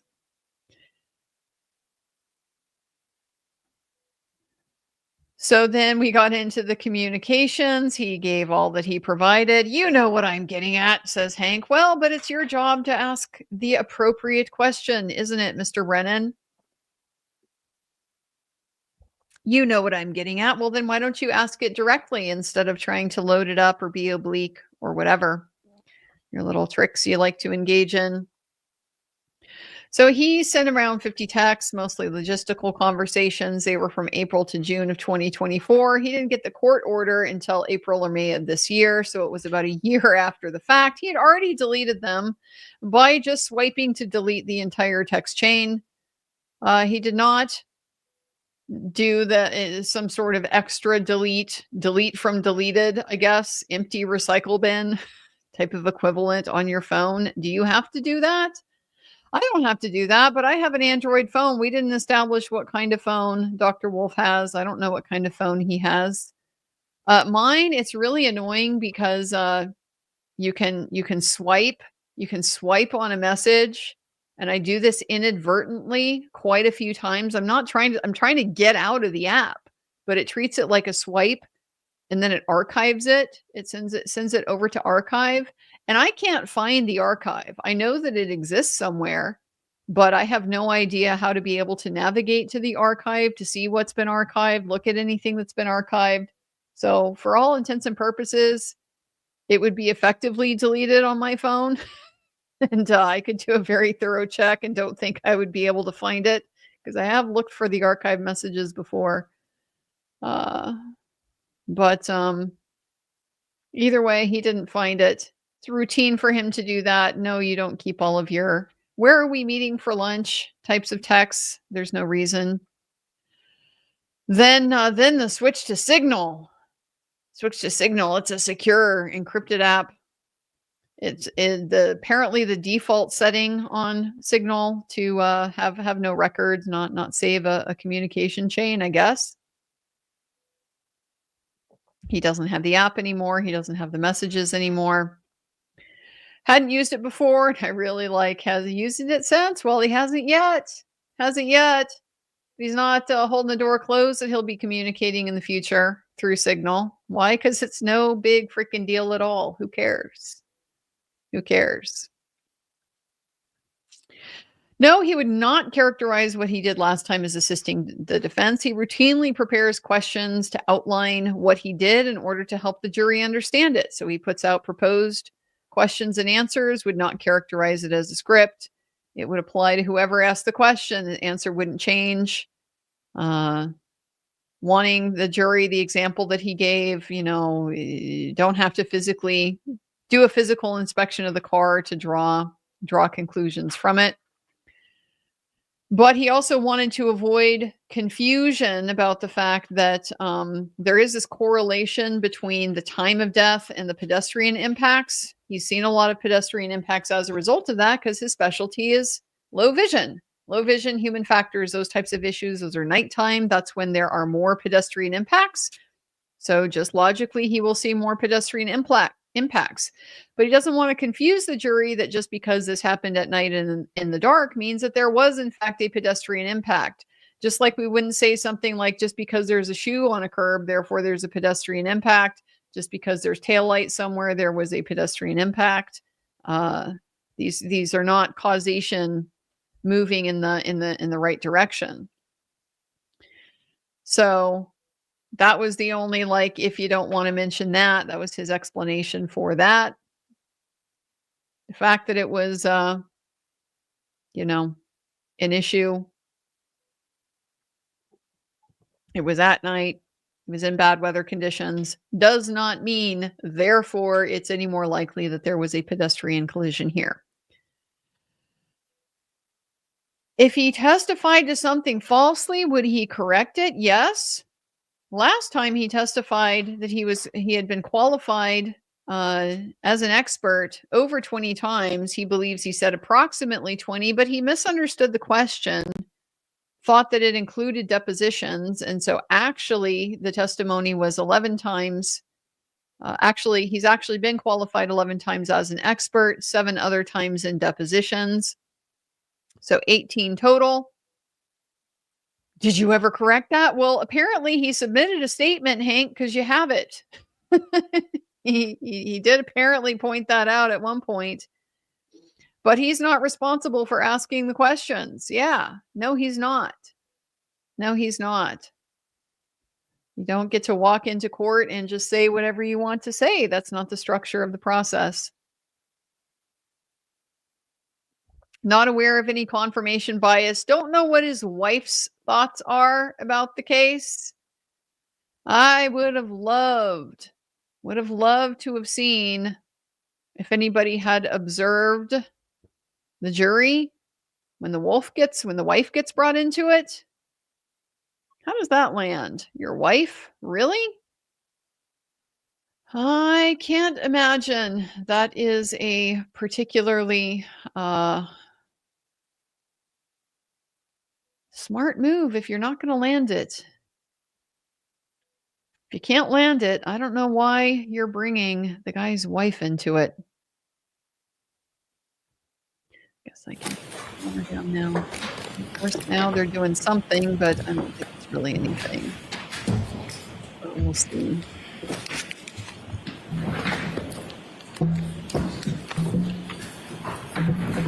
Leaving the courtroom. All right.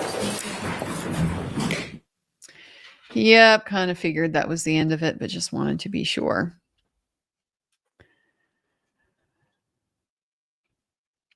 So then this back and forth about the footnotes in Dr. Rentschler's report, because apparently Dr. Rentschler has some sort of citation in there about using crash test dummies. And he didn't review that citation. He essentially relied on Rentschler saying it would be good. They agreed. The crash test dummy is generally accepted to test for impact forces. So no, he didn't read the books, and Dr. Rentschler is going to address the injuries. He said the hybrid arm would be fine. And so here we are. Use the ATD. It can be used for impact testing. Doesn't cite any studies for it. It seems kind of like equivalent to citing something like, are there any studies out there that say you can use a thermometer to measure the temperature? Do you have a peer-reviewed study that says that? Like, some things are so basic, you don't actually need to study them. It's literally what it's for. That's what crash test dummies are designed for. They're designed for, get this, testing crashes. Wild, huh? Isn't that crazy? It's literally what it's for. But he doesn't have any studies saying that that you can use crash test dummies to test crashes. So 2023, nobody suggested the theory that the glass was thrown. This does clarify for me a little bit. This was just their brainchild. I'll take their word for it. They're just looking at the totality of the evidence and trying to hypothesize different scenarios that could result in the damage. Thought maybe the glass. Okay, I'll just have to take their word for it at this point in time. So no, they didn't do any analysis of why the glass ended up 8 to 9 feet off the road near John's body. He did understand the plow came through. But he was more focused on just being able to get that damage to the tail light. What kind of mechanism would produce the damage to the tail light? He provided his report on May the 7th, and then just Wednesday provided the PowerPoint. Oh, poor Hank. Our hearts really break for him, don't they? So if a collision occurred, we had all these questions about the position. The position of the body matters quite a lot. Well, if a collision occurred, yeah, it can be important. But that's kind of step number one, isn't it? The trajectory of the body would be affected by different types of injuries, direct impact versus a clip. The posture, it could be important if a collision occurred. But with a quick impact like this, the body isn't going to have a significant change of position in that very small window. We're looking at very few milliseconds where the position, would be changed by the collision. But the trajectory of later movement can be affected by the position. So if you were going to be looking at the projection of the body, if you're going to be looking at those types of studies, then you'd have to be looking at the position of the body and where was the impact. Was it at the center of gravity, etc.? But those don't apply if you're not talking about a center of gravity hit. I'm very pleased and happy to see Dr. Wolfe is using the term center of gravity because I had my own little kind of internal struggle. I was using center of mass. Welcher used center of mass. Jackson's been using center of mass. And while for practical purposes, they really are the same thing, like the measurement is going to be the same. It really is a center of gravity issue that we're talking about, because we're talking about how the body is going to end up on the ground and where and in what position and so forth. We're talking about how does gravity affect the body given a force, at different parts of the body. So that did give me a little bit of satisfaction. He talks about center of gravity. I just intuitively felt like that probably is the right term, and looks like Dr. Wolfe uses that one, and we all know Dr. Wolfe is not wrong about anything. Okay. So if you just have minimal overlap with the body, you can't use the studies that are dealing with a center of gravity hit. So in this particular case, knowing the point of impact or the body position would not be helpful, because we have to start with the damage and whether that's consistent with an impact at all. And if it's not, that's kind of the end of our analysis, isn't it? We don't have to analyze the position of a body in a collision that didn't occur. That would be nonsensical. In fact, perhaps crazy. Would that not perhaps be crazy to reach the conclusion that there was no collision here because the damage isn't consistent, but we have to identify a point of impact of the non-existent collision? No. That's obviously ridiculous and backwards. But then we got the comments about, you don't like that question? You don't know? He just answered it like a billion times, and you kept trying to twist it into something else. But if there is no collision, then there's no body position to analyze. It doesn't matter. Doesn't matter at all. Then Hank is asking about, if you change the mass, can that change the analysis? And he says, well, but the weight of the arm would be 11.8 pounds for the statistical guy. Okay, so first off, weight is not the same thing as mass, right? We already know that. Weight is not the same thing as mass. Is it equivalent for these purposes? Probably, but I don't know. I'm not sure. Weight is the mass as it's being acted on by gravity, right?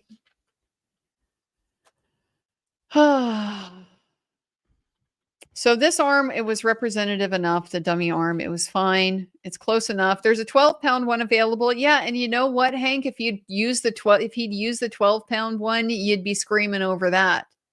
You'd be screaming over that one if he used that one. We all already know that. You'd be like, you used a heavier arm so that you could, minimize the damage? Minimize the damage to the arm or something? I don't even know. So they chose the 9.38 one, which was really important to distinguish that from 9.4. Also very important to distinguish that from 10. All less than the 11.86 pounds. That is the statistical, assumption of John's arm. Then we have the difference in the dummy sizes, the ATD is 5'9" and 171 pounds. Rescue Randy is 6 foot and about 200. Then we get into this percentage. I mean, that was weird too. If you took 26% off of the speed, ugh, this is a mess. So he agrees that the force is going to be greater if the mass is greater, but the 29-mile-an-hour test, for example, significantly more kinetic injury of the 6,000-pound moving vehicle is going to overcome a minor, 2-pound difference. The force generated by 6,000 pounds going 5 miles an hour faster is going to be quite a bit more than 2.5 pounds, to the arm. So it's not going to matter. The closest thing we ever got to an admonition in all of this improper commentary, the little asides and the responding to the questions and so forth. Just ask a question, Mr. Brennan, no more. And then she fades off and you don't even hear no more what? No more what? No more what? No more what, Bev? Why don't you just say what it is? No more what that he's doing? No more bullshit? How about no more bullshit? Let's just call it like it is. We all see his bullshit and we all see you tolerating it and doing absolutely nothing about it. And that's why it's continuing to happen. And we all know this because we all know what it looks like when you spoil a child and it looks an awful lot like this.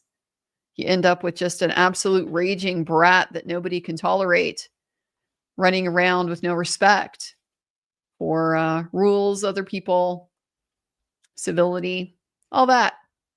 That's what you get when you spoil a child, Bev. Enjoy what you've created. Closest thing we got to an admonition. No more what, Bev? No more what? Why don't you finish that sentence? So you could account for the difference in weight when you're assessing injury, but that, of course, is going to be something that Dr. Rentschler does, not what he does. It's not going to cause a difference in terms of damage to the tail light. And he does explain that a little bit further on redirect. So then we go back through the testing. Don't know how this is helpful. I really don't know how this is helpful to Hank. I really don't. I would have liked with the arm stuff, like I said, great. You think it's a problem? You had an expert. He could do it with a 12-pound arm. I'm sure he'll come back and show the jury the results of his testing that he did with the 12-pound arm, since the 9.38 one is a problem. That would be fun, wouldn't it? Guess I'm just about into slurp mode, so pardon me for that. So then we go back and we rewatch the tests. It was great visuals the first time, really helps put things in perspective. So we're going to watch it again, and we're going to watch it again without really having a lot of goods to bring to undermine it, which just basically means we're just highlighting the success that the defense had on their direct. I don't understand the strategy. I really don't. He's going to disagree with you that the arm would stay in contact with both of them moving. This has got to be Hank's theory, right? Hank's theory is that the arm stays in contact with the tail light while it rolls, and that's what causes the abrasions on John's arm. But he says, no, I don't agree with that because they reach common velocity. They're both moving at the same speed. If they're both moving at the same speed, there is no closing of distance in between them. They reach common velocity and then they both move at the same speed. So just like there's no impaling with the taillight fragments, there's no impaling with the taillight itself.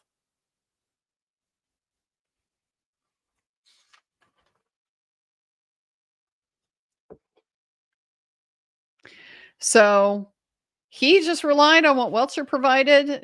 Hank is real insistent. If you change the body posture, you'd get a different result. Well, but our testing was to analyze what Dr. Welcher proposed, and he has not proposed any other orientation. Certainly, yes, if his arm was in a different position, it would change the results. Why is it hard to get to that answer? Because most people Don't ask the other side's experts questions about, well, what if my expert has it totally wrong? What if he's a dumbass who just painted some blue on different parts of his body and put it on video, and it doesn't actually mean anything, and John's arm could be in any position? What then? You don't assume that that's the nature of the question that you're getting. So it takes a minute to realize that is in fact what you're being asked. Yes, if your expert is a total dumbass who just painted some blue on his body and filmed a video, then yes, different arm positions can affect the results that you get from the damage. No, a person that is struck by a vehicle is not held by a harness the way that the dummy is.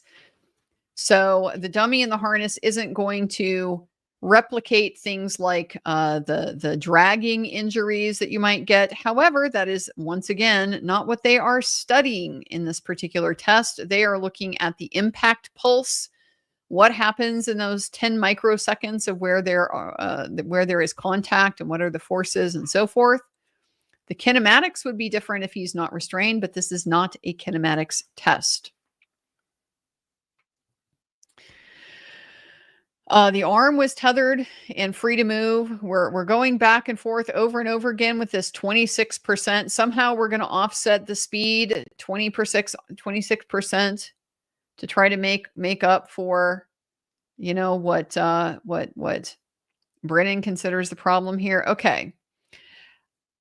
I kind of generally understand what he's trying to do. He's going back to that basic equation where you have, you know, mass and acceleration, force equals all these other different things, and they equal mass and acceleration. That's Newton's law.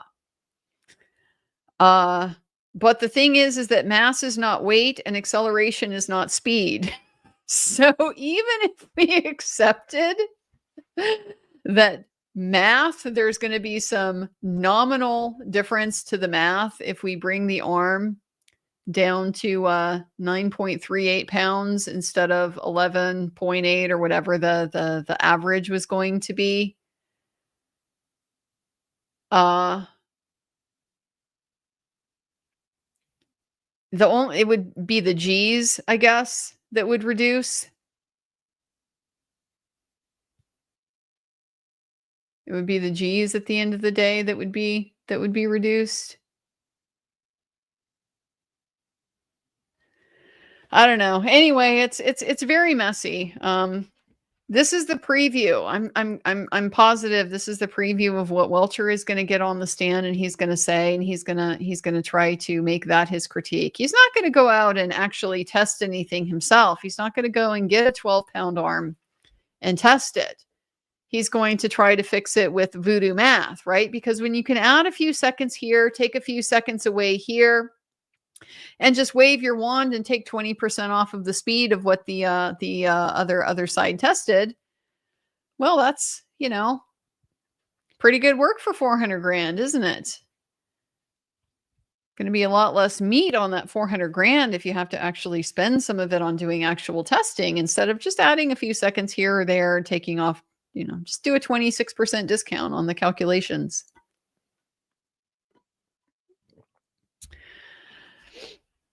Dr. Wolfe pointing out, no, it's not fair. He continues to push back against that. The arm will still move, reach the common velocity, regardless of the weight. And the implication from that is if it's hitting a heavy enough thing, it will slow the acceleration of the car, right? It'll affect the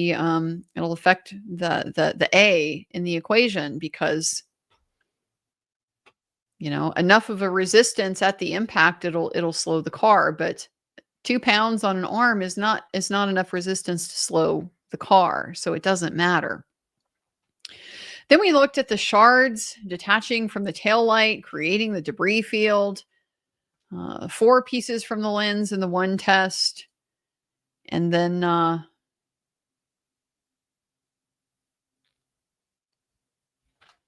then we had some questioning about prior testimony that he gave where he talked about you would have different outcome with the arm being attached to the body. And he's pointing out that has to do with whether a pedestrian would be projected or not. It's a center of gravity impact. It doesn't have anything to do with like whether, you can run this test with a suspended arm. It doesn't have anything to do with that. It's talking about what happens to the body after the fact, which is not what these tests are studying. Not a single one of these tests was about projection, what would happen to the body after impact. So if only the arm is struck, as the Commonwealth has seemingly hypothesized, you wouldn't have a center of gravity impact, and so it would not matter that there is no body attached to the arm. No, the arm wouldn't spin like that because it would be attached to a body. But guess what? Guess what? The force, the torque of that force is still going to be applied. And what's going to receive the force of that? I'm kind of guessing the shoulder, the part of the shoulder, part of the arm that is made to move like that. Yeah, I'm guessing that's going to receive and absorb a lot of that torque. I can't wait to hear from Dr. Rentschler about the injury scenarios and all of these different things. So depending on how much of the arm interacts with the taillight does affect how much damage you get. As far as the rest of the body, it doesn't matter. It doesn't matter. Hank is really trying to be onto something with this arm being hung. And Dr. Wolfe is pointing out, if it's just the hand that gets hit, then how much my stomach weighs doesn't matter. Of course it doesn't. It doesn't affect the amount of damage that your hand is going to do to the taillight. It doesn't matter. So then we moved on to the full impact test with the Rescue Randy. Now it's a problem that they didn't use the hybrid arm. We knew this. We knew it was going to be a problem no matter what they did. Whatever they did, it was going to be criticized. Use a heavy arm. Don't use a heavy arm. Either way, you did it wrong.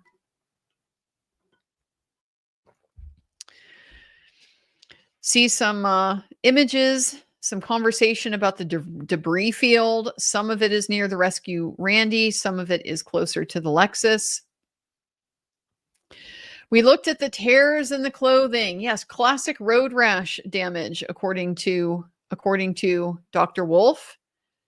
But he did no analysis to evaluate if the frozen ground is equivalent. And Dr. Wolfe is saying, are you talking about frozen grass? Is frozen grass going to cause equivalent damage as sliding on pavement? No, he has not tested that. He did not look for pieces of plastic in Randy's clothes. He never got 43 pieces anyway, right? He got, the most he got was, 19? Then we backpedal, go back to the 24-mile-an-hour test. Once again, he continues to not agree with the characterization of, 26% reduction in the speed. It doesn't make sense. It doesn't seem like an accurate discount to me. But it would be nice to clarify exactly why that isn't. So I do hope they revisit that and spell that out. No glass in the hand because it would interfere with the accelerometer. If you added 0.7 pounds to the hand, possibly you'd get more damage to the liftgate taillight, but there is no damage to the liftgate taillight in the subject vehicle at all anyway. So good point there. Not sure why adding the glass to the hand would make a big difference.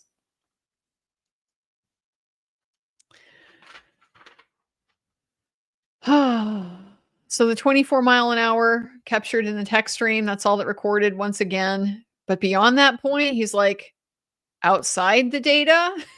You mean we're going to hypothesize an accident outside the data? Yes, I know, doctor. I know, doctor, you are in bizarro world. It is a little bit difficult to make sense of all these extremely bizarre things that you're being asked to presume. But, here we are. Here we are. If you add 7 miles an hour to the collision, would there be more damage? Certainly, but there would also be more injury. Good point. But I'm not asking you about that, Hank says. Well, we know, Hank. We know. We know finally on this one occasion you're not asking about the injury. We're more than happy to wait for Dr. Rentschler about the injury. The debris field, it forms a little bit of a ring, kind of like a ring. It can form a little bit away from where the body lands. Okay, got, about 19 pieces shattered in this test. Look at that right foot twisting. I sure saw it. I sure saw it on the dummy. But somehow we were supposed to include the photo of the shoe at the curb as part of the analysis. Hank, is this a good test or is it not? Like, do you want it to work for you or not? Like, on the one hand, you seem to want to be saying, look at that guy spinning in the harness and how his foot moved and ended up in a similar position as the shoe. Foot's still in the shoe, noticeably.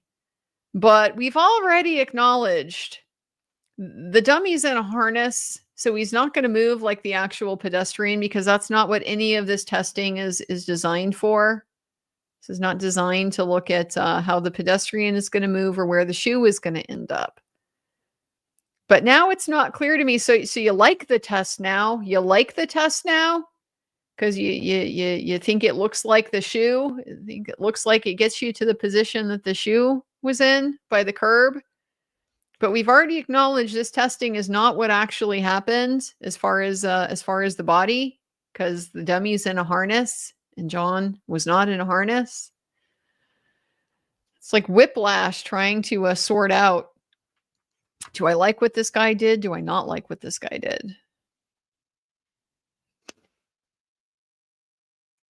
So repeatedly, he doesn't address injuries, but then Hank is going to make us walk through, but no possible. This would have no lower body injuries at all. It's possible you could have a clip like this with significant damage to the taillight, no lower injuries at all. So we watched the video.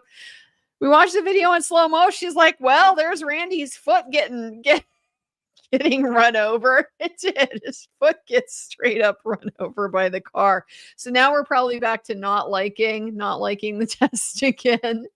Got the foot in the right orientation, but then it got run over by the car. So it was almost a good test for a second there, but then we had to revisit that, and it's no longer a good test because you ran over Randy's foot. I said, apparently you can like run over a person and not break their bones either, but you'd surely think at least like a pretty big bruise. So it's also common to have a bumper displacement that was not present in this particular test E, nor panel deformation, where there was no freaking direct contact with those parts of the vehicle. Why? Because your expert has posited that this guy just got hit on the arm. So that's what we modeled. Yes, it is possible John's hat could fall off if he was hit by a car. That is indeed possible. No, we did not rely on the hat on the ground, the photo, because the fact that there is a hat on the ground does not prove that the hat is there because of a collision. Hat being on the ground does not rule out all of the many ways a hat could end up being on the ground that are not a car collision.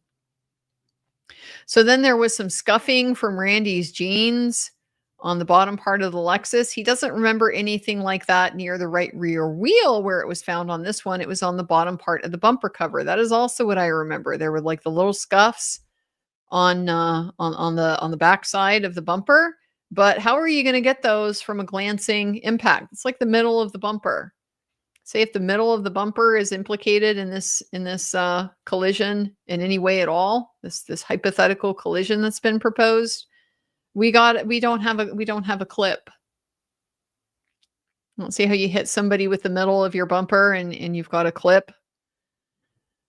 Don't see how that works. And he agrees that 7 miles an hour faster would cause more damage. Does not think that taillight would impale a person on their nose. That would be unlikely. I agree. I also think that would be unlikely, which is why to me, I think the logical explanation for the shard of glass, the splinter of glass being on the nose is that the glass was dropped. That's how the glass broke. This is my working theory. The glass was dropped. That's why the glass broke, shattered. It can go, yes, all kinds of different directions. Yes, you could get a piece in your nose.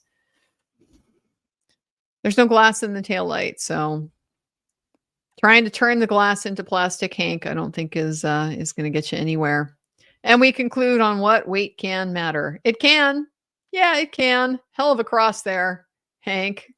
I'm not sure he got a significant, meaningful concession really in any of that.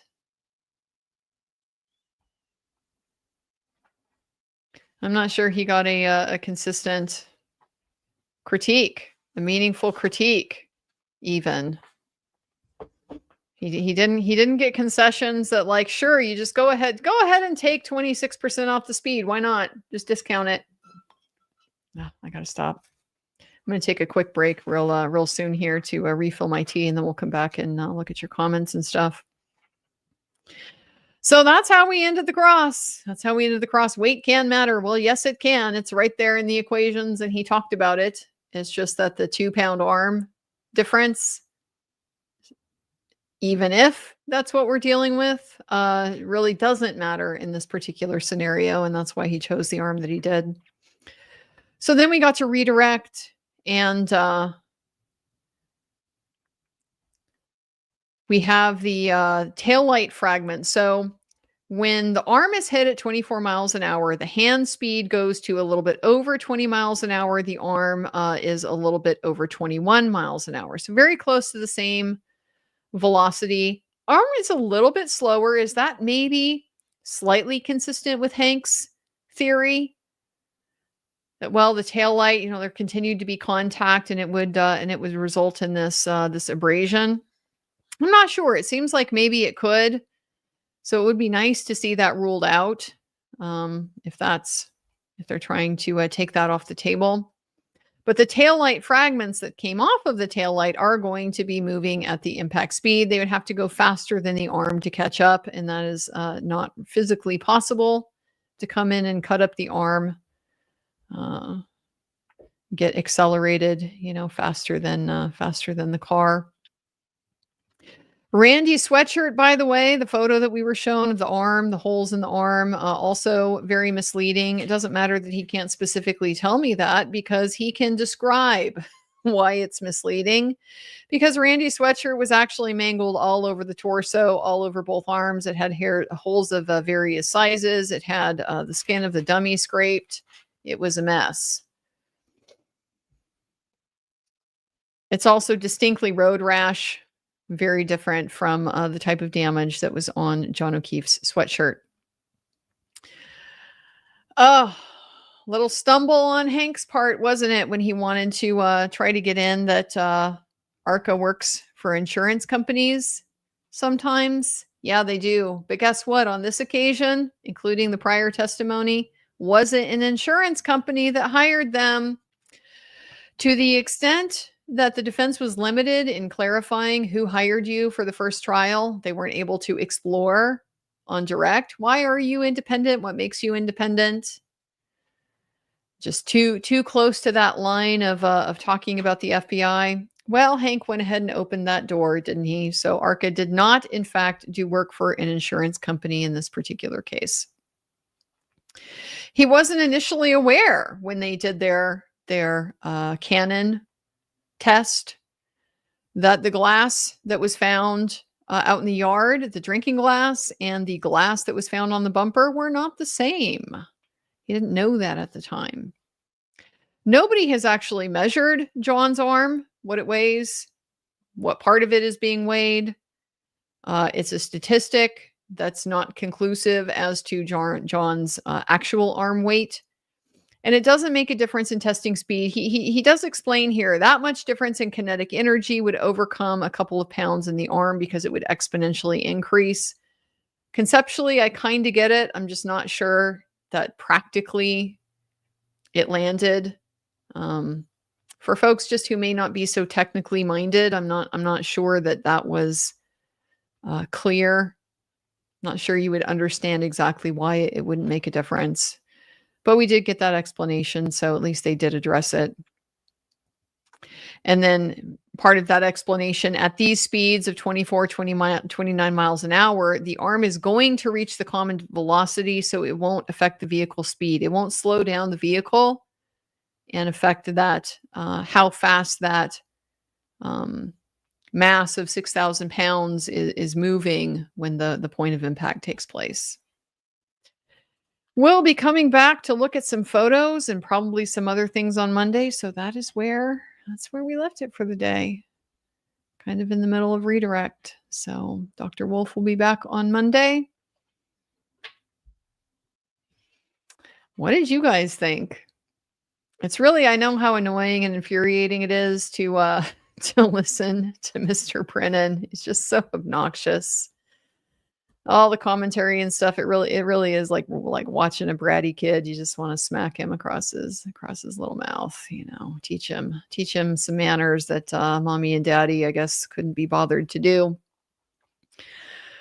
But it doesn't seem impactful to me.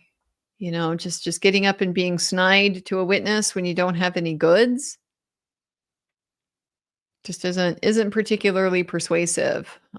So what was he snide about? You had to take your test twice. Nobody really cares. He's snide about, you use the 9.38 pound arm instead of the 12 pound arm. Again, he's explained multiple times why that doesn't matter. Your attempt to correct for that in the math doesn't make any sense. I would like to see, maybe this is just me being overly cautious, but I would like to see him deflate that, because we can already predict that is what Welcher is going to come back and do. That's where Hank got it from. Welcher told him, well, for that math to work, you'd have to, do this, do some kind of, offset or whatever. So take it off the table. Explain to us why that isn't fair, why that's not good math. Just, we know it's coming. But so he's snide about that. He's snide about, the arm was hung, the arm wasn't attached to the body. None of this landed because he's got an explanation for all of it. And it's an explanation that it lands as sensible. I mean, there's really nothing about it that seems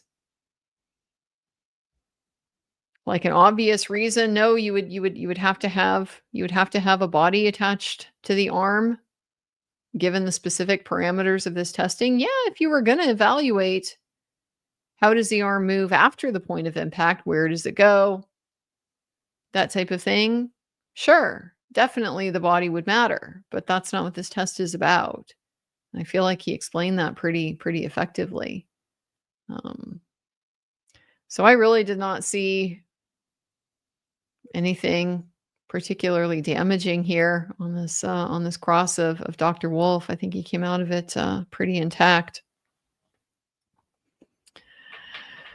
All right, guys, give me like 5 minutes here to go refill my tea, because we've got quite a few things in the queue to get through, and I will be back in just a moment, and we will begin to tackle your guys' thoughts.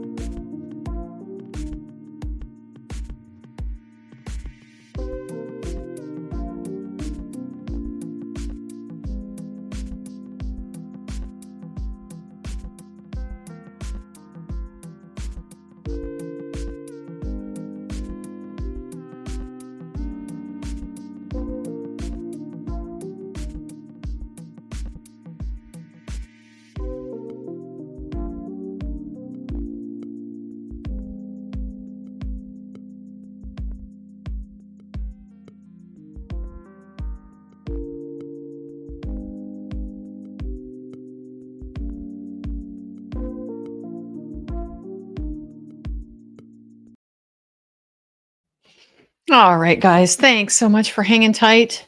You know, one other thing I thought of that I just want to mention before we get into your thoughts. I was thinking about Mr. Jackson and his handling of this, because of course, as soon as he gets up and calls Dr. Wolfe, it's like, oh, he's handling it and not Mr. Alessi. Mr. Alessi, who's been handling most of the experts so far. So it's going to be Jackson. So kind of set up and prepared for there to maybe be, I don't know, I don't want to say a struggle, but just, Mr. Jackson has had some issues. It's kind of hard to say, actually. Does he ask more leading questions than the other lawyers, or does Bev just sustain it a lot more? I think in this particular case, we just saw Bev sustaining a whole bunch of stuff that really was not leading. Okay, yes or no questions are not leading, but they did get treated that way in this particular this particular examination. And so I was kind of thinking about this, just how did Mr. Jackson do if we start from the assumption, the premise that he's not the expert guy, okay? He's not the best person on the team for dealing with experts. That's Mr. Alessi, but he's going to do it anyway. I'm really happy. I'm really happy with how Mr. Jackson did here. And I think in part, it's because he has accepted. I would be willing to bet that Mr. Jackson has accepted that the obstruction is simply a necessary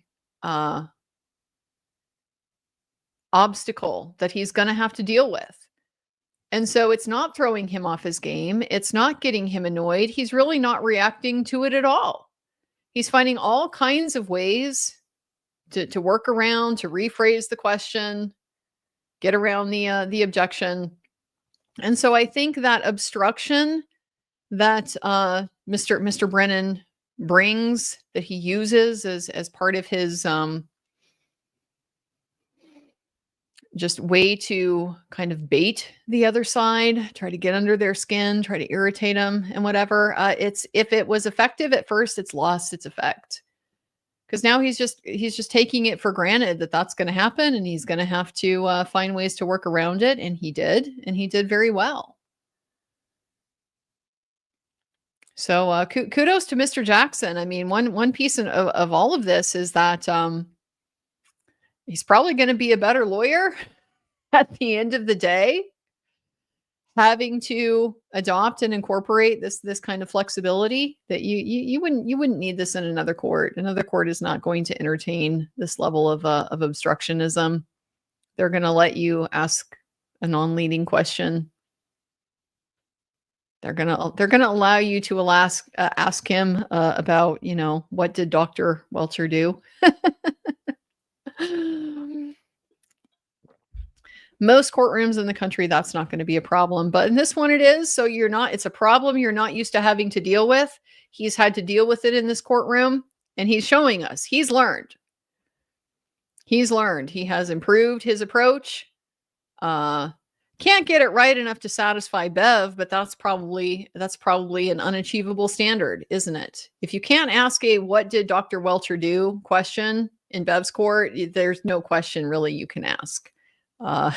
So given the limitations, he's shown himself to be very adaptable, and I think it's a very positive sign.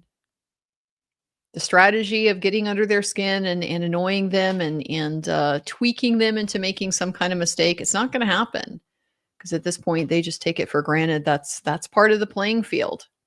The bad reffing is part of what they have to deal with. So it also gives me some encouragement when it comes to the other decisions that they're making concerning the presentation of their case, that they are accounting for the judge, the pattern of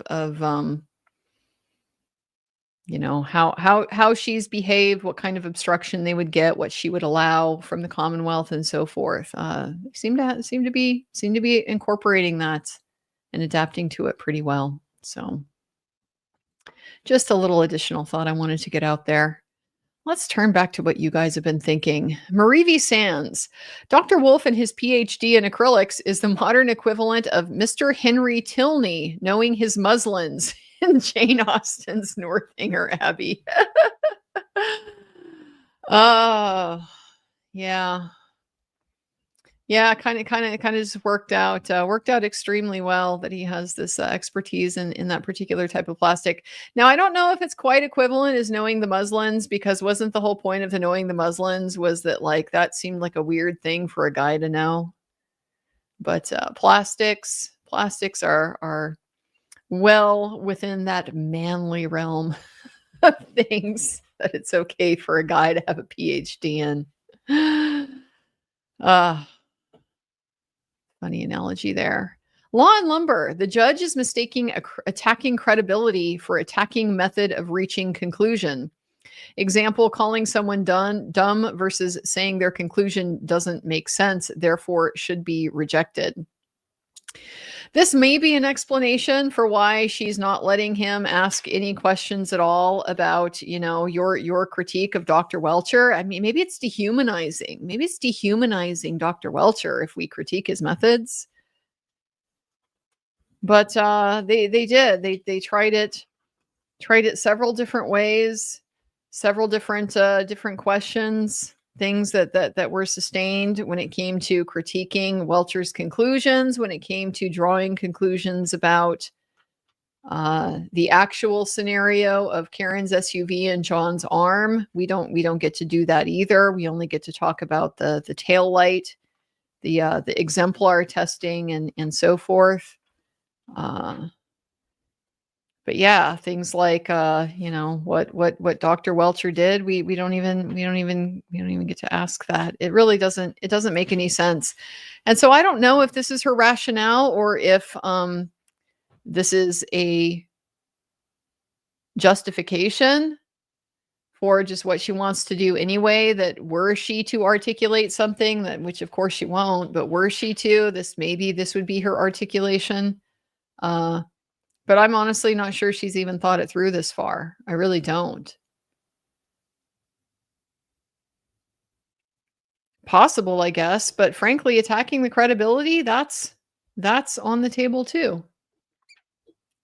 Calling someone dumb is inadmissible because it's argumentative and it isn't helpful. It's not helpful to the jury to know, you think this person is dumb, but you think the method is dumb. Yeah, that's pretty important.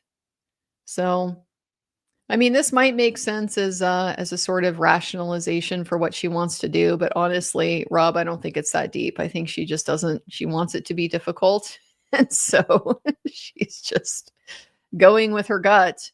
And she doesn't have to worry about providing a rationale. So I'm not convinced she's even fully thinking out a rationale. She's just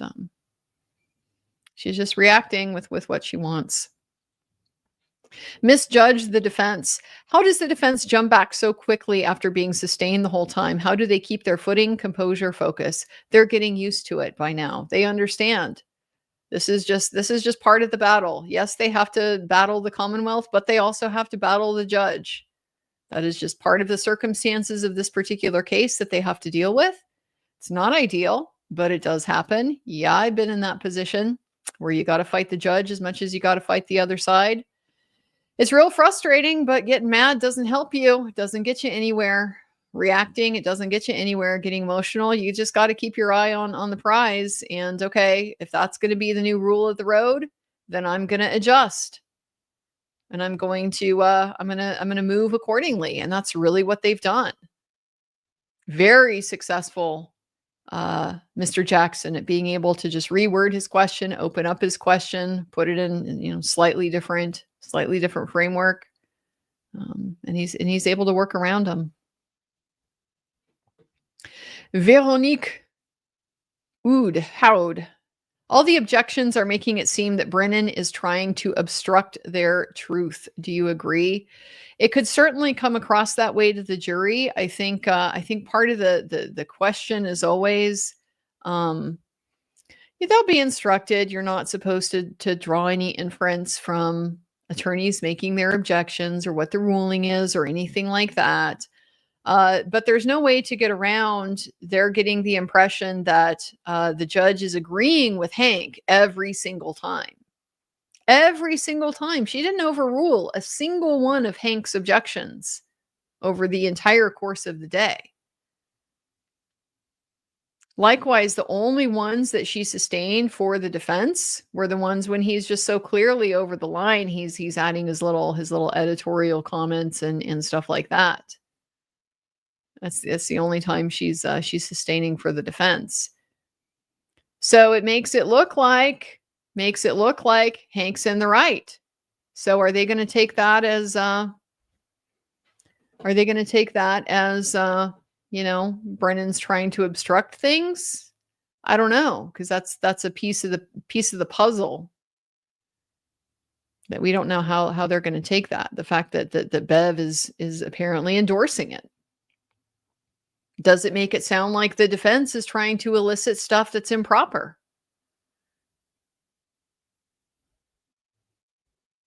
Such a risk. The jury tends to look up to the judge. They tend to highly respect that judge. So if the judge is consistently, uniformly ruling against you, odds are pretty good the jury is going to look at it as you're doing something wrong. Stacy LeBruno, oh my God, the scientist in me is so geeking out right now. This is how it's done, hanky panky. Wasn't it easy to understand? It's a beautiful distinction, seeing an expert who wants you to understand the point that they're making, walk you through how they get to that conclusion, versus an expert who doesn't necessarily want you to understand and so just throws up their hand with a lot of confusion, but nevertheless, here's what I think. Can't walk you through the process, Dr. Welcher couldn't, of reaching the conclusion that there was an accident here, because he doesn't have the data to support that. And he can't model, apparently, even a single even one single simulation of how all of this could go in a way that would end up with the result at 34 Fairview. Apparently can't do not even a single one, not even a single possible way it could happen.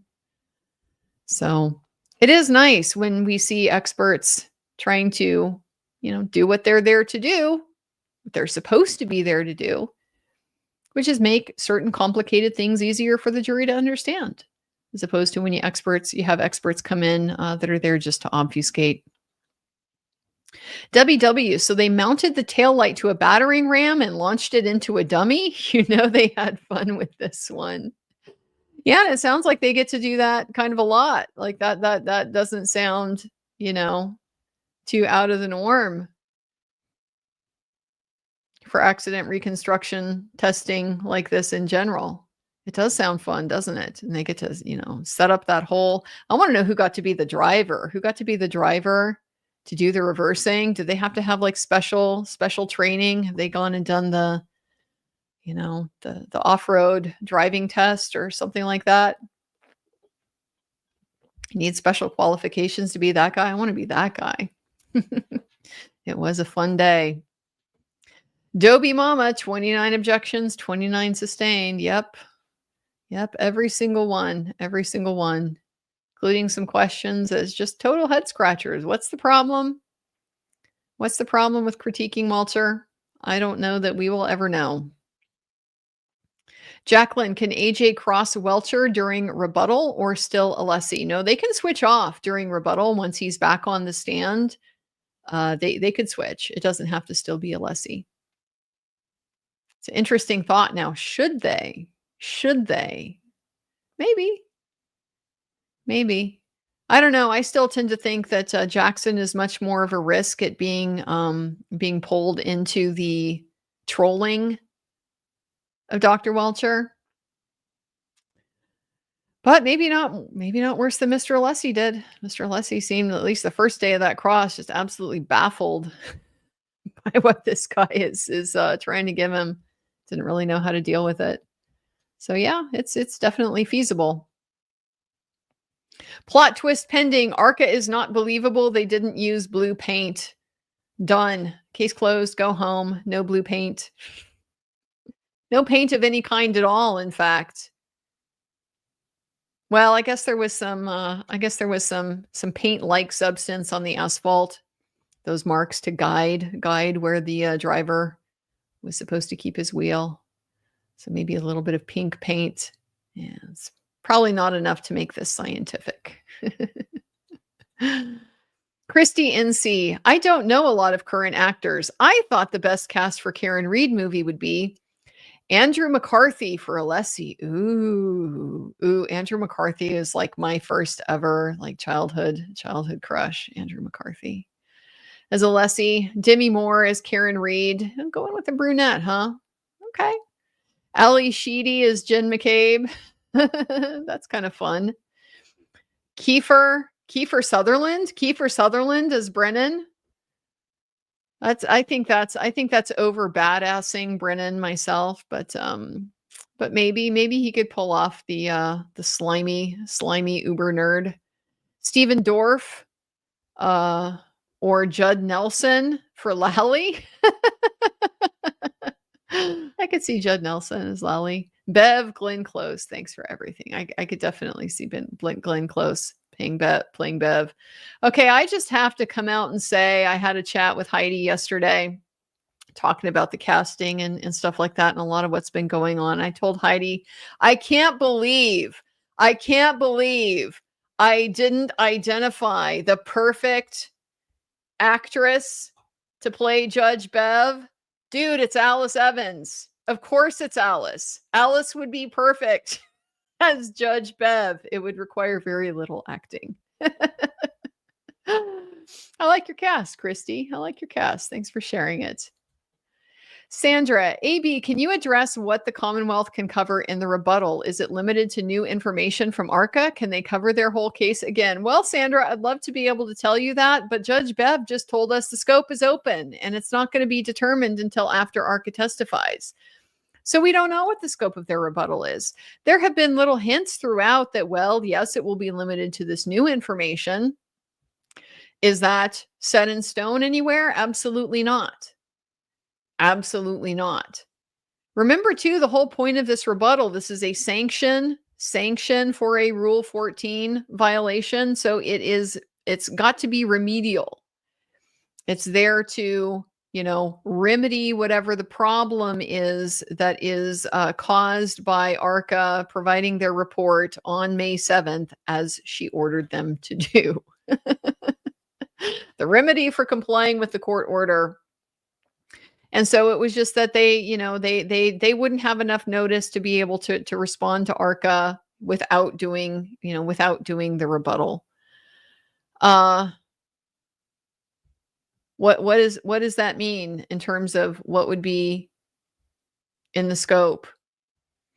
I have no idea. I don't know if we can expect the same logic from Bev. She's not very good at remembering what she's already done, what's already in evidence, what's already happened, who's who. She doesn't have a good mind for like the details of the case. So do I expect her to remember that this is arising out of remedial sanctions, what the issue was, why we perceive this as being a problem in the first place, for them to submit their report on the day that you told them to submit the report? And why that necessitates rebuttal as a sanction anyway? I don't count on her even remembering that, let alone valuing the need to be consistent with it. So we don't know the scope. She hasn't said. She's deliberately left it open, explicitly left it open. We'll address it after ARCCA testifies. So we'll wait and see. We'll wait and see, because that's exactly how law and trials are supposed to work, is you make the rules after the fact. Doesn't that make perfect sense about how the trial process is supposed to work? Do some things and then make the rules up afterwards. Oh man, what a circus this is. D, will Dr. Rentschler be able to opine on the injuries a bit more this go around? Yes, I'm expecting that. Not just because we have the revised standard now in this second trial. We no longer need a medical doctor to testify as to injury causation. But also there was no motion in limine to limit it or to exclude it. So we don't get the automatic application of a motion in limine, a ruling in limine from the first trial to apply to this one. They had to be re-raised. That particular one was not re-raised. So I think we are going to hear about injury causation from Dr. Rentschler. Certainly that's been the implication in Dr. Wolfe's testimony, that that's what he's going to be testifying about. Never know what judge might have up her sleeve, though. Right? Might challenge it on the fly. Who knows? Going to be interesting to see.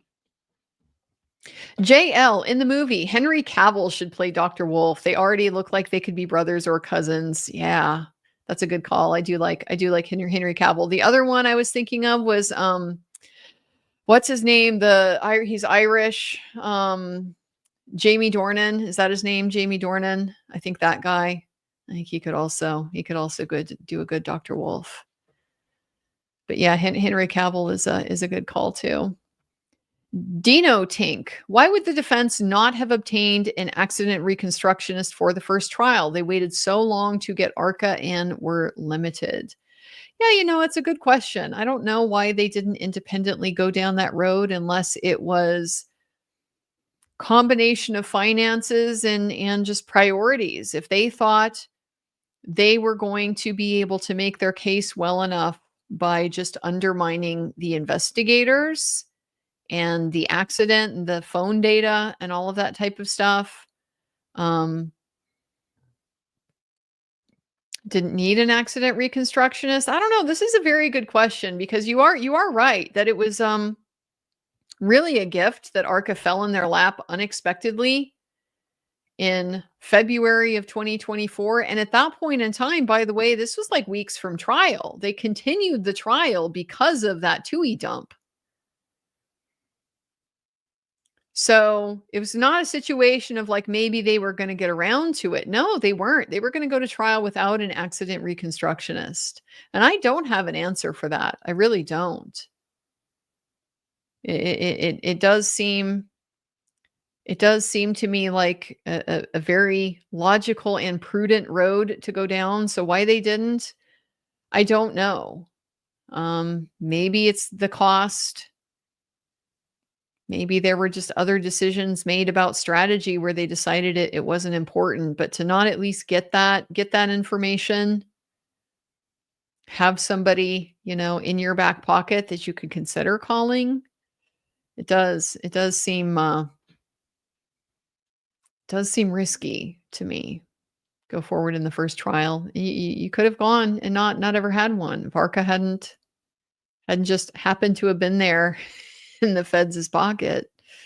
You're going to trial without an accident reconstructionist, and that does seem like a big miss.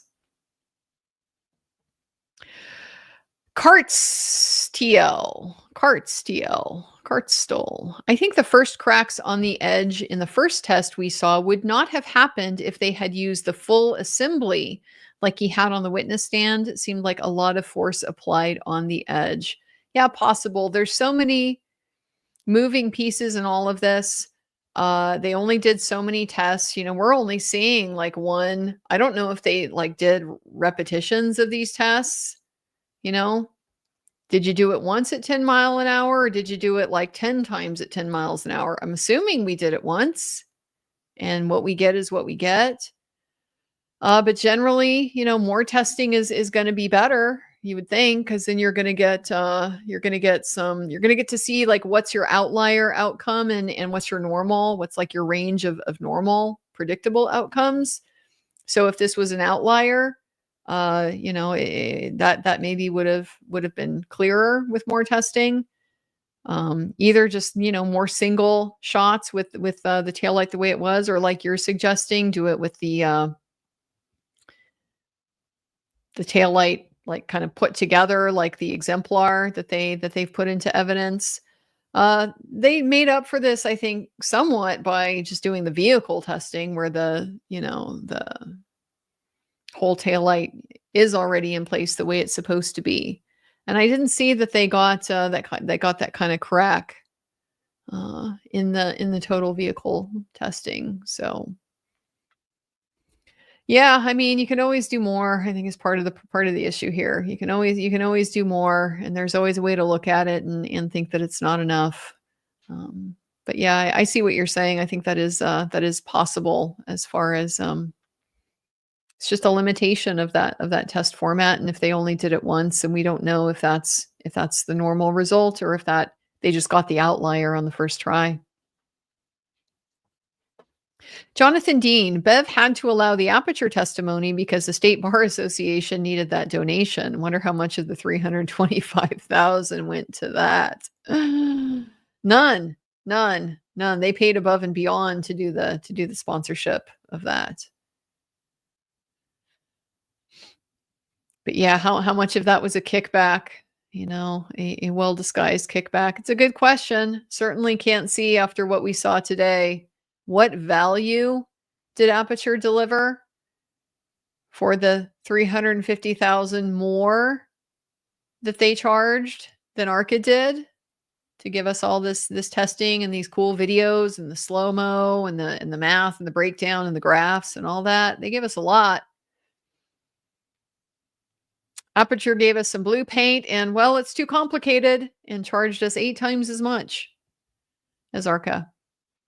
You do have to wonder why, don't you?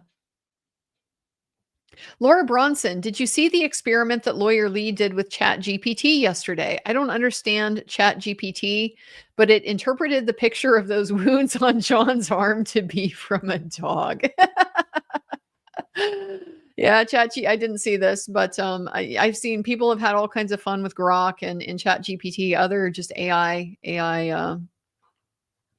consumer level, AI programs to be able to evaluate different kinds of frameworks and scenarios and things like that.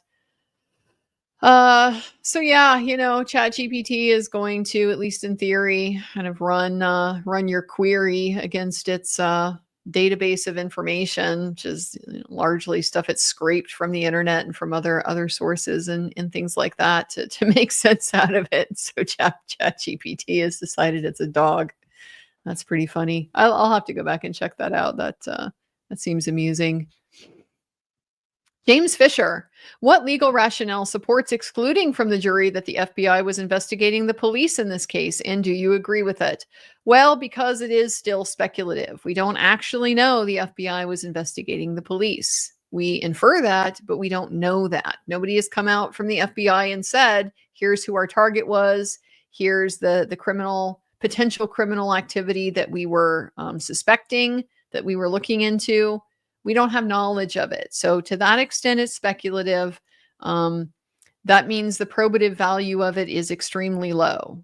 Like if you're just saying the FBI because we're guessing what the FBI was doing, the value of that is extremely low. The other side of that is that the prejudice of knowing that the FBI is, investigating the investigators, investigating the third-party culprits, that is prejudicial. So I think that's the rationale for it, is that the benefit outweighs the prejudice outweighs the benefit. And by and large, yeah, I do have to agree with that.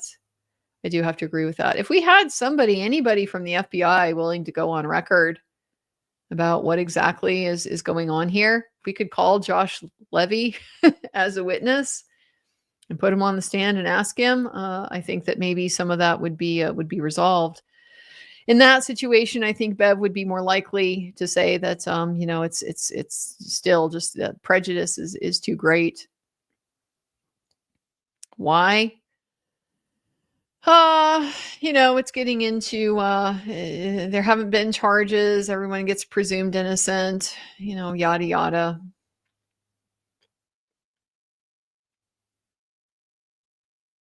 There's no way she's going to let the FBI in, no matter what.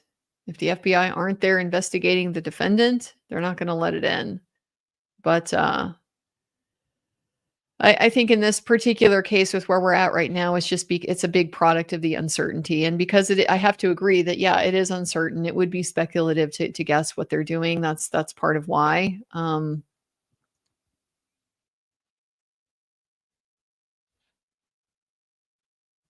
Guess that's my thoughts about that.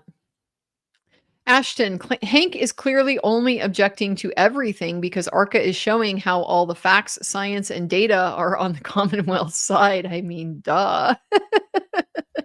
Well, he said that in his opening, didn't he? He told us they had all the facts, science, and data. And then Dr. Welcher told us they didn't have enough at all. So now here is ARCCA coming in to tell us we actually have plenty to know quite a bit. So this is the battle for supremacy over the facts, science, and data. And so far, it's a little bit of a curb stomping, in my opinion.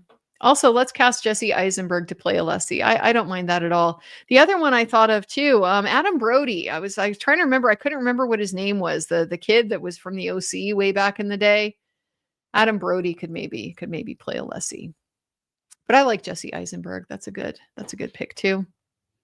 Pepper NC, ATF Higgins, Agent Higgins is a federal law enforcement agent.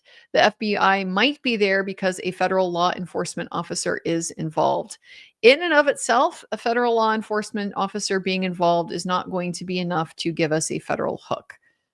Federal law enforcement officer being involved in a state crime is still just a state crime. There's nothing about his status that brings federal jurisdiction to it. Now, if the feds were investigating him for some other crime relating to his involvement in all of this, that is feasible.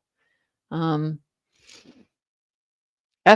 saw him or heard about him doing the shenanigans with the misuse of the government property, right? We heard in the first trial he had his friend at the FBI that took him in to use an FBI kiosk to selectively extract his phone to just get the text messages he wanted to give to the prosecutor, give to law enforcement, and not extract the rest of his phone.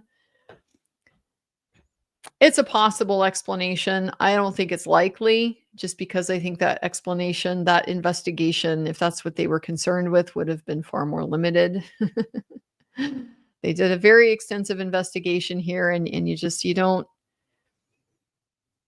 invest these kind of resources and time and hire an accident reconstructionist and so forth, because a guy, used an FBI kiosk when he wasn't supposed to. This is all very collateral to that. So I don't think this gives us the explanation. I don't. The only thing that's really clean, that does seem to fit, and it does make a lot of sense, is the corruption angle, that they're investigating official corruption. Don't know who. Don't know if we're talking about MSP. Don't know if we're talking about Michael Morrissey. Don't know if we're talking about Canton Police. We don't know exactly who. But that makes sense, as far as that's the kind of thing that the FBI investigates, and that would explain, it would give us an explanation for why they are looking at this investigation and reevaluating it. Because they're looking to see, were these guys corrupt? Did these guys hide evidence? Did they destroy evidence? Did they frame somebody? That makes sense.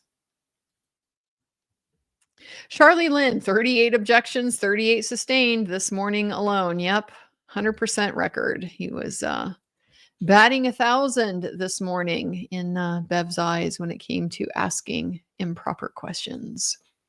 Luke Fitz, if we adhere to Bev's previous ruling, Wolfe disagrees with Welcher and therefore isn't able to opine on his findings, perhaps the basis for the objection.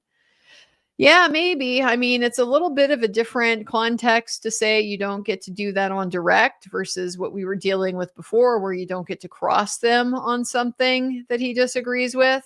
You don't get to ask him why he disagrees. But you could be on to something, that this is maybe the root of it. We get to elicit the fact of the disagreement, and that's it. Maybe. D. Pat, a couple times Hank objected to Crash Daddy's answer, not the question, and Bev sustained. Is that even a thing, objecting to answers? It can be, usually if it's non-responsive. It's not technically an objection. The objection is to the question. With an answer, you're just moving to strike. So if it's non-responsive, yeah, you can do that.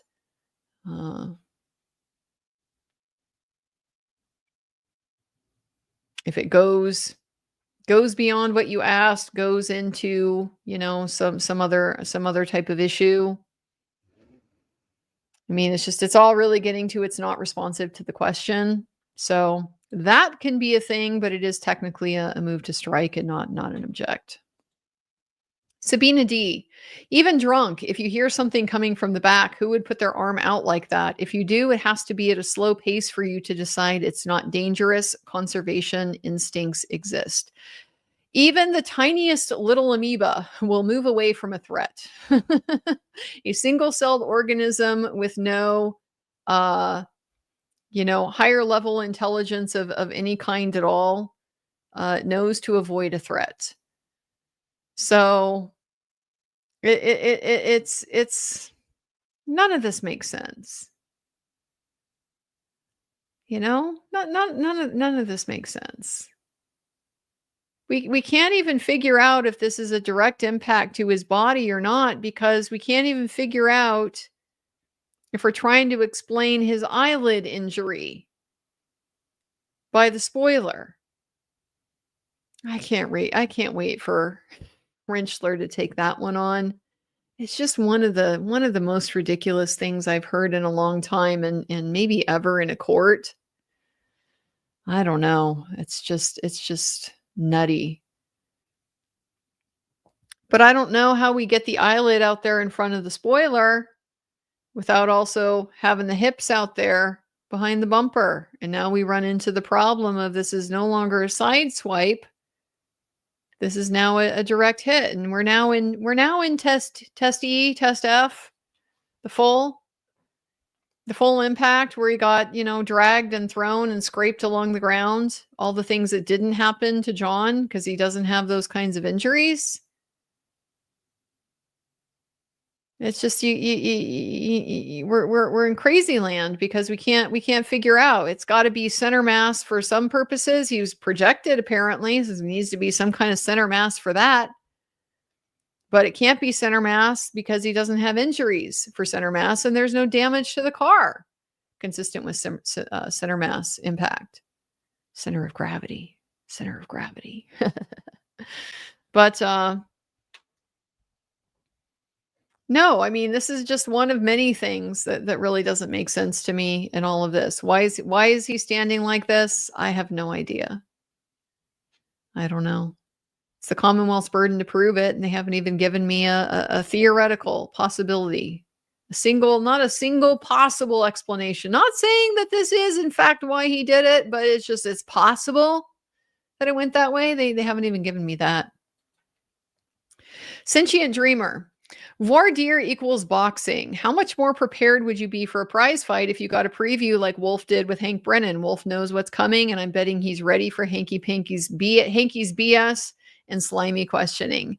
Yeah, he was. There's absolutely no question about it. You fight one of your former sparring partners. It's a very different fight than fighting somebody you've never been across from. You've never seen them. You've never seen how they move.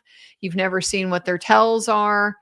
You've never seen how they twitch. You've never seen their speed. You've never seen like the angle at which their punches come out. These are all things that boxers are going to assess, especially in pro fights, because they're so much longer paced. You have more time to study the other guy and figure him out. Figure out what can I do now to overcome the things that these guys are doing, to counter the thing that these guys are doing. A lot of time in a pro fight to do that kind of evaluation. You really don't have the time in the amateurs. Amateurs is much more of a volume game, but you're still going to be more prepared even in the amateurs if you're fighting a sparring partner than you're fighting somebody you've never seen before. You just you know what they bring. You know what their weapons are. This guy hits really hard, so I'm gonna watch out for that. But he's slow and he drops his hands.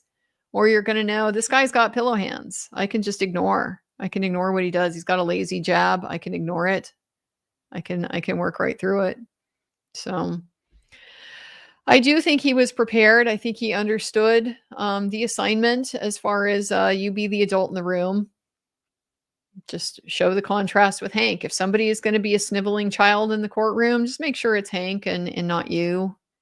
And boy, what a difference between I disagree with your argument that there's some 25% offset in the speed that is appropriate in any of this with, well, it's possible Lexus could blow up into outer space. I mean, what a difference between these experts.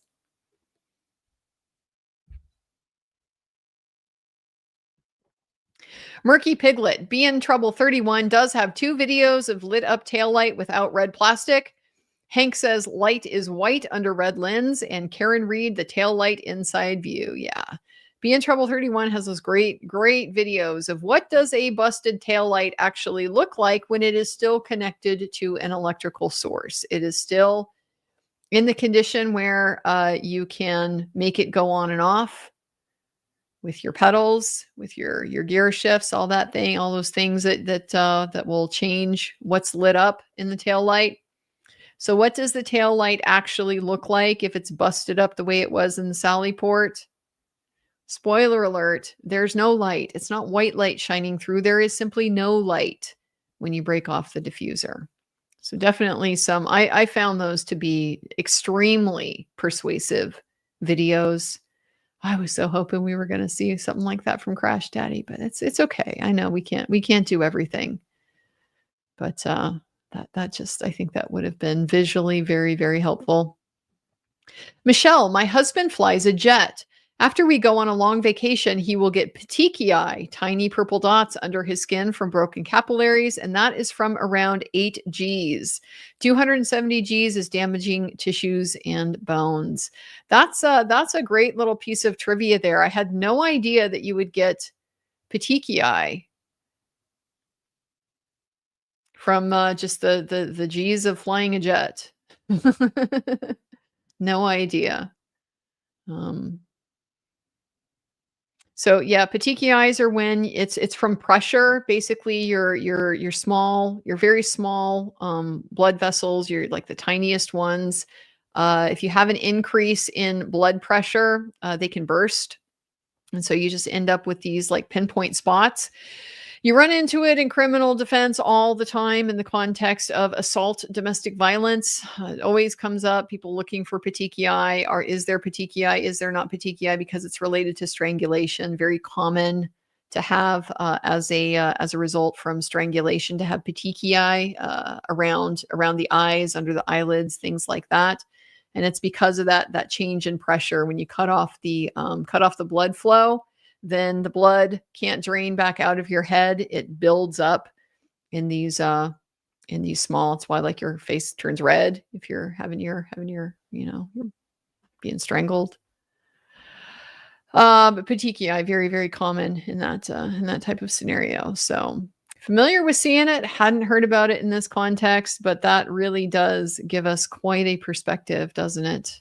HEs is enough to cause some kind of mild tissue damage like that. 270 Gs, awful lot more.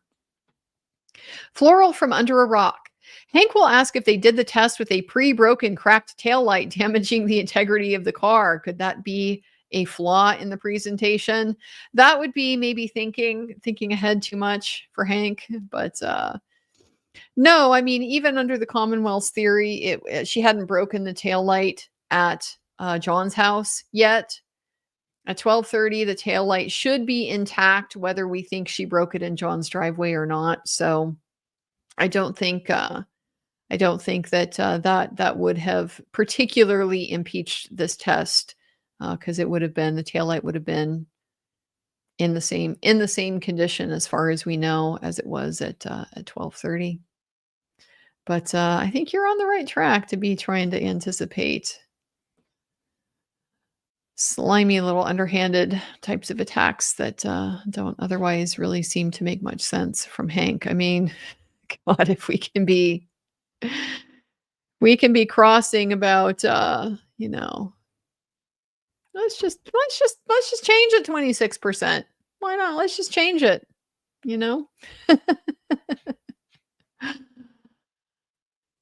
Serious problema. Dr. Welcher interview. Tell me about a time when you encountered a situation where funds were being used in a way that deviated from a contractual agreement. How did you spend $350,000?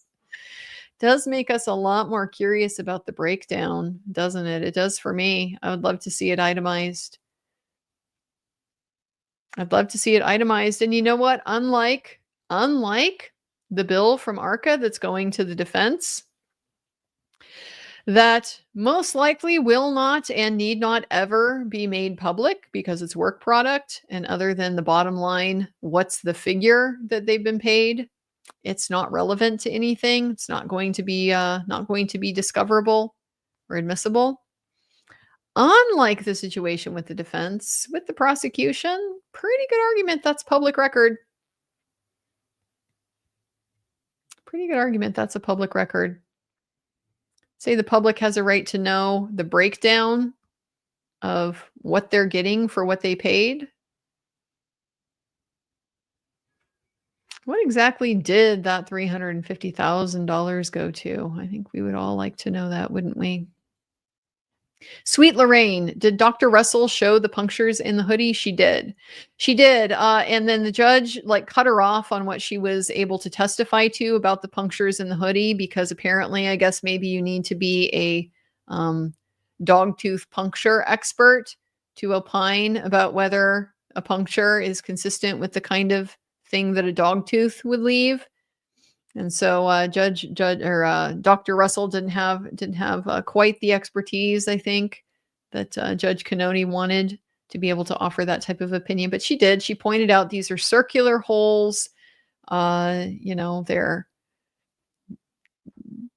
size similar to a dog tooth. It's got that snag where the little bit of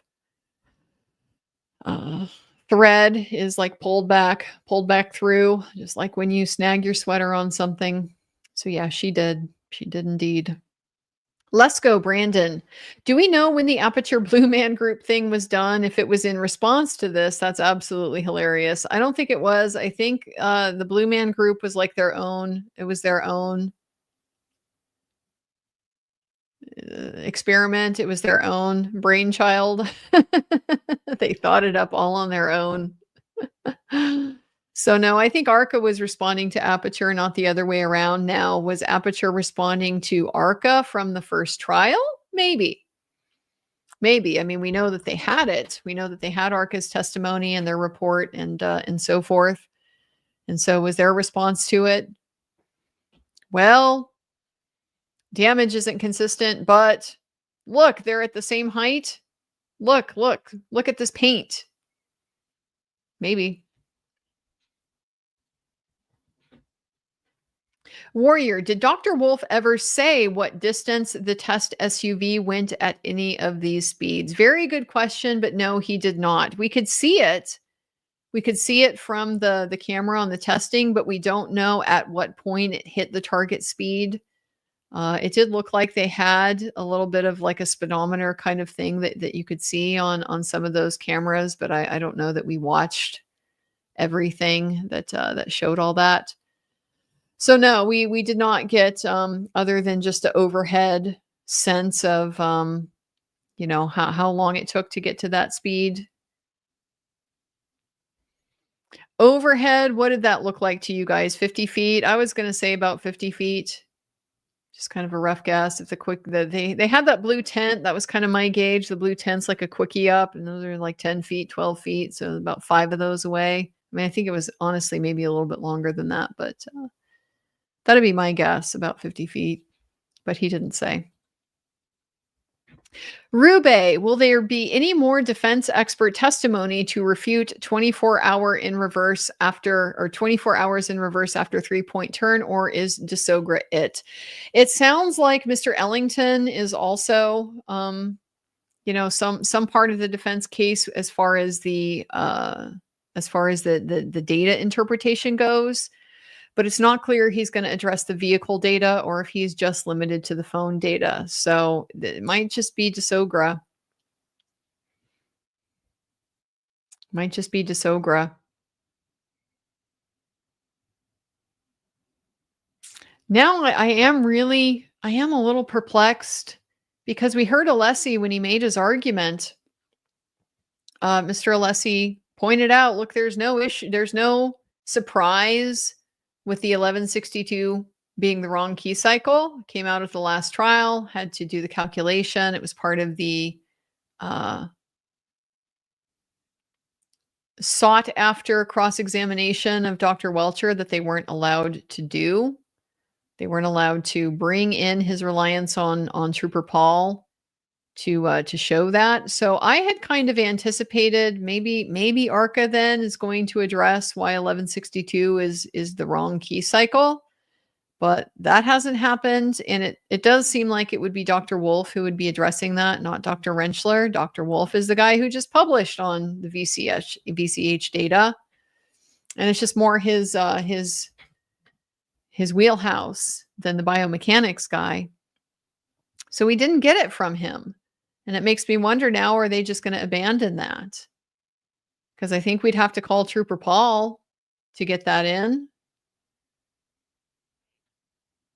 I don't know. I don't know if that's going to be abandoned. That seems to be another that's a good piece of information to leave on the table. I don't love leaving that on the table. It's a strong card to play. But it could just be one of these situations, you're sitting at the hold'em table and you draw the queens. What do you do? Yeah, it's a pretty good draw. But odds are you probably should fold that hand, but it's kind of hard to walk away from the hand. You really just kind of want to see the flop, It'd be hard to make that call sometimes. What do I do with this particular piece of information? Is it strong enough for me to see the flop with it, or do I just have to walk away from it? I don't know. And I feel like the Trooper Paul and the key cycle stuff, it's roughly the queens in the hole. You know, it's good enough to play. I'm not going to argue with you if you play it, but might not get you everything you were hoping for. So as far as vehicle data, I think as far as we know, it's just a Sogra. Brooklyn James, did you see jury instructions about intimidation? Same one a grand jury returned no bill on. Why, as a matter of fact, I did. And in fact, let's just go ahead and pull the jury instructions back up. We were looking at the Commonwealth's proposed jury instructions up here at the top, and we had just gotten stuck on this murder. You know, I'd gotten as far as the first instruction for murder in the second degree, and how it makes very little sense to me how this is distinguished from manslaughter. There just seems to be a lot of squishiness in Massachusetts law. So they've, Commonwealth has proposed their instructions on a number of things: the crimes themselves, the elements that have to be proven to convict of those crimes. But then they have all of these supplemental instructions. And there are quite a few of those different ones. Some things are common, like the direct and indirect evidence. Both parties are requesting an instruction on that type of idea. Got this one about trial prep. You can't draw any inferences from the fact that the Commonwealth has met with witnesses. Well, you're also asking a lot of questions about the defense meetings to imply that they're really improper. So a little bit of an A2, Brennan. All of these other ones that we've seen, this is the one that you're talking about here, this consciousness of guilt instruction. So let's just go ahead and take a look at it. You have heard evidence suggesting that the defendant may have intentionally tried to destroy, conceal, or falsify evidence in this case, and may have intentionally attempted to harass and intimidate witnesses whom the defendant believed would testify against her. If the Commonwealth has proved that the defendant did, you may consider whether such actions indicate feelings of guilt by the defendant, and whether in turn such feelings of guilt might tend to show actual guilt on these charges. Well, here's the problem. Of course, at this point, they haven't proven either of those things. And not only have they not proven it, they really haven't presented enough to even raise an inference of it. The whole intentionally tried to destroy, conceal, or falsify evidence is going to the Ring camera video. And they've never been able to show that she had any access to it. And that's on the record now. That was conceded by Yuri Buchanan. They were never, ever able to develop any proof that she had any access to that Ring camera footage. So I don't think they have a basis to ask for the instruction on that ground. May have intentionally attempted to harass and intimidate witnesses. All we've heard anything about was a blogger who is unidentified, who wrote about Lucky in a way that Lucky thought was non-threatening and non-intimidating. No connection with Karen at all in any of that. So I don't think they've met. They don't even have anything that the jury could infer that there's witness intimidation by Karen at this point in time. So I don't think they're going to get this instruction. There's no foundation for it. There's nothing in evidence that would lead to these possible inferences arising. So giving this instruction on the record we have, that would be an error in my personal opinion. So yeah, it's otherwise, there's these instructions, very wordy. God, they're so wordy. I really hate them. I hate the Massachusetts instructions. They say far too much and far too little at the same time. They say the same thing over and over and over again using different words, and yet somehow none of them manage to make it clear what the fuck we're talking about. Okay, I don't care how many times you say murder requires, let's get the language right, a plain and strong likelihood that death would result, and manslaughter requires a high degree of likelihood that substantial harm will result. Okay, you can tell me that those words are different as many times as you want. It does not explain to me the meaning of that difference. I do not understand practically what the distinction is between those things. So the instructions as a whole, they take forever. You zone out. You stop paying attention. You don't know what you're paying attention to and what you don't need to pay attention to. It's extremely hard to follow. It takes like, a couple hours to read everything. Nobody is tuned in on all of that. It takes way too much time to say stuff that doesn't matter, and then the stuff that does matter, you don't tell me what I need to know to be able to use it in a meaningful way. I do not like the Massachusetts jury instructions in general, but yeah, that consciousness of guilt one, I did see it. I think it would be error to give that based on our record at this point in time. Jason Lokery. Hi, Andrea. Great coverage. I am glad Alan Jackson, the questioning of Dr. Wolfe over Alessi, your thoughts. I'm always going to want to see more Alessi. I do. But I don't think this was a bad choice. They do have the familiarity. Jackson has been working with Dr. Wolfe since the first trial. Mr. Alessi had not. Mr. Jackson, maybe struggled a little bit with leading, although some of that was to a large extent just Bev being unreasonable about what's leading and what's not. But we've seen Mr. Alessi struggle with some of that too. He does sometimes have difficulty putting together the question without trying to incorporate all of his thoughts into it. I don't know that this was the type of testimony where you needed a real sophisticated understanding to help the jury make sense of what's being presented. Some experts, not very good communicators, good technicians, but not necessarily good communicators. And so the lawyer plays a really important role in drawing that out and presenting it in a way that helps the jury follow it and understand it, make sense out of it. I don't think you really need that with this particular witness because he's a good communicator. It's very easy to understand and follow. We got all these visuals and stuff that make it so easy. So I don't know that this calls for a Mr. Alessi skill set in particular. I don't like if you'd asked me this morning, would I rather have Jackson or Alessi do it? I'd say Alessi. I would say Alessi. But having seen how it's gone down, no, I think Mr. Jackson did great. I think he did just fine.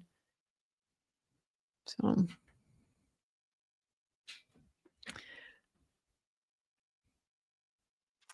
Fuddle bosom. Fetal blossom. I remember this is fetal blossom. Hey there. 2 Qs. Can defense switch who does the cross of Welcher? Yes, they can. And can you explain Commonwealth appeal process? Is it process only, i.e. doesn't change past jury calls? The Commonwealth has virtually no right to appeal, and that's because of double jeopardy. If there is an error that affects the outcome of the trial, it's a too bad, so sad outcome for the Commonwealth, because if Karen Reed is acquitted, there is no way for them to undo that and then go back and retry her, even if there was an error. So appeals for the prosecution are always extremely limited because of that.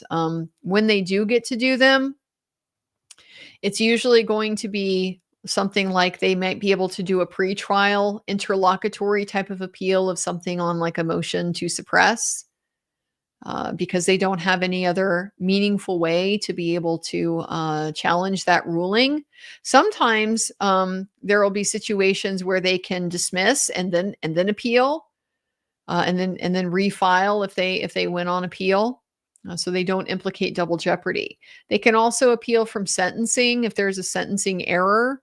The sentence wasn't as harsh as the law requires it to be. They can appeal from that because that's not implicating double jeopardy anyway. You've already been, if you've been convicted, you've been convicted, and it's just a question of are the right consequences being imposed. But appealing an acquittal, no, they don't get to do that. They don't get to do that. Any situation that would permit a retrial after an acquittal, it's off the table because of double jeopardy. So there is virtually no Commonwealth appeal process. Gray space. Defense did make a motion to either be given access to the Aperture 3D images or to the driveway at One Meadows, and that was before ARCCA was rehired. Interesting. Interesting. I don't remember that in particular, but I didn't pay attention to all the discovery stuff. Lots of times discovery disputes can be, from a legal standpoint, they're often just really boring. You know, they don't matter a ton, but they can matter a lot factually. So I don't remember this particular bit. I will take your word for it, but that is interesting, and it makes me wonder if it was denied.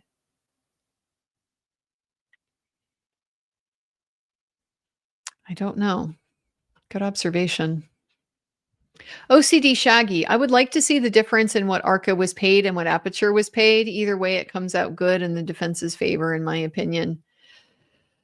Yeah, I mean, we know that both of them, whatever they've been paid so far, their trial fees are not included in it. So the cost of time to testify, the travel, etc. We know from the last trial, about $20,000 for ARCCA for all of that. So probably add that on top. That means we're at a total of $90,000 that the defense has paid. Now we know the FBI paid them too, but that's not in our record.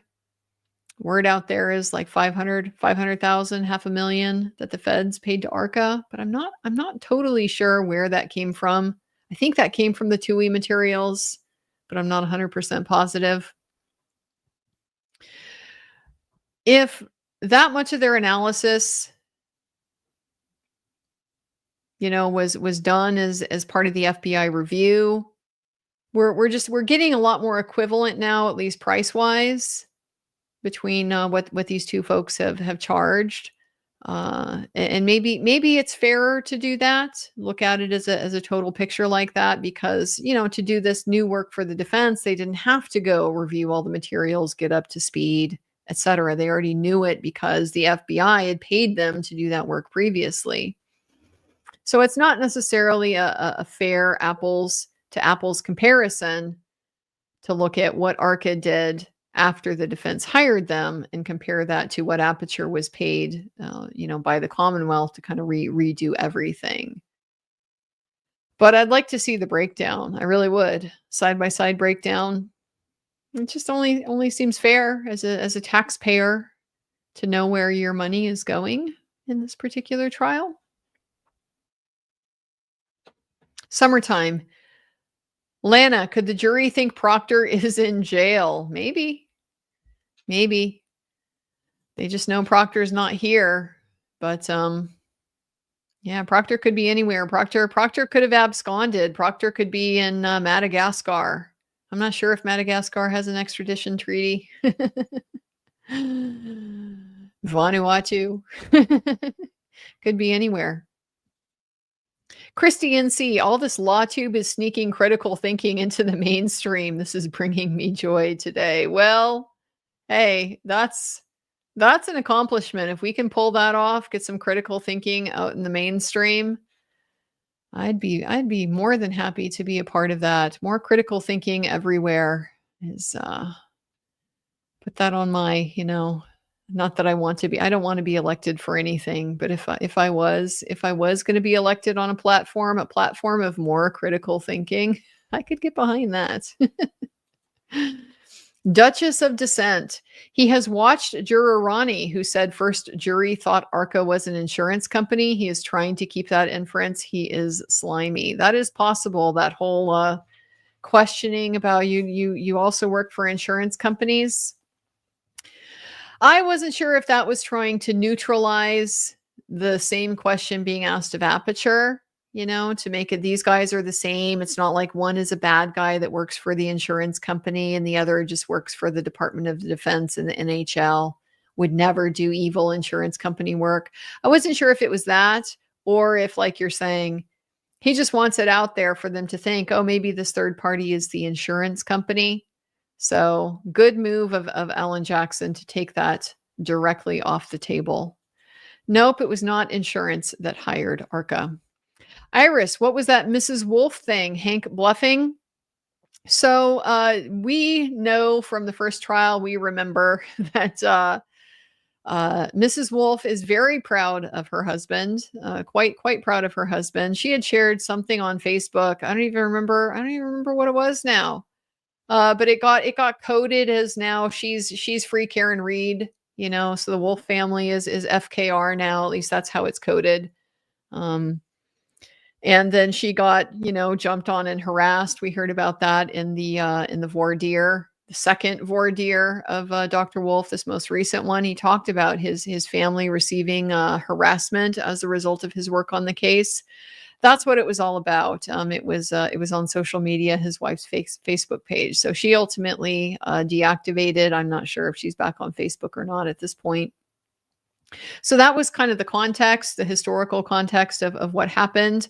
Probably what Hank has is Hank has a printout of Mrs. Wolfe's Facebook, whatever the one was that was coded, free Karen Reed. But he can't authenticate it to get it in. So you don't actually have receipts if you don't have a way to get them into evidence, and Dr. Wolfe didn't give him that. So it was maybe a semi bluff, he was playing it to see if he could get the draw, on the river. Dr. Wolfe is very familiar with his wife's Facebook, reads it all the time, recognizes the post. No. Nope, you busted that flush, Hank. It did not pay off. Equality. Andrea, are you saying Dr. Wolfe doesn't own his wife? What? Oh my God, this so-called man disgusts me. Imagine not having total control at all times over what your wife does on social media. Oh, my poor husband. Suninvi. I've testified as an expert in 10 trials and none of Hank's drama flies in a fair court. It's wild listening to Hank bully the court. The court doesn't care. It's not even really bullying the court because the court doesn't care. The court's just refusing to exercise control over the courtroom. That's it. The court has ceded control of the courtroom to Hank, has no interest in reasserting control over the courtroom. Her response, I'll allow it. Hank's being an asshole again. I'll allow it. I completely agree that this drama absolutely does not fly. This attorney has been sanctioned in any respectable court long before now.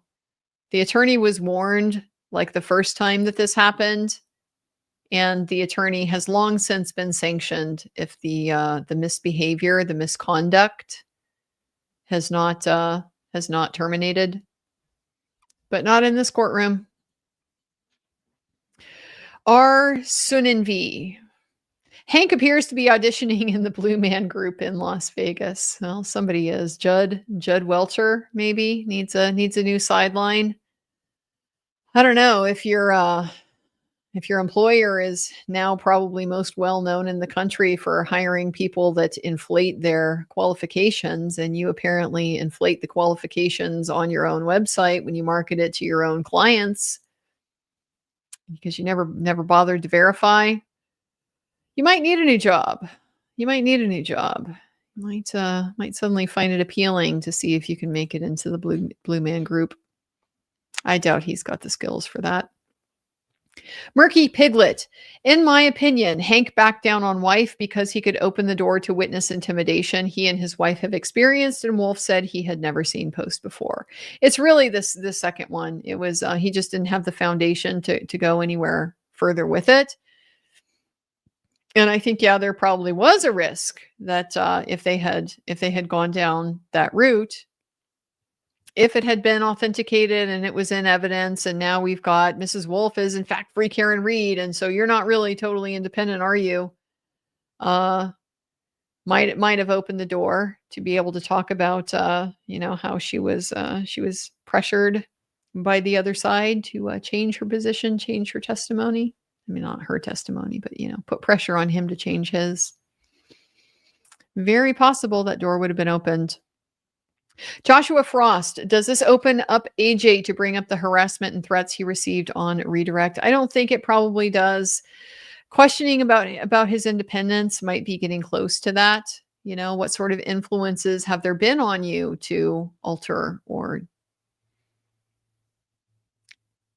frame your testimony in any particular way? Have there been outside influences to try to change your testimony? I think in a lot of courts it would open the door. In this one, doubtful. Just Mimi Sue, does Hank not realize that this demeanor and the demeanor of his experts will turn the jury against the Commonwealth? I don't know that it will. I really don't. I don't have the mass whole context to be able to evaluate if they think this is horrifying or if they think this is kind of cool. If you're in an environment where people like being dicks to each other, then that's what you expect. And you might hold it against the other guy if he's not being a dick. I mean, to me, it's very, very, very straightforward. Of course, it turns me off. And if the jury is made up of people like me, yes, we're very turned off. We're not impressed at all. I find this whole thing childish and unprofessional and shameful. And it's appalling that it's in court in the first place. But the jury is not made up of me. The jury is made up of random people from Norfolk County, Massachusetts. And I have no idea what their perspective is going to be towards this.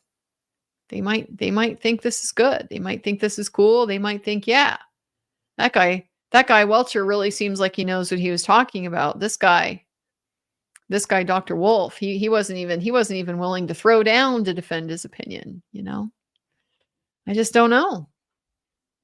I'm sure he knows it would be a risk with any sort of like randomly selected group of people from around the country, but that's not what he deals with his jury. He deals with Massachusetts people. He's talked to all of them in voir dire, has a feel for them. I don't know if that's a thing that he knows. It's just a risk that he's calculated.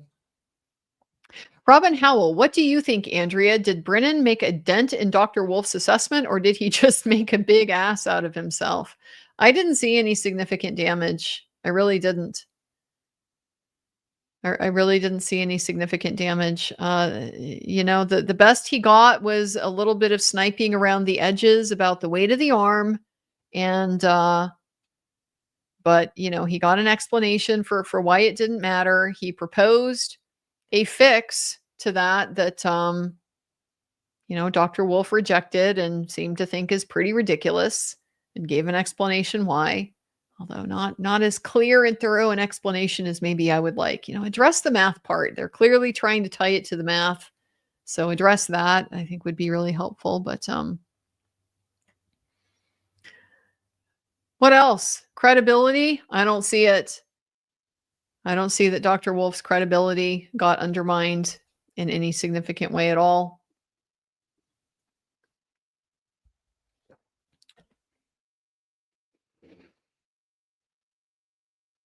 He impeached a lot of stuff that the test wasn't for.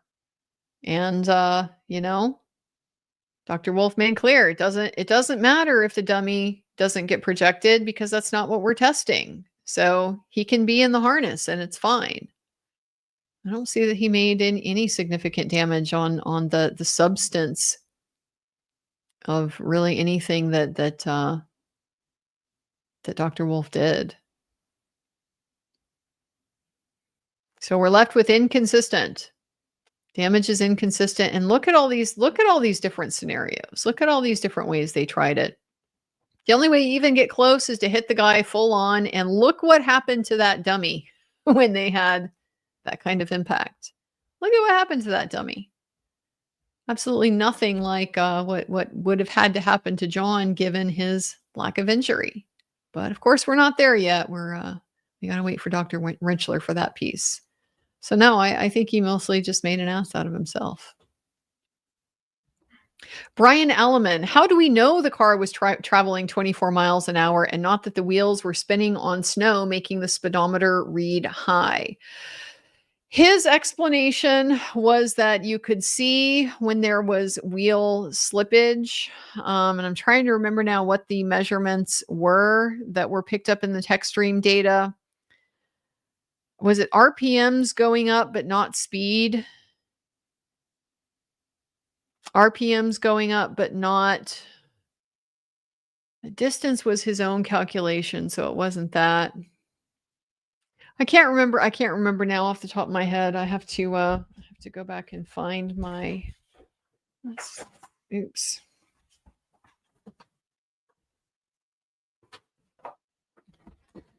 See if I can find Welcher in my notes here. Where they talked about that.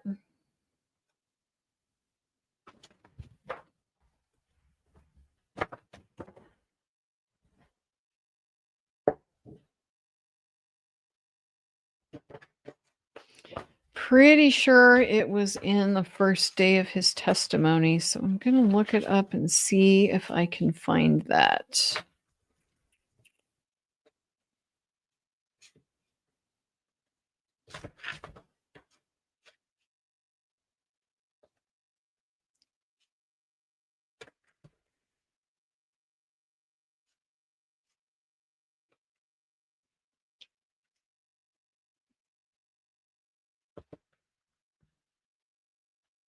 The acceleration is dropping, but the RPMs are going up. So it was those things that he says he was able to look at and determine that the wheels are slipping at that point because the engine is working harder and harder and harder, but the wheels are not, the car is not accelerating. The car isn't moving faster.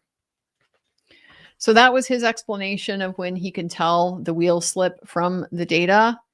It hasn't been rebutted. It wasn't questioned. So I don't know if we have any reason to say that's incorrect, that there could be, wheel slippage with other stuff going on. To me, yeah, that seems logical that all you can say about the speedometer is just that the wheels are turning. The distance that you travel and the speed that you travel, it's pulled from the rotation of the wheel. At least, conventionally what I'm used to. I don't know if maybe the SUV has a different way of calculating, the speedometer, but usually it's based on the rotation of your wheel, and it's a sensor that's like in the transmission or it's in the drive shaft or something like that. But it's why I mentioned this before. If you change the size of your tires, if you go and get big wheels on your car or something like that, you have to recalibrate your speedometer because it's doing everything. It's doing all of its calculations, assuming the factory condition of the vehicle. So you put on a great big wheel that's not factory, it's going to rotate fewer times in the same amount of time as the smaller wheel is. And so the car is going to think you're going slower than you actually are. And then you're going to get busted for speeding and stuff like that. So logically, I can't think of any reason why we couldn't have a speedometer that's showing speed, that's calculating it based on wheels moving without having, greater throttling. Just have throttle at the same amount. It shows the speed because the wheels are turning, but the wheels are just turning on snow. I don't see any logical reason to be able to rule that out. But we haven't heard anything other than just that explanation that we got from Dr. Welcher that, it's a discrepancy between the acceleration and the RPMs that lets him conclude that there's slippage. And I don't know if any other way. So I think at this point, Brian, we're just kind of taking it on faith because we haven't been told otherwise. The TRH-51, Brennan doesn't understand physics. MA doesn't stand for mass. It stands for mass times acceleration. Any science juror is going to be cringing super hard at the unit mix-up. Yeah, it is. It's mass times acceleration. It is not weight times speed. It's mass times acceleration. Yeah, he doesn't understand that formula at all. That's why it's clear to me that this critique is coming from Welcher, because Brennan doesn't have the ability to think that up. You know, I don't think he's got the understanding, the sophistication to be able to be like, look, there's a problem with the math. That formula is Greek to Brennan. Zeke, Texas NP. First question on redirect. Would you advocate for using humans in these types of tests to be more accurate? Ugh. I volunteer Dr. Welcher.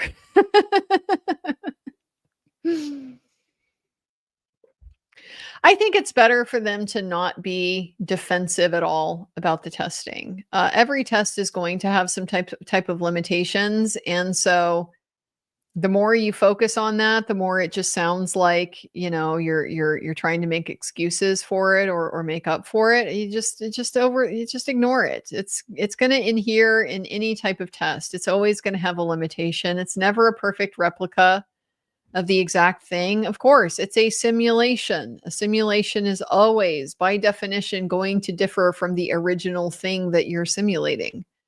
So it's never going to be exact.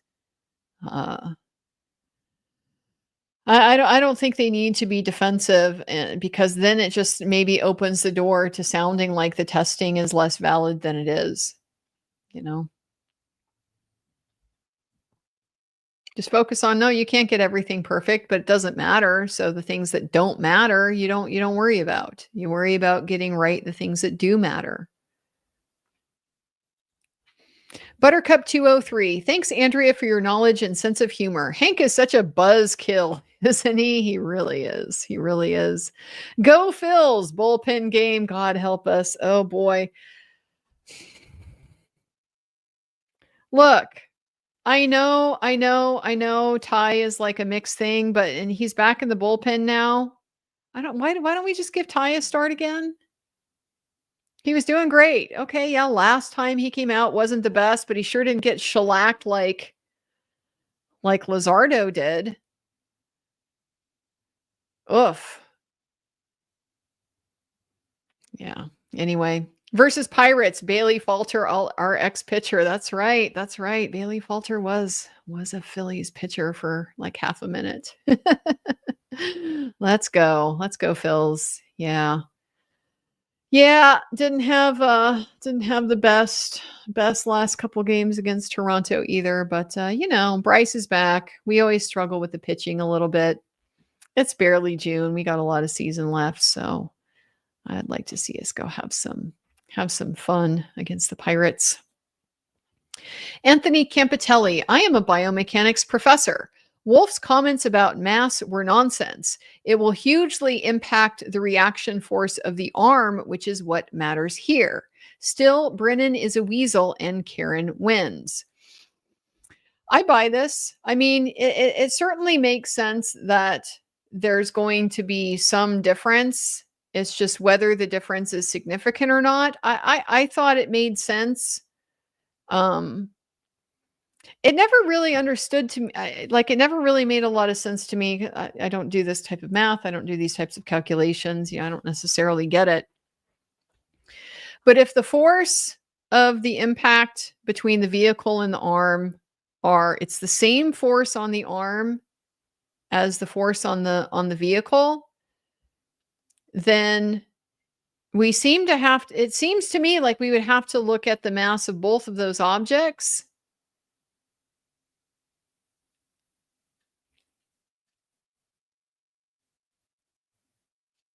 If my hand hits an egg, it's going to have a different amount of force than if my hand hits a car. And the difference isn't because of my hand. It's because of the other object that I'm impacting. So I would, I'd love to learn more about this. It absolutely makes sense to me that, well, yeah, it's going to have some effect. It's going to have some effect, but is it a material effect? He says no. His explanations seem to make sense. But I'm definitely open to hearing more about that because yes, intuitively, of course, it would have some effect. It's just I don't know how much that matters, and it definitely makes sense to me that if we're accounting for the mass of all the different things involved and the speed of the different things involved, the 6,000-pound vehicle alone is overwhelming compared to the 2.5 pound difference of the arm. Appreciate the comment, appreciate the insight. Would definitely love to know more about this. TCP, can't they file a motion for sanction that will be denied to make a stronger objection of the constant commentary from Hank? I mean, yeah, you could put it in writing. Is it doing anything? Not really. It's not going to achieve anything that making your record at sidebar repeatedly over and over and over again isn't already making. But they could.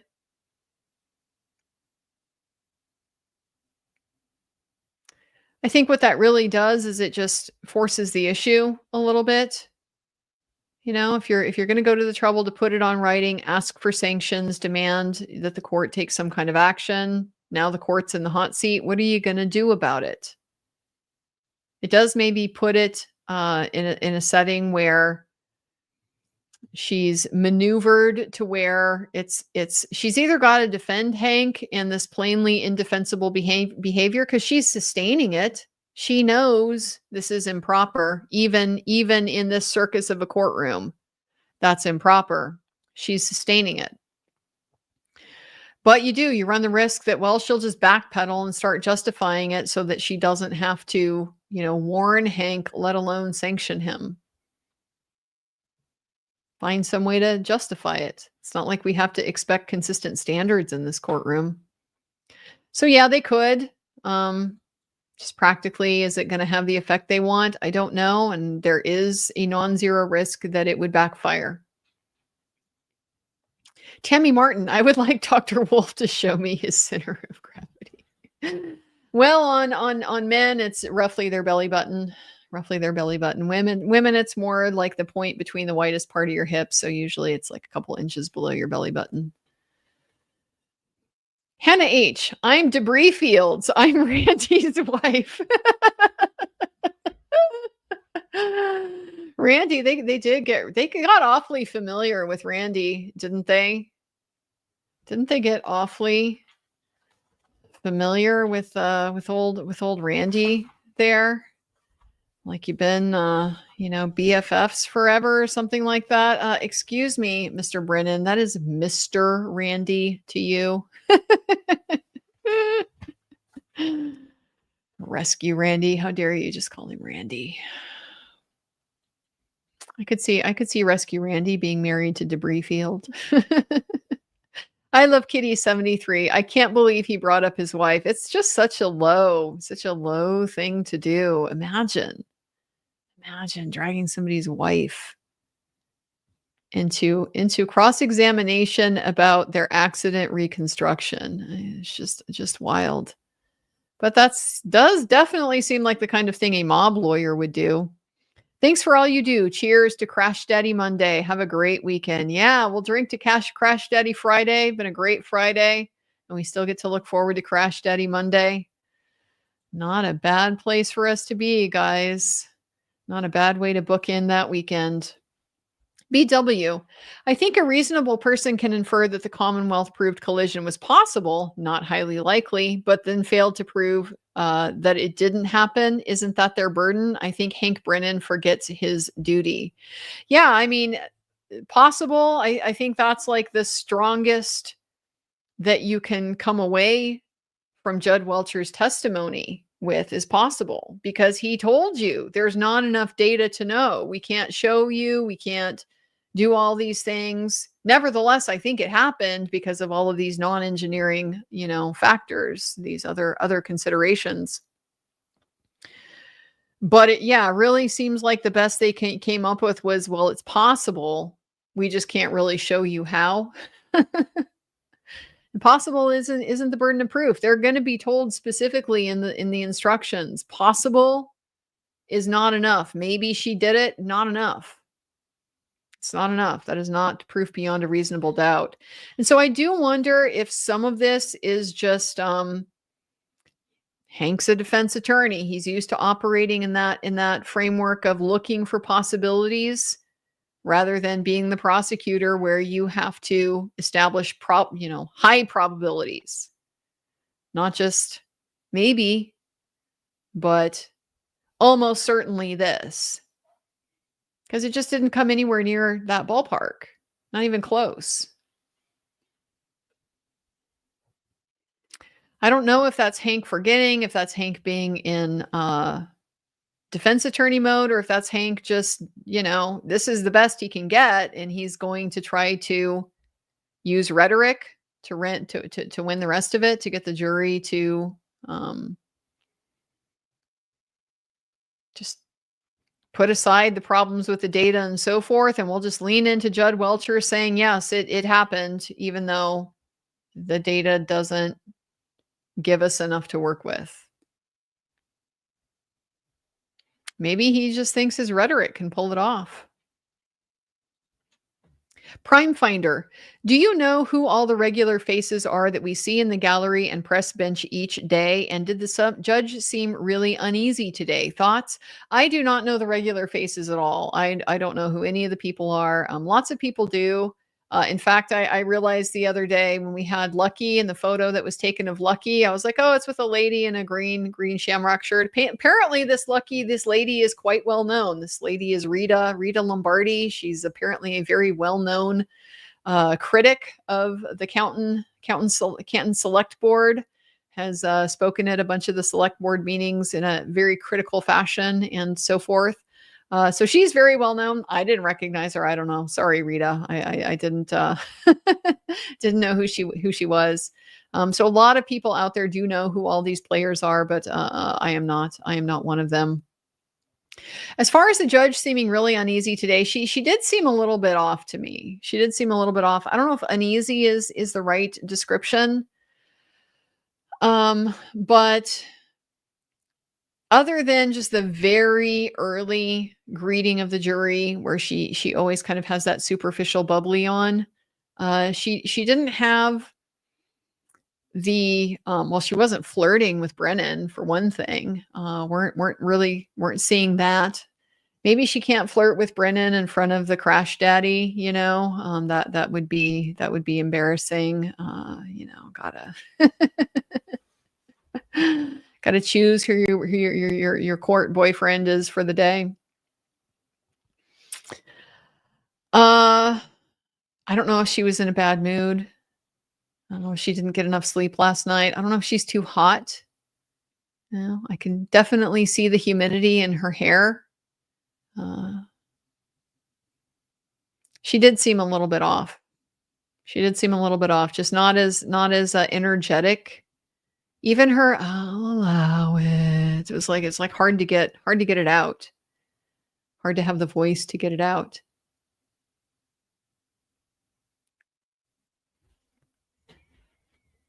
Yeah, I got a vibe that something was off. Hannah A. Meet Rescue Randy, candidate for Canton Mayor 2026. He'd probably do a better job, right? Get him running on the select board in place of Chris Albert.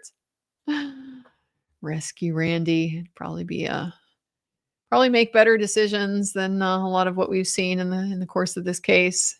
Edward Kirkpatrick, if Brennan was the defense and was trying to poke holes in the prosecutor case, he did a great job establishing doubt as to how it happened. Yeah.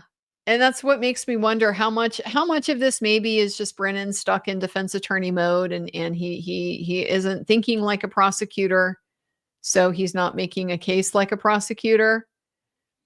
And how much of it is just, the case is just this bad and that's all he has to work with, and he's going to try to make up for it with rhetoric. But yeah, his own direct of his own accident reconstructionist. And we just get to, well, who knows? Too many variables, just too complicated. We really can't do that math. I don't know is not beyond a reasonable doubt. I don't know. I don't know how it happened. I'm just really sure it did because reasons. Of course, shouldn't have come in the first place. But beyond a reasonable doubt, it's not how prosecutors' cases work. Sherry D. Hank Brennan told the world so specifically the kids how their father actually passed. Today, bringing up Dr. Wolfe's wife, Andrea, was Brennan wrong in his lawyer's oath for his actions or words? Well, what is the actual oath that attorneys in Massachusetts have to take?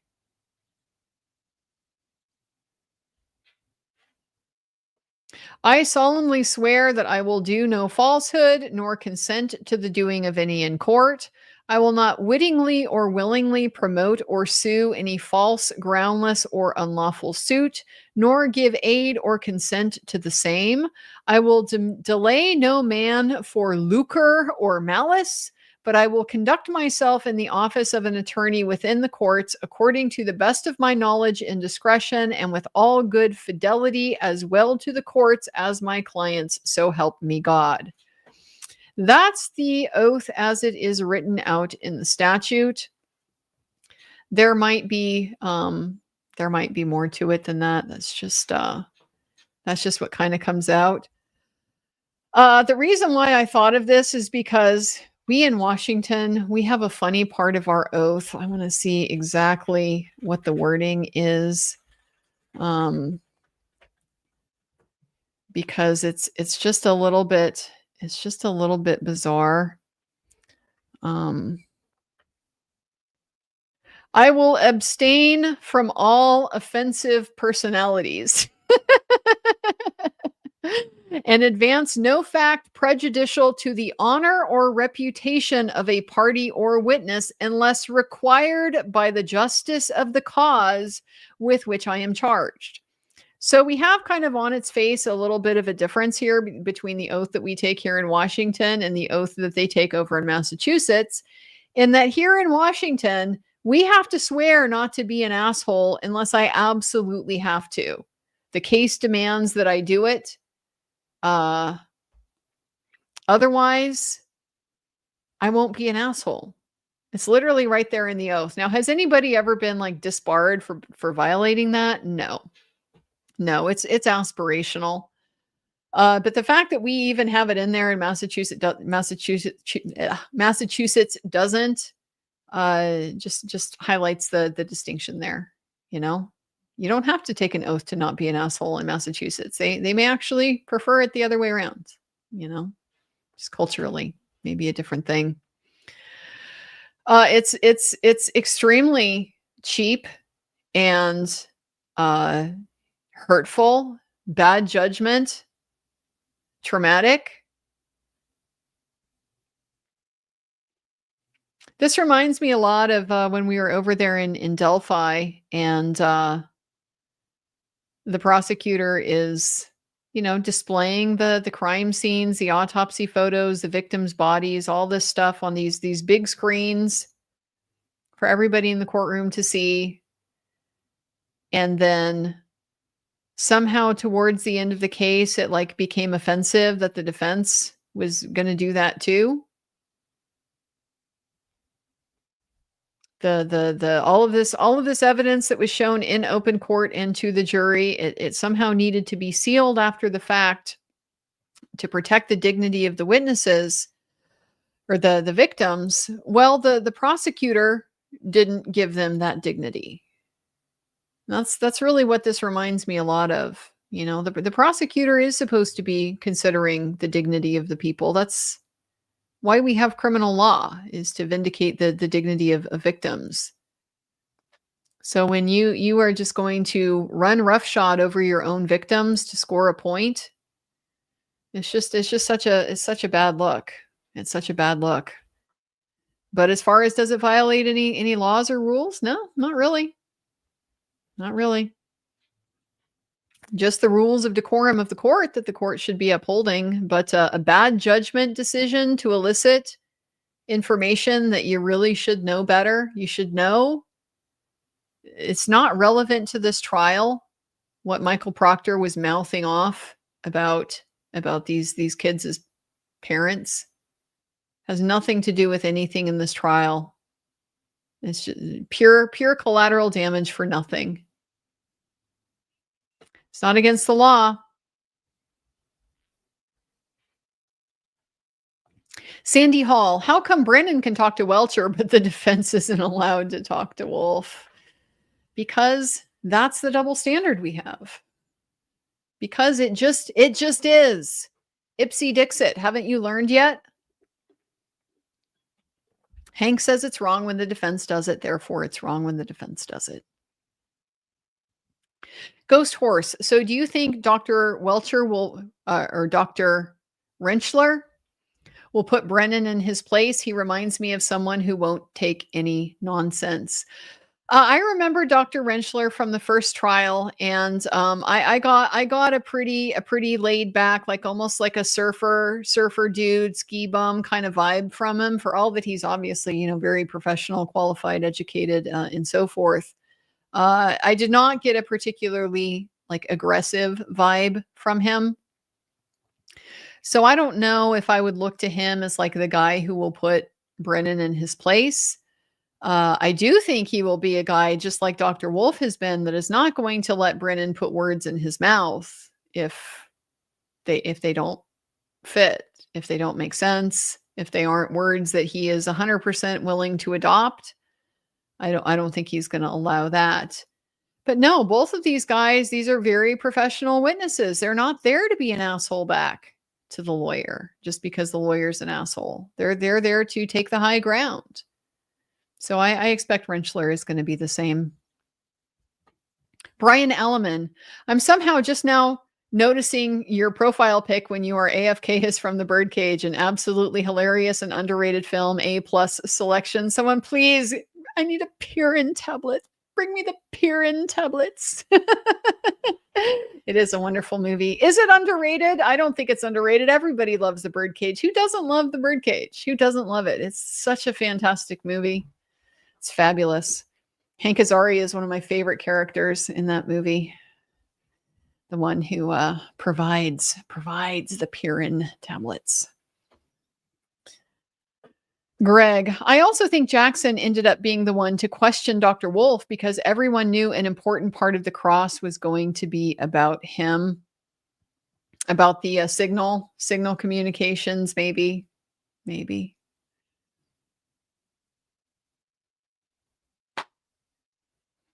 And as it turned out, like it just flopped. Didn't that flop? That cross? Yeah, we use Signal. So what? I might use it again. Maybe next time the FBI hires me, we'll communicate via Signal. Answer like that would have been kind of fun, wouldn't it? I hear the Department of Defense may communicate through Signal these days. Claude Simeon, when asked to a degree of scientific certainty, I wish the expert would ask, what the fuck does that mean? Does PrEP include telling them to ignore that phrase? PrEP likely includes educating them on the foundational necessity in this particular courtroom of apparently uttering this magical incantation to allow the opinion to come forth to a reasonable degree of scientific certainty. At least we didn't ask him, to a reasonable degree of, tail light braking certainty, or to a reasonable degree of crash dummy testing certainty. We didn't lean full into the absurd. But he's not going to say, that doesn't mean anything as much as he might like to. Because you're just going to undermine your testimony in front of the jury, in front of the judge, and so forth, and you might frankly deprive yourself of the foundation to be able to give that opinion. So they're not going to quibble with it, and they are just going to be prepped for the fact that this is what Massachusetts law requires. Here's the best we understand it to be. Is it the product of reliable scientific techniques, methods? Did you apply them? then that means you have a reasonable degree of scientific certainty. A, Andrea, are lawyers allowed to misstate to a witness what happened in a prior proceeding? For example, suggesting that a witness had been shown a piece of evidence when they had not. Well, deliberately doing that? No, you're not deliberately allowed to misrepresent the evidence in really any context. So when you're asking a question because you're not really asserting anything, that's probably, how he would try to get around it. Either that or just, oops, I didn't remember. I didn't remember if Nicholas Barrows, for example, was actually shown that photo of the Sally Port. I don't remember. I thought he did, so I asked him. If he had. You're not supposed to be able to misrepresent things to the jury, but a question isn't a representation. A question is a question. So I think that's where Hank is navigating the line here. Now, having said that, I think a lot of courts wouldn't allow it. They would point out, if you called them out, if you objected to it, and you had your sidebar and you pulled out your transcript from the first trial and you pointed out, Your Honor, there's nowhere in here where he was confronted with a photo of the taillight, asked to evaluate the taillight. So a question that presumes that he did that is an improper question. It lacks a basis. In fact, no good faith reason to be asking that. In a normal court, probably would get the question sustained, an objection to the question sustained. It's assuming facts not in evidence. But we're not in a normal court, are we? D-Kit. Can't understand why Bev continues to allow Hank to refer to reports not in evidence when asking questions. I've been both a prosecutor and defense attorney and would never think I could get away with that. Some of this seems to have to do with Massachusetts, that they're allowed to be, questioned about the basis. And some of that is because the basis of the opinion is already supposed to be restricted in Massachusetts. It's supposed to be limited to only admissible evidence. So in contrast to the federal rule where the expert can base their opinion on anything at all that experts in the field normally rely on, whether it would be admissible evidence or not. So if you're an expert that relies on gossip from the neighborhood, under the federal rules, you can rely on that as an expert, and you can probably even tell the jury what the gossip is that you relied on in this particular case, even though it would never be admissible otherwise. Massachusetts is far more circumscribed with what's supposed to be the basis for the opinion in the first place. The problem is just they don't seem to be abiding by this rule. They just don't seem to be abiding by it. They rely on all this hearsay, but then they go and get questioned about it, and they're not allowed to be questioned about it because it's hearsay. Like it's all over the place. It's all over the place. It hasn't been particularly consistent.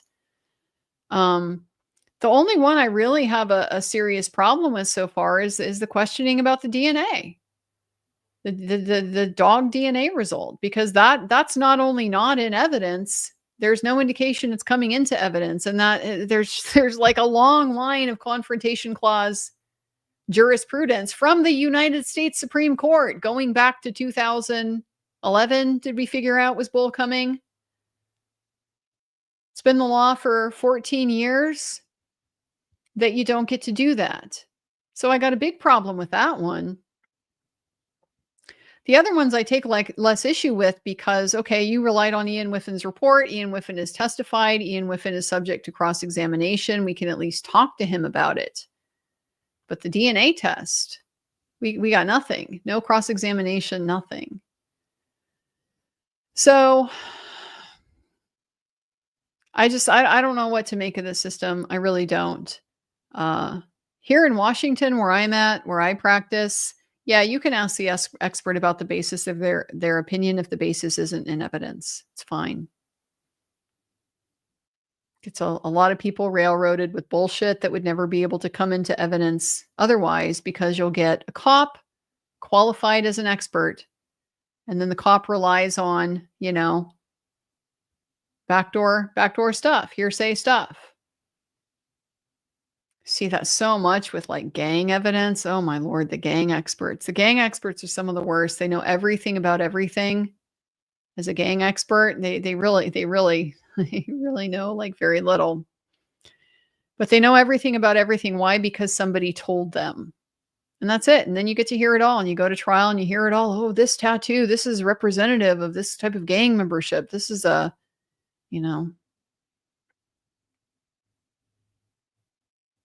this is a symbol of, the Norteños, whatever. You get all that stuff. So I'm used to seeing that myself. Basis coming in without the underlying information being in evidence or even admissible in evidence.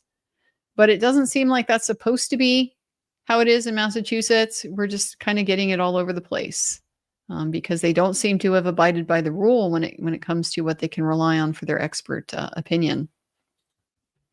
Law and Order. Karen Reed is played by Famke Janssen only. Yeah, that's very good. That's a very good. She does look an awful lot like Famke Janssen. I could totally see that. Hannah H. Gwyneth Paltrow as Attorney Little. Maybe. Who would be good for Elizabeth Little? I could definitely see a Reese Witherspoon in that role. But, we got some good options. D-Kit, new to your channel, very impressed with your knowledge and approach. I haven't been impressed with either side's examination skills. Neither seem capable of eliciting testimony without testifying themselves. Thank you so much for the compliment. I agree that we don't really have, these are not premier lawyers on either side, meaning like the absolute best of the best. They're excellent. I mean, they're very good. They're better than the majority. Maybe that speaks to where the bar is for lawyering more than these particular folks. But I agree, the defense has had problems with not asking leading questions. Brennan struggles with that very much on his direct examination. They're too focused on where they're going to just let go and let your witness get there. Your witness knows what they're there to testify about. They're there. They know what testing that they did. You're just really there as a facilitator to help them get it out. But the attorneys can be a little control freaky and just want to guide that so much that it tips over the line into, if not leading, at least, I don't know, directing traffic a little bit too much, more than the court's going to allow. My top-notch lawyer right now is, as far as my opinion, from who I've seen, the best of the best, Alex Spiro, and it's really not close. Excellent lawyer, extremely scary, very scary. Just different level than what we're seeing here. Even though I think these are very good attorneys, but everybody's got different skill sets too, and you practice different skill sets in different parts of your work. Even just doing criminal defense. If you're a criminal defense attorney, doesn't mean you go to trial a lot. Now, if you're a public defender, you probably go to trial a lot. But a private criminal defense attorney, you don't necessarily go to trial a lot. You're still in that game where negotiating a good outcome, getting a good plea deal is going to be often the bulk of what you're trying to do. So thank you for this comment. I appreciate it. I think there is room for everybody to be better with their examination, but I agree with you that on neither side, these aren't the best lawyers that I've ever seen. Hannah A. Robert Downey Jr. is Alan Jackson. I could see that. That could be fun. Yeah, I could see that. That could work. Hannah A. Diane Lane is Karen Reed. Fight me. I don't know. Famke Janssen was pretty right on. It's pretty right on. I do like Diane Lane though. Let's see. The other one I was thinking of was for Ms. Little was Shelley Long. I was thinking we could have Shelley Long as Ms. Little, young Shelley Long. I think that could be a good fit. D-Kit, Steve Carroll is Hank Brennan. I think Steve is too nice. I don't know if Steve has that obnoxious, like in a mean way, vibe to him. Even when he's obnoxious, it's still like just kind of funny, Maybe. Elizabeth, Andrea, thanks for all your time and knowledge. I hope you and Jeff have a great weekend. Thank you so much. It's supposed to be very hot here. It's supposed to be a very hot weekend. So it's not just Massachusetts that is dealing with a little bit of a heat wave now. But I'm ready for it. It's summer. I haven't gotten my paddleboard out a single time yet. It's been early season still. We have very controlled water flow here. Everything is dammed. But even with that, your danger zone is always in the spring. It's the most dangerous time to be in the water is in the spring. You just have, stronger flows than you realize. Things can be unpredictable. You can have changes and stuff like that. So most time when people get into trouble in the water, it's kind of like you have more pedestrian accidents at night. I think you probably have more drownings and stuff like that in the early season on the water. But we are settling into summer now. We're getting into prime paddleboard season, so I might have to bust that out this weekend, and we'll see. Just Mimi Sue, Lady Bunny should play Bev. I don't think I know who Lady Bunny is. Let me look up Lady Bunny. Here's Lady Bunny. There's Lady Bunny. I don't know. Lady Bunny has better hair, in my opinion. No, once it occurred to me that it should be Alice. It should be crazy Alice Evans. That's who I'm stuck with. I will stick with that one now. They just have so much in common, like that girl who used to be cute but isn't anymore, but is like still hanging on to that glory day, that kind of thing. I don't think it would even be much of a reach for Alice to play Bev, other than the part of having, enough skill and accomplishment in life to rise to the level of being a judge. But other than that, Tabby, do you think Brennan is creating more reasonable doubt for the jury with all of his crazy questions? Is he creating more reasonable doubt? I can't think of like a specific question today, maybe that would be like, there's an example of a question he shouldn't have asked that creates more reasonable doubt.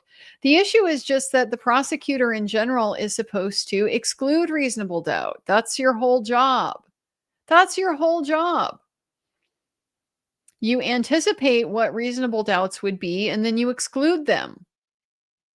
So if the reasonable doubt is it could have been someone else, if the reasonable doubt is my eyewitness is weak because they were on drugs, if my reasonable doubt is we don't have a body, so we're not totally sure that there is a murder here at all, you know what the weaknesses in your case are, or you should if you're a decent lawyer. You know what the weaknesses of your case are. You can anticipate how those weaknesses are going to lead to arguments that they constitute reasonable doubt. And so you address them in your case. You eliminate them. That is your job as the prosecutor. So it's hard for me to say, like, I can't think of anything off the top of my head today that's like, well, he really created more reasonable doubt there. But the problem is just that he's not eliminating reasonable doubt. And definitely, if we look back to like the Dr. Welcher direct, did he create more reasonable doubt there? Yeah. We don't even know if we don't have enough data to be able to evaluate all this stuff. Like how is that not reasonable doubt if there was a collision at all, when you can't give me even one single model, one single simulation, one single hypothetical scenario that would account for all of the variables that we see.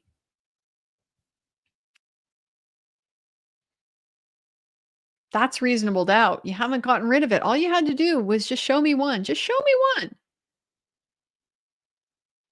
Just show me one. I mean, in a normal world, that's still just possibility, right? One possible scenario, but he hasn't even given us that. It's just mind-blowing. The wicked psyched. Welcher is coming back to rebut. I have never heard of that. How will they explain that to the jury? I don't know if they will explain it or if they'll just take it for granted that it's allowed. The rebuttal case in general is allowed. The prosecutor does get to put on a rebuttal case. They don't always choose to do that, but they can. They can bring witnesses back to rebut the defense case. In Massachusetts, the only thing that's unusual about this is that the experts aren't normally allowed to do this rebuttal. So he's been given like a special exemption, to be able to give extra testimony, because normally he would have just given this in his case in chief. He would have already had the ARCCA response to him, and he would know what their critiques are, and he'd be able to address their critiques in his direct. In theory, that's all the rebuttal should be limited to, is you responding to their critique of you that you didn't have time to be able to address. But I don't know if Bev is going to limit it to that scope. I have really no faith that she's going to limit it to that scope. So I don't think they will explain it to the jury. It's just going to be part of the rebuttal case, and they'll treat it like it's perfectly normal. They won't call any attention to it. What's the truth? I think the biggest visual memory for the jury will be of the Lexus taillight being loaded onto the tow truck, coupled with Sergeant Barrow's testimony. It could be. It could be. Boy, that arm spinning is quite a visual for me. That overhead view of that one part of the vehicle test with that arm just spinning. That would stick with me. And the crash dummies with that elbow being like completely busted up by that taillight hitting it, that would stick with me. But of course, we haven't heard about injuries yet, so got to wait for Dr. Rentschler for that. See, it's hard for me to evaluate the impact of the taillight videos, all these different spots. I think the one Meadows Ave is like the best view of the taillight that we have. Because we have the entire taillight, the whole back end of the car, for at least like a second and a half. And then Hank, had to back up the video to get it to the point where the other light, I think that when the car is in reverse, you got other lights on, you put it in drive, the reverse lights go off. He's like using the reverse light to make it look like it's got a hole in it. But when the car is actually just moving forward towards the end of the driveway, it's completely red across the whole back. It's just bizarre to me. But, the video evidence, it's not that clear. It's not that great. It's not that high definition. It's not perfect. It is a little bit of Schrödinger. Schrodinger's video, because you can project a lot onto it. I feel like the taillight at Karen's dad's house, you can project a lot more onto that. It's such a tiny little angle you're having to squint at, and you just don't really see that clearly. It's not what that camera is made for, to look at the difference between a thing that is lit up and a thing that is not lit up, and how does that affect the boundaries of what's there. Like, it's not what these cameras are made for. It was a very powerful moment. I think the powerful moment was seeing that Sallyport picture of it at the Sallyport. Was that the condition it was in? Absolutely not. That's pretty powerful. At least they are getting good visual memories to choose from. I think that's the important thing, because it's very, very effective. And some people especially are going to think like that more than they're going to think, verbally. Hear the testimony, hear the words. It is not going to land in the same way as seeing the picture. So I do like that they are providing a lot of visuals for the jury to work with. Bill T, the arm weight means nothing. They don't know how much his arm weighed. My arm and Mike Tyson's arm will be far, far apart. Hank is a clown. I thought that was very effective, pointing out that this 11.8, this is not John's arm. This is a guesstimate that's based on some sort of statistical calculation, and we're not sure exactly how much of the arm that, relates to compared to how much of the arm is in this dummy arm. Does the dummy arm have a whole shoulder and stuff? Doesn't really look like it. Does the shoulder weight count when we weigh the arm, on a human body? It might, but either way, those are just averages, and any individual person can deviate from the average in all types of ways. So no idea what John's actual arm weight was, and without that, we're kind of guessing anyway.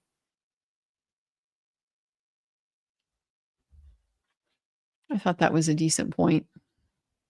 Barbara Sturback, could Brennan be acting this way to portray indignation that the defense is lying? Too much probable doubt. Yeah, I think the indignation by default is a way of just trying to signal, you're trying to lead and pace the jury emotionally. It's just that you're not giving them anything to share that feeling with you. You're just kind of hoping that they will mirror it because you're showing it. But unless you show them something that shows why your indignation is justified, some of your impressionable jurors, if you've got particularly agreeable and suggestible jurors, they might be influenced by just the mere fact that you seem to be showing emotion. That would have an effect on them. Less suggestible people, though, aren't going to care. They aren't going to care at all. They're going to want to evaluate what is the cause of your having this outrage. And is it justified? And part of the problem then too, with only having this one gear where you're just indignant at everybody all the time, is that it loses its strength. If you don't deploy it in a calculated way, it's like crying wolf. If everything is cause for outrage, then nothing is cause for outrage. So I think it's a big mistake of having this type of strategy limit your style in trial. It's good to have indignation as a tool, but you need to use it sparingly. As you use it all the time, you run the risk that the jury is going to be like, I don't know what your freaking problem is, lady.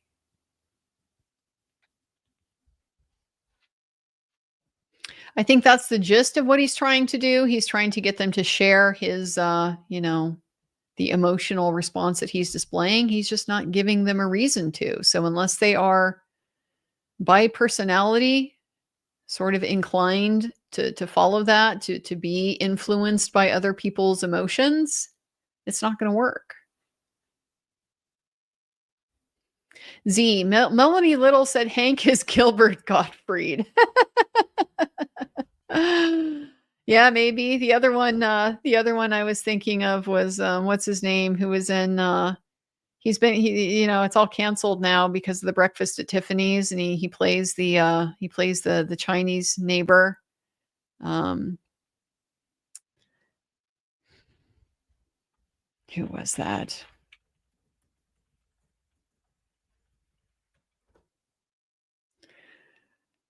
Mr. Unioshi was played by Mickey Rooney. Mickey Rooney. That's who I was thinking of. Yeah, we don't get to watch that anymore. I think it's probably off. It's probably off Netflix or those, woke channels and stuff like that. Very, it was racist. It was, but was it the most harmful thing ever? I don't know. But yeah, that same kind of vibe, I think, with the Gilbert Gottfried as the Mickey Rooney as Mr. Yunioshi. I could see that. I could see that fitting. RS, after getting to 74% throttle and max speed, wasn't the percentage decreasing? So why does Hank say the speed was higher after the tech stream data ended? Because I think they still had it at 74% throttle, and I believe was it still showing acceleration? It might have still been showing acceleration. Pretty sure it was still showing acceleration. I'd have to go back and double check, but that's why he's saying if it's still fully throttled and the accelerator, it's still going faster, then it would be going faster in the next second, unless there's something that causes it to come to an abrupt stop. So that, I think, is the basis for Hank saying that. But I'd have to go back and double check the tech stream data. Odin's Martyr. Mass will change force, not speed. Hank said speed. Hank said speed, but Hank is just trying to fix the math. He's got, if the whole complicated equation, F equals all of this other stuff equals MA, right? So it's ultimately an F equals MA with all of these other things being calculated for. So he's looking at the MA and he's saying, so if you discount the math, the F is going to stay the constant. So if you're keeping the F at the constant, then if the M goes down, the A would have to go up. And I think he's not wrong about that, but you're also right. Another way to resolve this issue is if the M goes down, the F changes. And then the question in all of this becomes, how significant is that change in this total picture of this interaction, given the 6,000-pound vehicle moving at, whatever rate of acceleration and the 2.5-pound difference in the weight of the arm. I agree it would be non-zero. It makes perfect sense to me. It would be non-zero, but is it significant enough to have an effect? That I don't know. Dr. Wolfe tells me no.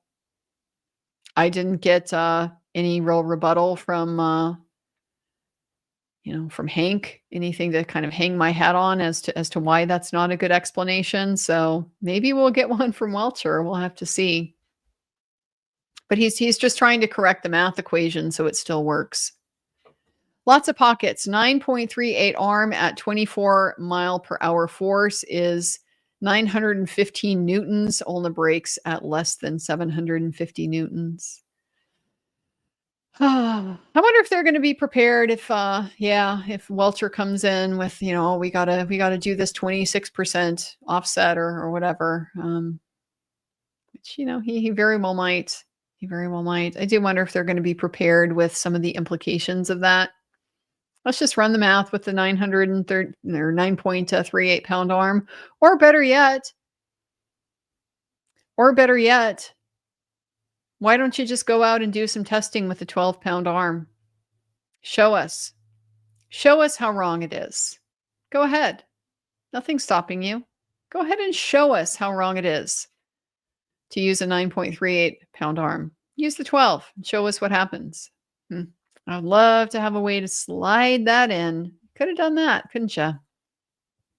Odin's Martyr. Many Bostonians assume that their governments are corrupt and accept that they have to be corrupt in order to function. Whole different mindset. I think that I can't, speak for the mindset of Massachusetts in particular. I think that's really sad if that's the case, but I guess it wouldn't surprise me. But just in general, this makes a lot of sense to me. You see a lot of this in places. I'm thinking in particular of like places that are well known to be highly corrupt bureaucracies. And the one that jumps out in the front of my mind is India. India is like really well known for being a highly corrupt bureaucracy.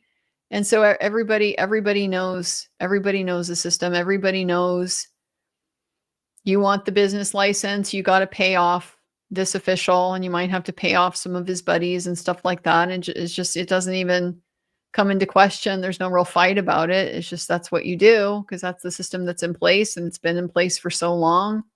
It's entrenched. Everybody gets it and plays accordingly. So I think that's I think that's really sad if that's where Boston is at, but makes sense logically to me. Z, human G-force testing is brutal. Why prosecutor want more casualties in his murder trial? ARCCA had straight guidelines to reverse into arm, so what about curved road at Fairview? Commonwealth thinks Karen Reed is superhuman. The curved road hasn't been accounted for. That is very true. The slight curve in the road has not been accounted for. The Jeep was a problem.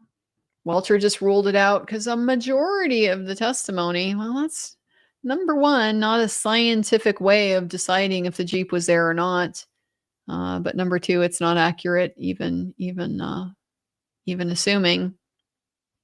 A lot of things that they haven't been able to account for, and would seem to require her to have some really extraordinary driving skills. Some amazing control over that SUV that just doesn't really seem consistent with also backing out of your driveway and hitting the car. I mean, I plead guilty. I've done it. I think I'm a pretty good driver, but talked many times about my strong opinions about how driving should be done.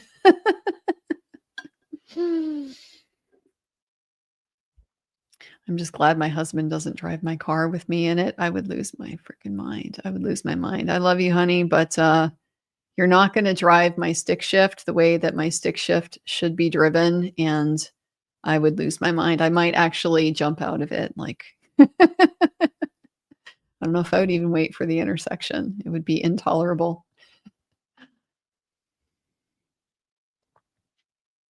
G-force testing is one of those things I know nothing about. I just know that it exists, and it frankly seems like the kind of thing that ARCCA would be involved in, that kind of testing. Doesn't it seem like the kind of thing that they would do, like the fighter jets and the astronauts and stuff like that, subjected to all kinds of G-forces. I could see ARCCA being involved in testing like that. Ocean Beach. I was on a plain old murder jury, not a 3D one. Jury of Canton peers, Walmart shoppers, love beer, group, text, anti-science. My big concern, jury and reasonable doubt. Roles of Commonwealth and Karen Reed on proof. Jury wants to play crew, solve the crime, juror Ronnie. That was a real concern from that juror Ronnie interview that they did. They wanted to figure it out. They saw that as their role, trying to figure out what happened, and that's normal and it's natural, but it's not what you're supposed to be doing as the jury. It's not your job to solve it, and I hope they work that into the closing somehow to give the jury permission to not solve the crime. It's not your job. It's the Commonwealth's job. It's Proctor's job. It's Buchanan's job. If they didn't do their job, that's not your fault. And you don't acquit somebody and send them to prison because the Commonwealth didn't do their job. It's just not how the system works. Did I say acquit? I mean convict. You don't convict somebody and send them to prison just because the Commonwealth didn't do their job. Yeah, it is concerning. You know, it is concerning. And I've so many times now I go back and forth on the jury system just in general. Do I love it? Do I hate it? Really do love that idea of the citizen check on the power of the government to prosecute, turn people into criminals, stand up and say, not on my watch. I really do appreciate that. But yeah, seeing juries, how they think, how they make their decisions. Not convinced that actually would even happen a lot of the time. Just really, really troubling situation. That's why it's always a crapshoot. You can have the strongest case in the world, and the jury trial, it's always a crapshoot. You don't know what you're going to get. It's never zero risk. It's never zero risk. Jury is a big reason why that's the case. Nigel Brayshaw, I'm neutral in this case. Every time I comment with a doubt Or question in the live, I am attacked by Karen fans. I thought Cross was good today. Well, I'm interested to know why. You know, why did you get the impression Cross was good today? Because clearly we disagree on that. I did not think Cross was good today. I don't think it landed on anything particularly substantive. I think at best he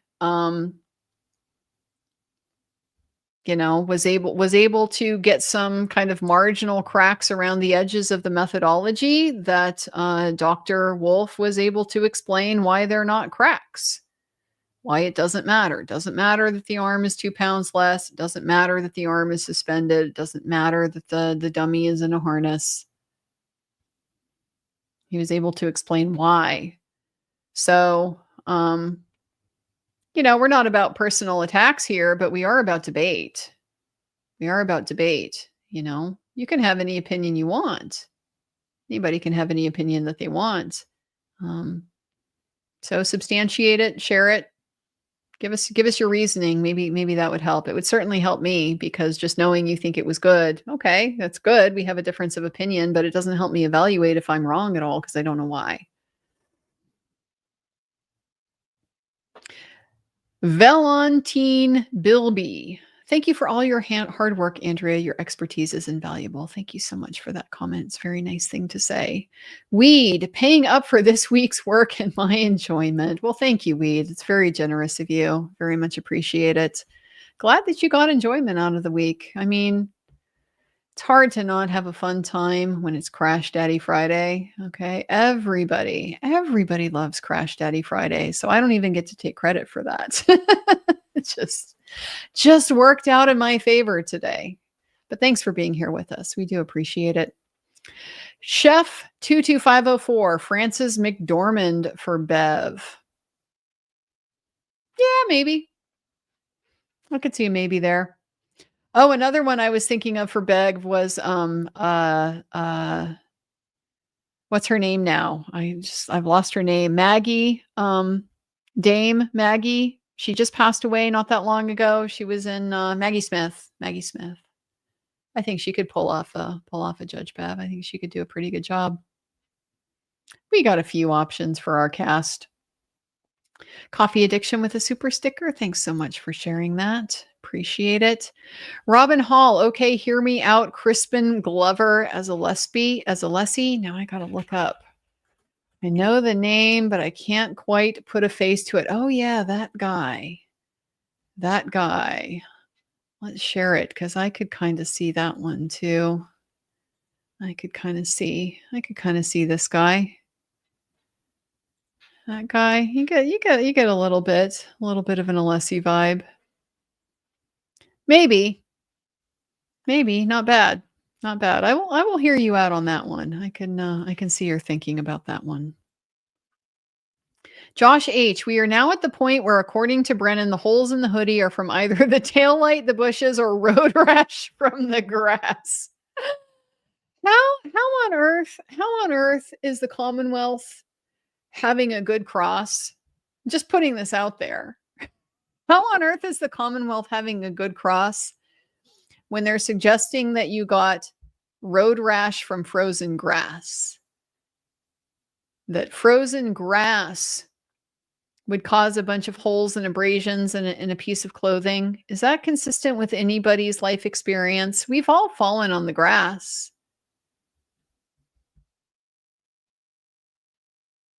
How are we having a good cross when the expert is like, are you talking about on the frozen grass? When you get to exude your incredulity that you're even being asked this ridiculous question. Yeah, you really are. How is that going well on cross? I don't know. I didn't see it. But yeah, the arm injuries, the holes in the hoodie. It's from the tail light. It's from either the tail light that's still in the car. It's from the tail light shards. It's from the microscopic tail light pieces in the sleeve that abraded his arm over the drag, over the when he was or just rolling across the ground, whatever, his arm was dragged across the ground. It caused it that way. Maybe it was thrown in the bushes. Now we got road rash from the grass. Not a single grass stain anywhere on that shirt. Not a grass stain on that shirt. So I don't know how we got there. It's just a mess, isn't it? This is not how the Commonwealth is supposed to be building a case. This is not how you prosecute a case. You're not there to talk about all the possible ways that it could happen. That's for the defense. You're literally helping the defense the more possibilities you raise. Maybe this is what you guys were getting at with are his questions just raising more reasonable doubt? Yeah, hadn't thought about the road rash from the grass. More reasonable doubt, yet more. Yet one other way that if we could have those holes in John's arm caused by all of these non-intuitive reasons already, road rash from the frozen grass, then think about how many things could cause them that actually make sense.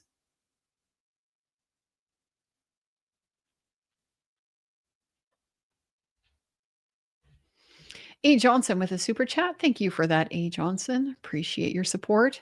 A. Johnson, say there is a movie. What is Bev's motivation?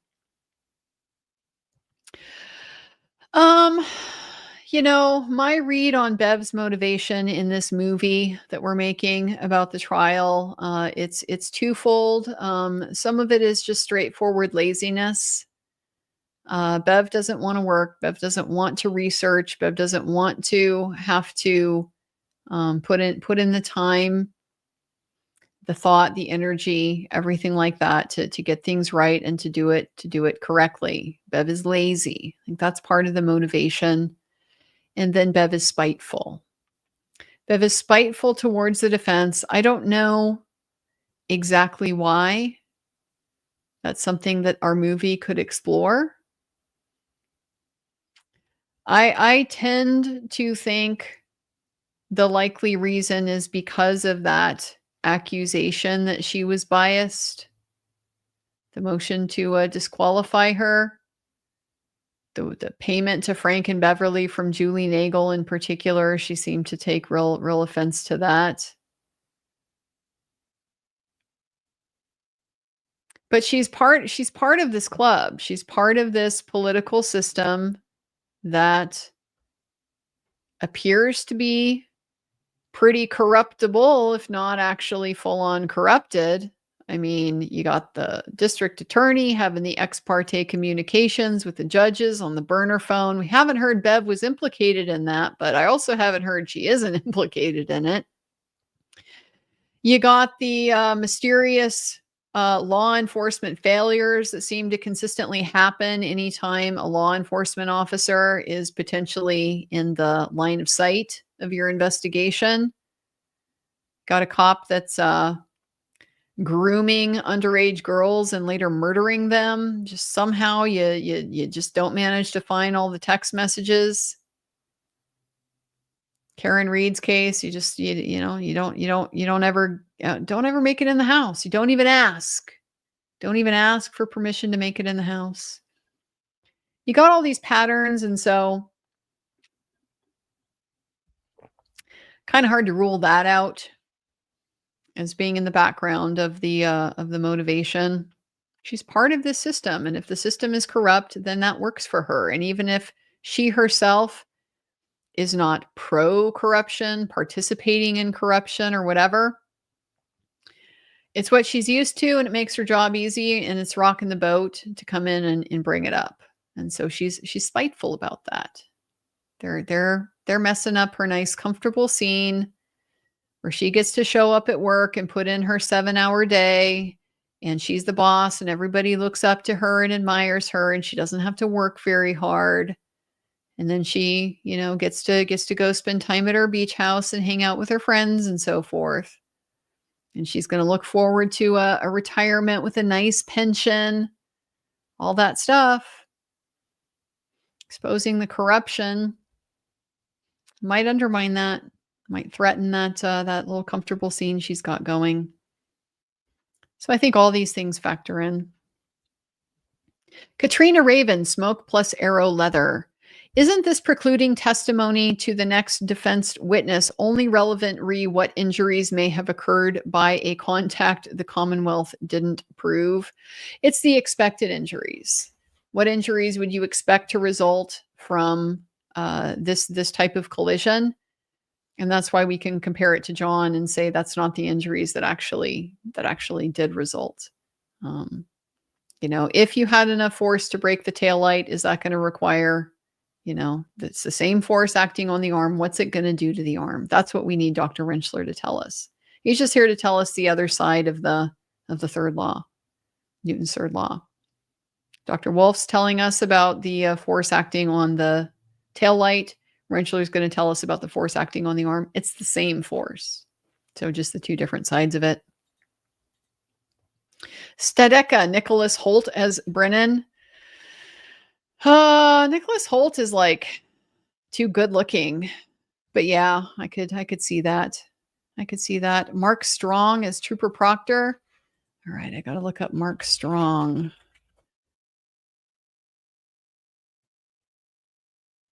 Oh, I see what you see. I see what you see. That is not bad, huh? Not bad. He's maybe a little thin.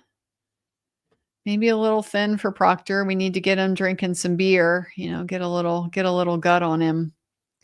But he definitely has the bald going on. We need to really we're going to need to dig deep into our roster of bald actors to be able to fully cast this particular case. It's not nearly as bad, this trial, as it was the first trial. So we didn't have Paul, we didn't have Tully, but it's just like, God, cop after cop after cop getting on the stand, and you'd swear they were twins. They're all bald. They all look the same. I still have a hard time in my head picturing O'Hara and Tully. They just look so similar. O'Hara's just got that little bit of a Joker smile. Molly Biddy, anyone else think Hank asking so many questions re correspondence with ARCCA in last case and defense text being deleted meant very little to jury? Case was finished. Why would they keep him in Eire? Ireland. Welcome. Welcome. Giagwich. Welcome. Yes. I don't see that being a particularly great point on Cross. I just, no, why would you keep them? Why would you keep them? I see nothing that like establishes as a norm. You need to keep your scheduling texts from the other side a year later. And why? There seem to me to be two kinds of people in the world. The people that go through and delete stuff, delete their text, delete their chats, delete things like that periodically, and then the people who delete nothing. There's no like real middle where, I don't know, maybe you just delete one or two things. There doesn't seem to be a whole lot of middle. You delete a lot or you don't. And so if you get a whole bunch of stuff that's immaterial that you don't need to hang on to, yeah, it makes sense to me that you would fall into that group of people who probably routinely delete stuff. I do it on my email. I don't do it on my phone, but that's because I don't text. I don't text business on the phone. I don't have those types of communications on my phone. But like emails, yeah, you get the logistical email, the 18th draft that's been circulated of, XYZ. Am I going to keep every single one of those? Well, probably not. Not after everything is all over and all said and done. If it's not material and not something I need to hang on to. So I didn't see that as being significant, mainly because we don't have any kind of like a standard or a norm that they should be kept. Why? Why should the accident reconstructionist need to keep his scheduling text from a year ago? It's perfectly logical that you wouldn't keep that. So I didn't see that line of questioning landing at all. I don't know. I don't know why he was focusing on that, but it didn't seem impactful to me. Miriam, have a great weekend, y'all. You have a great weekend yourself, Miriam. Enjoy some time off. Do you things. A. Johnson, bummed I didn't hear AJ ask DW about cars in space. Yeah. Yeah, we didn't have that follow-up with Dr. Wolfe either. We didn't have that follow-up with Dr. Wolfe. He doesn't even know. Dr. Wolfe has been following the sequestration order, so he doesn't even know that idiotic testimony from Welcher. I'm an engineer. Don't talk to me about possibility versus probability. Possibility that the Lexus flew up into space. No, actually, it's not. I'll bet we could ask. I'll bet we could ask Dr. Wolfe. Dr. Wolfe, as an engineer, is it possible that this Lexus blew up into outer space? And I would bet he would say no. It is not possible. It is very easy to say that as an engineer. One of the easiest things probably to say as an engineer. Look at the capacity of this car. Look at the design of this car. Is it possible that this car flew up into outer space? No, it's not. It's not. The car is not designed for that. I, as an engineer, can evaluate that. And I can say, no, it's not possible. Would have been fun, but it also would have just been snarky and kind of pointless. But we all wanted the answer. I think we actually know what the answer is. So, Friday, we get a weekend.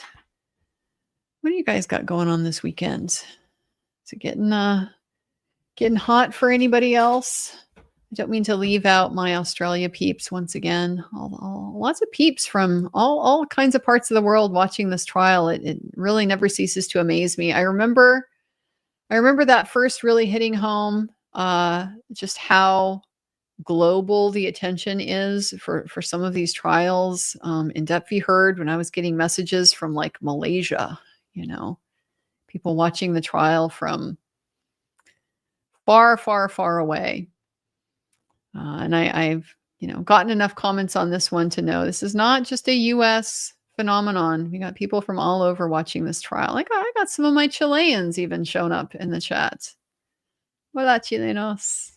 So good to see you. So good to have you here. Hope everything is coming back together in Puerto Varas. I haven't checked on that. Mentioned last week they had a tornado, big tornado came through. It was wild. Destroyed a bunch of houses, injured a bunch of people. So that was where I was primarily staying when I was down there earlier this year. So a little bit shocking to see that.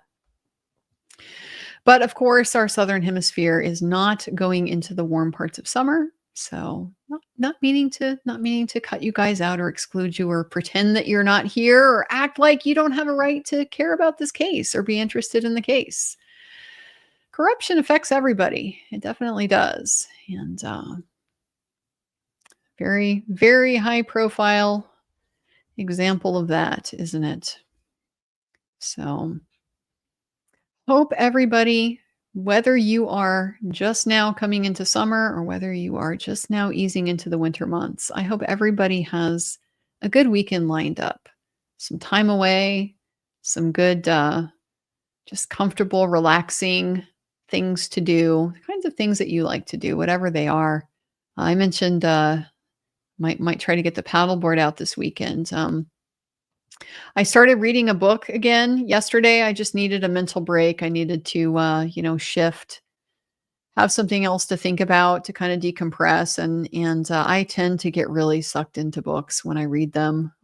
Very hard for me to put them down. When I was a kid, I would have all the late nights because I'd have like 300 pages to go and be like, I'm finishing it tonight. I'm not putting it down. So I'm looking forward to getting back into my book. I'm reading Young Men in Fire, which I have read before, but it's been decades. It was like back in high school, maybe like right after high school, like summer after high school or something like that. It was right around in that time frame when I read it. It's quite an old classic. And I'm enjoying it. I'm enjoying it the second time around. It's a great book about the Man Gulch Fire, which you may have never heard of, but it's a big wildfire that happened in 1949 over in western Montana, right near where my father grew up, as a matter of fact, and killed 13 smoke jumpers. It was a big tragedy in early wildland firefighting. So it's a book about that, and a lot of different angles of it, the recreation, the what happened, the how did it happen, the how does fire work, the how did we learn about it, and it's all kind of cast through the lens of the author, who had done some wildland firefighting as a young man, like right before World War One, and had a memory of running away from a fire, of almost being overtaken by a wildfire, and what that experience was like. And it's just not not real pleasant stuff. It's not good things to think about, but there's also so much inspiration in just that type of activity. One of the points that he's making is that some people, maybe some men in particular, but broadly just some people, there's just something in them that needs to accomplish something great, something that other people can't do, something that's like overcoming your fear. And it always admires me, the people that will run into danger. Firefighters are definitely a prime example of that. So it's just kind of looking at that phenomenon from all different angles, and I'm really, really enjoying it. Can't wait to get back into it. Very good book. So that's my off-duty plans for the weekend. But of course, still got plenty to wrap up as far as I always got to get my notes organized. I've been spending forever trying to work on this update for the Substack, because I haven't put anything up on Substack in quite some time. Those of you that have subscribed, really appreciate you. Thank you so much. And I am sorry to have had most of my waking time sucked up by the process of watching this trial. But I do have the goal of getting some stuff out there, like breakdown, recap types of things from this trial. I have been working on that. We'll continue to do that. So hopefully I will be able to produce something pretty soon to go ahead and release there to get us up to speed. But otherwise, just settling into summer. It's good place to be. Always like this time of year. And we are on the downhill side of this case. No question about it. Don't know if we're still on track to be done by Tuesday, if that was the early estimate, but we're looking at a couple more weeks. I think probably at the most on the outside, couple more weeks. Getting very, very close to the end. Getting very close to handing this over to the jury. I am a little bit worried about the defense case being perhaps a bit too truncated. It was a comment that came up yesterday in one of the super chats, Andrea. Is the defense over editing their case? I don't know, and it's going to be hard to say until they rest and we see what they actually produce. But it does worry me a little bit that they might have ammunition that they leave on the table that, as it turns out, could have made a difference. But you never know. You never know ahead of time. You got to make your strategic decisions the best you can, and try not to second guess yourself too much. OG Kush, thanks for the tuition-free law schooling. A and JB, time to spark this virtual J. Pass it around. Pass it around. Don't bogart it. Happy to share the virtual law school. It's the kind of information that really shouldn't be. I mean, we should have more of it like in high school. It's civics kind of turned up a little bit, I guess, but it affects so much of our life. It affects our lives in so many ways. It's kind of mind-boggling to me to think about how we get through not just high school in the US, but you can get all the way to college, all the way through college, and not learn really anything about the laws that we're subject to. Kind of scary. If you ever found yourself in the courtroom, the whole process, you may have known absolutely nothing about it. I mean, you might know from, general government that the court's a separate branch of government and that there's a right to a jury trial and things like that. But a lot of these practical details, no, it's just not common knowledge. And so that really is such a huge part of the goal we have here at this channel, is just try to make some of this more transparent, try to help people understand what you're watching, why things are happening the way that they are. It's not always easy to do in this courtroom because we can't always count on the courtroom. We can't always count on the rules to govern the outcome that we see. Would be nice if we could. In most courts, you can. And in fact, that is the entire point of having the rule of law, is to allow us to look at the rules and apply them to our facts, and from that predict what our outcome is going to be. So I can say, for example, here's a police report. Here is what it says the witnesses are going to say. I can talk that over with my client. And knowing that, I can predict, here's what's going to happen at trial if this goes the way it's presented in this police report. These witnesses show up and they say this. I can predict what's going to happen with that. Then we look at those predicates. Are they going to show up? Are they going to say that?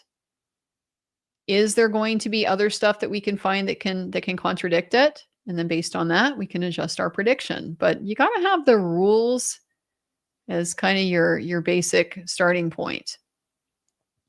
If I get the police report and they have a whole bunch of hearsay from people that aren't going to testify, me applying the rules, I know you're not going to be able to use any of that. So if you can't use any of that, you're not going to convict my client. I can predict that outcome, but only in a system where the rules matter. So it's just one of the frustrating parts about this case. The rules don't seem to matter that much, and it makes it a lot more difficult to predict. And then when you get into the jury, the land of the jury decision, prediction kind of goes out the window, because the jury can and will do anything. You have no idea what the jury is going to consider significant. You have no idea how they're going to go about the task of evaluating the case, deciding if they have a verdict or not. They have a lot of flexibility to invent that themselves. They can't be impeached on it unless they do something that arises to the level of misconduct. They can't go out and do independent investigation and stuff like that and decide the case based on that. But other than those parameters, hey, if they decide they want to solve the crime and they're not going to return a verdict unless they solve the crime, then that's what they're going to do. Not much we can do about it. So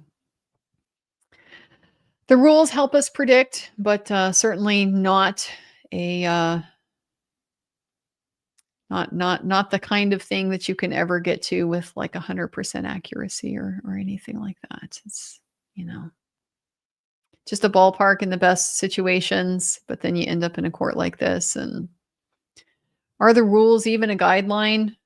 When she invokes the rules on the rare occasions we see a citation, something from Bev like the other day, please, Commonwealth versus please, turns out it has nothing to do with what she seems to be citing it for.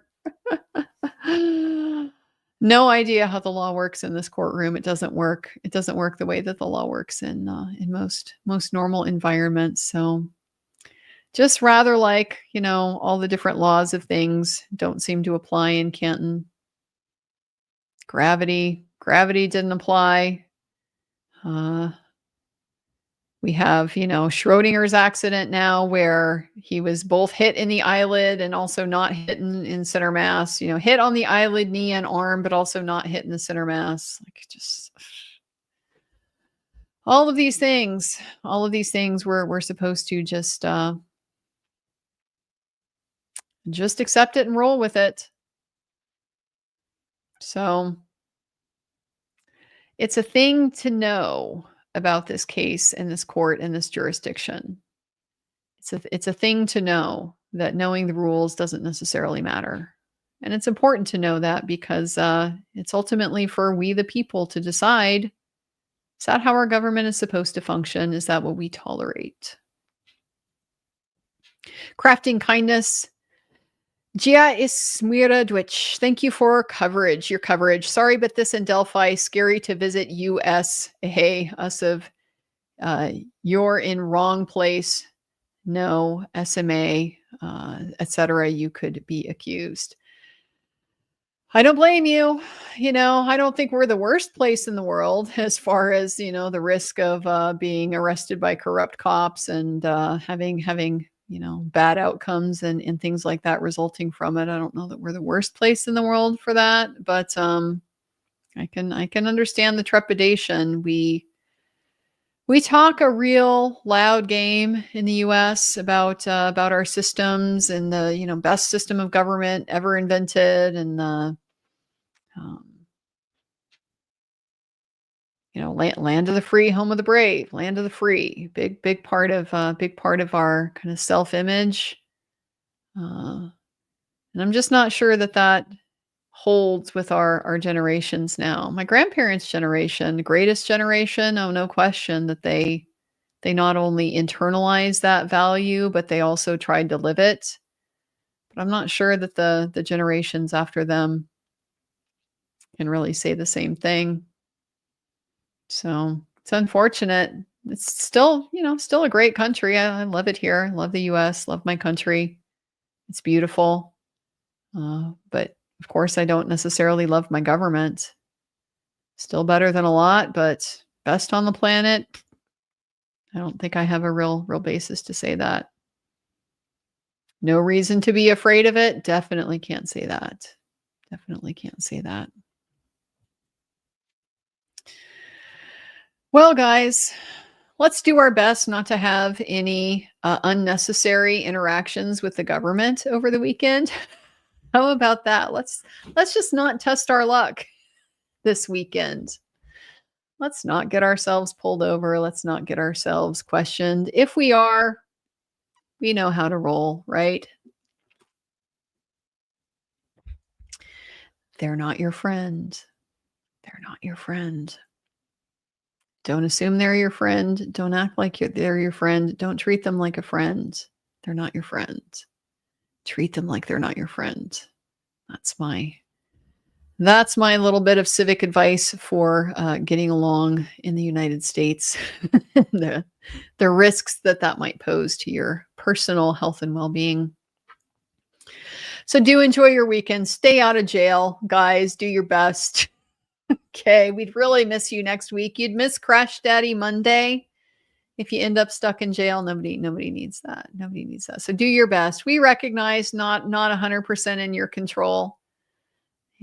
Recognize ending up in jail is not always 100% in your control. But a lot of time you have some agency in that. So do your best to make the good decisions. And if you absolutely can't make the good decisions, try to do them where few people see. And we'll just leave that at that. No need to create ourselves any prisoner's dilemma kinds of problems that might make things unduly easy for the government to make our lives hard. So enjoy your weekends, guys. Thank you for being here with us. Thanks for sticking in through this trial. It has been a long run. 28 days we've been in so far. This is the end of 7 weeks, guys. Next week is going to be week 8. It's going to be the second month.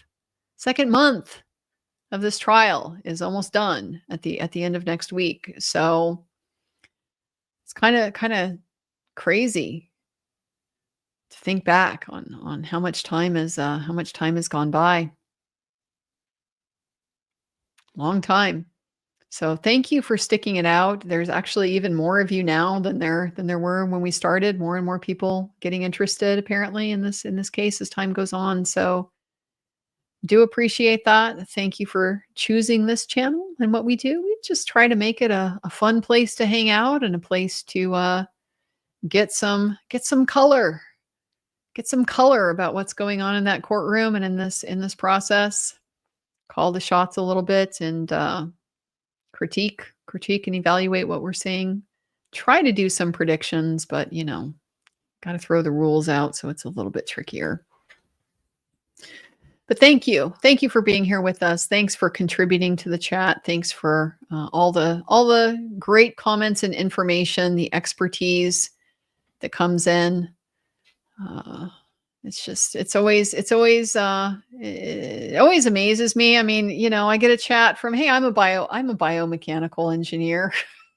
Where else would I be able to get input from a random biomechanical engineer? Really appreciate you guys sharing your expertise. It's just one of the things that I love so much about this chat is the interest in the details and the facts, and in getting it right, in knowing what we're dealing with here. You're not just here to cheerlead mindlessly. We believe this side, we're going to cheer and maybe not even really understand what's going on so much. That's not what we're about here. It just so happens that the evidence tends to overwhelmingly favor the defense, but just kind of works that way, where there's not a lot here to hang your hat on to be like, yeah, there was a car accident and she hit him with the car, which is why even Hank Brennan is having to repeatedly go back and hang it on the I hit him.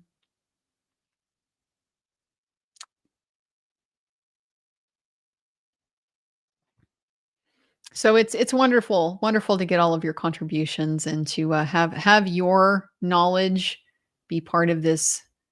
It's an asset that we have to be able to increase all of our understanding about what we're dealing with here and what the truth of the situation is. So thank you, all of you, for being so generous about sharing that. Really appreciate it. Thank you, mods. For keeping everything in good working order. We very much appreciate that. Our mods aren't here to tell you what to think, what you're allowed to think. We're not a bubble here. We're not a echo chamber. All opinions are welcome, but you might get pushback for it. But if it's debate, that's a good thing for everybody. That makes everybody better to have to explain your opinion and defend it. It's not a threatening thing. It's not a bad thing. If it feels uncomfortable, maybe ask why. Why would it be uncomfortable to need to provide a basis for your opinion to defend it? Sometimes it's uncomfortable because it clues us in that there isn't a basis. We kind of have that recognition of, ooh, I don't have a very good reason. That's why other people don't agree with me. But we're very attached to our judgments and our opinions. It can be very hard to let them go. So sometimes it's that. Sometimes it's just I don't like conflict. I don't like conversation. Sometimes it's arrogance. It's, hey, I think, and if you're too dumb to see things the way I do, a lot of different reasons why people can have different perspectives to things. But the attitude we try to cultivate here is one of humility, recognizing that nobody is an expert in everything in the universe. Even the smartest people have their own scope of expertise. And so we all have room to learn from other people. And even within our scope of expertise, lots of times people who aren't in that zone, they're going to have a different perspective on things. And it can be a good perspective and it can make you shift. Oh, hey, I was thinking about things like this because I'm a lawyer and that's just how I think about things. But when I take myself out of that framework, you know what? Great point. So it can just be a very helpful thing to help us all expand our minds, expands our perspectives, get a broader view of this problem. And that helps us to see all the different ways that different personalities on the jury might be looking at this and processing it. So all of you, the mods, all of you, such an important part in helping us get that perspective. So thank you to all of you. Enjoy your weekends, guys. I'm going to go ahead and get my dog out. She's been a little on the impatient side today. She's been very good this whole almost 2 months. Very, very patient. She has tolerated a lot of I'm not going to say neglect. She's still a pretty spoiled dog. But not as much play as she might like, not as much time with the people, and she is a very social dog. So I think I'm going to go spoil her a little bit, maybe give her some interaction. So, hey, Crash Daddy's back on the Monday. We'll for sure wrap up with Dr. Wolfe. Maybe we'll be getting Dr. Rentschler back to back. We'll have to see, but that would certainly make logical sense that's where we'd be going back after that. So high hopes for Crash Daddy Monday to bookend the weekend. Really enjoyed Crash Daddy Friday with all of you guys. So thanks again for joining us. Really appreciate you. Look forward to seeing you back on Monday. Have a great weekend in the meantime. Try not to end up in jail, but if you do, just remember, they're not your friends. They're not your friends, guys. Everyone, take care of yourselves, and we will see you on Monday.